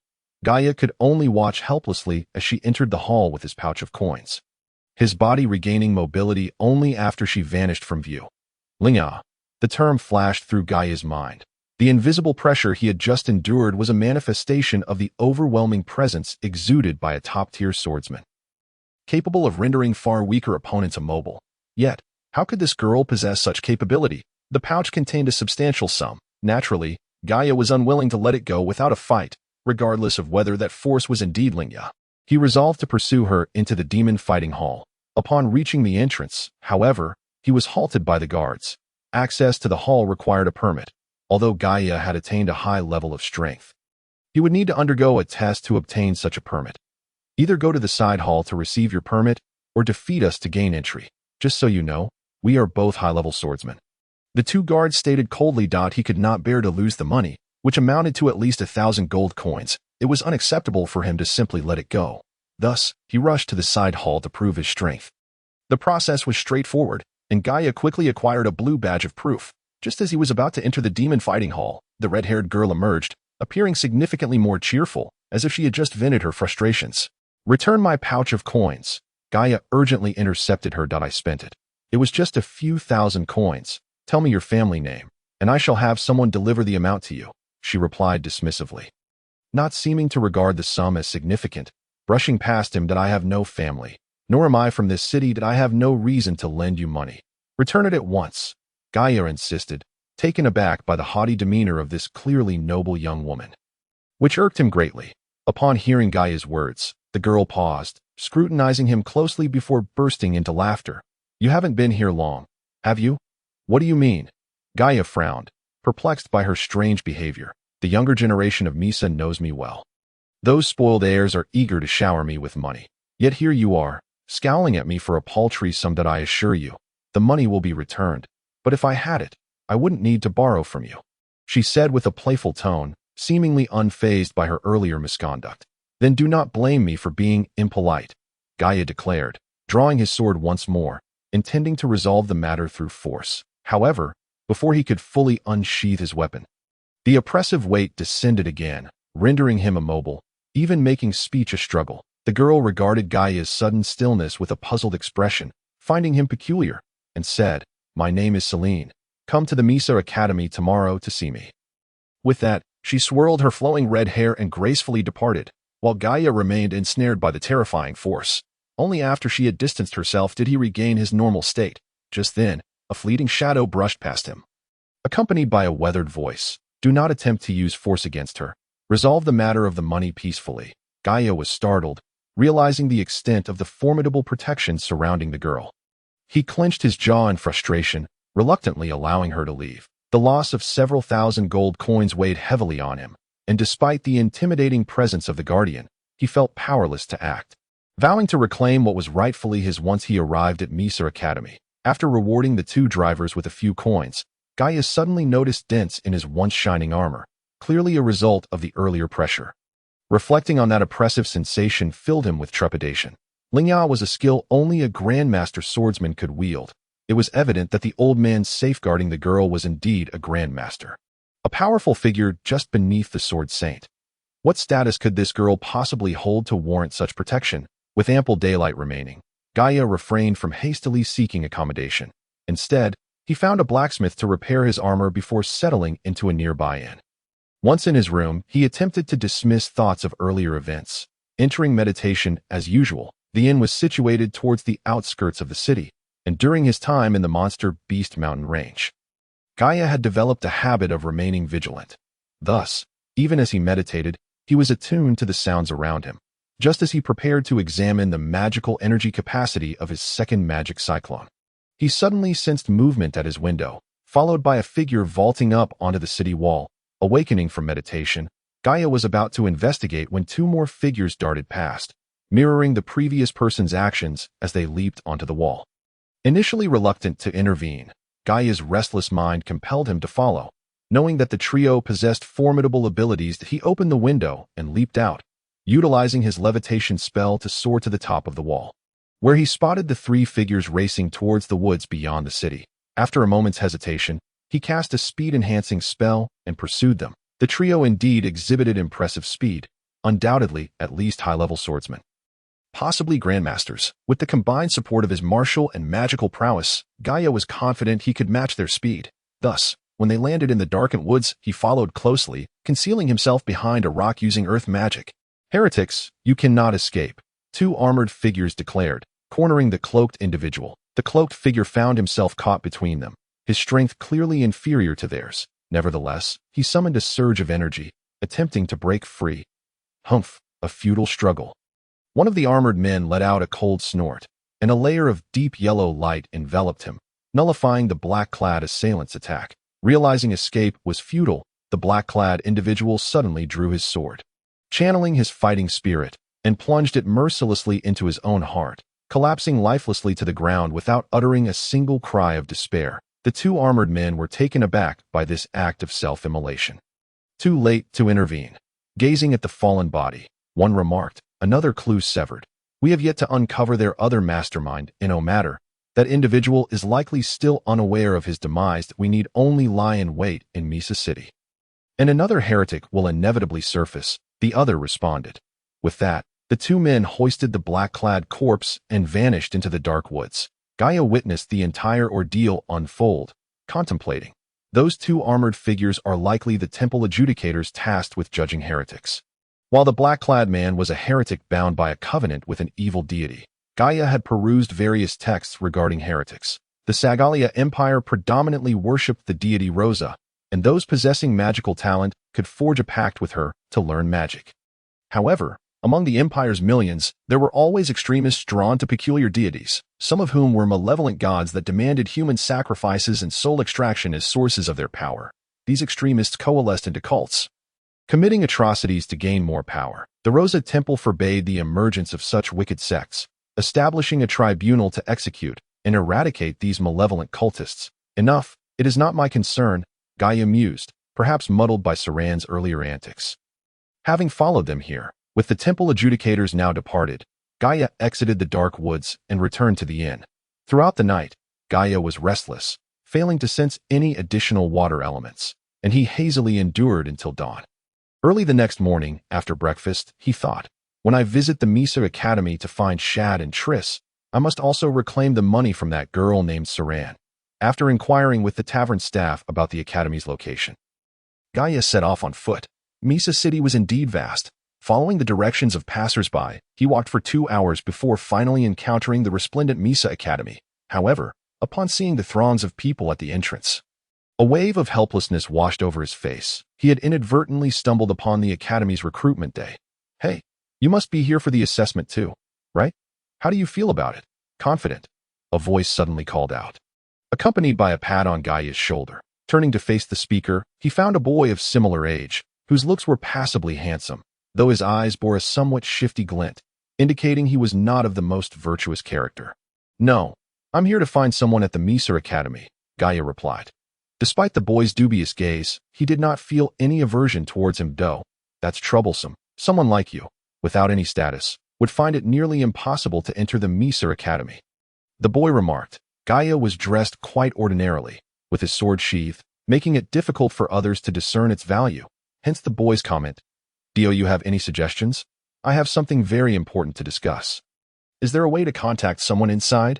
Gaia pressed, urgency creeping into his voice. He indeed had pressing matters to address, first to inform Shad about the village and Nilan, then to retrieve the 30,000 gold coins from Saran. Oh, by the way, what level are you? The boy inquired. High-level mage, Gaia answered. Then you can directly participate in the assessment and enter the Misa Academy, the boy stated. But I have very important matters to attend to. I do not wish to stay in the academy for now, Gaia replied. That's no problem. The Misa Academy doesn't impose strict limitations on student freedom, even if you venture outside for training. They won't interfere, as long as you undergo a performance evaluation within a year to demonstrate whether your skills have progressed, the boy explained. Then I shall give it a try. Gaia nodded, relieved that the academy did not restrict student freedom. After all, he believed passing the assessment with his current abilities would not pose much difficulty. Yet, he pondered on how to approach his entry into the academy. His prowess as a swordsman had already reached the second-tier high level, making entrance a trivial matter, while his magical abilities also reached advanced levels. However, he could only choose one, either as a swordsman or a mage. Ultimately, Gaia opted for the path of the mage, carefully storing his sword before participating in the mage assessment. The Misa Academy's magical assessment was somewhat different. They no longer tested magical aptitude and had 2 methods for recruitment, one for local outstanding students directly recruited after graduation, and another for those who came to take the assessment. The rules were set such that candidates under 16 had to achieve intermediate level 3 and pass an assessment, while those aged 16 to 18 needed to attain advanced status for direct admission. Candidates over 18 were required to reach at least the second-tier high level, with a maximum age limit of 20.150 gold coins, Gaia exclaimed, initially feeling pleased with the prospect of direct admission, only to be taken aback by the exorbitant fee. Humph, that is already the lowest tier, the middle-aged mage replied emotionlessly, thinking of how entering the academy would allow him to find Saran and reclaim the 30,000 gold coins. Gaia gritted his teeth and reluctantly paid the fee, receiving the academy badge and mage robe while harboring considerable resentment as he stepped into the Misa Academy. The academy occupied a vast expanse within Misa City. Gaia estimated it to be nearly as large as the entire city of Nick. After wandering for over 2 hours, he finally reached his apartment, which was shared with another student. However, due to financial constraints and knowing he would not reside there long term, he requested a standard apartment, saving a small sum of money. After resting in the dormitory for a brief period, his roommate arrived. It was none other than the boy with the shifty eyes. Upon seeing each other, they exchanged smiles, and Gaia remarked, "What a coincidence. Coincidence. When you were storing your belongings, I happened to have my spot taken, and ended up queuing right behind you. I suspect the ones ahead of me did not opt for this dorm. Hence we ended up together." The boy grinned. Just as Gaia was about to respond, the boy continued, "You were carrying a sword earlier. I thought you were a swordsman." "Yes, it was just something I accidentally acquired. It would be a waste to leave it behind, so I carried it, intending to give it to my swordsman friend," Gaia explained. He did not feel the need to divulge too much about himself to this boy, as they were not yet close. "I forgot to introduce myself. My name is Geely, born into a nearly fallen noble family." The boy said that "I am Gaia," he replied, omitting any mention of his own background. Not out of shame, but simply because it felt unnecessary. "What brings you here to find someone?" Geely inquired, clearly a chatterbox. "That I'm looking for Shad. By the way, do you know a girl named Saran?" Gaia asked, Recalling that the girl had claimed to be well known among the young people of Misa City, Geely's eyes widened slightly as he responded, I know her, but she does not know me. What's going on? Are you perhaps intrigued by her beauty and wish to catch a glimpse? Not at all. She stole a significant sum of money from me last night. I'm here at the Misa Academy to confront her about it. Gaia stated. Gritting his teeth at the mere thought of that woman, Geely's eyes widened further, perhaps more accurately described as bulging. You must be joking. First of all, Saran would never borrow money from you. And which man would dare to ask her for money after lending it to her? Not only would you lose your composure before such a beautiful woman, but you might also find yourself blasted against the walls of Misa City by her magic. Gaia frowned, realizing from Geely's remarks that retrieving his money would indeed be a formidable challenge. After some contemplation, he ultimately decided to seek out Shad first, before settling accounts with that woman. Wait a moment. Who did you say you were looking for? Geely suddenly recalled something and asked. Shad. Why? Gaia replied. Shad. You were truly looking for Shad. What is your relationship with him? Geely's eyes widened once more, revealing that he was indeed a local of Misa City. Although I have only just entered the Mass Academy today, I have heard much about it from many individuals that we hail from the same place and are good brothers, Gaia remarked. Really? You actually know Shad? Since you are his close companion, there is no reason for you to be unaware that he is already enrolled in the Holy Twilight Academy in the Imperial capital. Geely responded, somewhat astonished. He is not at the Mass Academy? Gaia was taken aback. After spending so much time training in the deep mountains, he had only known that Shad was cultivating at the Mass Academy. How could he have been informed about Shad's enrollment in the Holy Twilight Academy? Gaia felt a sense of helplessness once more. These past 2 days had been bewildering enough. Money lost, clothes exchanged. And in pursuit of enrollment, he had paid a hefty tuition fee. Upon entering, he had soon discovered that recovering that money would not be so simple. The most distressing part was that Shad had actually gone to the Imperial capital. By the way, do you know Triss? Gaia suddenly recalled and hurriedly inquired. Triss? I haven't heard of him. He probably lacks any notoriety at the Mass Academy, Geely stated. Hearing this, Gaia found it peculiar. Triss had initially entered the Mass Academy as the top magician from Nick Academy. Even amidst the multitude of skilled individuals here, it was unlikely that he could be easily overlooked. Unable to locate Triss within this vast institution for the time being, Gaia decided to seek out the highly renowned girl. Celine.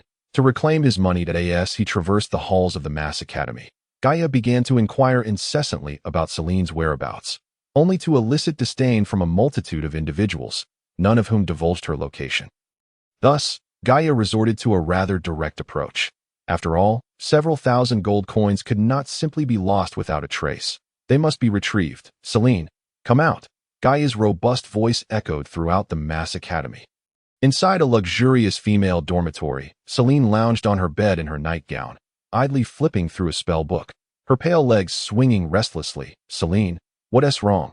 You've seemed rather unhappy since returning yesterday, her roommate.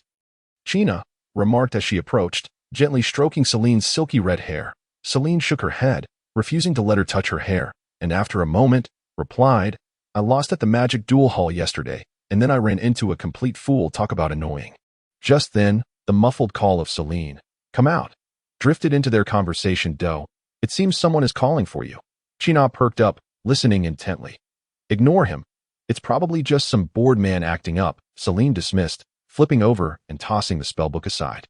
Closing her eyes to take a short nap, while the distant voice gradually faded away. When Celine awoke, it was nearly noon. At that moment, China hurried into the dormitory, both laughing and anxious. Celine, there's an imposing young man shouting your name all over the academy. I just saw him. Although his attire is lacking, his appearance is quite decent. Do you want to go meet him? I've seen plenty of handsome men. There's no need to get all flustered. If you see that guy again, just tell him if he dares to call out again, I'll deal with him using magic, Celine declared, shaking her little fist fiercely. Poor Gaia had no idea that Celine had already forgotten all about borrowing money from her last night. Meanwhile, Gaia continued to shout her name throughout the academy, determined to reclaim his 3,000 gold coins. However, as Celine was the most beautiful girl at the academy, the number of her admirers was vast, and Gaia's loud proclamations attracted trouble from many of those infatuated with her. Gaia had now become the academy's public enemy. It was only reasonable, given that such a renowned girl would naturally draw ire when someone like Gaia was frantically calling out her name, prompting dissatisfaction from many. Some of the more arrogant individuals even surrounded him, Eager to teach this ill-mannered newcomer a lesson, she stole my 3,000 gold coins. When the crowd inquired why Gaia was seeking Celine, he answered candidly. However, his response only elicited laughter from those around him. Gaia found nothing amusing about the situation. It was utterly unreasonable for that girl to act so recklessly. Did her beauty and fame grant her the liberty to behave in such a manner? If lending money to that girl was considered a privilege, Gaia would rather forego such a privilege. You really don't know what's good for you. How could Miss Celine possibly steal your money? Moreover, 3,000 gold coins is hardly worth her time. Surely, you must have approached her with some underhanded tactics. A young gentleman of apparent wealth interjected. Indeed, stop shouting. Otherwise, we shall not be so accommodating, another fourth-year student added. Gaia was taken aback by their nonsensical insistence. This had nothing to do with them, yet they were interfering. Celine, come out quickly, return my money. Ignoring the others, Gaia called out, eager for a confrontation, relishing the thought that the louder the commotion, the more likely he would find that girl. Upon hearing his defiance, the infatuated admirers, whose feelings for Celine had reached a fervent pitch, were now intent on teaching Gaia a lesson. Humph, a freshman daring to be this arrogant. One wealthy young man could no longer contain himself, beginning to chant a spell as cold mist surrounded him, coalescing into an ice arrow aimed at Gaia. This moment, others also launched their attacks, intending merely to teach Gaia a lesson rather than inflict serious harm. A dozen ice arrows formed, shooting towards Gaia from various directions. With a disdainful grunt, Gaia summoned a whirlwind centered around himself in an instant. The ice arrows, upon entering the vortex, were swiftly caught in the spiraling air currents and disintegrated into powder. Oh, he possesses some skill, the wealthy young man remarked, intrigued by how effortlessly Gaia had dispelled their tentative assault. I am looking for Celine. Mind your own business, or I shall not be kind, Gaia stated coldly. Once engaged in combat, the violent aura he had cultivated in the Beast Mountains became increasingly difficult to restrain. What audacity! Everyone, step aside. Today, I shall teach this ignorant freshman a lesson, the wealthy young man declared. Kishi, be sure to teach this brat a lesson. If the academy inquires, we will take responsibility for you. Another student chimed in. Indeed, perhaps Miss Celine will develop a fondness for you because of this, the previous fourth-year student added with a peculiar tone. Gaia glanced disdainfully at these individuals and muttered, a bunch of fools. The moment the words escaped his lips, he vanished from sight, reappearing directly before the chattering wealthy young man. With a swift motion, he seized the young man's collar and executed a throw, sending him crashing to the ground, where he landed heavily on the distant lawn. Everyone was left stunned. One student even suggested that the wealthy young man freeze Gaia into an ice sculpture, but mid-sentence, he watched as the young man soared overhead. Indeed, these students were utterly foolish. When it came to teaching lessons, they wasted time with empty words.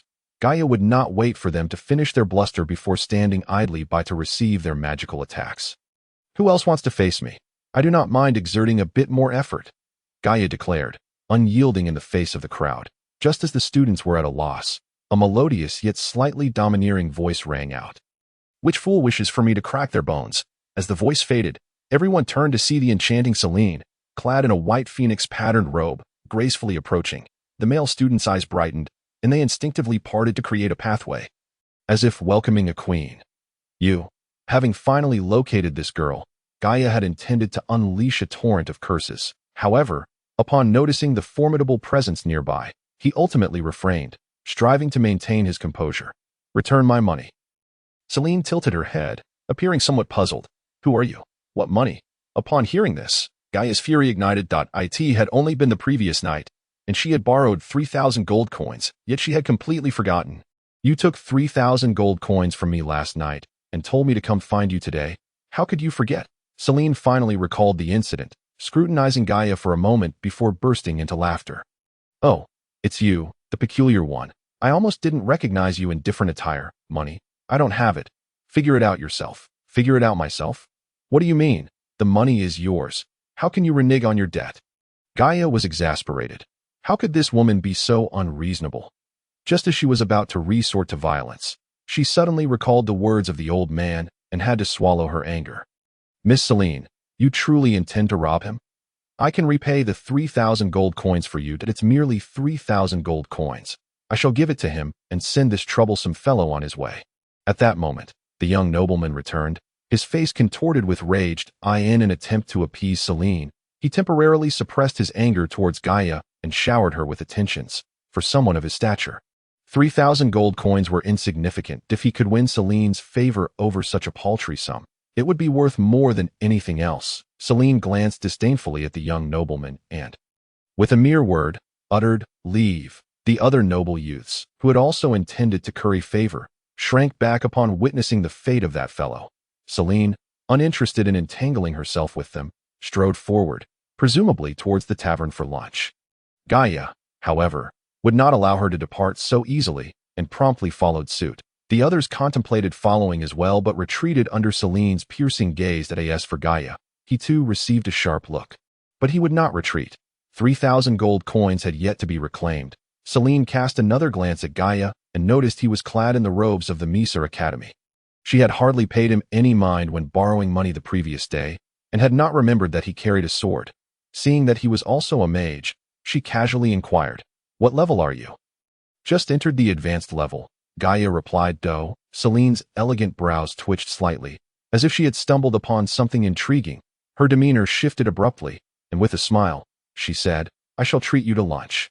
After we eat, you can assist me with a favor, and I will return your money." "What favor?" Gaia was reluctant to be ensnared by this woman again. "Be my sparring partner. I wish to practice some magic," Celine said with a grin. Gaia pondered for a moment.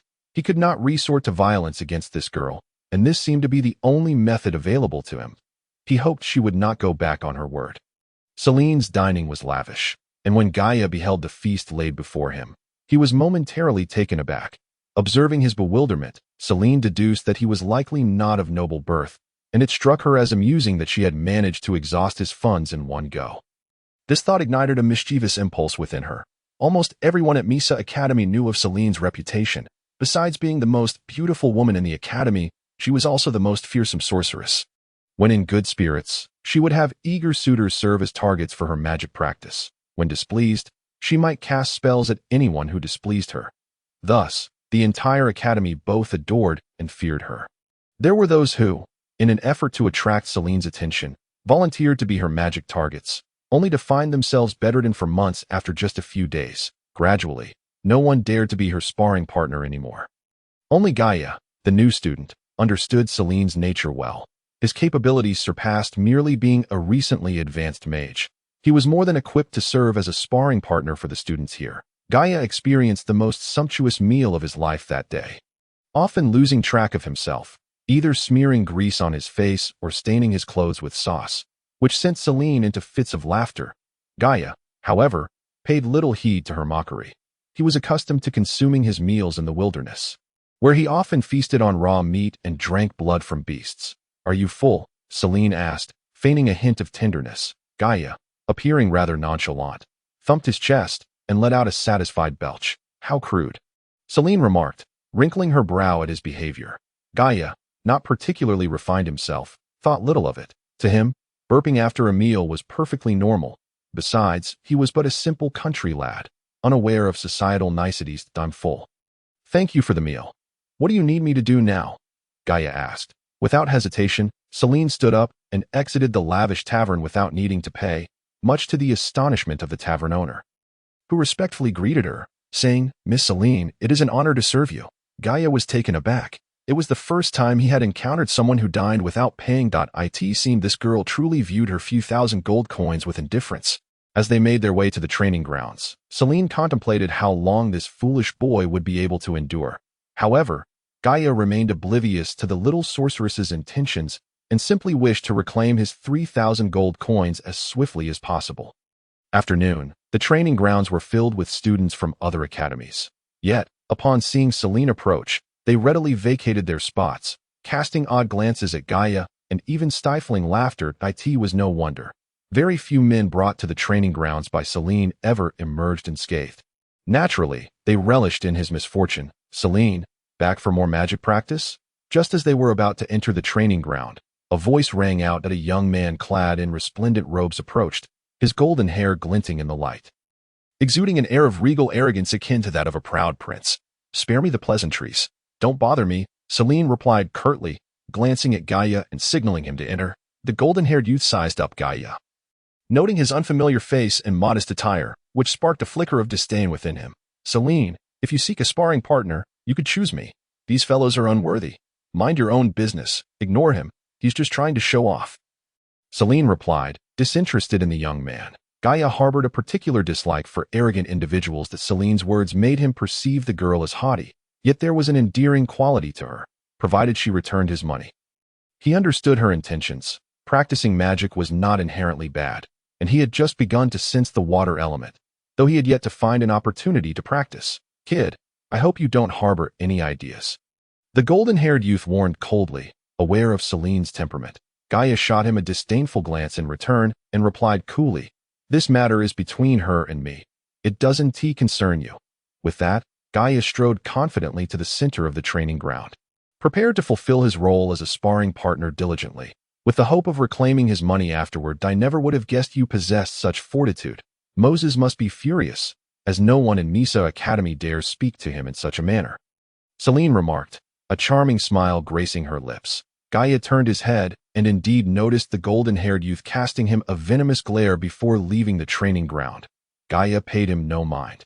Having survived for 4 years in the treacherous Monster Mountains, a hellish place on the Eden continent, battling ferocious beasts without fear, he had little regard for a mere person's grudge. Let us begin. Gaia thought, deciding he wouldn't linger here for long and that it was best to indulge this little sorceress first. Celine rarely smiled so demurely, but soon her behavior contradicted that charming smile. She began to chant a lengthy incantation, the words of which Gaia could not fully discern even from 20 meters away, leaving him unaware of the magic she intended to unleash. Gaia had not overestimated the girl named Celine. After all, even a seasoned D-rank beast could pose a challenge to a third-tier advanced swordsman, and D-rank creatures were notoriously cunning, often retreating when at a disadvantage. Nevertheless, he had slain 20 of them. Thus, he did not believe this enchanting girl could harm him, and as she chanted, he inadvertently caught sight of her smooth, fair legs beneath her flowing robes. Quickly, he turned his gaze away, not daring to look further. Ice Meteor. After a lengthy incantation, Celine finally completed the spell. Suddenly, a swirling mass of white clouds appeared above the training ground. From within this vortex, ice spikes, each as thick as an arm, began to materialize, increasing in number until hundreds were formed in an instant. These ice spikes detached from the vortex and shot towards Gaia at breakneck speed. As Gaia turned his head, he suddenly realized the magic had been unleashed and hurriedly raised a stone shield above his head. A multitude of ice spikes descended from the sky like a torrential downpour, and Gaia's rocky shield shattered after withstanding nearly a dozen of them. In a state of disarray, Gaia was compelled to erect another shield.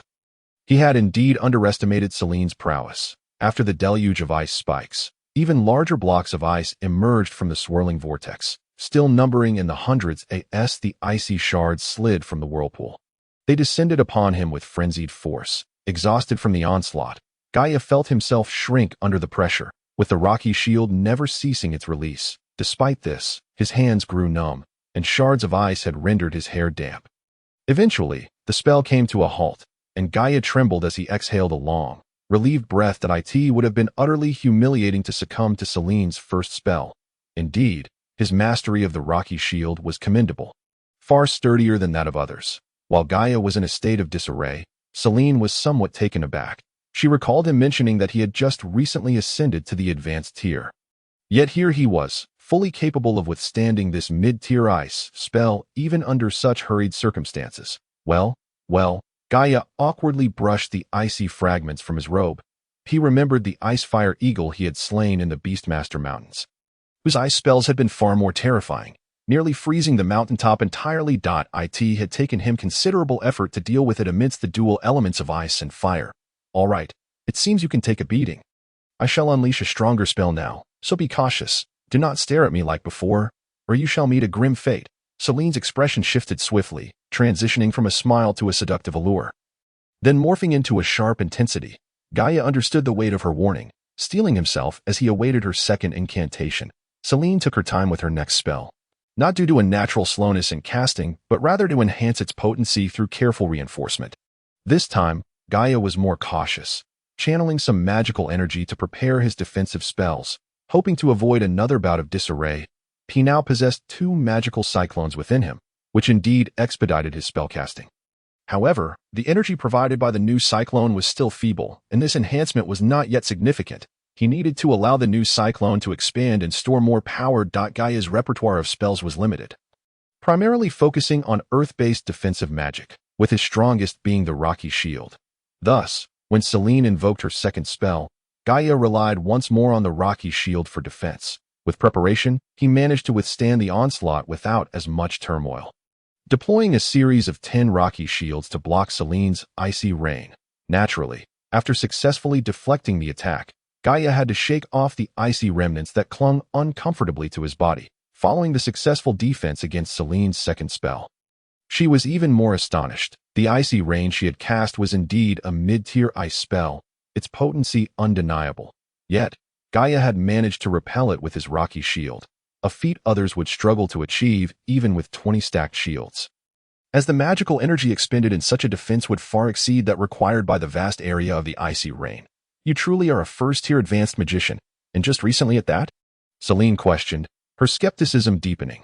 Anyone capable of neutralizing her icy rain with merely 10 rocky shields must surely possess a strength at least equivalent to that of a third-tier advanced magician. I assure you, I am indeed a novice in this realm. I cannot even wield water magic yet, Gaia replied. Selene remained unconvinced by his claims of being ordinary and continued, I am a second-tier advanced magician and on the brink of reaching the third tier. How could a first-tier magician so effortlessly counter my magic? Gaia refrained from disclosing that he had not made a pact with the divine and had solely relied on his own understanding of magic.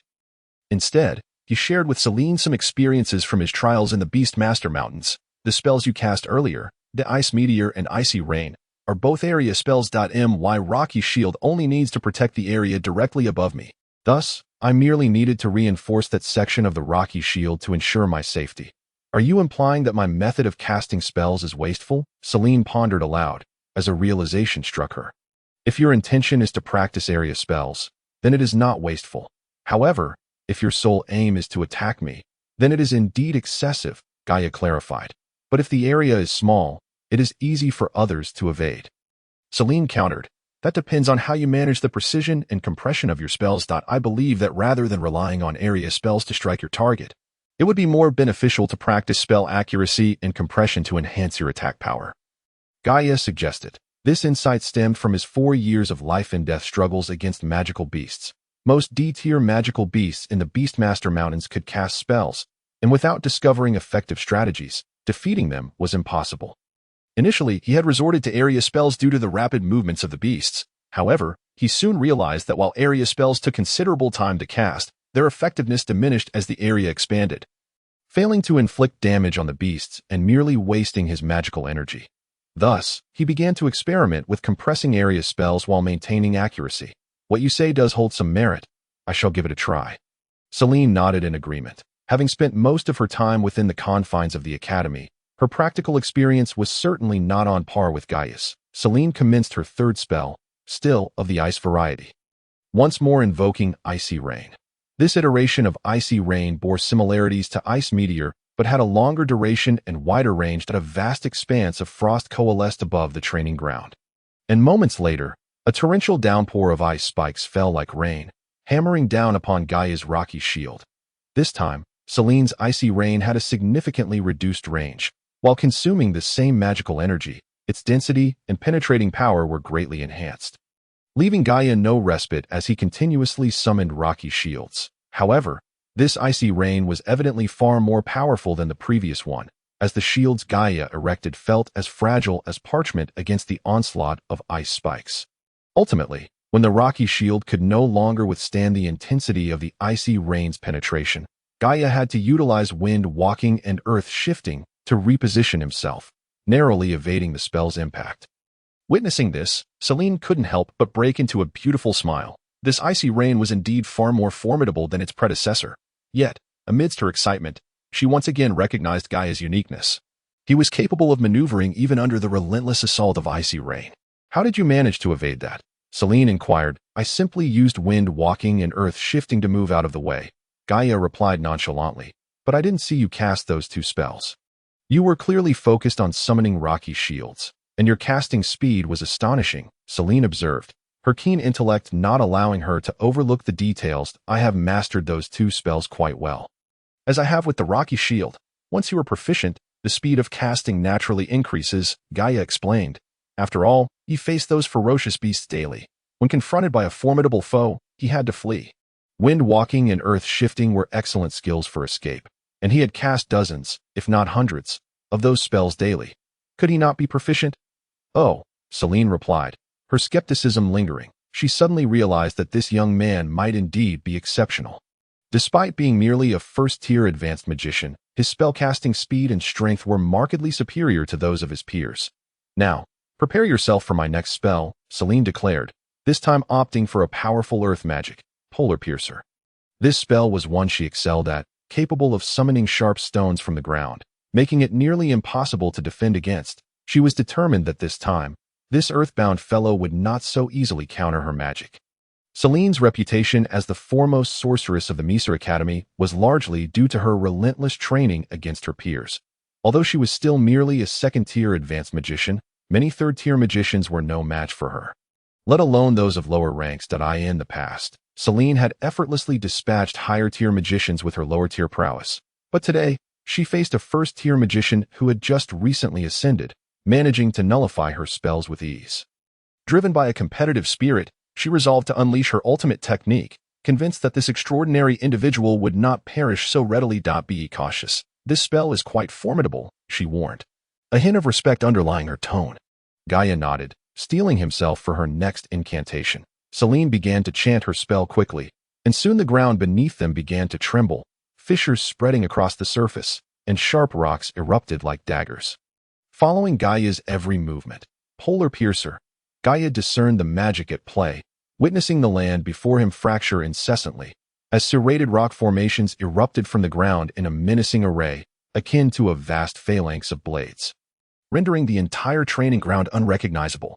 Having spent 5 days at the Misa Academy, Gaia's time had been primarily devoted to seeking out trysts, interspersed with rigorous practice of water magic at the training grounds, or perusing advanced magical tomes in the Academy's library. He had no intention of departing the Misa Academy just yet, as its library provided the magical texts he sorely lacked, recently having ascended to an advanced level. He was in dire need of theoretical knowledge concerning water magic, which the Misa Academy conveniently offered. Thus, he resolved to hone his skills in water magic before contemplating his departure. As for financial matters, he would wait until that woman's temper had cooled before approaching her for assistance. Water heal. After nearly a week of relentless practice, Gaia finally succeeded in casting a water magic spell. Water heal, a low-tier spell, was primarily designed to treat external injuries, proving quite beneficial for Gaia.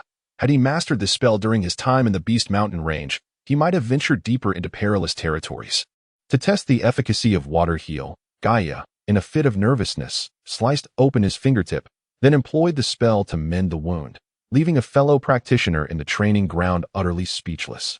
Gaia had arrived at the training ground first, and the young man who approached him likely sought a space to practice due to a lack of available spots elsewhere, having observed Gaia merely practicing low-tier spells. Without hesitation, Gaia consented to share the space. The training ground was vast, resembling a Roman Colosseum, with a large central area and seating for spectators around the periphery, somewhat akin to a duel arena. "You must have just entered the academy?" the young man inquired, dressed resplendently, exuding an air of nobility. His demeanor was warm and courteous, even when asking to share the area with Gaia. "Indeed, I have just ascended to the advanced level," Gaia replied, finding a favorable impression of the young man. "How about we spar a bit? If you sustain any injuries, you can practice your water heal," the young man suggested with a smile. "Of course. Don't go too hard.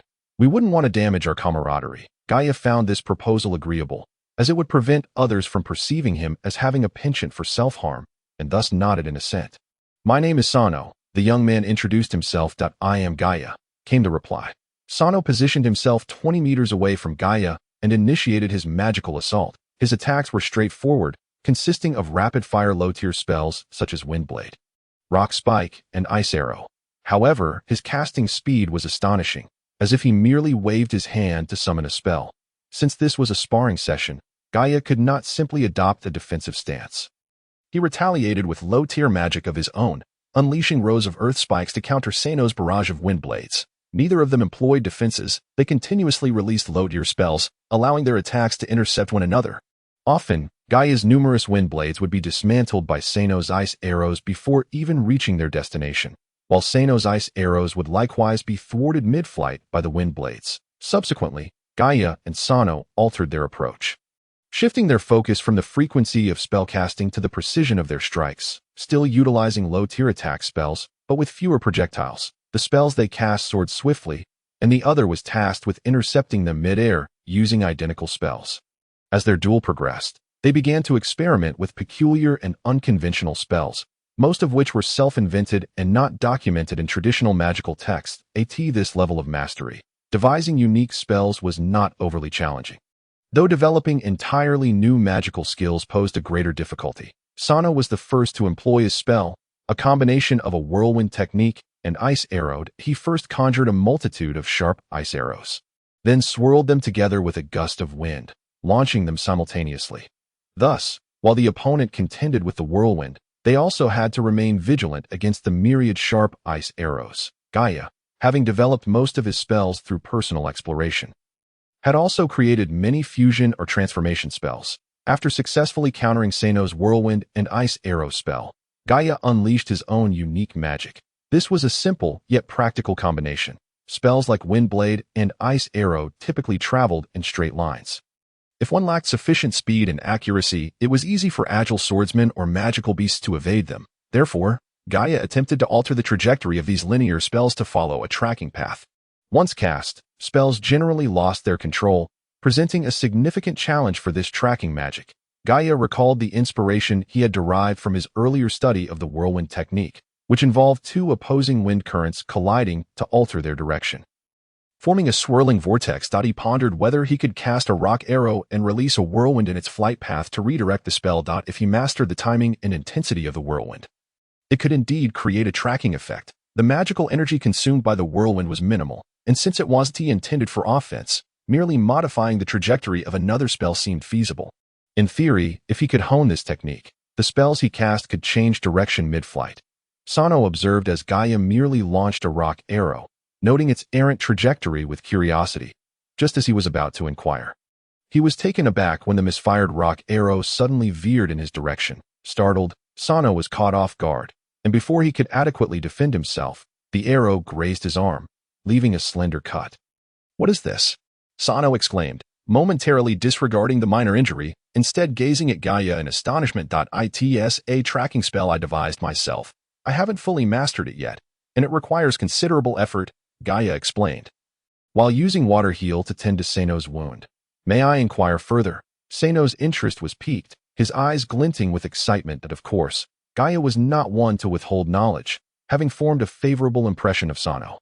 He proceeded to elucidate the principles behind his trajectory-altering magic. Sano nodded repeatedly, contemplating for some time before remarking, "This requires precise control over magic. If one could indeed calculate and master it perfectly, it would be exceedingly practical." "I myself am not yet proficient," Gaia admitted. "Not bad at all. I was still injured, after all." "Haha. Thank you for a delightful day, Gaia. Until next time," Sano remarked with a smile as the daylight began to wane. "Indeed, I too. Farewell," Gaia responded, mirroring Sano's smile and waving him goodbye. Having departed the training ground, Gaia felt his stomach grumble with hunger, realizing he had spent the entire day engrossed in sparring with Sano, forgetting to eat lunch altogether. After hastily satisfying his hunger, he returned to his apartment, where Geely was already lounging, seemingly having just finished a meal, leisurely half-closed eyes gazing out at the scenery. "Tomorrow we begin classes," Geely informed Gaia upon his return. "Oh, where do we attend?" Gaia, having been preoccupied with settling debts upon entering the academy, had overlooked the school's structure. "We are second-year students, so naturally we head to the second-year magic classroom," Geely replied. Gaia was somewhat bewildered, wondering how he had transitioned to a second-year student so quickly. He expressed his confusion, prompting Geely to cast a strange look at this uninformed newcomer and patiently explain some aspects of Misa Academy. The academy was divided into 4 grades based on magical prowess. Those below advanced were first-year students, advanced first tier were second-year students, second tier were third-year students, and third tier were fourth-year students. The abundance of students at Misa Academy meant that, even within the second year, Classes were not conducted in the same location. Magic classes were structured as courses of various types, including essential subjects such as advanced magic fundamental concepts, water element communication, water magic skills, and practical magic application, all of which were mandatory. Of course, if one wished to abstain from attending, they could submit a request to the academy, offering an explanation and demonstrating their capability to be excused. Other courses, such as Introduction to the Dread Domains of Eden Continent, Beast Recognition, History of the Sagalia Empire, and Beast Taming, were elective and not compulsory. Interested students could attend relevant magic classrooms to learn from seasoned magical instructors. Having spent so long in the remote wilderness, Gaia found himself lacking in fundamental knowledge of advanced magic, and he resolved to study diligently. As for the elective courses, he promptly chose Beast Recognition.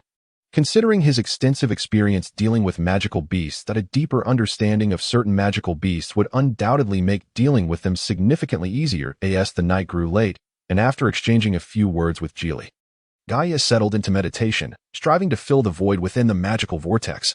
Although he had only employed low-tier spells throughout the day, the continuous casting at such a rapid frequency had taken quite a toll on his reserves.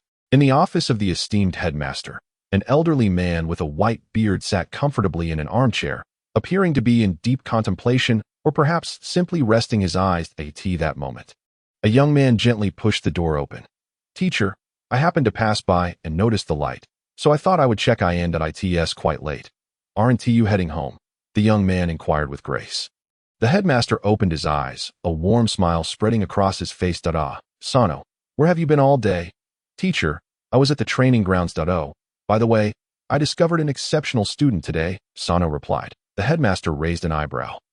"Setting aside the book on magical theory, it's rare for someone to pique your interest. Pray tell, who is it?" Sano nodded. "It seems he has just entered the academy. He is merely a first-tier advanced mage." "A first-tier?" The headmaster expressed his confusion, believing that any student capable of impressing Sano would at least be a third-tier advanced mage. "Yes, his name is Gaia. From my assessment, he is indeed first-tier, and his only water magic is the spell Water's Healing. However, he has a firm grasp of wind and earth magics. I dare not claim to wield them better than he does," Sano continued. The headmaster's interest was piqued. A student capable of impressing his beloved disciple must possess considerable talent.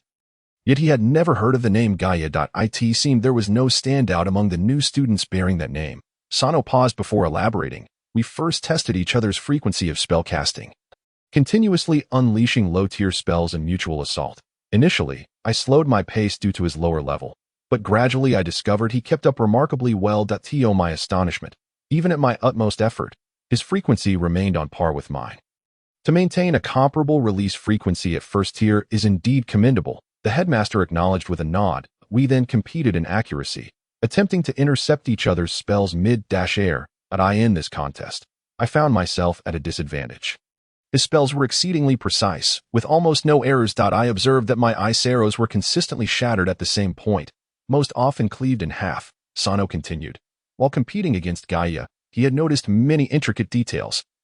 Although their exchanges were sparse, a smile graced the headmaster's face, and he nodded knowingly. Such precision in magic is indeed rare. It seems this individual has dedicated considerable effort to his studies. It is a pity his innate talent appears lacking. Remaining at first tier. "Teacher, I once thought similarly, but my perspective has shifted," Sano replied with a smile. "Indeed, does this student possess further remarkable qualities?" the headmaster inquired. "Yes, teacher. Have you ever witnessed a spell veering off course, suddenly altering its trajectory to strike its target?" Sano posed a question. Is it truly possible to control a spell after it has been cast? The headmaster's demeanor shifted. His previously frail appearance seemed revitalized in an instant. "Indeed, he achieved it," Sano explained, detailing Gaia's control principles to the headmaster. Upon hearing this, the headmaster's expression changed once more. He immediately began to experiment. However, despite his formidable power, he had never practiced such a technique and struggled to accurately redirect his spells. This theory is entirely feasible. With further practice and mastery over the trajectory of magical attacks, it could yield great results, albeit it may only apply to a select few spells. The headmaster's face brightened. This concept of altering a spell's trajectory was entirely new to him. While it bore certain limitations, the mere thought of it was a remarkable achievement. Seeing the headmaster's approval, Sano's lips curled into a subtle smile as he added, "Teacher, do you truly believe someone capable of such ingenuity possesses a low magical talent? Moreover, there is another astonishing aspect. After a full day of competition, my magical reserves were nearly depleted, yet he showed no signs of exhaustion." The headmaster stroked his beard, lost in thought for a moment before finally speaking. "This student indeed possesses remarkable qualities. I shall keep a close watch on him." The following day, Gaia entered the magic classroom alongside Geely. He had memorized the fundamentals of both beginner and intermediate magical knowledge during his time at Nick Academy, yet upon reaching advanced levels, he found himself at a loss. It was only with Geely's guidance that he managed to cast water as healing. Thus, he had no choice but to sit attentively in class, absorbing the teacher's explanations regarding the foundational concepts of water magic. This classroom could accommodate approximately 100 students, many of whom were female mages. Gaia's handsomeness was indisputable, and as he entered, the eyes of the young women sparkled with intrigue. Following the morning session, Geely began to complain, stating that he would not accompany Gaia to the same classroom in the future, as all the female attention was directed towards Gaia, leaving him as merely a backdrop. Gaia could only feel exasperated. His appearance was not something he could control, nor could he dictate whom the girls chose to admire. Why Geely felt the need to complain was beyond him. "You are Gaia?" Just as they were about to leave the classroom, a beautiful young woman approached and inquired. Geely immediately threw his head back in despair and ran off with a mournful expression. Gaia regarded Geely's exaggerated behavior with bemusement before assessing the young woman before him, suddenly feeling a sense of familiarity. However, uncertain, he replied, "Yes, that would be me. How may I assist you?" The young woman smiled warmly and said, "On the way to Mesa City, you helped my caravan fend off a group of bandits, and my father sent me to express his gratitude. Though I forgot to introduce myself. My name is Mealy." "Mealy?" Gaia scrutinized the girl closely, recalling the little girl from Nick Academy who had frequently sought his advice on cultivation methods. He seemed to remember having established a bond of friendship with her. But after his misfortunes, she had ceased speaking to him. Noticing Gaia's intense gaze, Mealy's cheeks flushed, and she fidgeted slightly. "This is the name my mother gave me." Mealy harbored her own doubts about whether this Gaia was indeed the same one from Nick Academy. Hearing Geely call out Gaia's name during class had triggered memories of her father's words, prompting her to covertly observe Gaia. Upon confirming that his appearance and strength differed significantly from the Gaia she remembered, she concluded he was not the same person and thus approached to make his acquaintance. Gaia was well aware of who this young woman was. Evidently, Mealy had not recognized him. He had no desire to elaborate further, casually stating, "That day, I was merely practicing magic." Mealy interpreted Gaia's words as modesty, questioning who would unleash such a barrage of spells simply for practice, aside from intimidating bandits. There seemed to be no other plausible explanation. Although Mealy was also an advanced mage, she believed her own abilities could not compare to Gaia's capacity to devastate an entire hillside and forest. Thus, she held a slight admiration for his prowess. Gaia exchanged a few perfunctory words before taking his leave. That it was still only noon, and after lunch, he did not rest but instead headed directly to the training grounds to hone his magical skills. Gaia typically arrived early, allowing him to secure a spot in the training area. That he spent the afternoon diligently practicing, mastering another water spell, the deluge. Recognizing that mere practice would not suffice, Gaia resolved to seek out opponents for sparring to enhance his practical combat abilities. "Where might I find a place to improve my combat skills?" Gaia inquired of Geely upon returning to their dormitory that evening. "You could try the dueling hall. If you wish to maintain your dignity and avoid being treated like a spectacle, you could seek out opponents at the Academy's training grounds. However, most will not readily engage you in combat," Geely advised. Gaia nodded in agreement. The dueling hall was relatively close to Mesa Academy and would indeed provide a good opportunity for practical training, as well as the potential to earn some coin. That evening, Gaia made his way to the dueling hall, and upon arriving at the plaza, he recalled his first encounter with Selen, chuckling to himself.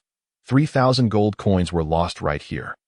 Having already obtained a pass, Gaia entered the dueling hall with ease. The entrance led into a grand hall bustling with people, presumably mages and swordsmen alike.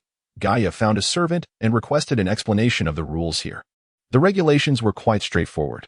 First, one must undergo a rank assessment, followed by grouping, and those wishing to participate in the competition simply needed to report their names to the event organizer in the hall, who would arrange opponents accordingly before they took the stage. The arena of demons calculated the winning probabilities for participants, and as a novice, Gaia had yet to compete, thus his opponents were similarly inexperienced.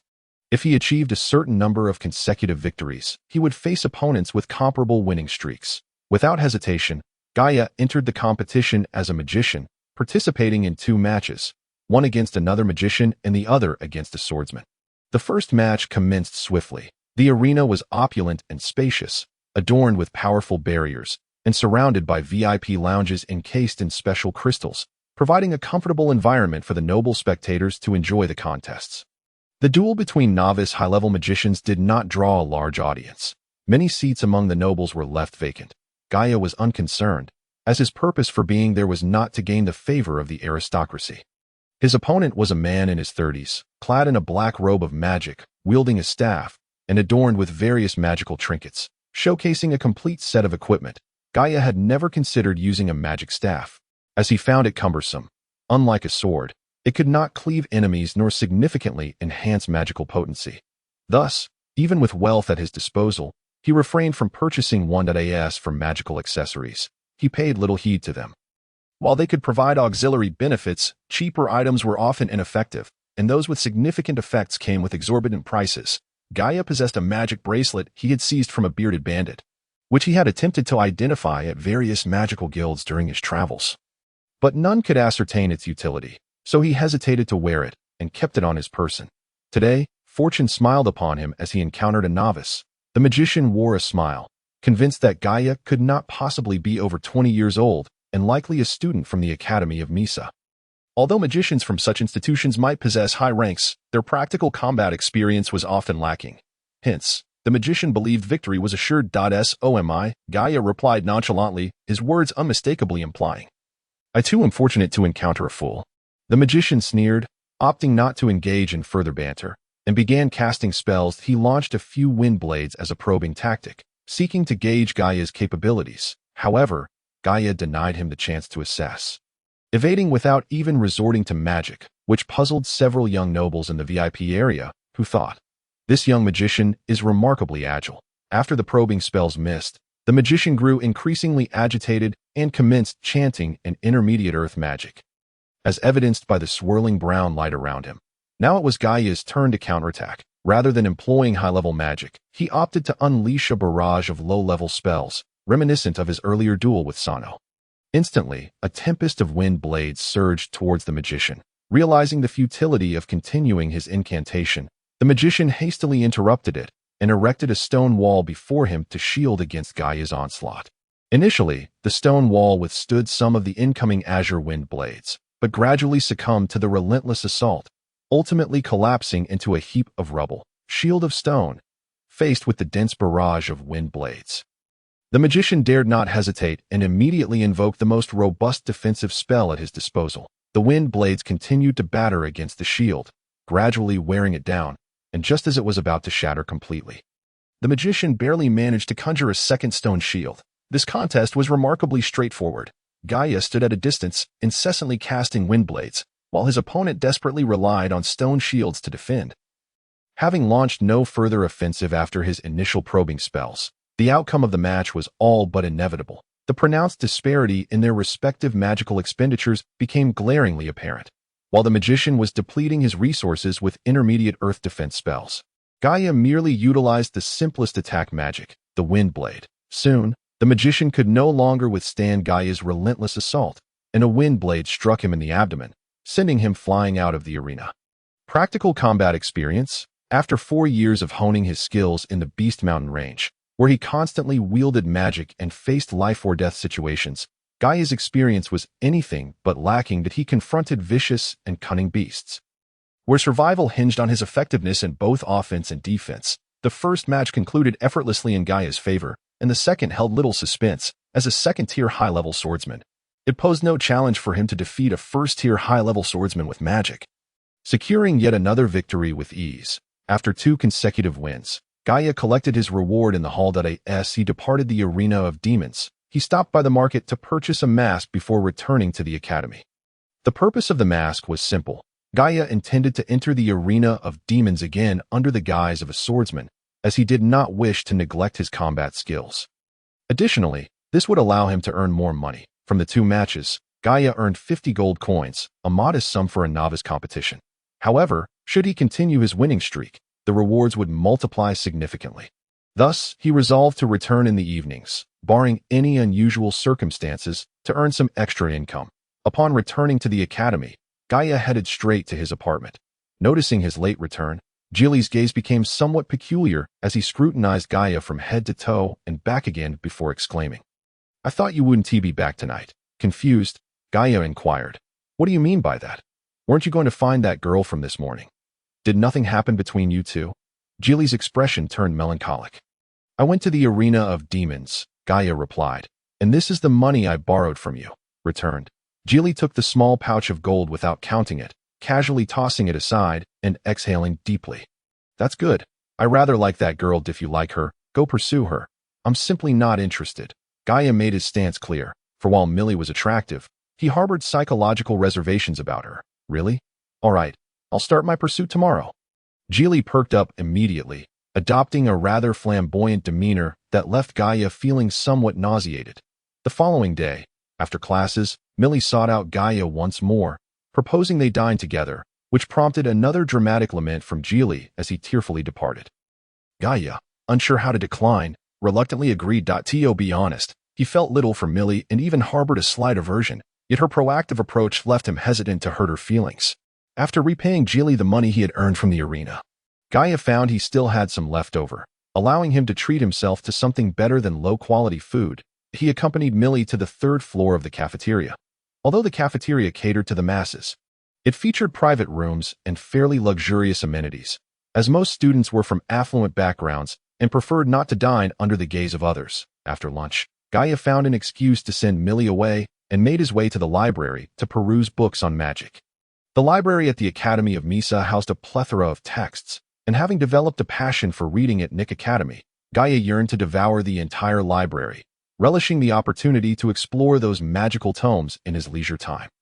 Seated by the window, Gaia opened a book on the theory of magical cyclones and began to read page by page. This book detailed the knowledge of magical cyclones, which was quite beneficial for Gaia's cultivation.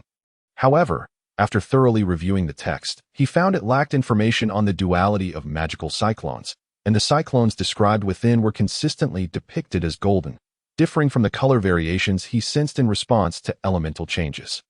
"Have you heard? Miss Deus has reached the 3rd tier." Suddenly, 2 male students nearby began to whisper. "Really?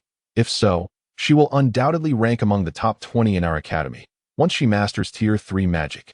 She may even break into the top 10." Another student chimed in. Gaia had heard of the strength ranking at the Academy of Misa, but he was unfamiliar with the specifics of those ranked. And since he did not plan to stay long, he had little interest in delving deeper into the matter. Gaia had indeed heard of the name Deus, as even the flamboyant Jili read daily about the top 10 beauties of the Magic Academy. Where Deus held a tie for the first position alongside Celine. It was said that her personality was the complete opposite of Celine's, embodying the archetype of an icy beauty. After Noi was recruited by the Holy Twilight Academy to become a Grand Sorcerer, it seemed that the new number 1 of our Magic Academy had yet to be determined. The two continued their discussion. It should be a rivalry between Duffy and Bryn, perhaps. As for Moses and Sano, I believe they are not inferior to either of them. Upon hearing the name Sano, Gaia was momentarily taken aback, realizing that the individual who had spent an entire day practicing magic with him possessed such formidable strength, capable of contending for the title of the top student at the Magic Academy. What about the Swordsman Academy? That's hardly a question.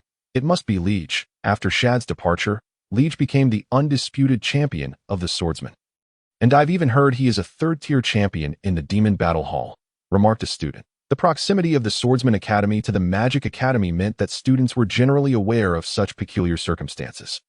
Moreover, there was an intriguing phenomenon at the Magic Academy. Due to the predominance of male students in the Swordsman Academy, many swordsmen would often wander around the Magic Academy, hoping to encounter a beautiful sorceress. He must be the strongest at the Magic Academy. Several of our top sorcerers have challenged him, but it seems they have all lost. Indeed, I've also heard that there is a formidable female Tyrannosaurus in the Swordsman Academy, and I've been told she possesses quite an impressive physique. The ensuing conversation devolved into a tedious exchange between 2 lecherous men regarding women, prompting Gaia to tune out and instead delve into the depths of the extensive bookshelf. Seeking out tomes that piqued his interest. By chance, he stumbled upon a volume entitled An Overview of Beast Weaknesses at the far left end of the shelf and deemed it worthwhile to read. He reached out to retrieve it, only to discover that someone on the opposite side had also set their sights on the same book. Both exerted effort to pull it out simultaneously, resulting in a standoff. Perplexed, Gaia leaned out from behind the shelf to ascertain the identity of his rival for the book, and the other person mirrored his actions, resulting in their eyes meeting. Gaia beheld a beautiful and mature visage, her complexion remarkably fair, akin to one who had bathed in milk. Her bright, expressive eyes struck Gaia like a jolt of electricity, causing his heart to race. "I apologize. I did not realize you wished to take this book as well," Gaia stammered. Recovering from his momentary daze, the woman maintained a tranquil demeanor, seemingly unfazed, as she relinquished her grip and said, "If you wish to read it, please, go ahead." Gaia, unsure of the nuances of gentlemanly conduct, acquiesced and took the book. After a moment, he felt a twinge of embarrassment, realizing it might have been impolite. "Perhaps you should read it first." "I will seek out another book," he suggested shyly. "You must be a newcomer," the woman remarked. "Yes, indeed." Gaia nodded in affirmation. "That explains it," she replied cryptically, before turning gracefully and departing. Watching her retreating figure, Gaia was left in a state of bewilderment. Could it be that this woman was another prominent figure at the Magic Academy? Why did all these women appear so peculiar? Gaia selected another book and immersed himself in study, the afternoon slipping away rapidly. That evening, he returned to the Demon Battle Hall, first participating in 2 magical contests, achieving a comfortable 4 consecutive victories. He then donned a mask and entered the swordsman competition, effortlessly securing 2 more victories. That night, he earned 100 gold coins, prompting him to reflect. With increased strength, earning money becomes significantly easier. I recall a time in the Beast Mountains when it took over a month for my team to acquire 10 F-grade magic crystals just to earn 100 gold coins. While 100 gold coins might not suffice to purchase items useful for his current level, it was ample to ensure his livelihood, and he could indulge in some luxuries and enjoy hearty meals.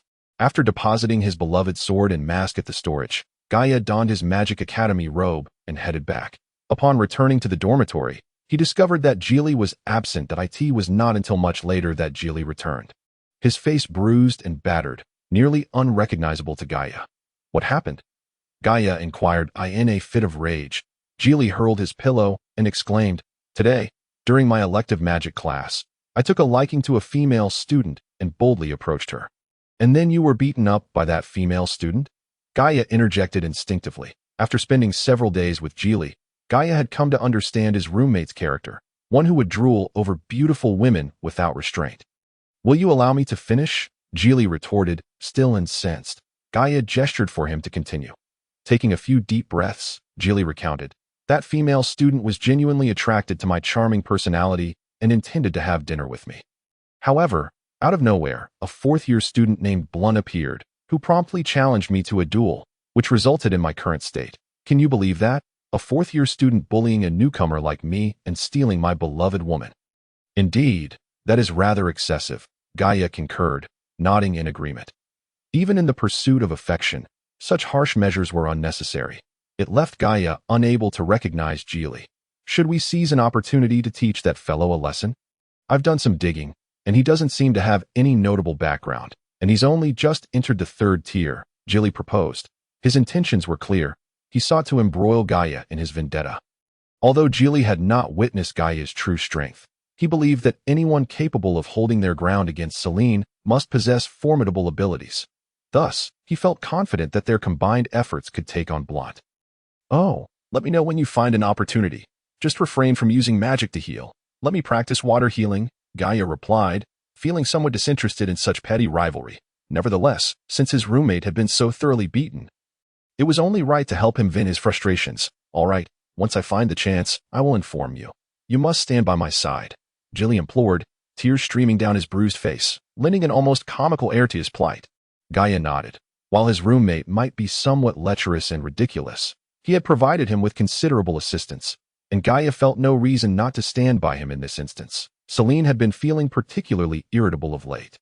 She had been vexed by that individual for an entire week, and now she had heard that her rival Deus had actually advanced in rank, driving her further into a frenzy. The two had previously been closely matched in strength.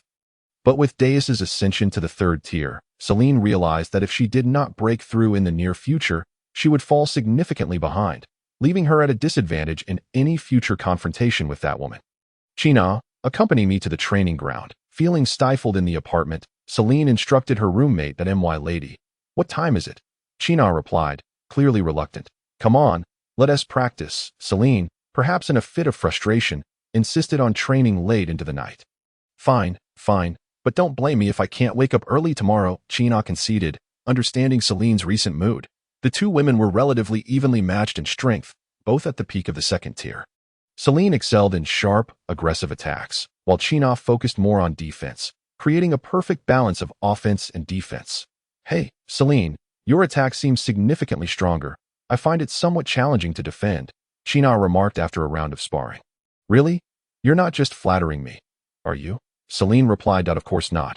It's true that if you were to launch another offensive, my ice shield would likely shatter that I in the past. It would take at least 3 rounds of your attacks to break through my defenses." China explained. She too was puzzled. She knew Celine's attack patterns and strengths well, and yet after just over a week without practice, Celine's magical prowess had seemingly increased remarkably. Celine, too, perceived her own progress. Pondering for a moment before realizing the reason, when unleashing wide-area spells, she had instinctively compressed her magic and executed her attacks from precise angles, a technique she recalled being taught by that individual. Could it be that this method was truly effective? Let us try again. Finding this curious, Celine launched another barrage. Sure enough, after the next round, China's ice shield shattered, a feat that had previously required immense effort on Celine's part to achieve. China, equally intrigued, asked, "Celine, have you discovered some sort of secret?" "Oh, it seems that I have," Celine replied. Saran found herself deep in thought. According to that fellow's perspective, compressing the range of magic to enhance its attack power, compensating for the challenge of accurately striking a target, seemed indeed to be an effective method. At least for now, she held a significant advantage over a defensive mage like China. Contemplating this, Saran deemed it necessary to delve deeper into her studies and thus addressed China. "You should return to the dormitory. I will seek out that white-bearded old man." "Only you would dare to address the dean in such a manner," China replied, shaking her head. Saran was undeniably audacious, even before the most esteemed individuals at the Miser Academy. She did not bother to knock, but forcefully pushed open the door to the dean's office. The old dean happened to be dozing off at that moment. Wake up, white old man. Tell me, is it better to compress the magic range to enhance attack power, or to expand the range to ensure a hit?" Saran slapped her delicate palm against the dean's desk, startling him nearly out of his chair. The dean, initially keen to ascertain which insolent individual was so lacking in decorum, saw it was Saran, and his irritation immediately melted away, replaced by a broad smile. "Saran, why are you still here so late? Hurry up and answer my question." Saran had no interest in engaging in pleasantries with the old man. It was then that the dean recalled her earlier inquiry. After a moment's contemplation, he responded, "Certainly, the former is preferable. Under the premise of accurately striking the target, it ensures that no magical energy is wasted in the attack. In my view, rather than employing wide-range magic to merely tickle someone, it is far more effective to utilize several potent, compressed spells. If just one hits, it can incapacitate the opponent." Saran nodded contemplatively. After conducting experiments and seeking validation from authoritative figures, it appeared that the rustic fellow's words held considerable merit. Suddenly, another question sprang to her mind, and she asked, "What do you think of my polar piercing spell, old white man?" "Ah, splendid. Very powerful," the dean immediately praised. However, Saran frowned, her tone turning serious. "Spare me the flattery. Speak the truth."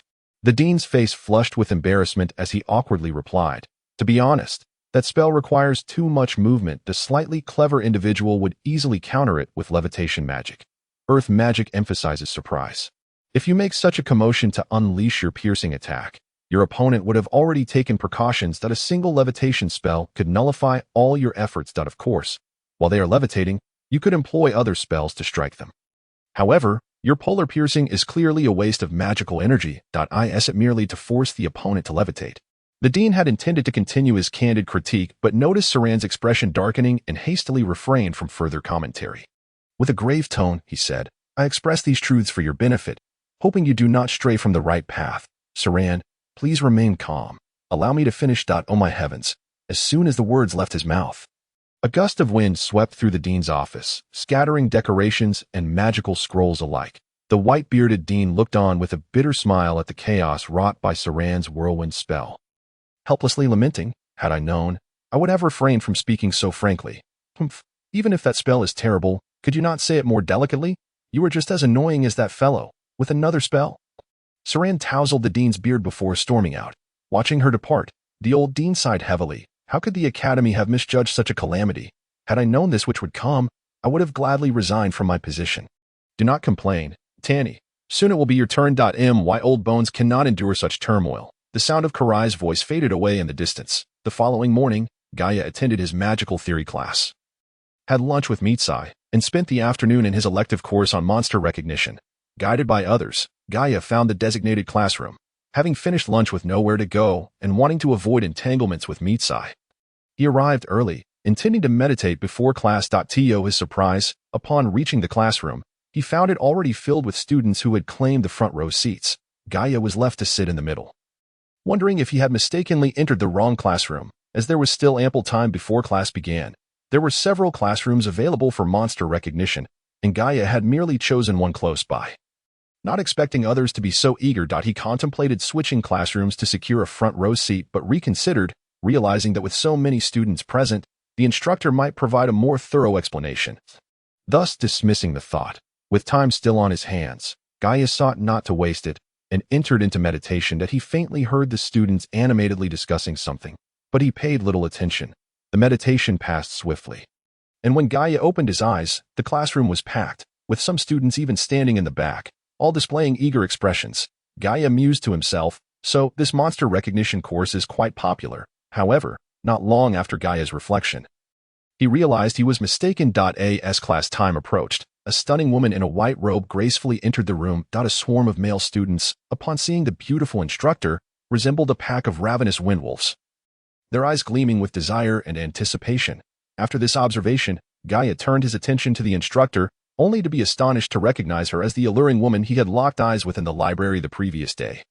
Holding the very book titled Introduction to Monster Weaknesses, the young female instructor seemed to notice Gaia among the throng of eager faces, yet she made no acknowledgement. Instead, she composedly placed the book down and gently opened to the first page, stating, "Today, I will discuss the weaknesses of monsters. Monsters are fearsome creatures. If you ever encounter one in the future, knowing their weaknesses will enable you to respond with greater composure. Of course, students like you, who live in comfort, are unlikely to venture into the monster mountains. Therefore, consider this course an opportunity to broaden your knowledge. F-grade monsters possess low intelligence and feeble strength, unless they attack in numbers. They do not pose a significant threat to you. I shall not elaborate further on them. Next, I will specifically introduce E-grade and D-grade monsters. An immature E-grade monster possesses strength comparable to that of a mid-level first-tier swordsman and can unleash some low-tier magic.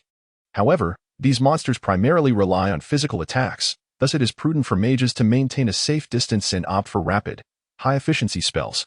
When the distance is sufficient, employ more destructive magic to eliminate them. E-grade monsters have relatively strong defenses, so when attacking with magic, it is best to target their heads or limbs. D-grade monsters are my focal point of analysis, as they are closer to your level of strength. An adult D-grade monster typically possesses the combined strength of a high-level third-tier swordsman and a high-level first-tier mage. Moreover, there is a distinction in strength among D-grade monsters. Some may require a great swordsman and a powerful mage to contend with them. Gaia felt quite puzzled. Although the instructor was undeniably beautiful, her explanations regarding monster weaknesses did not delve into any crucial details. Some of the information was already known to him, and most adventurers were aware of the basics. He couldn't help but feel a tinge of disinterest. In an attempt to avoid squandering time, he began to ponder the intricate issue of how to judiciously allocate the output of magical energy between the two magical vortices. Currently, the second magical vortex within him was a mere tenth the size of the original, resulting in both the quantity and speed of magical output being severely constrained. Thus, he contemplated how to maximize this ratio to hasten the release of his magic. That classmate over there, propping his chin on his hand, suddenly, a sharp voice pulled Gaia back to reality. Startled, he found the beautiful teacher glaring at him with an icy expression. Gaia learned her name. Teacher Jinna. Through the murmurs of other students, if you find this course tedious or harbor any grievances towards me, you need not attend. There is no obligation to waste time here. Teacher Jinnah stated with an impassive countenance. Naturally, she recognized the new student who had competed with her for a book. Since Gaia had proactively sought out literature on magical beasts, it was evident that he had a keen interest in the subject, leaving a favorable impression on Jinnah. However, during class today, when she inadvertently glanced at the lad, she discovered him staring vacantly out the window as if he were daydreaming about her. Jinnah could have understood, as a majority of the students appeared to be lost in their own thoughts while gazing at her. I apologize. I merely found your lecture redundant based on my prior knowledge, which is why I lost focus. I truly did not intend to convey any bias towards you, teacher. Gaia attempted to explain his momentary distraction. However, his words were misconstrued by Teacher Jinnah as an attempt to flaunt his knowledge. With a slight twitch of her lips, she addressed Gaia. Since you possess prior knowledge, why don't you share the weaknesses of D-grade magical beasts? The weaknesses of D-grade magical beasts are quite general. Different beasts require different strategies, Gaia replied, adhering to her prompt. Yet, his statement was perceived by Jinnah and the other students as an intentional display of arrogance. Then please provide a few examples. Jinnah's expression had begun to darken. Unaware of the tone in which Jinnah spoke, Gaia took her question at face value and recounted his experiences. For instance, the Wind Wolf King, which is of moderate strength among D-grade magical beasts, has formidable physical attacks and can unleash advanced wind magic. Its weakness lies in the area of its abdomen, near its hind legs. As that is where its magical energy is produced out of struck there, the Wind Wolf King becomes far less formidable. However, achieving that is, in fact, the most challenging aspect. Why is that? Teacher Jinnah queried. Intrigued, Gaia's description of the Wind Wolf King bore striking resemblance to the accounts and texts, and his identification of its weakness was spot on. Yet, his concluding remark was puzzling. The Wind Wolf King's appearance is often accompanied by hundreds or even thousands of regular wind wolves, which will attack fearlessly under its command. If one attempts to strike at its weakness amidst such chaos, one would likely find themselves besieged by a pack of wolves, Gaia explained.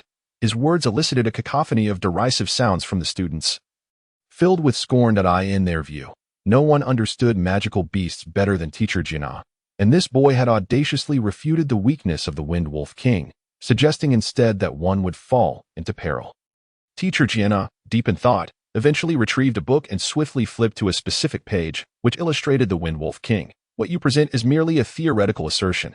On what grounds do you conclude that one cannot target the Wind Wolf King's weakness amidst the pack? After a pause, Teacher Jinnah remarked. Gaia smiled wryly. Theoretical assertion, he had first-hand experience, having personally slain a Wind Wolf King and sold its core. Let us discuss this topic another time. Please share more examples. Teacher Jinnah conceded, acknowledging that there was some merit to Gaia's argument. Though she was not yet ready to accept it as a teacher, her authority had been challenged in front of her class, which was not a pleasant situation. I suppose I shall refrain from speaking further. I have no evidence to support my claims. Gaia wisely chose to remain silent. When I ask you to speak, you shall do so. Teacher Jinnah's expression turned stern. Gaia, with a bitter smile, realized that he should have remained silent earlier. Reluctantly, he provided additional examples, such as the brownstone beast, which could unleash earth magic while encased in rock, the frost two-headed serpent, entirely white and adept at ice magic, and the massive mountain giant bear. Gaia shared numerous examples, detailing the weaknesses of each magical beast and even offering techniques to combat them. While Teacher Jinnah listened intently, flipping through her book. To her astonishment, Gaia's descriptions aligned perfectly with the texts, and he even mentioned details that were absent from the literature, articulating them with greater clarity than the books. The D-grade magical beast, the three-eyed fire spider, reached a colossal height of 5 meters in its adult form. While its physical attacks and defenses were lackluster, it excelled in fire magic, posing a danger of incineration. The text indicated that it lacked any significant weaknesses. Indeed, the book does state that. Jinnah nodded, seemingly oblivious to the other students as she focused solely on Gaia. Not quite. I was going to say that during my encounters with it. Gaia hesitated, realizing that mentioning this might invite scorn from the other academies. So he rephrased.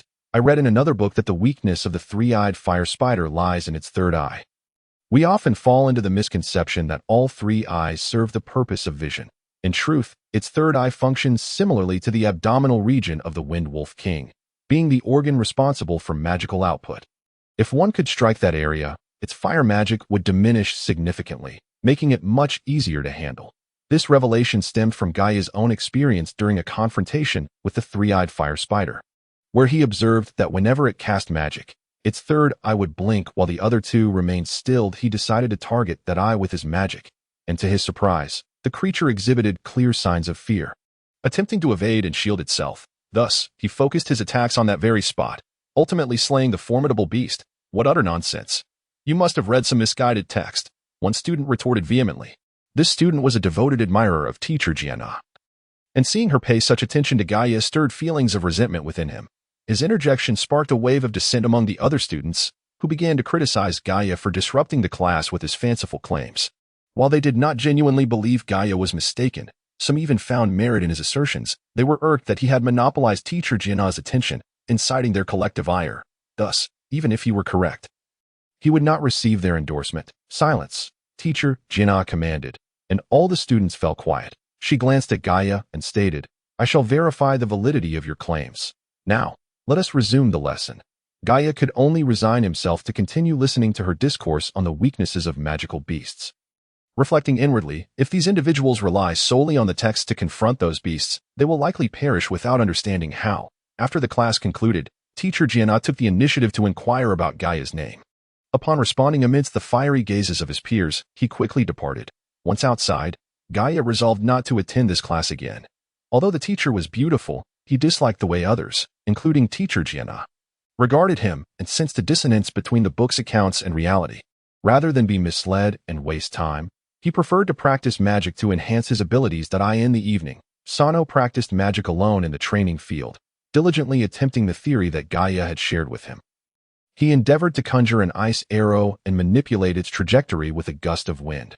However, he struggled to master this technique, failing to control the timing and intensity of the wind. I remember he managed to redirect a soil spike that had veered 60 degrees to strike me. His wind technique is evidently quite proficient, Sano muttered to himself. What wind technique? Are you still practicing that magic? A female voice chimed in. Sano was momentarily taken aback, having been so engrossed in his training that he hadn't noticed her approach. Turning around, he smiled at the girl and asked, What's up?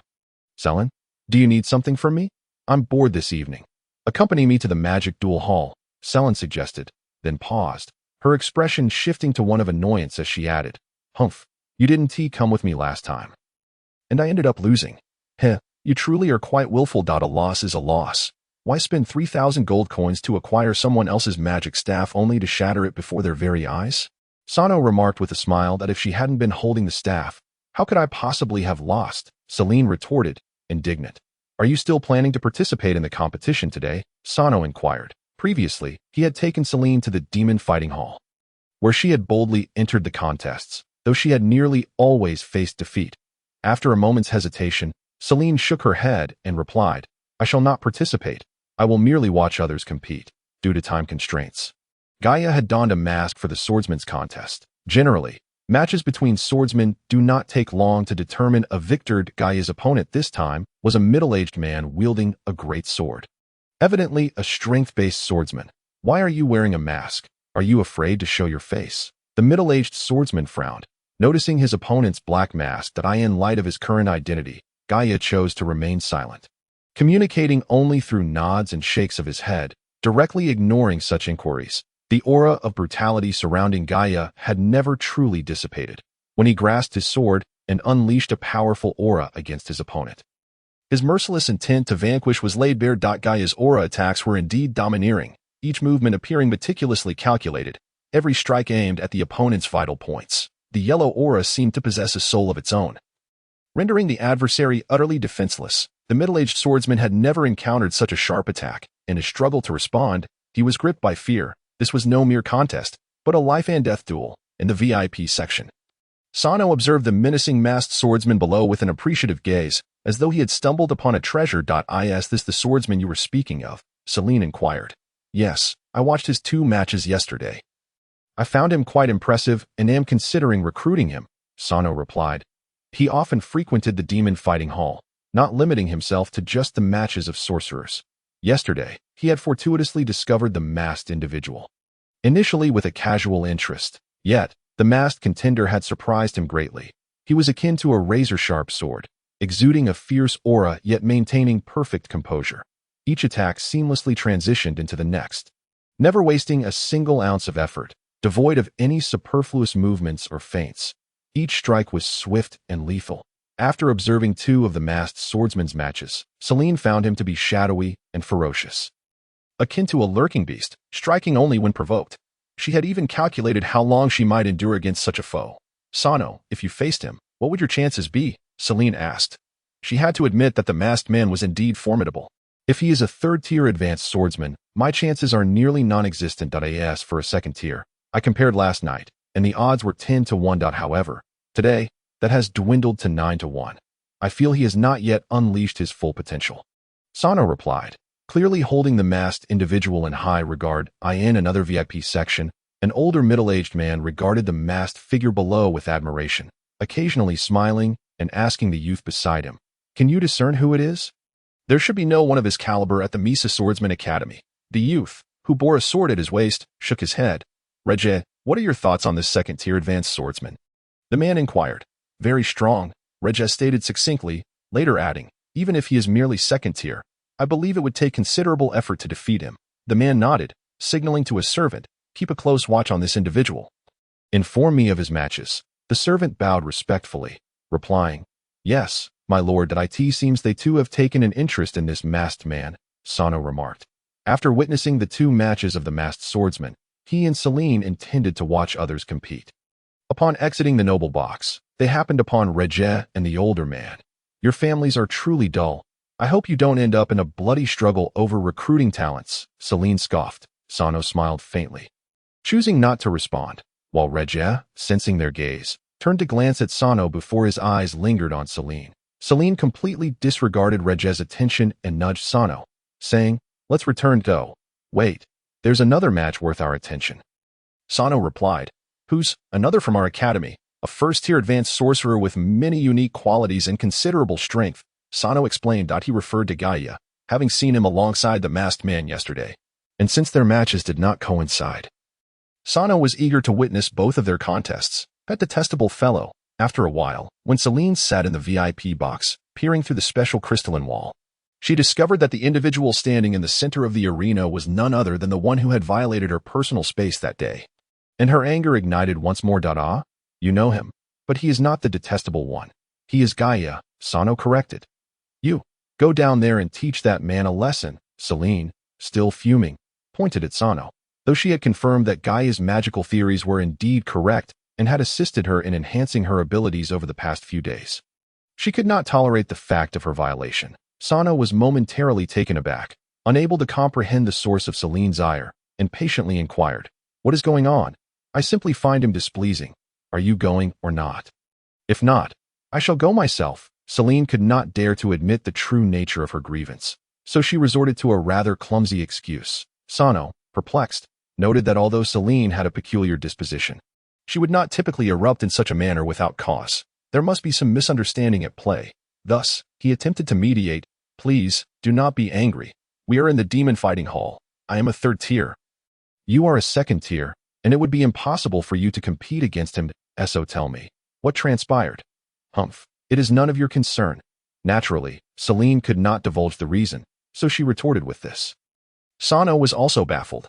Moments ago, she had pointed at him, demanding he confront Gaia, and now she was dismissing him. He could not help but shake his head inwardly.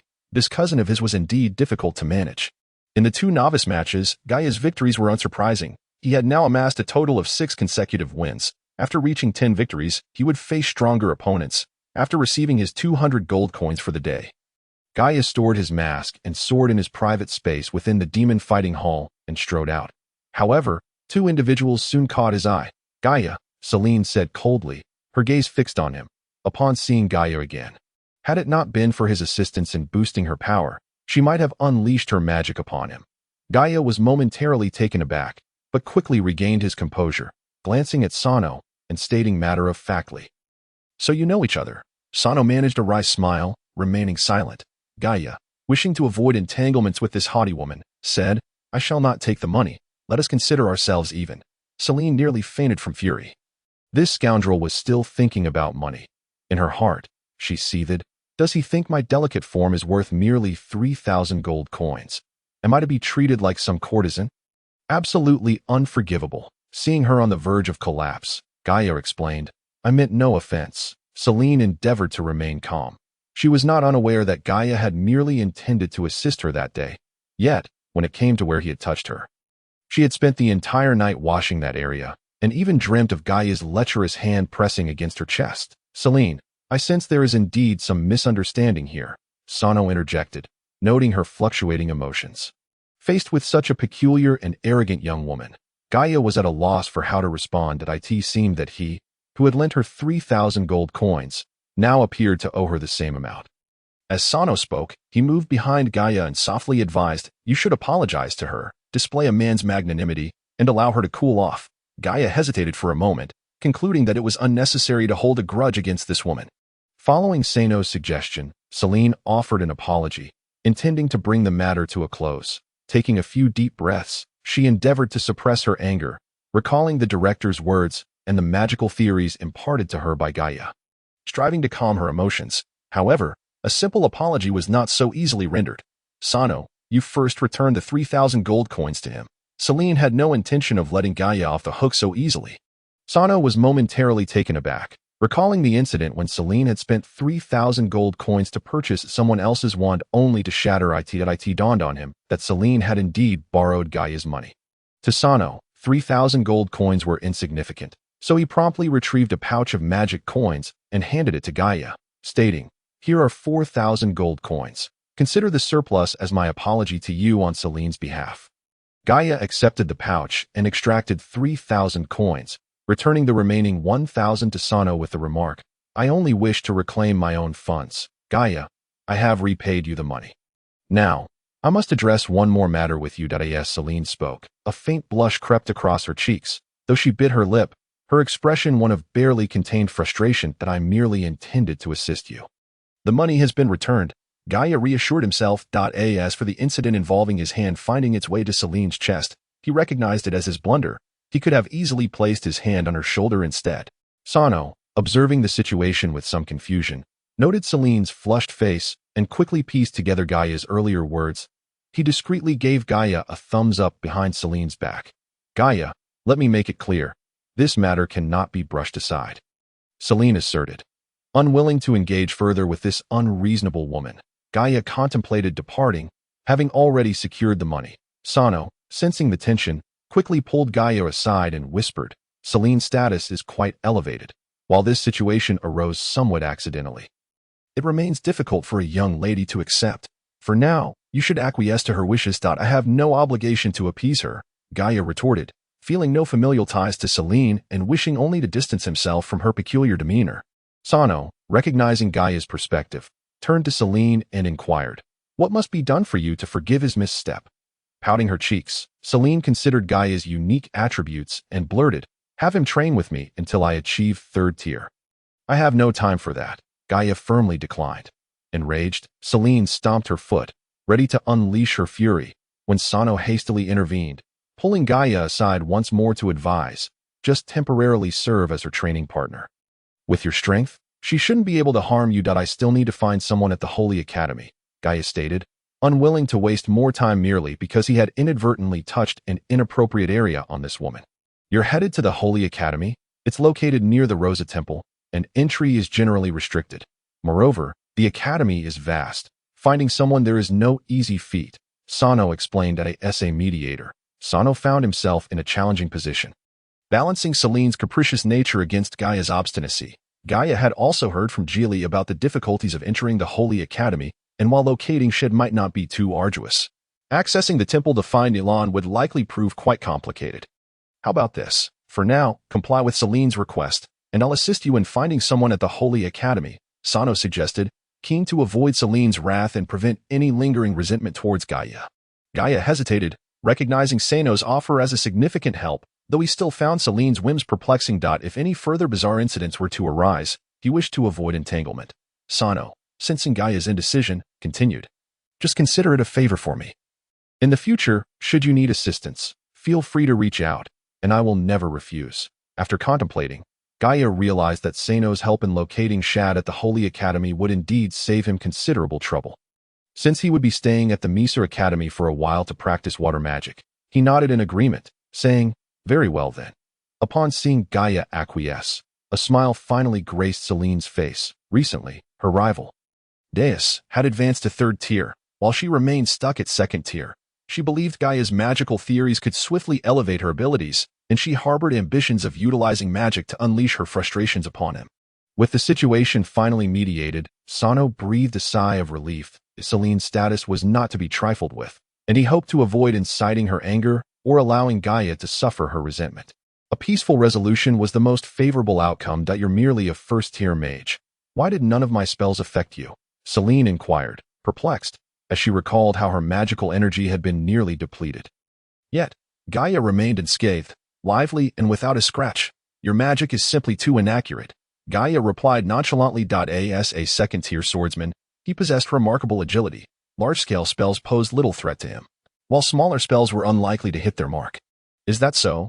Then let me ask you, are those theories of yours original, or did you learn them from someone else, particularly that one about altering the trajectory of magic? Celine probed, having heard of the theory from Sano and finding it exceptionally innovative. They are my own creations. Nearly all my theories stem from personal exploration, Gaia stated, wary of revealing that he had not made a pact with the gods, lest it bring unnecessary complications. How did you come up with them? Your combat experience seems quite extensive. You dispatched those older fellows with such ease, Celine remarked, intrigued by how a mere 1st-tier mage could possess such formidable strength, capable of besting her. What if I told you I honed my skills in the Beast Mountain range for 4 years? Would you believe me? Gaia asked. Not a chance. Then so be it. What kind of attitude is that? Having spent 10 days at the Misa Academy, Gaia attended classes during the day, practiced magic in the afternoon, and competed in the magic duel hall by night. However, due to his obligations as Celine's training partner, he occasionally skipped the dueling, finding her instruction in water magic a time-saving boon. Despite the passage of several days, Gaia had yet to locate Triss. He had initially hoped Celine could assist in finding him, believing her capabilities would make the task simple, but Celine had swiftly declined. One day, after completing his morning classes, Millie accompanied him to lunch, and she expressed her desire for him to join her at the training grounds that afternoon, a request she had made several times. Reluctant to refuse, Gaia agreed to go with her. At that moment, Geely approached, informing Gaia that he had discovered the whereabouts of a certain Blanty at a training ground and suggested they team up to teach him a lesson. A 3rd tier? Are you serious? Millie exclaimed, taken aback by Geely's plan. Advanced mage. The disparity between tiers is significant. 2 1st-tier mages can hardly hope to defeat a 2nd tier. She cautioned, don't worry. Your Gaia is quite strong, Geely boasted. Causing Millie to blush, Gaia shot Geely a glare, warning, if you wish to avoid being beaten into a pulp by that guy, refrain from speaking nonsense. Triss, feeling somewhat downcast, found his water magic skills stagnant. He had initially intended to seek some amusement to pass the time that afternoon, but ultimately resolved to practice magic at the training ground instead. Hey, Triss, fancy seeing you at the training ground. There's no space left, but I could make room for you, Blandy called out upon spotting his roommate as he entered the training area. Triss, initially planning to leave, reconsidered upon hearing Blandy's voice. After a moment's thought, Triss decided that practicing magic was more important than harboring grudges. He entered the training ground and quietly focused on honing his water magic. Triss, I have good news. I found a girlfriend, Blanty exclaimed. Grinning, that don't be jealous. I snagged her from some fool. Triss held little affection for his roommate, but replied curtly, congratulations, still no progress in winning over Miss Fair, I see. Blanty continued, unbothered by Triss' indifference, engaging him in conversation. Triss knew Blanty was merely looking to taunt him, so he opted to ignore him and continued practicing his magic in silence. Lant observed the silence of his companion, realizing that he alone could not create much of a ruckus. With a forced smile that failed to reach his eyes, he cast a fleeting glance at Triss and muttered to himself, for years, yet still in the 2nd grade. What is there to be so proud of? Good looks are of little consequence. Lant felt discomfort by Triss' handsome visage. As he practiced his magic nonchalantly, a thought struck him. He recalled seeing Roddy training nearby during his earlier visit, with a shift in focus. He addressed Triss. Triss, why don't you take this spot? I'm heading back. Triss, puzzled by Lant's sudden departure after such a brief time at the training ground, felt a sense of relief at not having to endure that annoying face any longer. He merely nodded and resumed his magical practice. Currently, Triss had only mastered a few spells from the water element, and his proficiency was still lacking. He was attempting the waterfall technique, which involved gathering water elements and unleashing them upon his adversaries like a cascading waterfall, subjecting them to immense water pressure. However, at present, Triss' rendition resembled little more than a trickle from a small stream. After a few lackluster attempts, Triss began to feel a sense of tedium wash over him, contemplating a departure from the training ground. Yet, suddenly struck by a thought, he gritted his teeth and pressed on. Aha. There you are, Triss. You've been quite the elusive one. A rather discordant voice interrupted his thoughts. Roddy, Triss exclaimed, taken aback by the presence of this rival. Roddy, like Triss, was pursuing the affections of the fair Miss Feyre, and he boasted a third-tier strength. Triss enjoyed a decent rapport with Feyre, having made several attempts to express his feelings, all of which she had gently declined. Although their relationship had not evolved to that level, Triss and Feyre remained good friends. Roddy, believing that their friendship might culminate in romance, had long sought an opportunity to teach Triss a lesson, but had been thwarted by the vastness of the Misa Academy until now. Triss quickly deduced who had informed Roddy of his whereabouts, and his anger was palpable. He vowed that after this incident, he would certainly find a new apartment, no matter the cost. What do you want?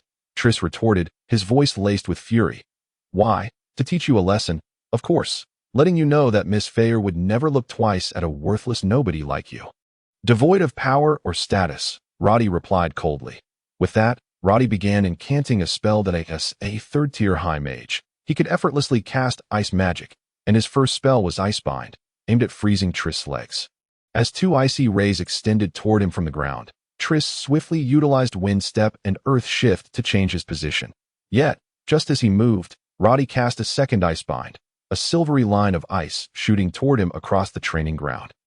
Earth split, Triss shouted, severing the ground before him to prevent the ice from encroaching further. Quick reactions. I must say. Let's see how long you can hold out, Roddy remarked, ceasing his ice spells and beginning to channel large-scale magic.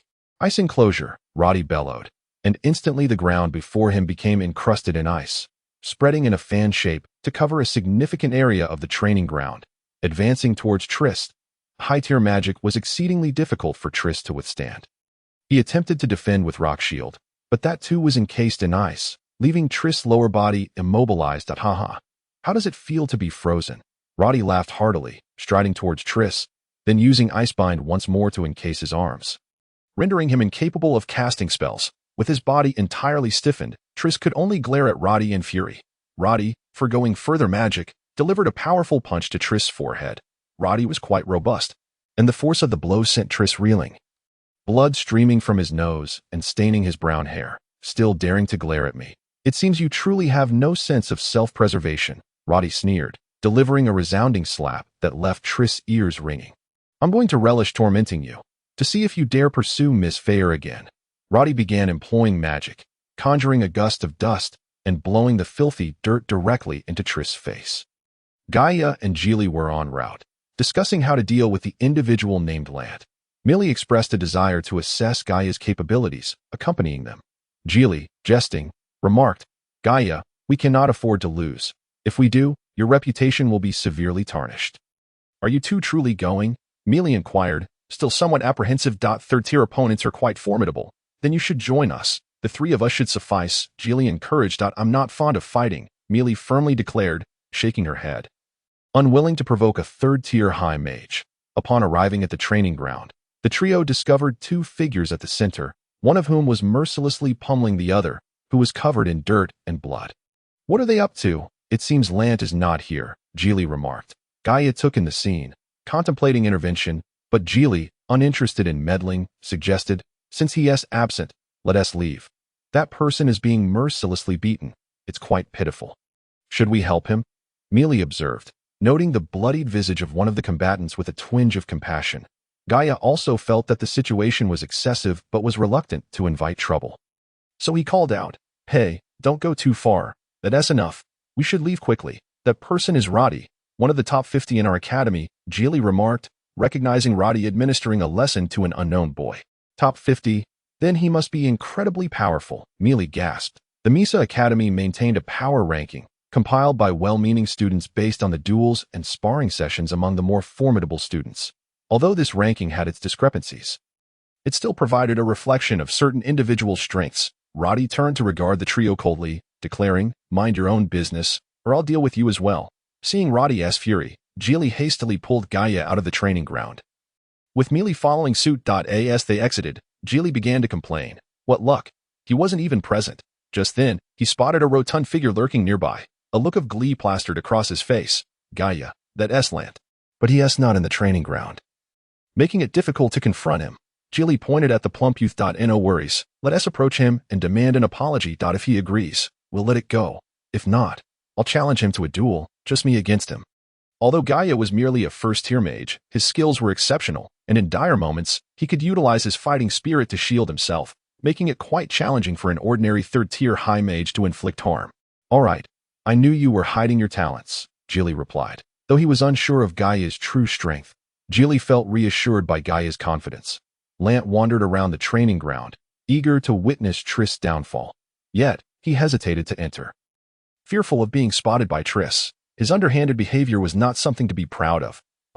Triss, let us see if you dare to challenge me again. It seems you've finally been taught a lesson. Lant murmured, unable to suppress his excitement.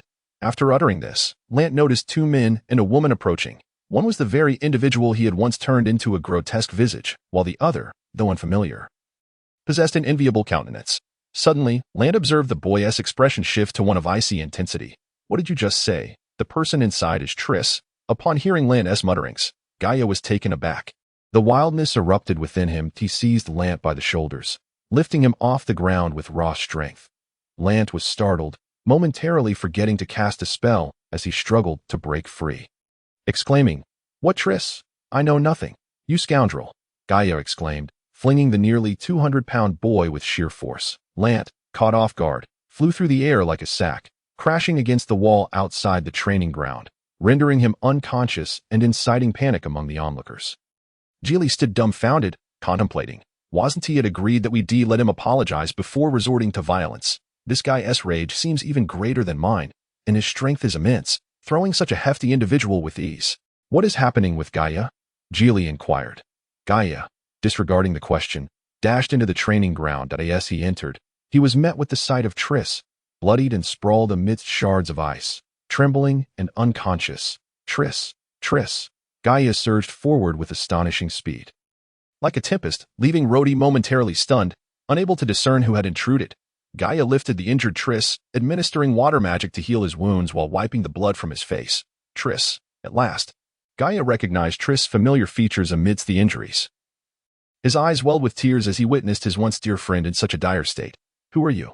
Triss, dazed and barely coherent, struggled to recognize the youth tending to him, forcing out those two words. Gaia, brushing away his tears, excitedly replied, I am Gaia. I am Gaia. Triss, overwhelmed by his injuries and the emotions surging within him, succumbed to unconsciousness before he could finish his sentence. Fury ignited within Gaia as he turned his gaze upon Rhodey. His eyes a fiery crimson, exuding an aura of unrestrained rage, transforming him into a beast that despised evil. Rhodey trembled under the weight of that gaze, a chill coursing through his body, as if he were about to be torn apart.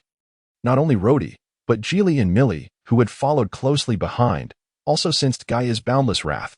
He appeared as a completely different person, devoid of any warmth. Roar. Gaia bellowed like a wild beast, his body engulfed in yellow energy. Over the 4 years of their childhood together, Gaia had come to regard Triss as his closest friend at Teen Nick Academy. Apart from Shad, Triss had genuinely treated him with kindness, providing a protective shield against the world. Gaia felt immense gratitude towards Triss for allowing him to experience true friendship during those 4 years. However, as he arrived at Misa Academy, filled with eagerness to reunite with his old friend, he never anticipated meeting him under such tragic circumstances. The memory of the cruel treatment Triss had just endured ignited an uncontrollable fury within Gaia, unleashing the murderous intent honed over 4 years. As if he intended to devour Rhodey whole, Rhodey had never encountered such unbridled ferocity. He attempted to cast a spell to retaliate, only to find that his magic was utterly ineffective against Gaia. The ice arrow he shot was devoured by Gaia's radiant yellow light. Combining both his fighting spirit and magic, Gaia unleashed a tremendous force that shook the entire training ground, and suddenly, massive boulders rained down from above like meteors, bombarding the arena and raising clouds of dust. Amidst the chaos, Rhodey lost sight of the beast-like figure of Gaia. He could only summon a shield of solid ice to defend against the onslaught. Suddenly, he felt a piercing gaze cutting through the dust, and instinctively turned to see that terrifying figure had closed in beside him, hands alight with yellow flames. A single punch struck his ice shield, causing it to crack under the force. Another punch sent tremors through the ground, and in his panic, Rhodey forgot to maintain his shield. Gaia's hands, glowing with yellow energy, plunged into the fissured ice shield, wrenching apart the once impenetrable barrier with brute strength. Demon Rhodey, now pale with fear, had never faced such a savage adversary. A noble scion. He had lived a sheltered life, immune to the specter of death until now. Rhodey trembled as he hastily conjured another ice shield, yet it felt as fragile as paper against the ferocity of this beast. Seeing Rhodey erect another ice shield only fueled Gaia's fury further. He thrust his hands outward, lifting the ice shield, and Rhodey along with it, above his head, then leapt into the air in a furious bound. Rhodey had never witnessed such unrestrained violence. He was hoisted skyward, shield and all, by this raging beast. In a frenzy, Gaia ascended to a height of 10 meters, gathering all his power in his arms, and with a thunderous shout, he hurled Rhodey towards the ground. Boom! The spherical ice shield shattered instantly upon impact. Although Rhodey had the protection of the shield, he was still disoriented from the fall. As he staggered to his feet, a pair of icy eyes pierced through him, sending shivers down his spine, causing him to tremble uncontrollably. What do you want? Rhodey shouted in desperation, attempting to flee, only to discover his legs would not obey him. Those who dare harm Triss must die. Gaia's eyes blazed with crimson fury. Having long engaged in bloodshed with beasts, he radiated a terrifying aura as he withdrew his energy and delivered a powerful punch directly to Rhodey's face. Blood sprayed forth, nearly caving in Rhodey's features. Even without his fighting spirit, that blow almost rendered Rhodey unconscious. Gaia had no intention of killing Rhodey easily. He aimed to repay the torment Rhodey had inflicted upon Triss tenfold, prolonging his suffering before extinguishing his life. Outside the arena, Geely searched for Gaia. Having only seen a cloud of dust rise moments earlier, he then beheld Gaia, akin to a madman, lifting Rhodey, encased in the ice shield, high into the air. Before crashing him down, the area erupted in chaos once more, and suddenly, a heart-wrenching scream echoed through the tumult. As the dust cleared, Geely beheld Gaia, resembling a ferocious beast, mercilessly pummeling the defenseless Rhodey, each blow drawing forth streams of blood. He stood, utterly dumbfounded. Rhodey was a third-tier high-ranking mage, one of the top 50 in Misa Academy. He could scarcely accept the reality that Rhodey was being bested without the slightest ability to retaliate. Geely hadn't even witnessed how Gaia had shattered Rhodey's ice shield. How terrifying, Millie remarked, trembling at the sight of the drastically changed Gaia. Gaia, stop! You'll kill him. Upon regaining his composure, Geely suddenly realized that Gaia was indeed striking with lethal intent. Rhodey's body was a gruesome mess, and yet the frenzied Gaia showed no signs of relenting. As if he sought to reduce Rhodey to a mere pulp, Geely grew increasingly alarmed and rushed forward, grasping Gaia, exclaiming, "Stop! You really might kill him." Gaia cast a cold glance at Geely, causing him to shiver. That gaze was devoid of any warmth, utterly unlike the boisterous Gaia he once knew. Gaia, listen to me. You should take your friend for treatment first. His injuries are severe, and delaying could endanger his life. This guy has plenty of time for retribution later. Although Geely was frightened, he did not want Gaia to bring trouble upon himself. Killing a student from Misa Academy was a grave offense, especially since Rhodey was a noble, and the power behind him was not to be trifled with. Gaia, having lost some semblance of reason, finally recalled that he had yet to treat Triss. With a single hand, he seized the bloodied Rhodey and slammed him to the ground, indifferent to the state of the man, then rushed to Triss' side, cradling him in his bloodied arms as he sprinted from the training ground. Millie, stunned into silence, recognized Triss from their time at Nick Academy. Witnessing Gaia's transformation fueled by his concern for Triss made her realize this was indeed the Gaia from Nick Academy. Once ridiculed for his inability to contract with the deity, he had graduated with the lowest scores. 4 years later, he had become an entirely different person. Not only had he caught up in strength, but his fury now revealed a bloodthirsty, savage aura. What had transpired over those 4 years to change him so profoundly? As Gaia's imposing figure rushed past, Millie felt a pang of bitterness and an overwhelming sense of guilt. She finally understood why Gaia had maintained his distance. Her own pretentiousness had long been exposed to his discerning eyes. Geely, gazing at the blood-soaked Rhodey, saw a figure far removed from humanity. To Rhodey's face was a mask of blood, His chest and abdomen caved in, limbs grotesquely contorted, as if his bones had been twisted. Geely quickly cast several healing spells on the dying roadie, stabilizing his most apparent wounds before hoisting the grievously injured boy onto his back. Silently vowing, "I'm not saving you, you scoundrel. I just want to keep Gaia out of trouble." The esteemed Professor Jiena, renowned as the most captivating instructor at the academy, has become the focal point of admiration for a majority of the male students at Misa Academy. Countless young admirers, enchanted by her mature beauty, seize every opportunity to catch a glimpse of her. Regardless of the setting in which she appears, they readily concoct excuses to attend her classes, be it in the realms of Warcraft cognition, alchemy, or medical studies.